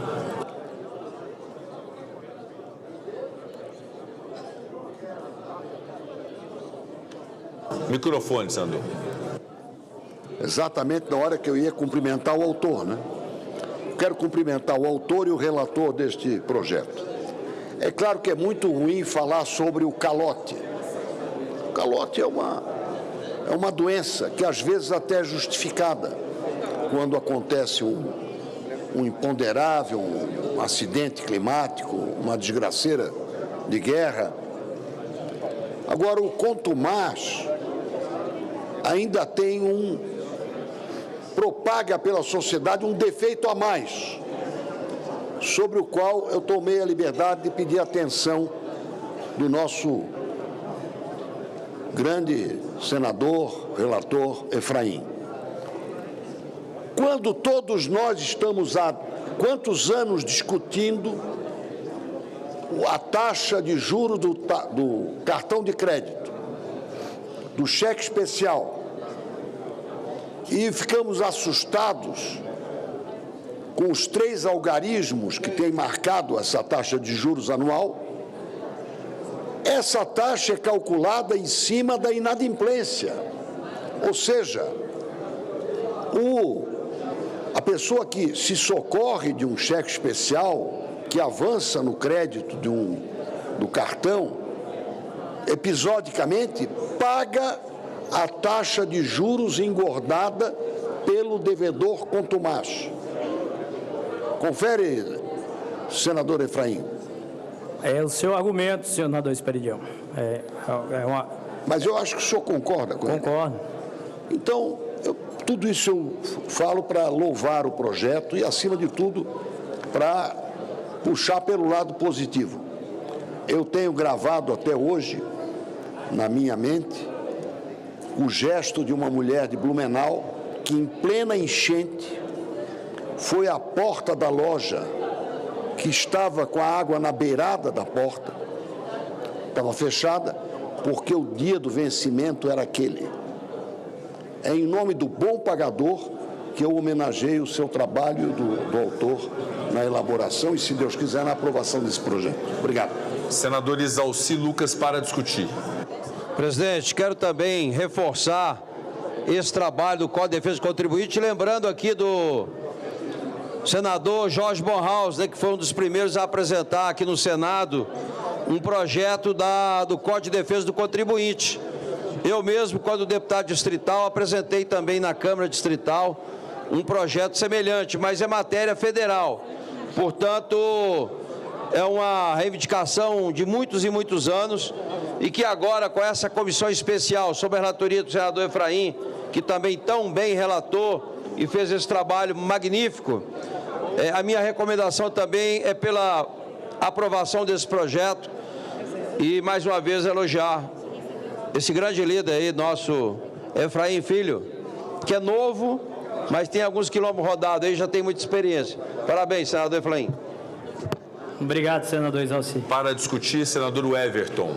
Presidente, eu só queria fazer aqui uma reflexão ao nosso relator e pedir como Vossa Excelência sempre tem tido, muita prudência e cuidado no que é tratado. Lembrar que nós temos um projeto específico tratando esse assunto aqui na casa. Esse projeto, se eu não estou enganado, é da senadora Ana Amélia, projeto do devedor custo mais. E faço também esse apelo para que nós possamos estar aprofundando ele e discutindo ele de forma mais, claro, articulada dentro da casa, para trazer ele, né, de forma mais específica aqui para o plenário do Senado Federal. Então, eu quero também somar a ideia de que a gente possa tratar esse assunto em separado. Senador Jacques Wagner, líder do governo, tem a palavra para discutir.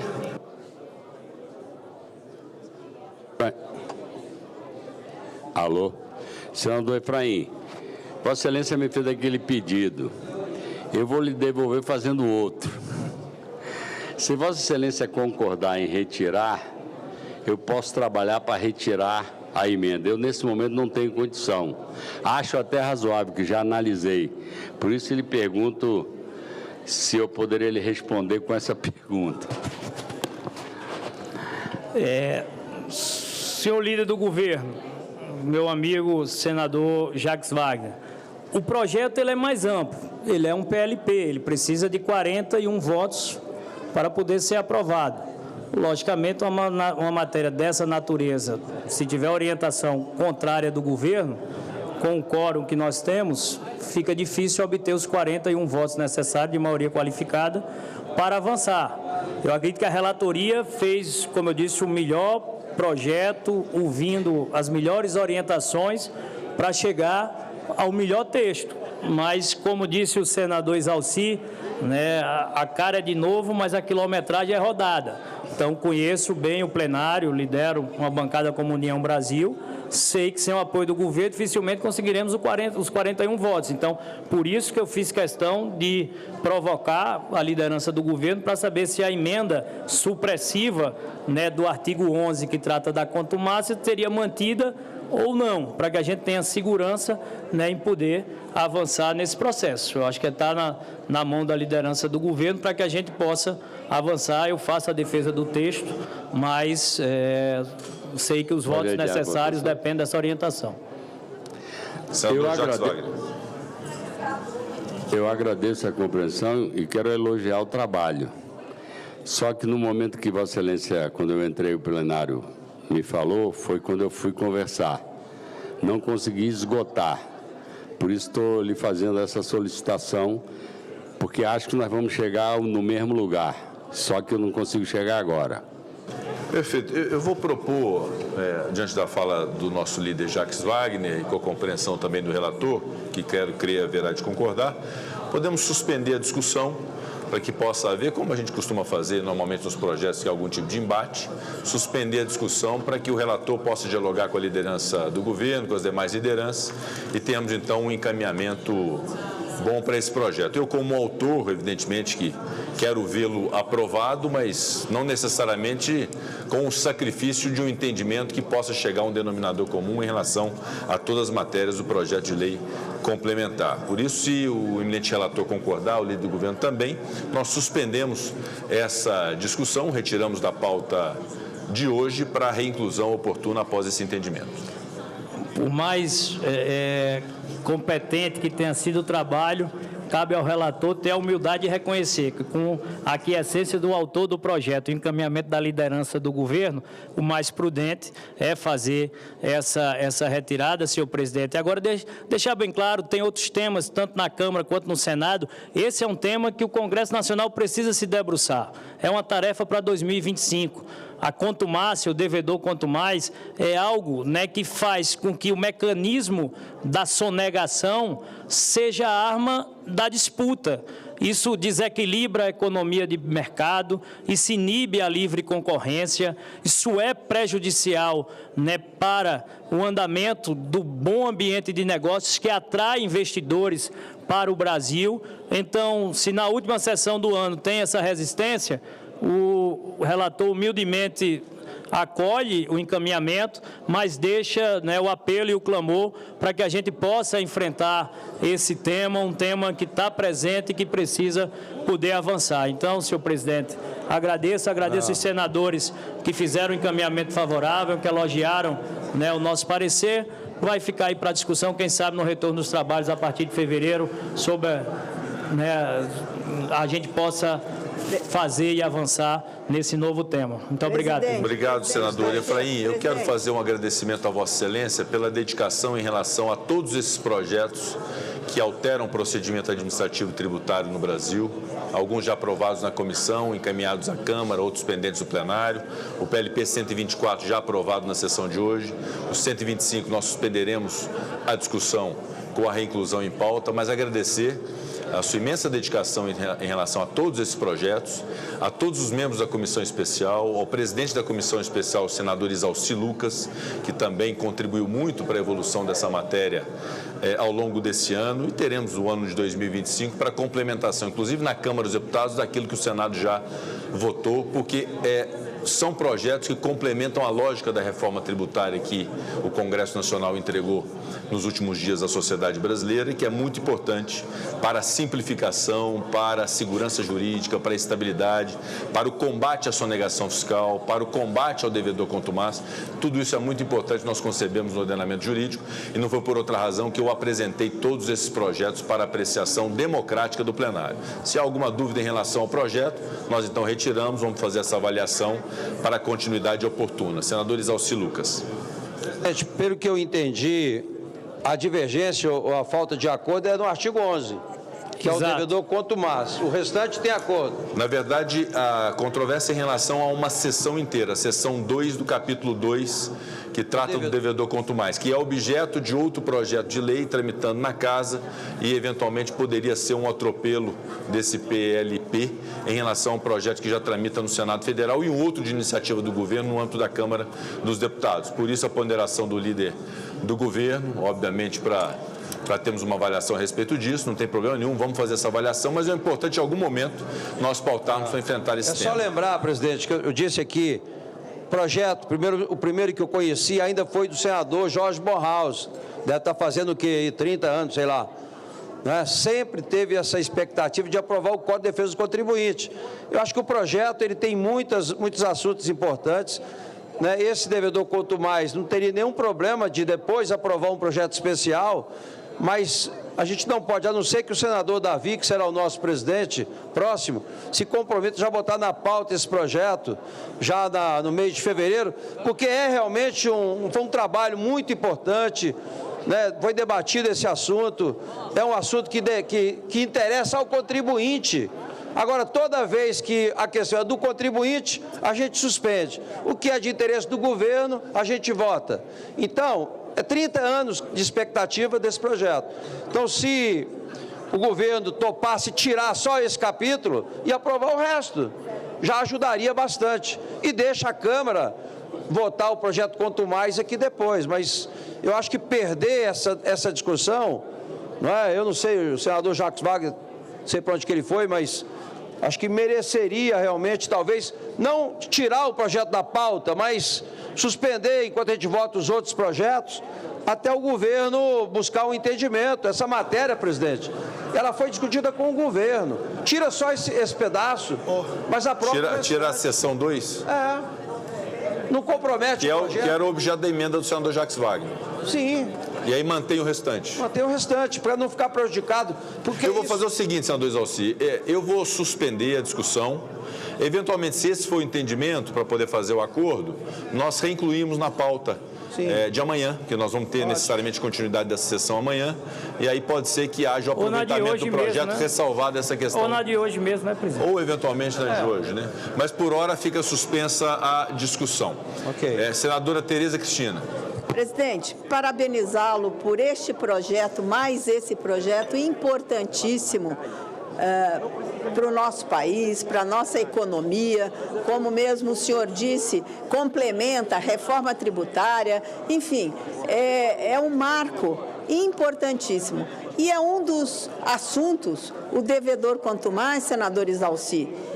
E, senador Efraim, agradecê-lo também pela emenda que o senhor acatou, né, do registro dos devedores contumazes, mas nós precisamos avançar nesse texto. Não é possível 30 anos, 10 anos. Esse é um outro assunto que nós temos que colocar o dedo na ferida. Precisa resolver. A sociedade brasileira aguarda há quanto tempo por isso? Então, dizer o seguinte, se não há consenso, tirar o capítulo 2, eu acho que não é o melhor dos mundos, mas nós temos que ter o compromisso desse assunto voltar à pauta do Senado Federal no início do próximo ano. Não é possível a gente aguardar, né? Isso traz também um problema que hoje nós estamos vivendo, que é o problema do crime organizado, né, que está também embutido nisso. Então, nós precisamos tratar desse assunto com celeridade.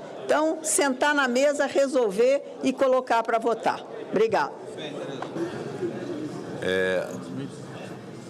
Fica, portanto, suspensa a discussão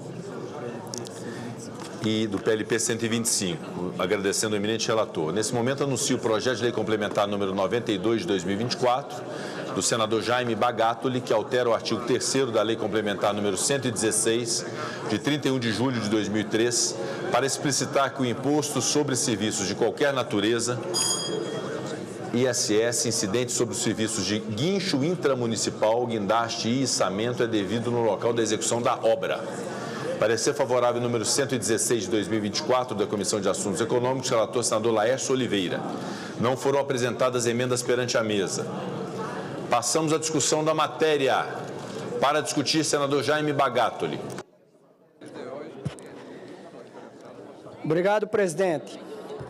Quero aqui agradecer ao relator, o senador Laércio Oliveira, e dizer para os senhores senadores e senadoras que essa lei que altera o artigo 3º complementar número 116 de 31 de julho de 2003, para explicitar que o imposto sobre serviços de qualquer natureza, o ISS, que é um imposto que é dos municípios, incide sobre os serviços de guinchos intramunicipais, guindastes e içamento e devido ao local de execução da obra. O que significava isso? Essa lei, ela dizia o seguinte, que na hora da prestação de serviço, a empresa era pago o ISS para onde estava localizada a sede da empresa. E aí havia uma discussão no outro município aonde foi executada a operação do serviço. Com essa lei, se acaba isso, nós vamos resolver esse problema e esse imposto do ISS, ele passa a prevalecer aonde foi executado o serviço e não mais aonde é a sede da empresa que estava executando o serviço. Então, com isso, senhor presidente, nós vamos resolver um impasse jurídico que nós tínhamos há muito tempo entre os municípios. Era uma discussão fiscal muito grande entre os municípios, que um queria o imposto aonde fosse executado o serviço e o outro achava do direito que era onde era a sede da empresa. Com isso, senhores senadores, eu peço pela aprovação desse projeto, que houve um consenso total e nós precisamos que isso dê um término final hoje aqui. Obrigado, presidente. A matéria continua em discussão. Para discutir, senador Sérgio Moro. Muito rapidamente, presidente, elogiar o projeto do senador Bagatoli e igualmente o relatório do senador Laerte. É algo simples, mas toda essa barafunda tributária muitas vezes gera esse tipo de discussão, onde se cobra, se é no destino, se é no local da sede da empresa, se é na origem, e esse projeto vem resolver essa questão. É uma demanda, né, que a gente tem recebido também da Confederação Nacional dos Transportes, projeto simples, mas com grande mérito. Então, minhas congratulações e adianto aqui minha posição favorável. A matéria continua em discussão. Não havendo mais quem queira discutir, está encerrada a discussão. Passamos à apreciação da matéria. Votação do projeto em turno único nos termos do parecer. A matéria depende para sua aprovação do voto favorável da maioria absoluta da composição da Casa, ou seja, pelo menos 41 votos sim. Solicito à Secretaria-Geral da Mesa que abra o painel para o início da deliberação. A votação está aberta. Para orientar, concedo a palavra aos líderes por 1 minuto. Como orienta o PSD, líder Omar Aziz. Como orienta o PL, líder Carlos Portinho. Como orienta o MDB? PL favorável, senhor presidente. PL sim. Como orienta o MDB? O MDB encaminha com o relator, portanto favorável, senhor presidente. Como orienta o PT, líder Beto Faro? PT orienta sim, senhor presidente. Podemos. Podemos orientar sim, presidente. Como orienta a União? União orienta sim, presidente. Como orienta o Progressistas? Orienta sim, senhor presidente. Como orienta o PSB? Sim. Presidente. Senador Omar Aziz. O PSD orienta o voto sim, senhor presidente. Como orienta o Republicanos? Republicanos orienta sim, presidente. PDT. Vai lá. PDT sim. Como orienta o Novo? Como orienta o PSDB? Como orienta a maioria? Minoria? Como orienta o governo? Como orienta a oposição? Como orienta a bancada feminina? Estamos em processo de votação nominal. Sim. Bancada feminina. Bancada feminina orienta sim, senhor presidente. Oposição sim, senhor presidente. Obrigado, senador Rogério. Obrigado, senadora Leila. Estamos em processo de votação nominal. Peço aos senhores senadores e senhoras senadoras que possam votar. Senador Lucas Barreto, senador Randolfo Rodrigues, senador Plínio Valério, senador Omar Aziz, senador Jacques Wagner, senador Otto Alencar, senador Cid Gomes, senador Eduardo Girão, senador Augusta Brito. Estamos em processo de votação nominal. O governo orienta o voto sim, senhor presidente. O governo orienta o voto sim pelo líder Jacques Wagner. Quer votar aqui na minha tá boa. Estamos em processo de votação nominal.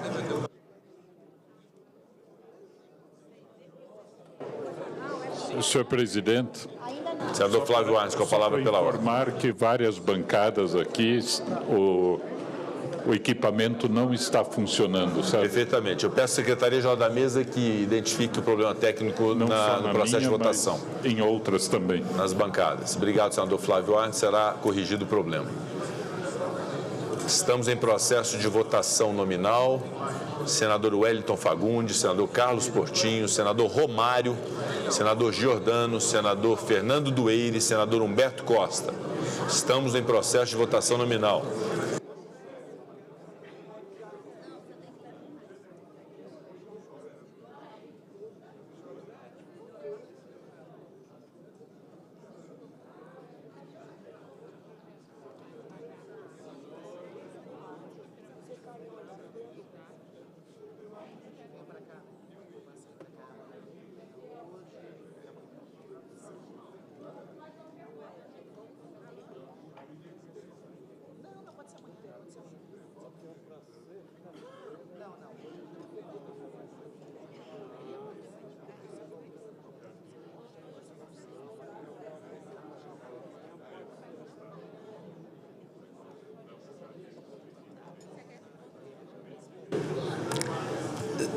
Eu peço a atenção do plenário.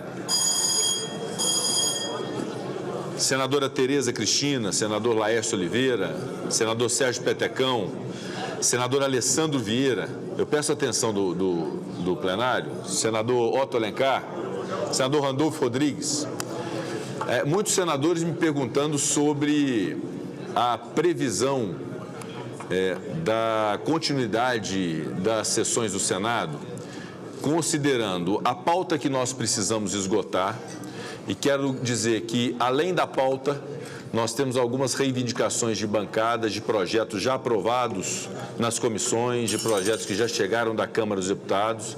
E quero dar tranquilidade ao plenário que, de maneira muito democrática, qualquer item extra-pauta será previamente consultado o plenário para saber se há a concordância para que possamos levar direto ao plenário. Mas projetos que me parecem que não têm grande polêmica, uma solicitação do senador Carlos Portinho, do senador Randolfo em conjunto, ou seja, o senador Portinho e o senador Randolfo pediram por um mesmo projeto, que será incluído na pauta, do senador Alessandro Vieira, do senador Alan Henrique. Então, nós vamos democratizar esses requerimentos para além da pauta publicada. A minha proposta é que nós possamos avançar na pauta de hoje, em determinado momento possamos fazer a suspensão dessa sessão e darmos continuidade a esta mesma sessão com o aproveitamento do painel na data de amanhã. Vai remanescer uma necessidade que é em relação ao pacote de corte de gastos, que é constituído por um projeto de lei ordinária, um projeto de lei complementar e uma proposta de emenda à Constituição. São 3 projetos, na verdade 2 projetos e uma PEC, que virão eventualmente aprovados na Câmara dos Deputados, virão para o Senado, e é muito importante que o Senado cumpra a sua missão de apreciá-los antes do recesso e viabilizando, inclusive, a aprovação da lei orçamentária no âmbito do Congresso Nacional. Lembrando que a lei orçamentária está, de certo modo, dependendo da aprovação dessas proposições. Então, a minha proposta é que possamos, em relação à sessão do Senado, avançarmos na pauta até um determinado momento, suspendermos para a retomada na data de amanhã, continuaríamos na sessão de amanhã e, se eventualmente os 3 projetos não chegarem a tempo ao Senado Federal na data de amanhã, que possamos fazer uma sessão ou no final do dia de quinta-feira ou na sexta-feira pelo sistema semipresencial, garantindo aos senadores e senadoras o debate, porque eu quero a reflexão de todos, porque às vezes se gera uma confusão em relação a isso. A sessão presencial, que é a regra do Senado, e nós temos adotado essa regra, e só em casos muito excepcionais fazendo sessões remotas semipresenciais, as sessões semipresenciais permitem o registro de presença somente presencial. É possível na sessão presencial o registro de presença ser com a presença física no Senado, mas a votação pode ser pelo aplicativo. Se, eventualmente, registrar a presença, nós garantimos o quórum e votar pelo aplicativo numa sessão presencial, isso prejudica o debate, porque não é possível, na sessão presencial, acompanhar a sessão pelo sistema remoto de televisão. Ao passo que, se nós fizermos os 3 projetos vindos da Câmara numa sessão semipresencial, nós garantiremos o debate por parte de todos os senadores pelo sistema remoto, que não é o ideal, evidentemente, mas que é o possível, considerando o avançar das sessões já próximo do recesso, e nós temos a obrigação de cumprirmos essa missão e esse compromisso com o país de apreciarmos o pacote de corte de gastos. Então, a minha proposta, em resumo, é avançarmos na pauta de hoje o quanto mais possível, suspendermos essa sessão, continuarmos a sessão presencial amanhã com a pauta ordinária, chamamos assim, do Senado Federal, e por ocasião do retorno dos 3 projetos da Câmara dos Deputados, fazemos uma sessão semipresencial do Senado Federal para a apreciação desses 3 projetos do pacote de corte de gasto. Finalizada essa missão do Senado, eventualmente com a aprovação das 3 proposições, esta presidência designará uma sessão do Congresso Nacional para apreciação da lei orçamentária anual, considerando que hoje eu quero agradecer ao presidente Marcos Pereira, o nosso vice-presidente no Congresso, os líderes do governo, líderes de oposição, aprovamos a LDO, aprovamos os PLNs, então ficaria só remanescendo, senador Marcelo Castro, a lei orçamentária, que aí nós poderíamos fazer, eventualmente, na sexta-feira ou no sábado pela manhã. Então, essa proposta que faço ao plenário no curso desta votação, e gostaria de ouvir os líderes em relação a essa proposta da presidência, líder Eduardo Braga. Senhor presidente, primeiro, cumprimentando Vossa Excelência, mais uma vez, porque acho que este é um compromisso com o Brasil. Todos nós estamos assistindo o que está acontecendo com o câmbio da nossa moeda. Todos nós estamos assistindo o que está acontecendo na nossa desvalorização do patrimônio líquido das nossas empresas. E todos sabemos que isso tem a ver com a expectativa do mercado, dos investidores, com relação à aprovação dos projetos que foram encaminhados ao Congresso Nacional. Portanto, a demonstração de Vossa Excelência é de, mais uma vez, termos o compromisso com a nação brasileira. E eu e o senador Omar queremos aproveitar aqui, senhor presidente, como líder do MDB e como líder do PSD, no caso o senador Omar, existe um projeto, senhor presidente, existe um projeto à mesa que já passou pela CAI e que é importante para o Estado do Amazonas, que é um projeto de empréstimo do Banco Interamericano de Desenvolvimento, no valor de 70 milhões de reais, de dólares, para o município de Parintins, para o PROSAI de Parintins. Eu gostaria de dizer a Vossa Excelência que tanto nós... Está aqui Já foi aprovado na Comissão de Assuntos Econômicos? Já foi aprovado na CAI e encontra-se já à disposição da mesa. Queremos apenas dizer que tanto da parte do MDB quanto da parte do senador Omar não há mais óbices nenhum sobre a aprovação desse projeto, tendo em vista de que as eleições municipais já foram encerradas e que esta é uma matéria de interesse público do Estado do Amazonas, senhor presidente. Eu vou recolher a questão de Vossa Excelência em instantes e eu retorno, senador Eduardo Braga. Presidente, eu sugiro que a... Senador Espiridião, a mim tem a palavra. Presidente, a minha sugestão já tinha lhe enviado por WhatsApp. Convoque a sessão de amanhã o mais cedo possível, para o horário mais cedo possível. Na verdade, a sessão de amanhã, minha proposta é que ela seja uma continuidade da sessão de hoje. Mas que se abra a sessão o mais cedo possível. Perfeito. Eu ouvi dizer que seria às 11 horas o início dos trabalhos. Podemos fazer o mais cedo possível, esgotarmos a pauta, aguardarmos os projetos da Câmara e inaugurarmos uma nova sessão semipresencial. Abre a sessão, quer dizer, reabre a sessão o mais cedo possível. Perfeito. Começar às 11, vai começar às 11h30. Às 5 da manhã é um bom horário, né, senador? Olha, presidente, eu prefiro um pouquinho mais cedo, porque eu estou acostumado a acordar às 3 da manhã para pegar o avião para vir para cá.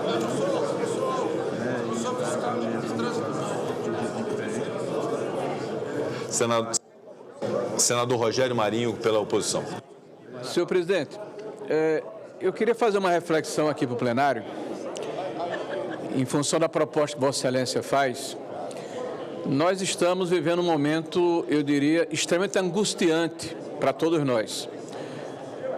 Os debates que aconteceram nessa casa nos últimos 30 dias, me parece que foram uma sinalização do que vai acontecer agora.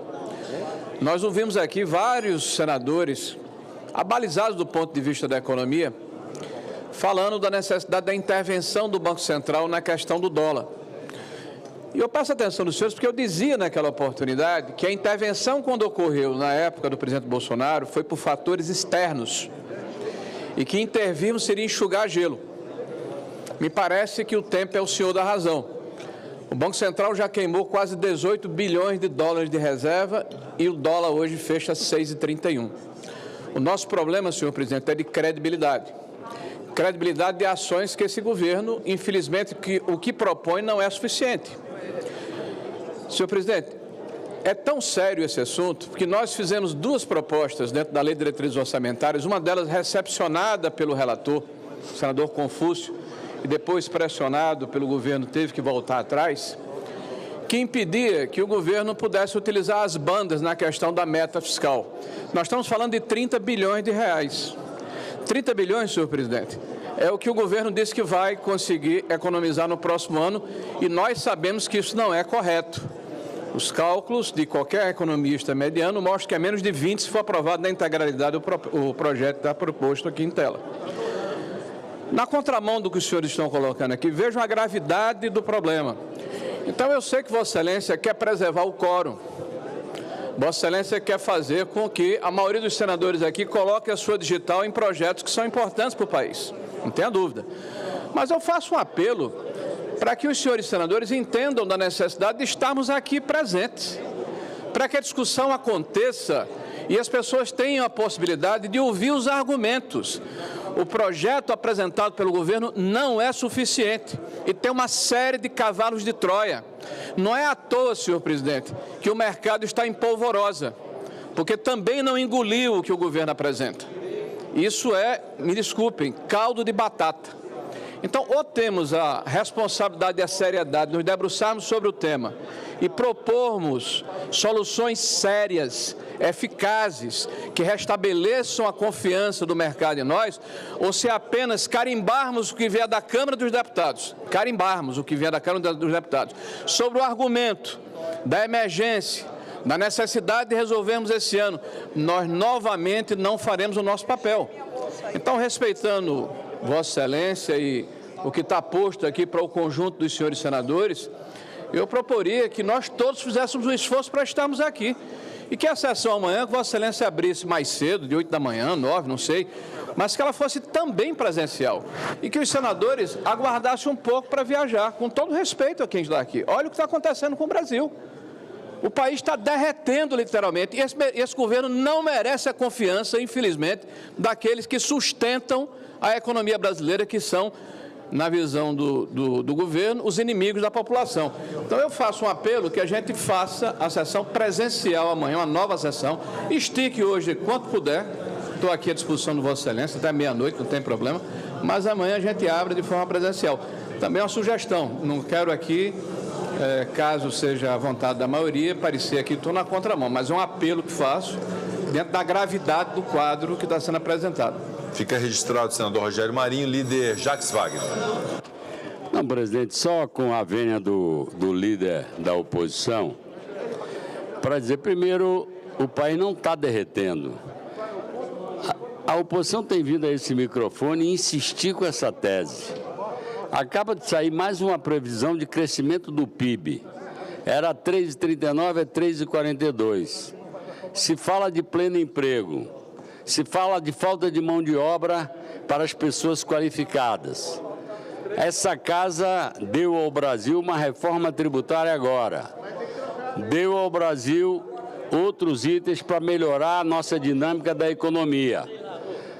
Senador Rogério Marinho, há um pedaço da subida do dólar que é mera especulação e todos nós sabemos disso. Alguma coisa pode ser de desconfiança, mas o que aguarda o dito mercado, que nunca se apresenta com nome e sobrenome, é que é preciso fazer o pacote de corte de gasto. Por isso eu quero dizer, senhor presidente, que eu entendo, pensando no Brasil, a decisão de Vossa Excelência de manter o painel para que a gente possa concluir e dar o recado, porque o recado tem que ser dado no virtual, porque o mercado não tem endereço. E hoje já existem várias pessoas do mercado do banco que reconhecem o esforço que está sendo feito por esse governo. Agora, especulador tem em todo lugar. E eu vou insistir e agradecer a Vossa Excelência a sua decisão, porque eu acho que votando o pacote de gasto até o final dessa semana, amanhã, no máximo sexta-feira, nós teremos definitivamente a sede do mercado atendida. Fora disso, não tem como atender a sede de especulador. Senador Isalci Lucas. Presidente, eu só quero tirar uma dúvida. Existe por parte de Vossa Excelência um acordo com a Câmara, se o Senado fizer alguma alteração, de retornar para a Câmara? Porque, veja bem, existe uma PEC e 2 projetos que Vossa Excelência está dizendo. Será que nós não vamos contribuir em nada? Se mexer aqui, voltaria para a Câmara. É por isso, senador Isalci, é por isso que eu tenho buscado dar essa agilidade, justamente para que se dê o tempo também à Câmara dos Deputados, que teria até sábado para poder fazer essa apreciação numa eventual alteração do Senado. Obviamente que nós não temos nenhum compromisso de manutenção do texto da Câmara. Absolutamente, isso aí vai ser democraticamente discutido e a decisão do Senado será a decisão do Senado com devolução ou não da Câmara. Então, não há nenhum tipo de acordo nesse sentido. Obrigado, senador Exalci. Líder Randolfo Rodrigues. Presidente, só para aprovar o encaminhamento, só para reafirmar e concordar com o encaminhamento de Vossa Excelência, que está sintonizado com a urgência que o Brasil tem nesse momento. E sobre a economia real, sempre é bom lembrar, nós recebemos esse país com 6 trilhões de reais na dívida pública. Foi assim que nós recebemos esse país. Nós tivemos um excesso fiscal no ano de 2022, para o governo anterior tentar ganhar a eleição, que não conseguiram. Nós tivemos um rombo fiscal no ano de 2022, para que eles tentassem ganhar a eleição, e eles não conseguiram. Nós estamos em 2 anos com a economia crescendo a mais de 3%. Vamos chegar aqui a 3,2%, talvez mais que isso. Quase 7% de crescimento em 2 anos. Nós estamos no menor índice de pobreza, segundo a PNAD, dos últimos 15 anos e com a menor taxa de desemprego. Sempre é bom lembrar mais esses dados para a oposição. Quanto ao restante, tem uma realidade aí do mercado e tem uma necessidade para o país. Nesse aspecto, concordamos com o líder da oposição. O dólar chega a 6,26. Então, em decorrência disso, até em decorrência disso, pela urgência que o país pede de nós temos que apreciar esse pacote de ajuste de gastos. Então, só reafirmando e apoiando o encaminhamento de Vossa Excelência para que consigamos votar todas as matérias até sexta-feira. Eu quero só agilidade, só quanto à questão do procedimento, se estão de acordo ou não, essas discussões um pouco mais amplas, a gente reserva para o momento da discussão com o orador. Nós temos vários itens na pauta ainda hoje, eu peço um pouco mais de agilidade aos senadores nessa apreciação. Líder Beto Faro. Presidente, reafirmar aqui o apoio à sua proposição, dizer que na economia real o país está diminuindo as taxas de desemprego, nós temos as pessoas saindo dessa faixa da pobreza extrema, então o país está bem, mas tem toda essa questão do mercado e nós precisamos entregar ao país esses projetos que estão sendo dialogados. E já estão sendo debatidos, ele está sendo votado na Câmara, mas todo senador aqui conhece os projetos, já sabe, nós temos tudo para fazer. E elogiar aqui a disposição de todos, o líder Rogério Marinho está disposto a ficar até meia-noite. O líder, a mim, quer começar às 5 da manhã e o nosso presidente falou aqui de ir até no sábado. Então, está todo mundo com muita disposição para a gente entregar esses projetos todos ao país até o final desse ano legislativo.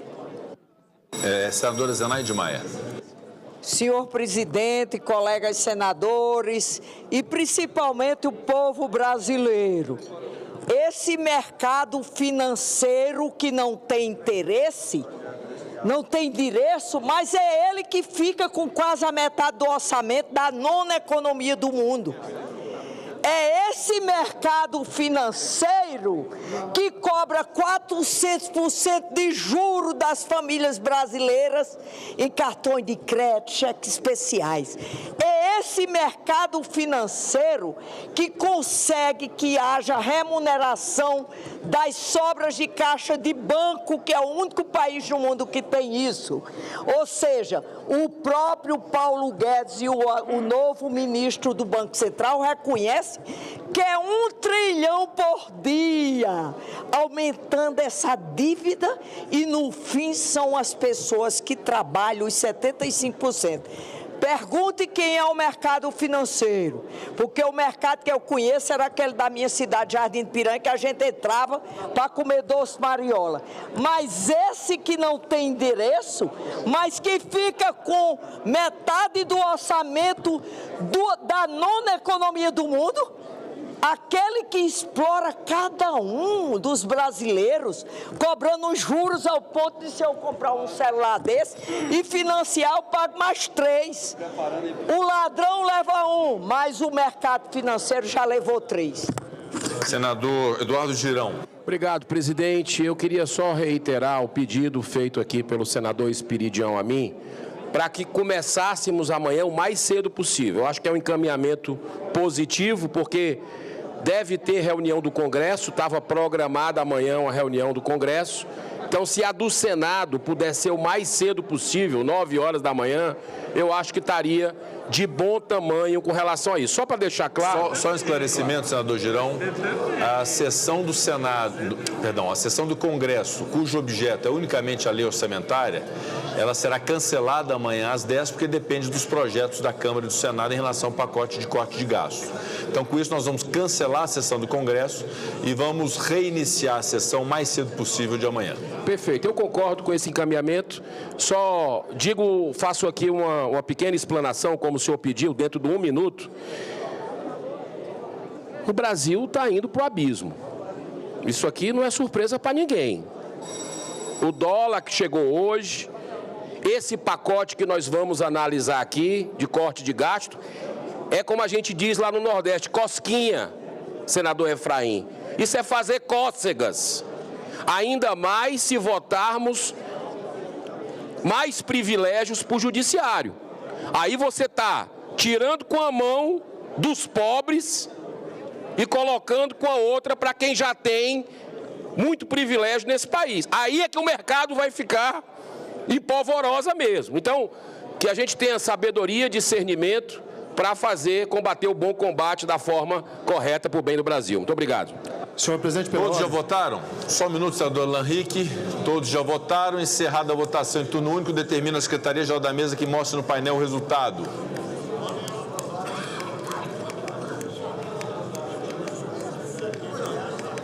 Votaram sim 70 senadores, nenhum voto não, nenhuma abstenção.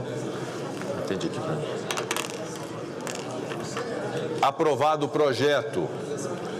O parecer da comissão diretora oferecendo a redação final será publicado na forma regimental. Discussão da redação final, encerrada a discussão em votação. As senadoras e os senadores que aprovam permaneçam como se encontram. Aprovada a redação final, a matéria vai à Câmara dos Deputados. Concedo a palavra pela ordem ao senador Alan Henrique. Senhor presidente, consta na pauta um tema muito importante, votado ontem na Câmara dos Deputados, em regime de urgência, até mesmo pela validade do tema.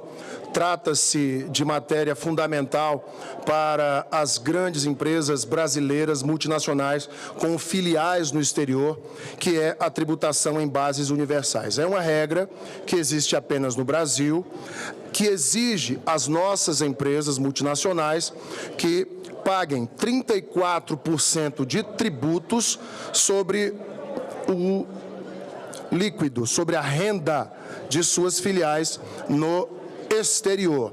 Hoje a regra permite duas medidas, dois mecanismos de cálculo que nos colocam em pé de igualdade com aquilo que preconiza a OCDE. A matéria é consenso e, portanto, peço a Vossa Excelência que nos permita a leitura do relatório. Quais são esses mecanismos que nos colocam numa condição mais adequada, de maior paridade, maior isonomia com o que preconiza a OCDE? Primeiro, é o crédito presumido de 9% para reduzir essa desigualdade entre a alíquota do Brasil e a média da alíquota adotada pelos países membros da OCDE, e a possibilidade de consolidar os resultados de modo que a tributação seja feita apenas sobre o lucro final obtido no exterior. Esses dois atributos de cálculo permitem maior equilíbrio para as empresas brasileiras que possuem subsidiárias internacionais, evitam a perda do nosso capital, a evasão de divisas e até mesmo que essas empresas abram seu capital no estrangeiro para não terem que pagar os 34%. Se nós não votarmos hoje, a partir de 1º de janeiro de 2025, nossas empresas estarão numa situação absolutamente desfavorável diante dos demais países da OCDE. Portanto, peço a urgência, senhor presidente. Obrigado, senador Alan Henrique. Eu consulto o plenário se há alguma objeção. Me parece um projeto de fato relevante, sem tanta polêmica. Havendo a concordância, nós o incluiremos na sessão de hoje. Anuncio o item 6, o projeto de lei 4.932 de 2024, número 104 de 2015, na Casa de Origem, do deputado federal Alceu Moreira, que dispõe sobre a utilização por estudantes de aparelhos telefônicos portáteis pessoais nos estabelecimentos públicos e privados de ensino de educação básica. Perante a mesa foram apresentadas as emendas números 1 e 2, já disponibilizadas na tramitação da matéria e que serão encaminhadas à publicação. Foi apresentado o requerimento número 957 de 2024 de líderes que solicitam urgência para a matéria. Votação do requerimento. As senadoras e os senadores que o aprovam permaneçam como se encontram. Aprovado o requerimento. A matéria depende de parecer. Faço a designação do nobre senador Alessandro Vieira para proferir parecer de plenário. Vossa Excelência tem a palavra. Obrigado, senhor presidente. Cumprimento os colegas e, em particular, cumprimento o deputado federal Renan Ferreirinha, que foi relator da matéria na Câmara dos Deputados e é secretário de Educação do município do Rio de Janeiro, a maior rede pública municipal da América Latina. Parabéns, Renan. Vou ser bastante sintético, senhor presidente, considerando o volume da pauta que temos. É um projeto simples, objetivo, que visa proibir o uso de aparelhos celulares nas escolas, no nosso âmbito nacional. Nós recebemos 2 emendas apresentadas pelos senadores Rogério Marinho e Eduardo Girão. O senador Eduardo Girão apresenta emenda com o objetivo de obrigar a instalação de câmeras de segurança com captação de som nas salas de aula de todos os estabelecimentos públicos de ensino. Já mantivemos um diálogo com o senador Eduardo Girão. Ele me apontou e fará o registro da preocupação que ele tem com a questão de doutrinação e concordamos nisso, mas concordamos também que nesse projeto essa inclusão não seria viável, razão pela qual rejeitamos a emenda apresentada pelo senador Eduardo Girão. E, de outra parte, o senador Rogério Marinho apresenta uma emenda também destacada no sentido de restringir essa vedação de uso de celulares ao chamado ensino fundamental 1 e 2, deixando liberado o ensino médio. Também nessa seara, e já dialogamos com o senador Rogério Marinho profundamente, peço vênia para não acatar a emenda e justifico. Todos nós aqui, praticamente toda a família brasileira, tem pleno conhecimento dos impactos que o uso do celular tem na vida das pessoas, mas ainda adolescentes. A competição de atenção hoje é desumana. Em todos os lugares onde se apresentou se implementou a medida de restrição de uso de aparelhos celulares, você teve uma melhoria no desempenho escolar, na disciplina na escola, redução de bullying. A rede municipal do Rio de Janeiro já utiliza essa estratégia há um ano. O Estado de São Paulo, do governador Tarcísio de Freitas, parceiro político do nosso querido senador Rogério Marinho, de tantos aqui, aprovou legislação também nesse mesmo sentido agora, para valer nesse ano de 25.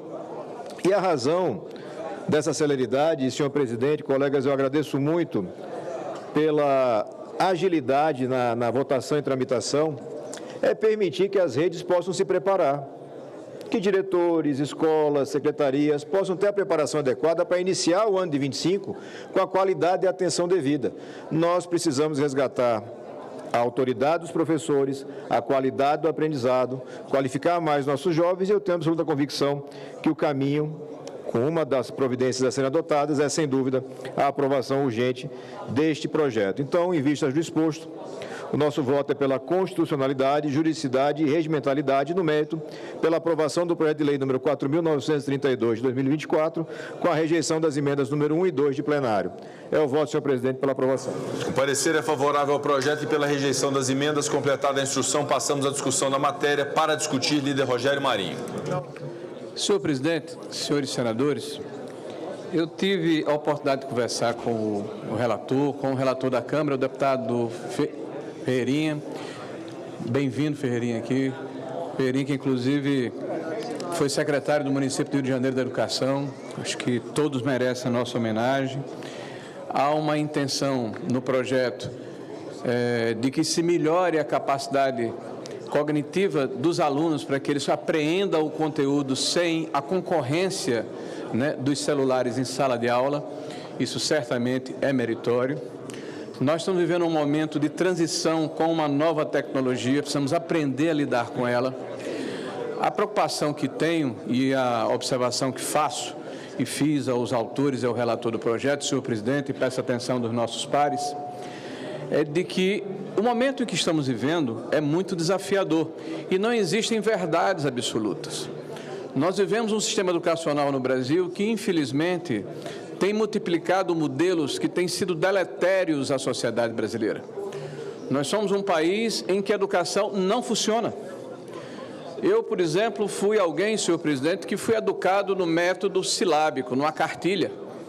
Hoje, toda a literatura moderna aponta para o método fônico.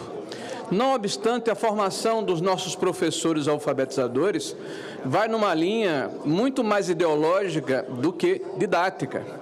Então, o professor sai da formação das universidades particulares e públicas com uma formação de cientista político, de ativista político, e não daquele que vai transmitir o conteúdo. E o resultado, senhor presidente, e não é culpa deles, eu quero deixar isso claro, infelizmente tem sido um analfabetismo formal cada vez mais crescente. O índice de proficiência no ensino médio, ele é terrível, né? Nos anos iniciais ainda um pouco melhor, mas no ensino médio isso vai decaindo. A evasão, o abandono, a dificuldade de se ter o conteúdo, a proficiência dos nossos alunos, isso é facilmente comprovável ou comprovado na hora que se faz os testes PISA, que são testes internacionais que comparam a qualidade dos nossos alunos com outros países do mundo. E nós estamos perdendo essa corrida. Então, eu fiz uma ponderação de que da primeira série do ensino fundamental à nona série do ensino fundamental se faça a restrição de forma coletiva da retirada do celular da sala de aula, para permitir que esses alunos tenham a capacidade de se debruçar sobre o que lhes é lecionado e possam melhorar a sua proficiência na sala de aula, ok. Mas a partir da primeira série do ensino médio, os alunos e as escolas façam os pactos que lhes aprouver. Cada escola, é evidente, vai ter a sua regulação, vai ter a sua forma de agir. Eu faço uma ponderação pela diversidade, pela dificuldade que o nosso país tem e como ele é diferente entre si.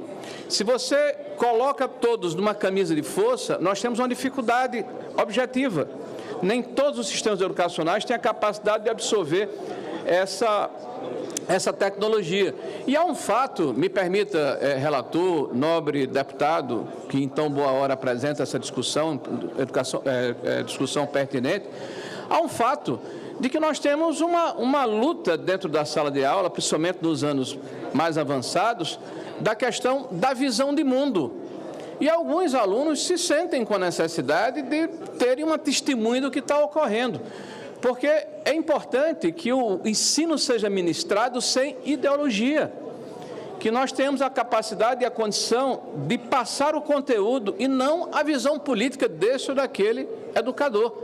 E aqui eu não faço tábula rasa, eu não estou aqui acusando ninguém, eu estou dizendo o que acontece, né, de uma maneira geral, nos sistemas educacionais. Nós temos uma enorme dificuldade, por exemplo, de fazer uma avaliação de professores. O senhor que foi secretário municipal de um grande sistema de ensino, que é o ensino do Rio de Janeiro, o senhor sabe disso. Os professores têm dificuldade de aceitar a avaliação, e a avaliação não é feita, nobre relator, para demitir ninguém, é para identificar fragilidades e corrigi-las através de capacitação. O governo federal gasta bilhões de reais com qualificação de professores às cegas, não sabe qual é a deficiência dos seus professores.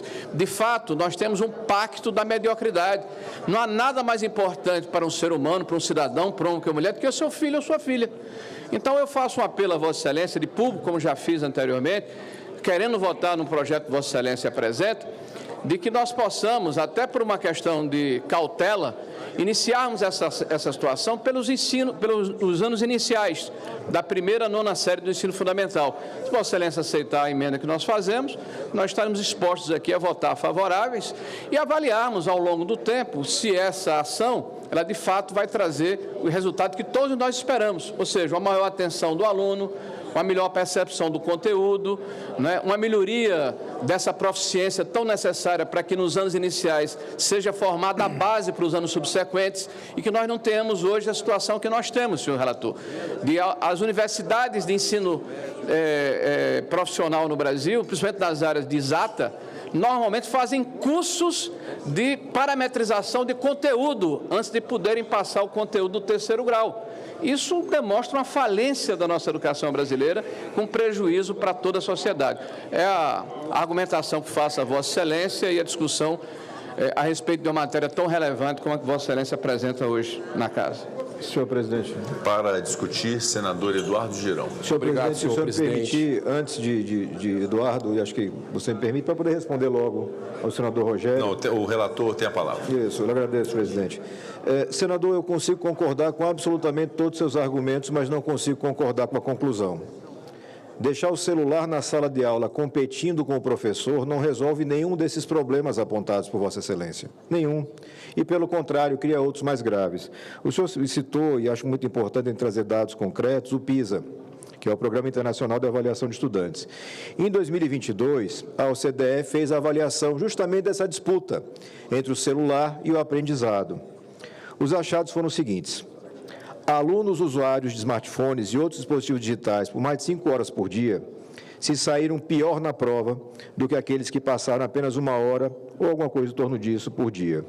Quem usa menos, assim, obteve na média da OCDE 49 pontos a mais em matemática do que aqueles que passam muito mais tempo conectados. Ainda segundo o PISA, 65% dos estudantes da amostra de 690 mil alunos avaliados, 65%, afirmaram que ficaram distraídos nas aulas de matemática, por estarem utilizando aparelhos portáteis. No Brasil, senador Rogério, esse número foi de 80%. No Japão, na Coreia, países que ponteiam, que lideram as avaliações de aprendizado, o nível de distração relatado foi de 18% e 32%, respectivamente. Então, não existe nenhuma dúvida técnica, científica, de que ter o celular na sala de aula prejudica o aprendizado. Esse é o foco desse projeto. Evidente, eu concordo com Vossa Excelência e me comprometo a militar com Vossa Excelência no sentido de melhorar a qualificação dos professores, de retirar componentes excessivamente ideológicos, que totalmente sabemos que é impossível, que todo humano tem ideologia, não existe ensino por robô, mas não é esse o foco aqui. O nosso foco aqui, senador, e peço de Vossa Excelência a compreensão e esse apoio, é garantir que as redes de ensino em todo o Brasil possam começar o ano 2025 com seus alunos dedicados ao aprendizado, não distraídos com o jogo do tigrinho, não distraídos por alerta de mensagens, notificações. E o projeto é muito cuidadoso. Estado de necessidade, pode ter o celular. Uma questão médica de família, pode ter o celular. Qualquer situação de aprendizado acadêmico motivado, pode usar o celular. Então, é um projeto que teve toda uma cautela de construção e que eu peço o apoio de Vossa Excelência, com a retirada do destaque, para que a gente possa ter isso funcionando em 25. Não consigo identificar, senhoras e senhores, nenhum prejuízo na aprovação. E, pelo contrário, deixar essa disputa vai perenizar um aprendizado deficiente. É a orientação que esclareço, Vossa Excelência, enfim, estou à disposição também do senador Eduardo Girão. Senador Eduardo Girão, na verdade, há uma ordem de inscritos para a discussão. Só para... Até pelo nível do debate que nos traz, eu acho que esse é um assunto extremamente importante. É tão importante que eu estou aqui, talvez remando contra a maré, para colocar aqui uma preocupação. Veja, o relator nos traz um dado relevantíssimo da questão dos dados do PISA. Mas é bom colocar que o PISA são estudantes até 15 anos de idade. Estudantes oriundos do ensino fundamental. Veja, é justamente a faixa que eu proponho a Vossas Excelências. Recentemente há uma...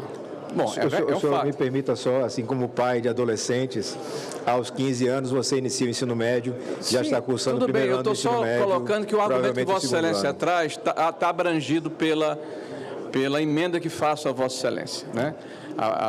O argumento técnico importante, perfeito, relevante que Vossa Excelência traz e tempestivo também.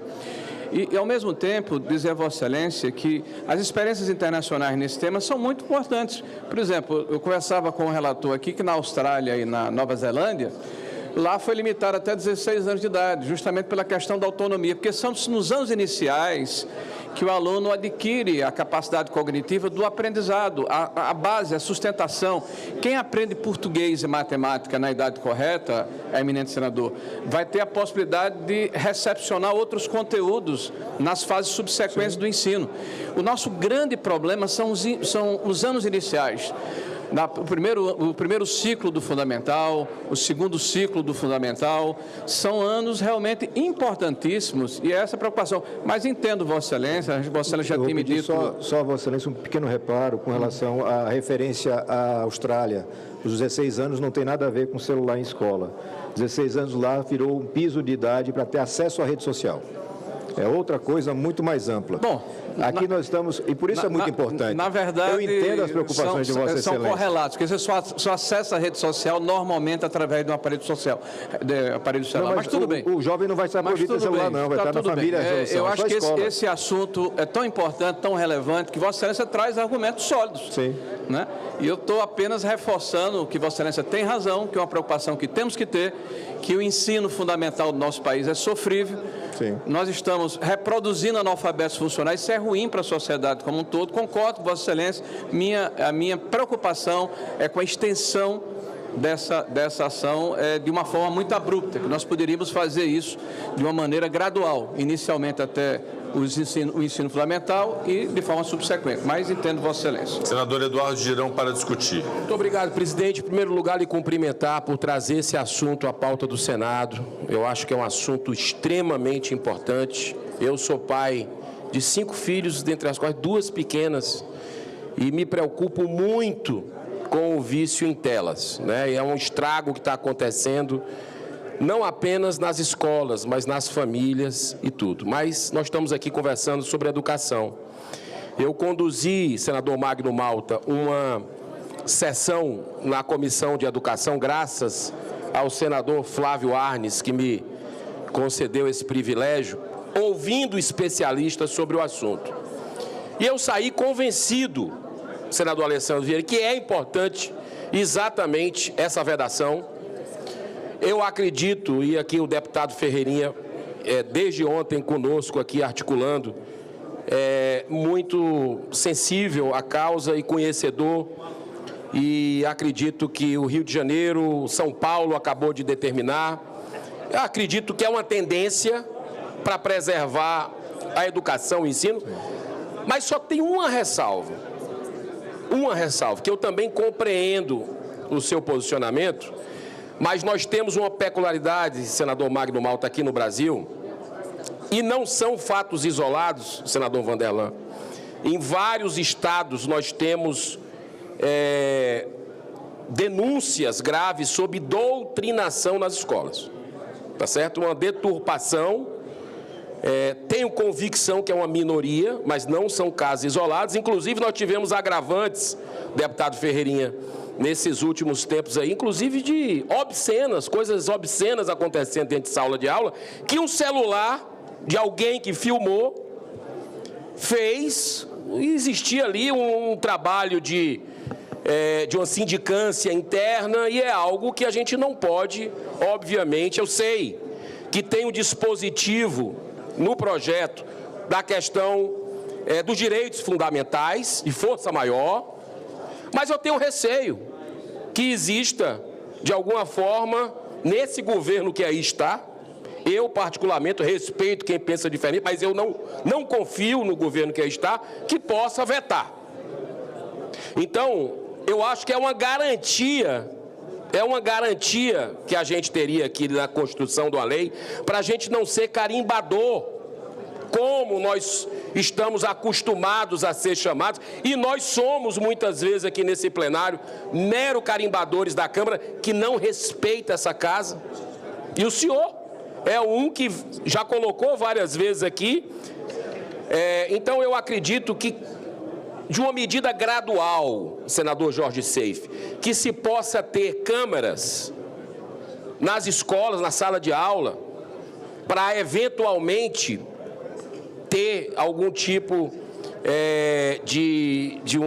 ser exposto, monitorado esse tipo de questão, que a gente possa proteger nossas crianças disso e não fique o dito pelo não dito, né? Então, eu acredito que esse projeto é meritório, estou assim convicto de que é importante para a educação das nossas crianças.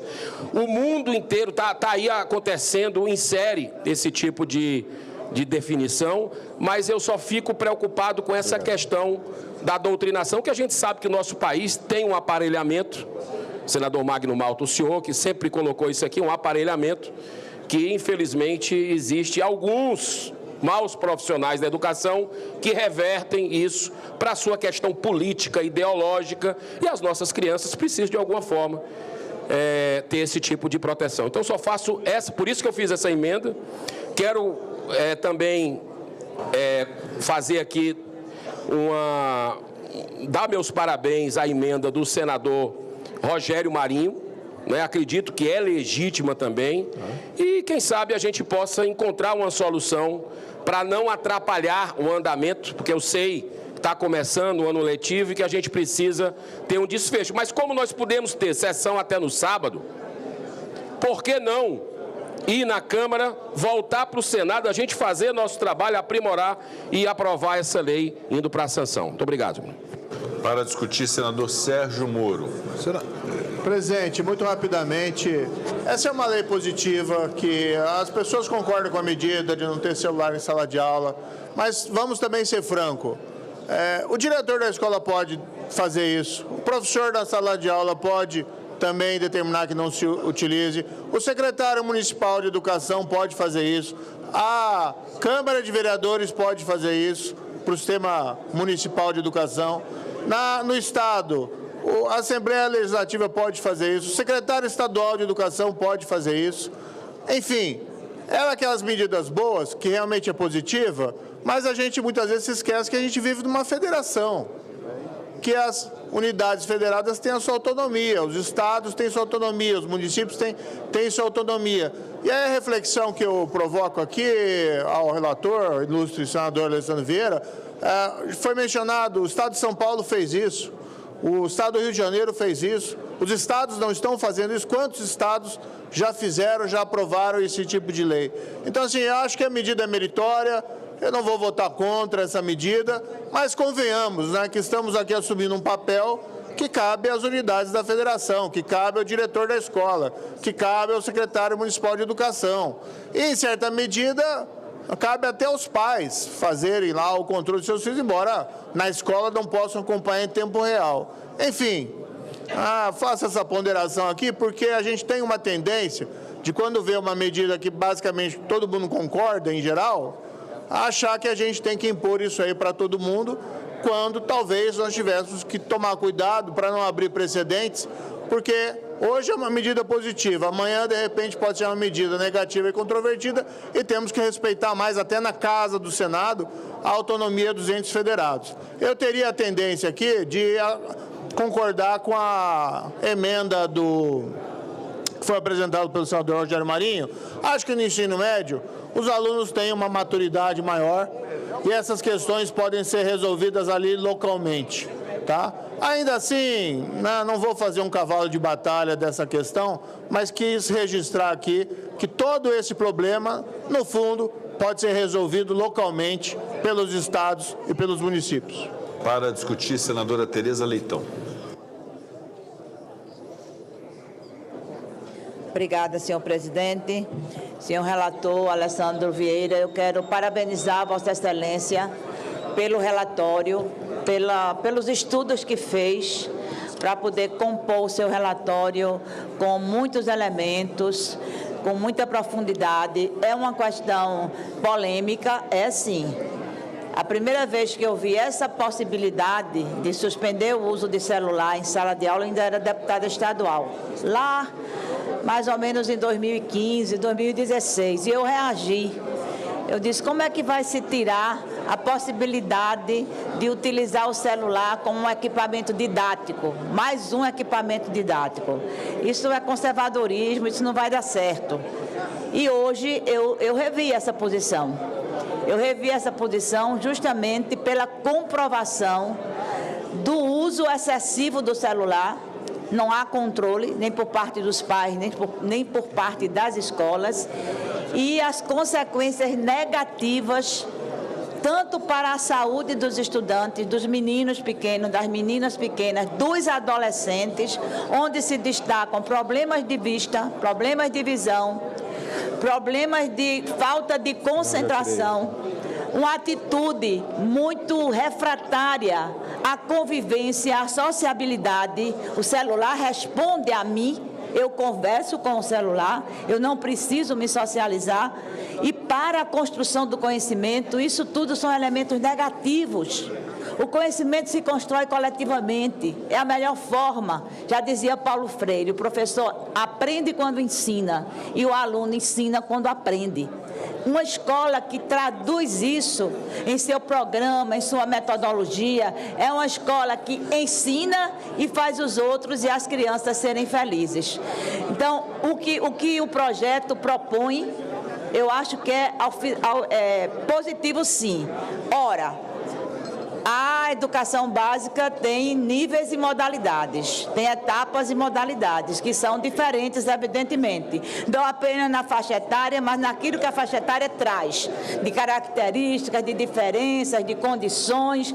Isso, o projeto político-pedagógico da escola organiza, e organiza bem. Não falemos apenas dos aspectos negativos que a educação tem, e tem vários. Falemos também dos aspectos positivos que a educação tem, da resistência, da resiliência, da capacidade de doação de muitos e muitos e muitos educadores e educadoras, da confiança que a escola ainda emana para a comunidade. Em muitas comunidades desse país, senador, a escola é o único equipamento cultural disponível. Então, nós não podemos diminuir a sua capacidade de educar. E o celular hoje está sendo mais negativo do que positivo. Tem uma professora amiga minha, eu dizia isso agora numa entrevista, professora de ciências. Olha, ela ensinava menininho pequeno. Aí ela dizia, olha, quando os menininhos eram pequenos, a gente dizia, o corpo humano tem 3 partes: cabeça, tronco e membros. Hoje em dia a gente tem que dizer que o corpo humano tem 4 partes: cabeça, tronco, membros e celular. A perda de um celular, a ansiedade de ter esquecido o celular, a relação quase umbilical com aquele aparelho tem trazido consequências nefastas, inclusive à saúde mental. Então, se a gente pode corrigir isso pedagogicamente, acreditemos na educação. Acreditemos na educação. A gente não vai caminhar se a gente não for adaptando, readaptando. Acho que o projeto podia carecer de alguns aperfeiçoamentos, sim. O projeto não prevê regulamentação. Existe um guia do MEC sobre o uso de celular, inclusive dialogando com as famílias também. É parecido com o do movimento Desconecta, que também cita coisas práticas, coisas do dia a dia, da rotina, que a gente pode construir para evitar o pior. Crianças doentes, adolescentes que entram em qualquer rede social, ciberbullying, conteúdos que não condizem com a formação. Então, tudo isso, não vamos criminalizar o celular, mas vamos botar ele no seu devido lugar. E o devido lugar de um celular não é efetivamente na sala de aula. Com certeza. Para discutir, senadora Zenaide Maia. Senhor presidente, colegas senadoras e senadores, a gente sabe que teve pesquisa aí, a maioria das famílias, a grande maioria foi a favor de não ter o celular na sala de aula. E como se fala, eu queria dizer que países como a Inglaterra, que anteciparam a gente, já proibiram, porque descobriram. Por exemplo, vou citar aqui um estudo, que muitas crianças já estavam com diagnóstico de espectro autista leve. E quando descobriram, era o celular, não tem comunicação. Um bonequinho fala, o outro responde. E descobriram que quando tiraram os celulares, as crianças estimuladas voltaram. Eu acredito que a sala de aula não é o lugar do celular. E mais, os cientistas já comprovam que os alunos que ficam só no celular, ele perde parte da memória cognitiva. Eles perdem o poder de criatividade, Alessandro, porque eles veem iguais. E como Tereza falou, eu conheço muitas crianças que estão precisando de psicólogo, porque ele não quer deixar o celular, porque pode ter alguma notícia que ele não tenha conhecimento. Então, o celular na sala de aula não combina. E eu queria dizer, mesmo com o maior respeito aqui ao meu conterrâneo, senador Rogério Marinho, que tem muitas crianças de 14, 15 anos e de 14, de 13 anos no 2º grau. Então, por que não fazer isso? Nós não estamos inventando a roda. Os países já fizeram esses estudos científicos e chegaram a essa conclusão. Então, vamos tirar esse celular da sala de aula e eu digo que a comunicação humana, quem esqueceu a Covid, que quase todo mundo adoeceu porque não podia apertar a mão ou dar um abraço? Ninguém aqui. Então, não ao celular, sim à saúde dos nossos alunos e tudo isso que foi falado, como o Alessandro falou, que falta na sala de aula, vamos cobrar. Obrigada, senhor. Obrigado. Para discutir, senador Magno Malta. Senhor presidente, senadoras, senadores, senador Alessandro, eu quero parabenizá-lo. É meritório o projeto e essa iniciativa, essa discussão é para tentarmos amenizar e salvar as próximas gerações, porque a nossa geração está perdida. Olha aqui Marinho no celular, Pacheco ali, Isalci aqui, olha lá, ali, Aziz ali, olha, está tudo perdido. Tudo, olha, Efraim, ó. Então nós vamos tentar, olha, todo mundo no celular, olha lá, Randolph, olha. Então a nossa geração, e aí eu me incluo também, viu? Eu não sou exceção de nada.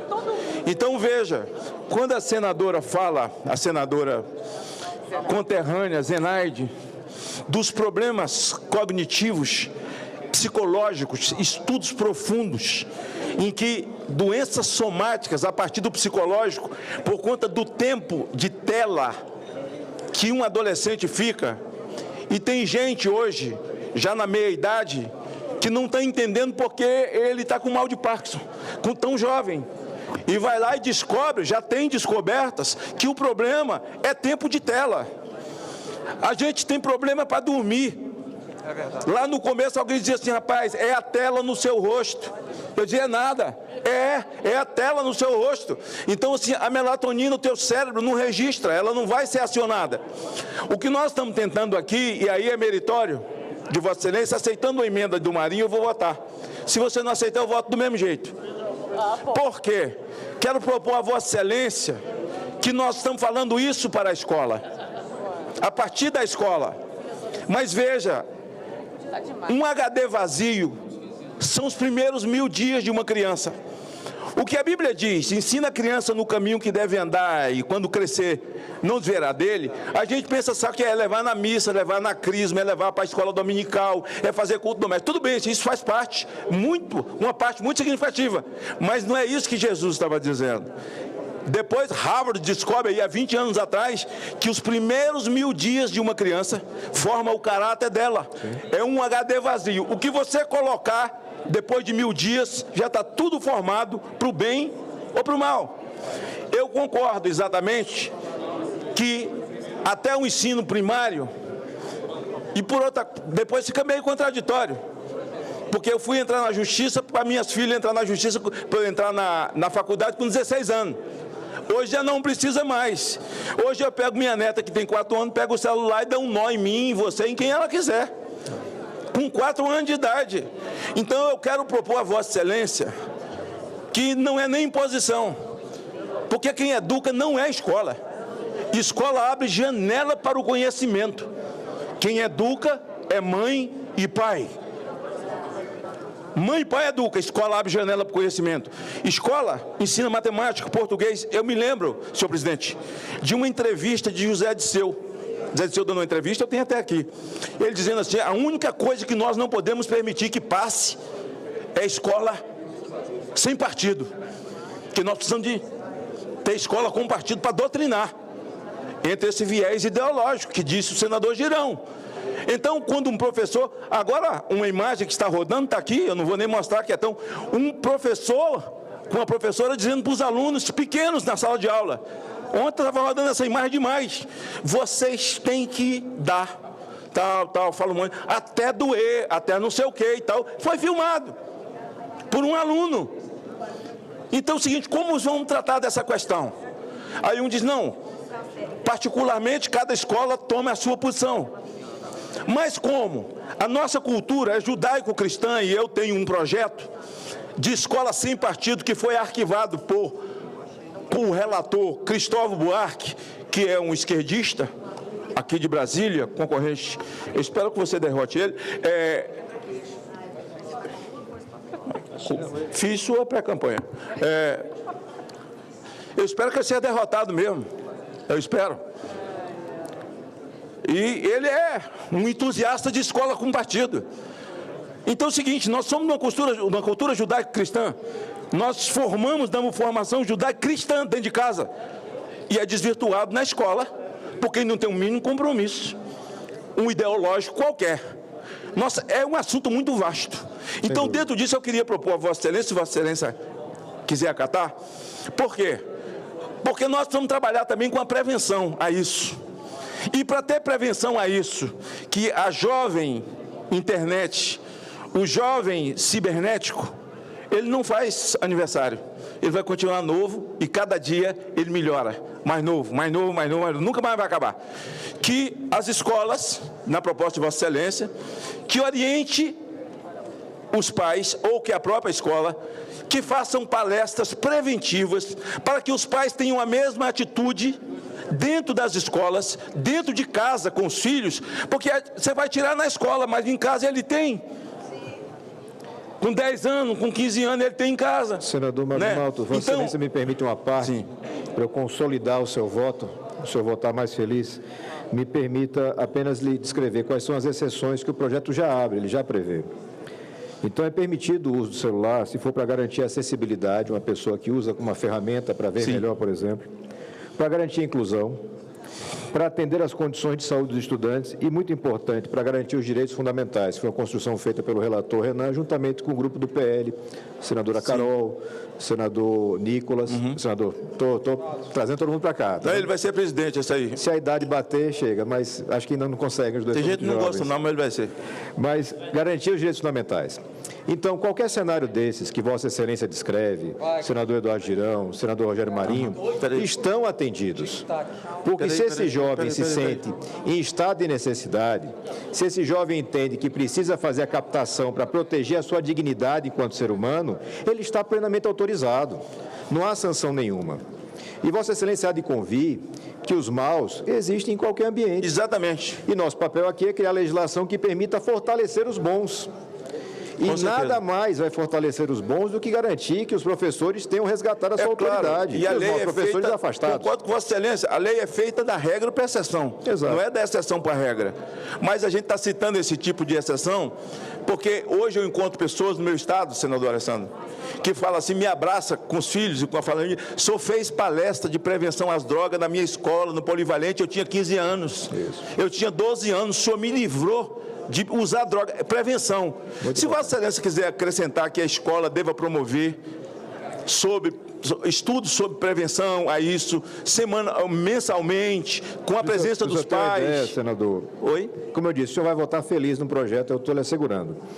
Artigo 4º diz que as redes de ensino e as escolas deverão elaborar estratégias para tratar do tema do sofrimento psíquico e da saúde mental dos estudantes da educação básica, informando-lhes sobre os riscos, os sinais e a prevenção do sofrimento psíquico de crianças e adolescentes, incluído aí o uso imoderado dos aparelhos eletrônicos referidos no artigo 1, celulares, smartphones, e o acesso a conteúdos impróprios, que é muito importante. E vai além o projeto. Ele diz que as redes de ensino e as escolas deverão oferecer treinamentos periódicos para a detecção, prevenção e abordagem dos sinais sugestivos de sofrimento psíquico e dos efeitos danosos desse uso imoderado.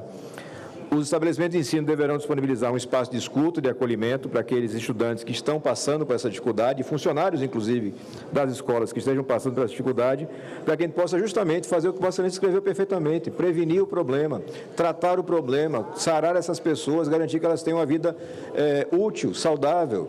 Então, asseguro a Vossa Excelência que o projeto atende muito bem às preocupações que compartilho com Vossa Excelência, com a família, com a seriedade que a gente tem de cuidar das crianças, mas é muito importante que a gente tenha esse projeto aprovado e indo para a sanção, para que as redes possam se preparar, senão vão perder mais um ano.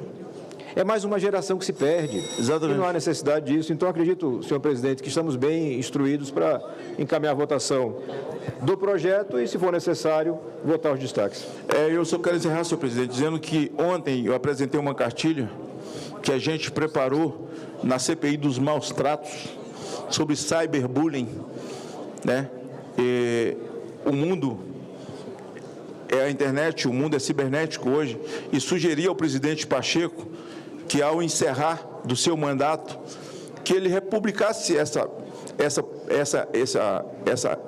cartilha para que o Senado da República desse essa contribuição, porque o mundo é cibernético. Como também será importante que esse projeto de Vossa Excelência, uma vez aprovado, assim, o projeto é aprovado, mas fica esquecido. Sim. Esse projeto está muito bem elaborado. Assim, tudo na vida, nada é 100%, tudo precisa ser melhorado sempre, sempre, sempre. Mas como base, começo, semente, eu acho que deveria virar uma cartilha também.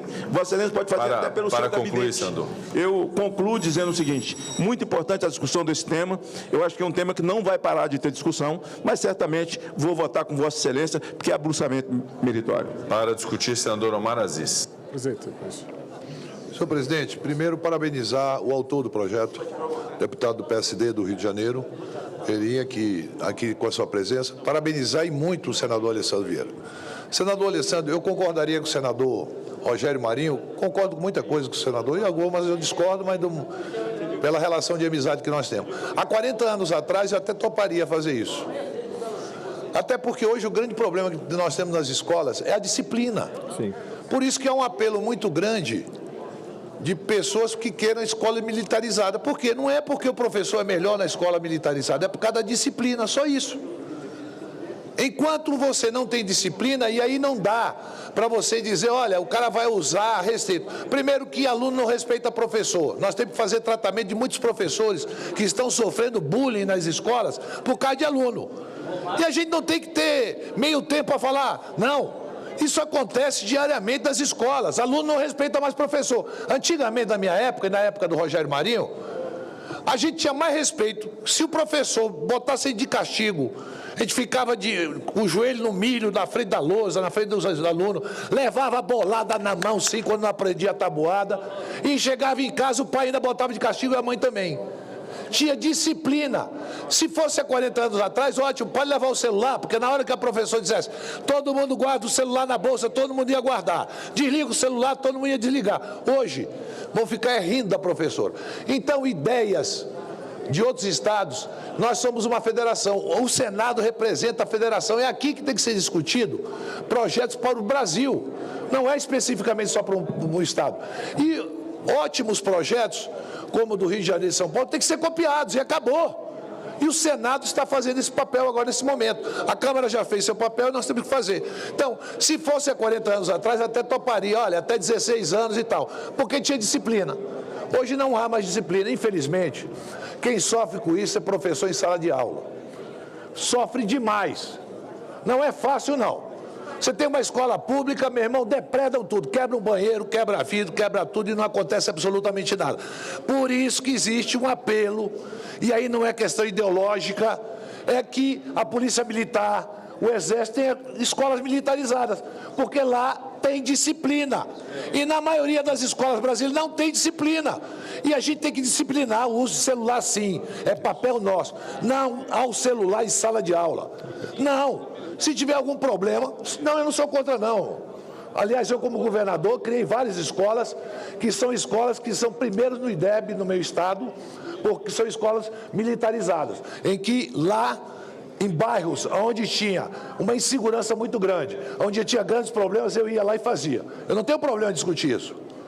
Eu não tenho esse radicalismo. Para mim, a educação de qualidade, ela passa por várias etapas. Sim. E uma das etapas é a disciplina. E com o celular não haverá disciplina. Para discutir, senador astronauta Marcos Pontes. Obrigado, presidente. Eu trabalho com tecnologia basicamente a minha vida inteira. E uma coisa importante de se ressaltar é que a tecnologia, celular ou qualquer outro tipo de tecnologia, primordialmente ela é criada para auxiliar, melhorar a qualidade de vida e uma série de outros fatores positivos, né, para o ser humano. Contudo, muitas vezes a tecnologia ela concorre com o desenvolvimento humano. É fácil da gente entender isso aí, por exemplo, no uso de GPS. Eu duvido que alguém hoje em dia navegue sem o GPS e muitas vezes para 2 quadras tem que usar o GPS. Se perder o GPS parece que não consegue raciocinar mais de como navegar para algum lugar. Isso acontece com o celular. O celular tem uma característica muito interessante, que ele aproxima quem está longe, afasta quem está perto. Muitas vezes você vê numa mesa em algum lugar, as pessoas, cada um com um celular, ninguém conversa aqui em si, e conversa com alguém, sei lá onde. E isso é bastante prejudicial para a formação dos jovens, quando eles não se interagem, porque faz parte do desenvolvimento de competências, como o secretário sabe, né, que além do conhecimento, você tem que ter habilidade, você tem que ter atitude. E esse desenvolvimento do ser humano ao longo desse tempo, muitas vezes é prejudicado pelo uso de tecnologia, no horário errado. Outra coisa é a nossa tendência natural do ser humano de sempre buscar menor energia. Portanto, é muito mais fácil, em vez de eu pensar algum resultado, eu olhar no celular, digitar aqui e procurar a resposta. Eu lembro que no nosso tempo, Omar, no nosso tempo nós tínhamos lá que decorar tabuada. Lembra que o negócio tinha que saber cada coisa, tinha que pensar nas coisas. Hoje em dia é muito mais fácil olhar rapidamente aqui e ver o resultado. Lembrar que a escola está desenvolvendo competências e isso não é compatível no momento da escola, da gente ter isso aqui. Existe sim a possibilidade da utilização didática de alguns aplicativos coordenados pedagogicamente para que sejam utilizados no momento correto, da forma correta. Eles podem ajudar bastante. E a gente tem que começar a pensar também na utilização de inteligência artificial na educação, que vai ser outra questão muito grande a ser tomada, porque aí é a utilização em nível 5, vamos chamar assim, que a gente não pode deixar que a inteligência artificial substitua o cérebro das crianças. Ela tem que ficar no seu lugar como auxiliar. Então, é uma outra coisa que a gente vai ter que pensar muito no setor de educação para resolver. Mas eu acho muito meritório esse projeto. Obrigado. Para discutir, senador Jorge Seife. Obrigado, senador Jacques. Bom, primeiramente eu quero parabenizar o Ferreirinha, relator da Câmara do Projeto, também ao seu Moreira, grande amigo Gauchão, que fez esse projeto, e também nosso querido relator Alessandro Vieira, nosso senador. Lembrando ao senhor, presidente Jacques Wagner, veja, nós temos filhos em casa. E os nossos filhos, tenho certeza que muitos aqui que são pais, têm visto que o celular sequestra a questão social dos nossos filhos. Eles só querem saber disso. É joguinho, é rede social, é WhatsApp. Agora o senhor imagina o poder de sequestrar a atenção das crianças de um celular dentro de uma sala de aula. Aí o tempo todo contando piada, falando graça, e a questão educacional, que é a coisa mais importante dentro de uma sala de aula, acaba sendo prejudicada. Até o senador Moro falou, de acordo com a sua opinião, que a questão dos estados e municípios legislarem, e eu peço vênias, mas isso é uma questão federal, porque não atinge Santa Catarina, ou a casa do senador Jorge Seife, ou Minas Gerais, não, atende o Brasil inteiro. Todo mundo hoje está com problema, e basta olhar para nossas crianças, filhos e netos, como eles estão hoje focados em celular e esquecem do professor na sala de aula. Logicamente, senador Alessandro, eu sou defensor da liberdade.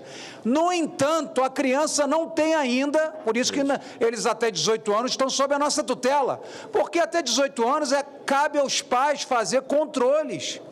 Eu quero dar tudo de bom para o meu filho, mas se eu der um carro para ele dirigir aos 5 anos de idade, ele vai morrer e vai matar. Então nós temos que ter discernimento. Muitas vezes as prefeituras não vão ter apoio dentro das câmaras de vereadores, a Assembleia não é uma pauta popular, a criançada vai reclamar, e Nós, enquanto legisladores, representantes, cada estado tem 3 senadores aqui, temos sim que ver que já virou um problema social. É uma pandemia de distração e superexposição da nossa criançada. Eu também quero fazer um apelo ao senhor, se possível, acatar a emenda do nosso líder Marinho, que eu acho que é meritória, que a criançada até o 9º ano, beleza, mas depois já no nosso antigo 2º grau, né, já estamos com, o senhor já tem até cabelo branco, eu ainda não tive esse brinde, aliás, agora que eu estou tendo cabelo, né, então eu não tinha nem cabelo, pô, não pinto nada. Então, e também eu acho muito interessante a emenda proposta pelo senador Girão, não para vigiar ninguém, mas para a segurança dos professores e dos alunos em termos de algum registro, caso ocorra algumas coisas. Nós temos visto também outra pandemia, e que aí eu defendo a emenda do Girão, outra pandemia é violência nas escolas. Sim. É aluno se pegando, é aluno atacando o professor, e também, infelizmente, temos algumas raras exceções de professores que utilizam o seu papel de educador para falar de questões políticos partidários. Nós sabemos, o senhor sabe, eu sei, todos sabemos. Então, acho que também é meritório, não sei quais são os custos, os impactos disso, creio que seja muito grande. Muitas escolas não têm nem banheiro, não têm nem telhado, então eu creio que ainda é utópico imaginar. Mas dá um tempo para os estados, para a própria União se preparar para termos. Afinal de contas, agora nós estamos falando em Câmara, cuidando dos nossos policiais 24 horas por dia, então por que não ter uma segurança, uma espécie de vigilância, né, e uma proteção para os nossos professores e para os nossos alunos. Quero parabenizar o senhor Ferreirinha, que nos brinda com a sua visita. Parabéns, parabéns, e mando o nosso abraço lá para o seu Moreira pela proposição. Parabéns, vamos votar com vocês. Para discutir, senador Rodrigo Cunha. Senhor presidente, primeiro para destacar o trabalho feito pelo nosso relator Alessandro Vieira, de maneira, como sempre, muito técnica, extremamente pedagógico, aqui coloca seu ponto de vista e a necessidade do momento para que a gente possa refletir sobre o futuro da educação. Eu tenho uma dúvida na parte técnica. Eu não percebi, tentei levantar aqui, quais seriam as penalidades para quem não cumprir. Primeiro, se para a escola, qual é a penalidade para a escola, ou se de fato o aluno também terá qualquer tipo de consequências, ou os pais dos alunos. Então, de uma maneira mais técnica, antes de entrar no mérito em si, gostaria de identificar... Não, ela não traz punições. Não traz punições? Não, não traz punições. É uma lei que orienta uma política pública de educação. Justamente porque você tem que ter essa parcimônia na aplicação de uma restrição. Então, é uma legislação que não traz sanções, sejam penais, administrativas ou cíveis. Ela empodera uma política pública. Certo. E também compreende mesmo todo o estabelecimento de ensino, não apenas as salas de aulas, e sim... Sim, todo o estabelecimento. Recreio, entrada, saída... Entre o início do período de aula e o final, o uso do aparelho celular é proibido. Esse jovem vai levar o celular, se for do interesse dele, da família, mas ele não vai poder utilizar na escola, salvo as exceções que eu citei aqui, um estado de necessidade, uma questão de saúde, para defender alguns dos seus direitos fundamentais, aí ele pode naturalmente utilizar, mas a regra é que ele deixe esse celular desligado ou mutado na sua mochila ou no estabelecimento que tiver espaço para abrigar nesse espaço, e que ele tenha total concentração na aula. Em regra é isso, em síntese é isso, é um projeto muito simples, a gente quer resgatar a atenção do aluno, levar esse aluno a prestar atenção na aula. E é como a gente percebe aqui, adultos, homens e mulheres experientes, muitas vezes você vê a dificuldade em prestar atenção num tema, porque as telas, elas geram a distração, elas são desenhadas para isso, e é muito mais difícil para um jovem. Então, é um projeto que traz esse cunho, querido senador. Agradeço, relator. Para discutir, senadora Leila Barros. Na sequência, senador Jorge Cajuru. Senhor presidente, eu vou ser muito rápida aqui nas minhas observações. Primeiro, parabenizando o deputado Ferreirinha e o nosso senador Alessandro Vieira. E dizer assim, nós que somos adultos, nós estamos reféns, né, desse equipamento. Imagina indivíduos, né, jovenzinhos ainda que estão em formação. Se nós não tivermos a capacidade aqui de legislarmos em favor de uma melhor educação, porque a partir do momento que nós tirarmos isso aqui de sala de aula, certamente nós traremos, né, muito mais a atenção da criança, do jovem, do adolescente para a sala de aula, e certamente vai melhorar em muito, mitigar em muitos conflitos que a gente vê geralmente entre professores e os próprios alunos por causa do uso do celular. Então, assim, é muito tranquilo para mim como mãe, sou mãe de um adolescente, assim, alguns aqui são ainda pais e mães de adolescentes. Se na nossa casa nós temos dificuldade, às vezes nós estamos conversando em família, o nosso filho está ali, aí você para... Fulano, você está ouvindo o que eu estou falando? Ah, mãe, larga esse celular. Eu, direto, entendeu? Eu passo o dia inteiro. Então, imagina para um professor. Né? Então, assim, o que nós estamos fazendo aqui é preservar essa questão da educação, do ensino e da harmonia no ambiente escolar, principalmente. Então, parabenizar o relatório, né, o trabalho do senador Alessandro, assim, dos senadores que participaram, né, junto com ele na elaboração desse relatório. Eu acho que é uma pauta unânime, não tem ideologia aqui, não tem nem lado A, nem lado B. É aqui nós estamos tratando da educação para os jovens, para as crianças e os jovens do nosso país.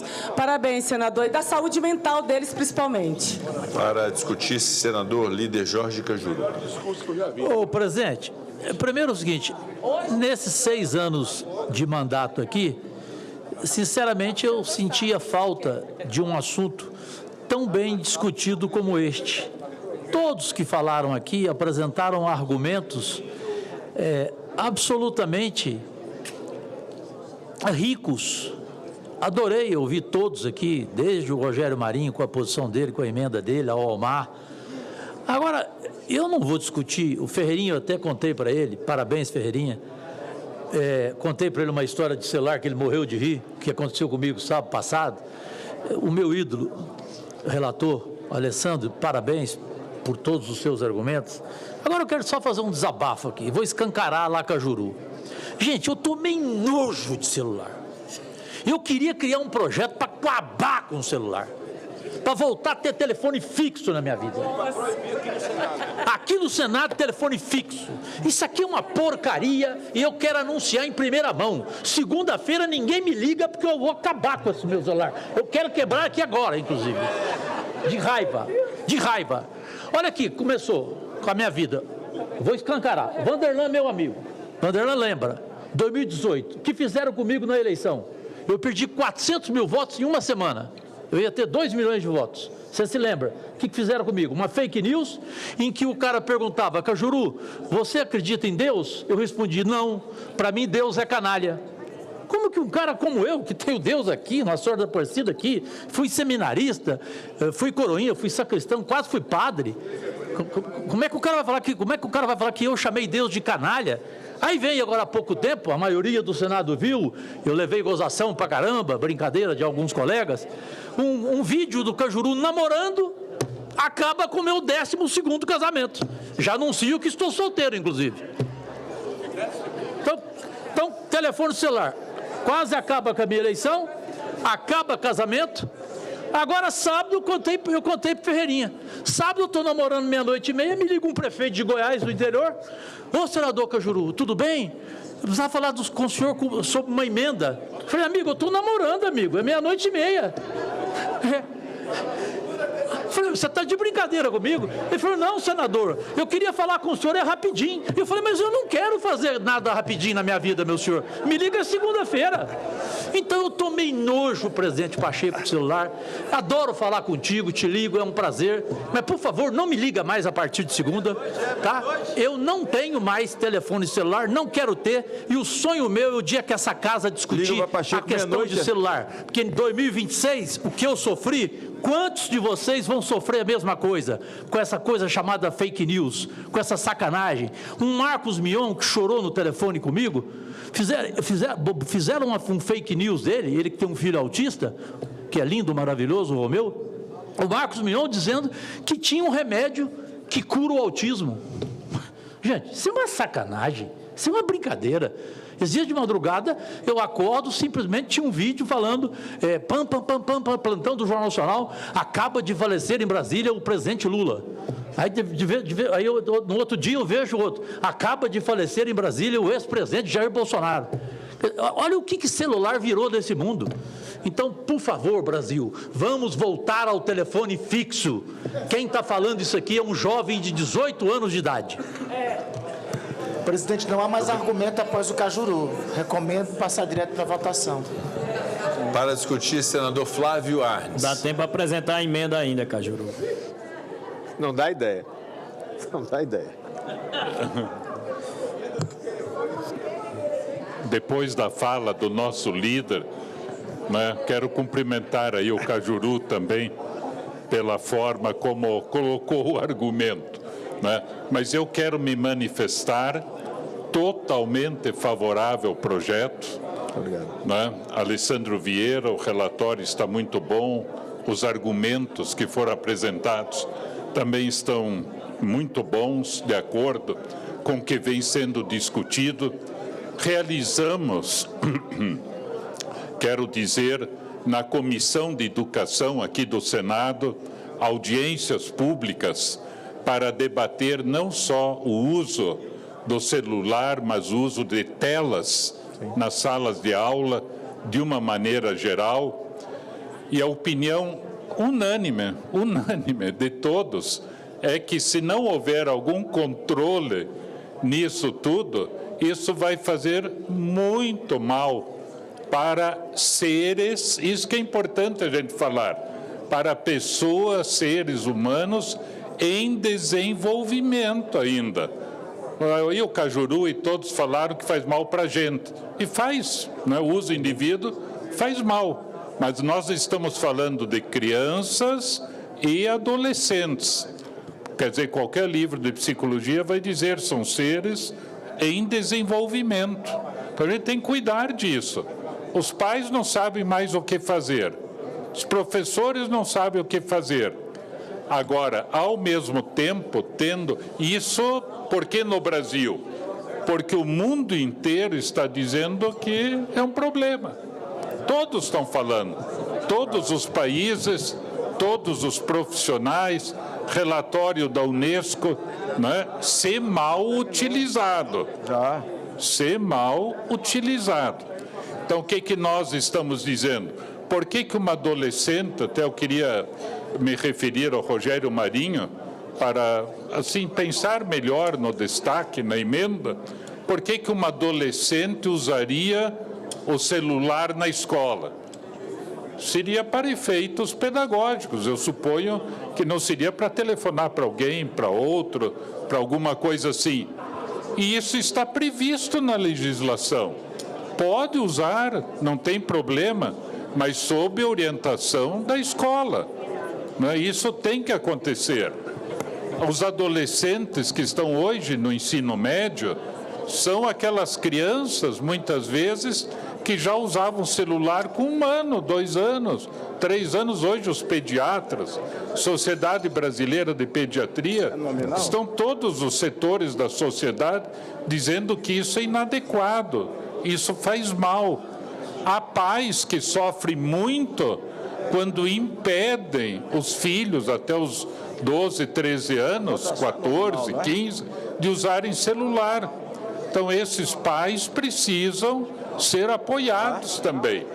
Então, para efeitos pedagógicos, pode ser no 5º ano, no 6º ano, né? Pode ser no ensino médio, mas o efeito, o conteúdo pedagógico, a orientação pedagógica, isso pode continuar acontecendo. Não há, quer dizer, sob a orientação daquilo que é importante dentro do contexto escolar. Agora, é importante que se diga, o celular é proibido como uma iniciativa nacional em consonância com aquilo que vem sendo feito no mundo. Por isso que é importante ser nacional para a educação básica. Educação básica significa, inclusive, educação infantil, né? Educação infantil, ensino fundamental, médio etapas e modalidades, excetuando o que já foi colocado por Vossa Excelência. Muito bem, Girão. Eu queria também dizer isso, olha, né, quer dizer, o adolescente, né, Cleitinho? O adolescente pode usar, está lá. Diz, por que vai usar? Porque tem que se aprofundar, tem que ter outras visões, tem que ter um conteúdo bem direcionado, né? Eu acho que é maravilhoso. E muitas escolas no Brasil, a partir da proibição, obviamente vão ter metodologias, vão falar com os pais, vão falar com os alunos, vamos explicar as regras, vamos ver como é que acontece. Nós estamos empoderando o educador, empoderando a escola. E os resultados aí, onde isso é feito com mais cuidado para análise, indicam que o uso inapropriado diminui o rendimento escolar. Né? Nós queremos seres críticos, né, que entendam essa finalidade, mas essa é uma tarefa da escola. Nós estamos dizendo, olha, para ajudar vocês, vamos parar de usar, né? Está proibido o uso, mas vamos estabelecer regras aqui. Isso é perfeito, não tem problema. Como é que o pedagógico vai acontecer? Onde que vai deixar? A família, como é que vai ser orientada? E eu quero ir além, sabe? Porque nós aprovamos o projeto aqui no Senado Federal e vai lá para a Câmara dos Deputados, se já não tiver ido, proteção de crianças e adolescentes em ambientes digitais. Empoderar os pais, né, discutir o acesso a redes sociais, está tudo no projeto. Foi aprovado por unanimidade aqui no Senado e tem tudo a ver com aquilo que a pessoa tem acesso no celular. Só que o aparelho, o equipamento, mesmo desligado, aí houve todo um debate, interfere no rendimento escolar. É a salvação da lavoura? Claro que não. Mas nós aprovamos muitas outras coisas que contribuem para isso. Formação de professores, financiamento da educação, o Fundeb, o Sistema Nacional de Educação, responsabilidade educacional, segurança nas escolas. Foram todos projetos de lei aprovados nesses 2 anos. Então, há um conjunto de coisas em que o uso do celular de maneira inadequada, fora das regras, será proibido, mas as regras serão estabelecidas pelo estabelecimento. Então, parabéns a Vossa Excelência. Eu quero só, se me permite, eu não sabia que este projeto viria direto para o plenário. Vossa Excelência está relatando muito bem. Quero parabenizar o senador Rodrigo Pacheco, porque se ele tivesse ido para a Comissão de Educação, que eu presidi nesses 2 anos, nós havíamos indicado o senador Fabiano Contarato para ser o relator, e quero prestar minha homenagem também ao senador Contarato, mas ele certamente entende que veio diretamente ao plenário, e Vossa Excelência, que é autor, inclusive, da lei, né, de proteção de crianças e adolescentes em ambientes digitais, está relatando muito de acordo. Eu faço apelo para os senadores e senadoras que a gente vote por unanimidade, elogiando, né, e dizendo, olha, que bom, professores, famílias, escolas vão ter esse apoio através do projeto. É o que os pais querem, não há dúvida. Os pais querem, os professores querem, e as regras, com a competência, a capacidade dos nossos professores, eles poderão fazer esse debate perfeitamente nas escolas depois. Obrigado. Obrigado, senador Flávio Arnes. Senador Flávio Arnes, gostaria também de me dirigir a Vossa Excelência para me excusar em relação ao encaminhamento desse projeto direto ao plenário. É que houve uma solicitação do ministro Camilo Santana, das assessorias de diversos senadores, para que ele viesse direto ao plenário, considerando o nosso prazo exíguo até o recesso, e normalmente quando isso acontece, eu consulto os presidentes das respectivas comissões e, de fato, houve um ato falho de nossa parte de não consultá-lo em relação ao encaminhamento direto ao plenário, por isso eu peço desculpas aqui de público a Vossa Excelência. Por favor, presidente, não há problema algum, eu considero que é um projeto relevante, urgente, como o relator falou, preparar a todos para o início do ano. Não podemos perder um ano a mais. Mesma coisa com o Plano Nacional de Educação. Se nós tivermos ideias alternativas, a gente não precisa esperar 10 anos para que o ensino técnico profissionalizante, por exemplo, aconteça, ou que outras coisas aconteçam. Tem que acontecer em 2 anos, 3 anos, logo. O Brasil tem urgência nessas matérias. E essa questão do celular, eu tenho absoluta certeza, particularmente ao Girão e ao Rogério Marinho, que isto vai criar um clima novo dentro da escola, uma perspectiva nova, inclusive para a formação do ser humano, né? Com mais socialização, com mais humanidade, com mais respeito. Há uma sensação, nesse sentido, muito significativa no mundo inteiro. Parabéns. Muito obrigado, senador Flávio Arnes. Para discutir, senador Vanderlan Cardoso.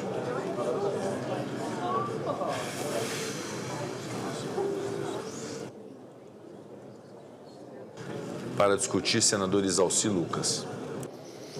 Presidente, quero parabenizar o autor, o relator. É um projeto de suma importância.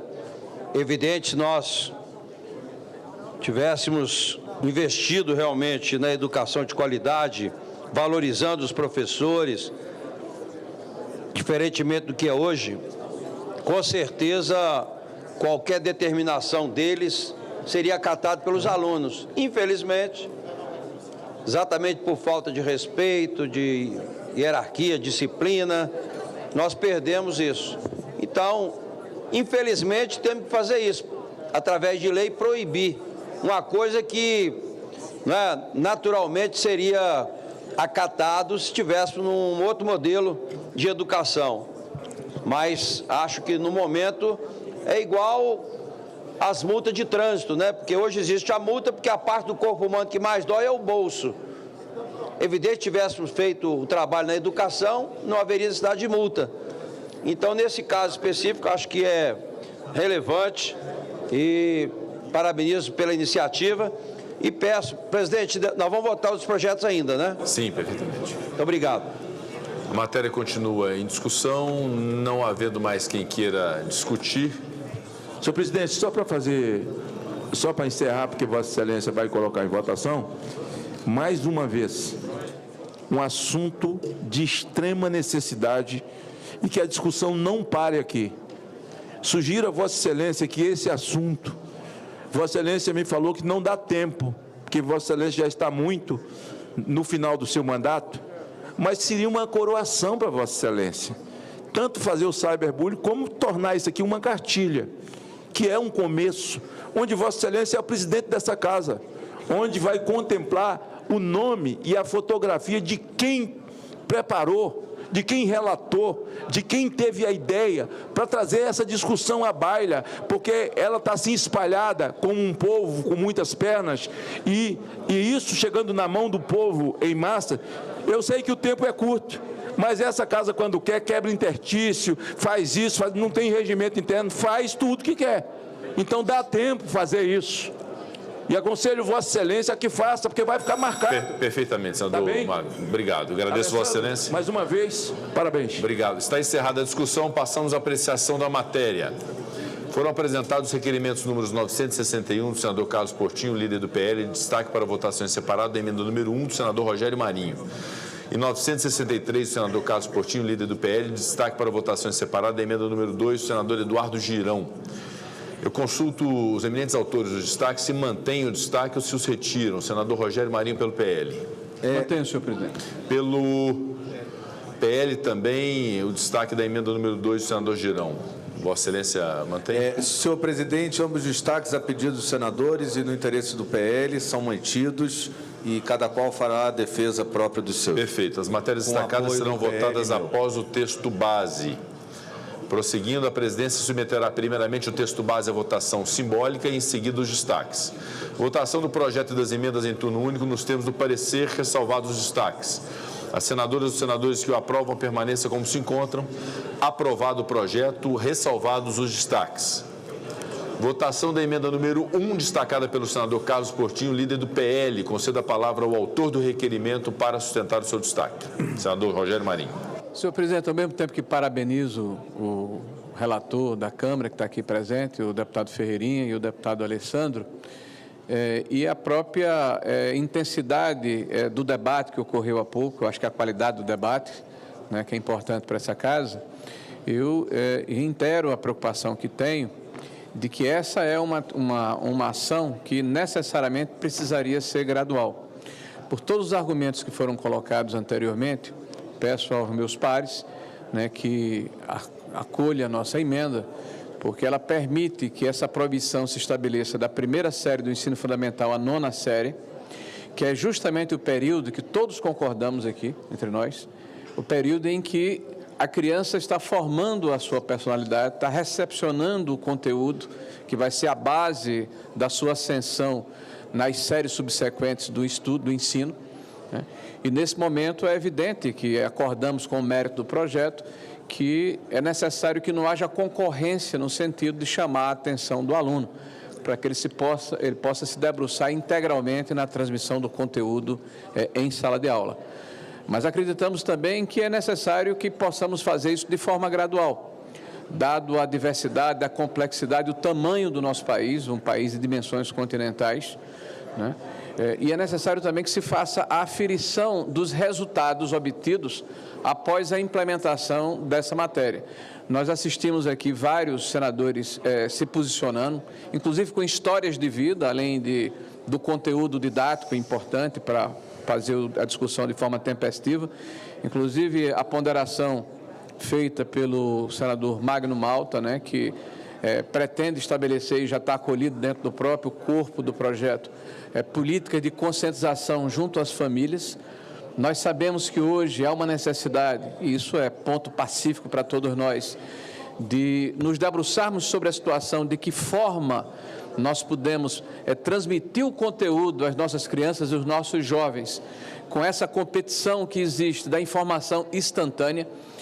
Muitas vezes nós nos debruçamos com episódios, senhor presidente, me permita um pouquinho mais aqui rápido, até pela importância do projeto, com pessoas que têm dificuldade de entender o português, né? Palavras que aparentemente são naturais, corriqueiras, saíram do lexo das pessoas comuns, né? As pessoas têm dificuldade de entender conteúdos, interpretar textos.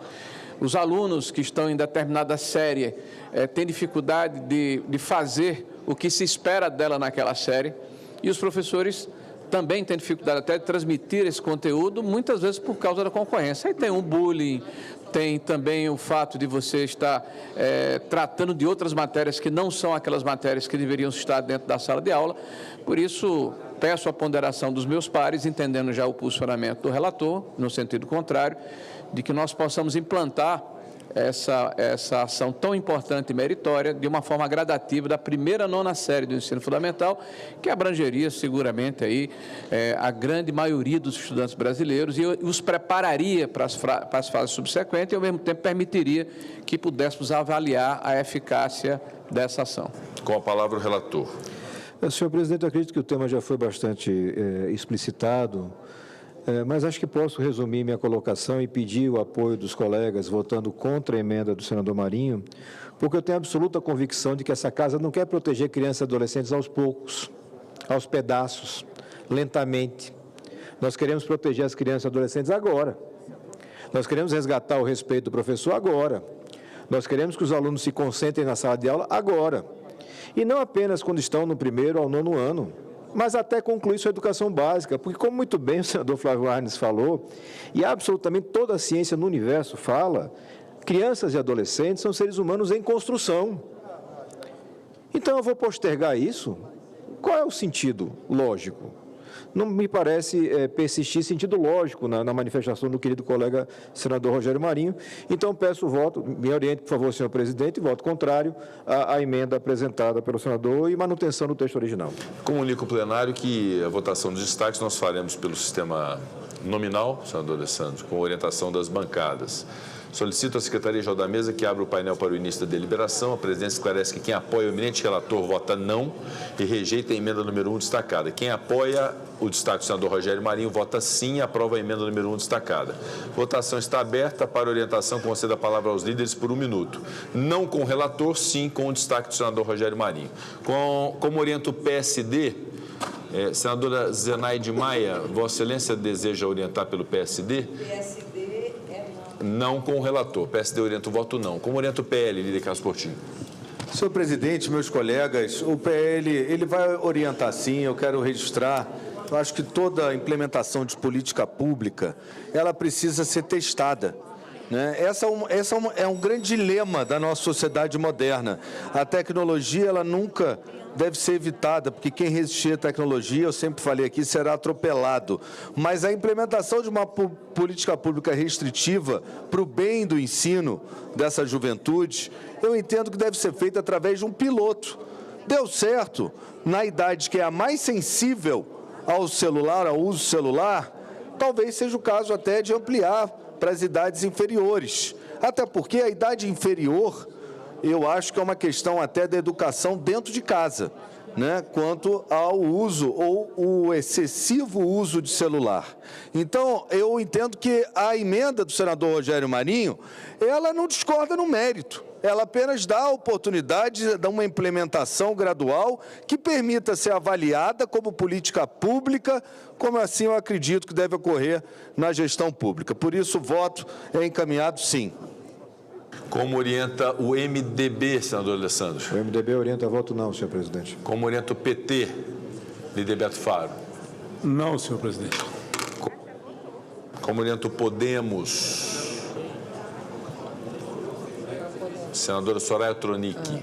Presidente, o Podemos libera a bancada. Como orienta a União, líder Efraim Filho? Senhor presidente, a União orienta o voto não. Eu fui relator aqui na PEC antidrogas e um dos estudos que inclusive foi demonstrado é que principalmente para a juventude a questão mandamental de ter uma ordem, de ter a disciplina, ajuda na hora da decisão e da formação do convencimento do jovem. Então, eu acredito que é importante empoderar, sim, o professor, mesmo sabendo que é dificuldade, foi falado aqui, acho, pelo senador Rodrigo, a questão de punibilidade, mas a ordem mandamental para o pátrio poder, para empoderar os pais, para empoderar o professor, faz a diferença e é por isso que eu acompanho o relator nessa questão, orientando a bancada da União no voto não. Como orienta o Progressistas, líder Tereza Cristina? O Progressistas orienta não também. Eu acho que o projeto está muito bem encaminhado, e nós precisamos colocar isso em prática o mais rapidamente, como uma política nacional, já que, infelizmente, hoje o respeito acabou e os professores não conseguem conter os seus alunos. Como orienta o PSB, senador... Só um minuto, senadora Soraya Tronic. Eu quero retificar a orientação, eu me comuniquei com o líder, a orientação é não. Podemos orienta o voto não. Como orienta o PSB, senador Flávio Arnes? Senhor presidente, o PSB encaminha o voto não, pelas razões apontadas também, e principalmente porque o adolescente pode utilizar o celular dentro daquilo que a lei prevê, que é atividade pedagógica bem orientada pela escola. Não vai usar para outras coisas também. Mas o PSB, de maneira unânime, encaminha o voto não, com o relator. Como orienta o Republicanos, líder Messias Jesus? Senhor presidente, o Republicanos vai liberar a bancada, mas eu, em particular, peço vênia ao senador Rogério Marinho para acompanhar o relator com o voto não. Como orienta o PDT? Senadora Leila Barros. Projeto bem elaborado, bem discutido na casa e parabenizando mais uma vez o nosso relator, o senador Alessandro Vieira, o PDT orienta não. Como orienta o Partido Novo? Presidente, eu quero, em primeiro lugar, parabenizar todos os senadores né, uma discussão madura, equilibrada, com respeito e votação por unanimidade do projeto da base do projeto. O que nós estamos vendo aqui são ajustes importantes. Eu quero aqui parabenizar o senador Rogério Marinho, meritória a sua colocação, e o Novo orienta o voto sim. Como orienta o PSDB, como orienta a maioria, como orienta a minoria, como orienta o governo, o senador Randolfo Rodrigues. Senhor presidente, primeiro, duas homenagens ao trabalho primoroso do caríssimo relator Alessandro Vieira e outra ao deputado Ferreirinha, porque ele, como secretário de Educação,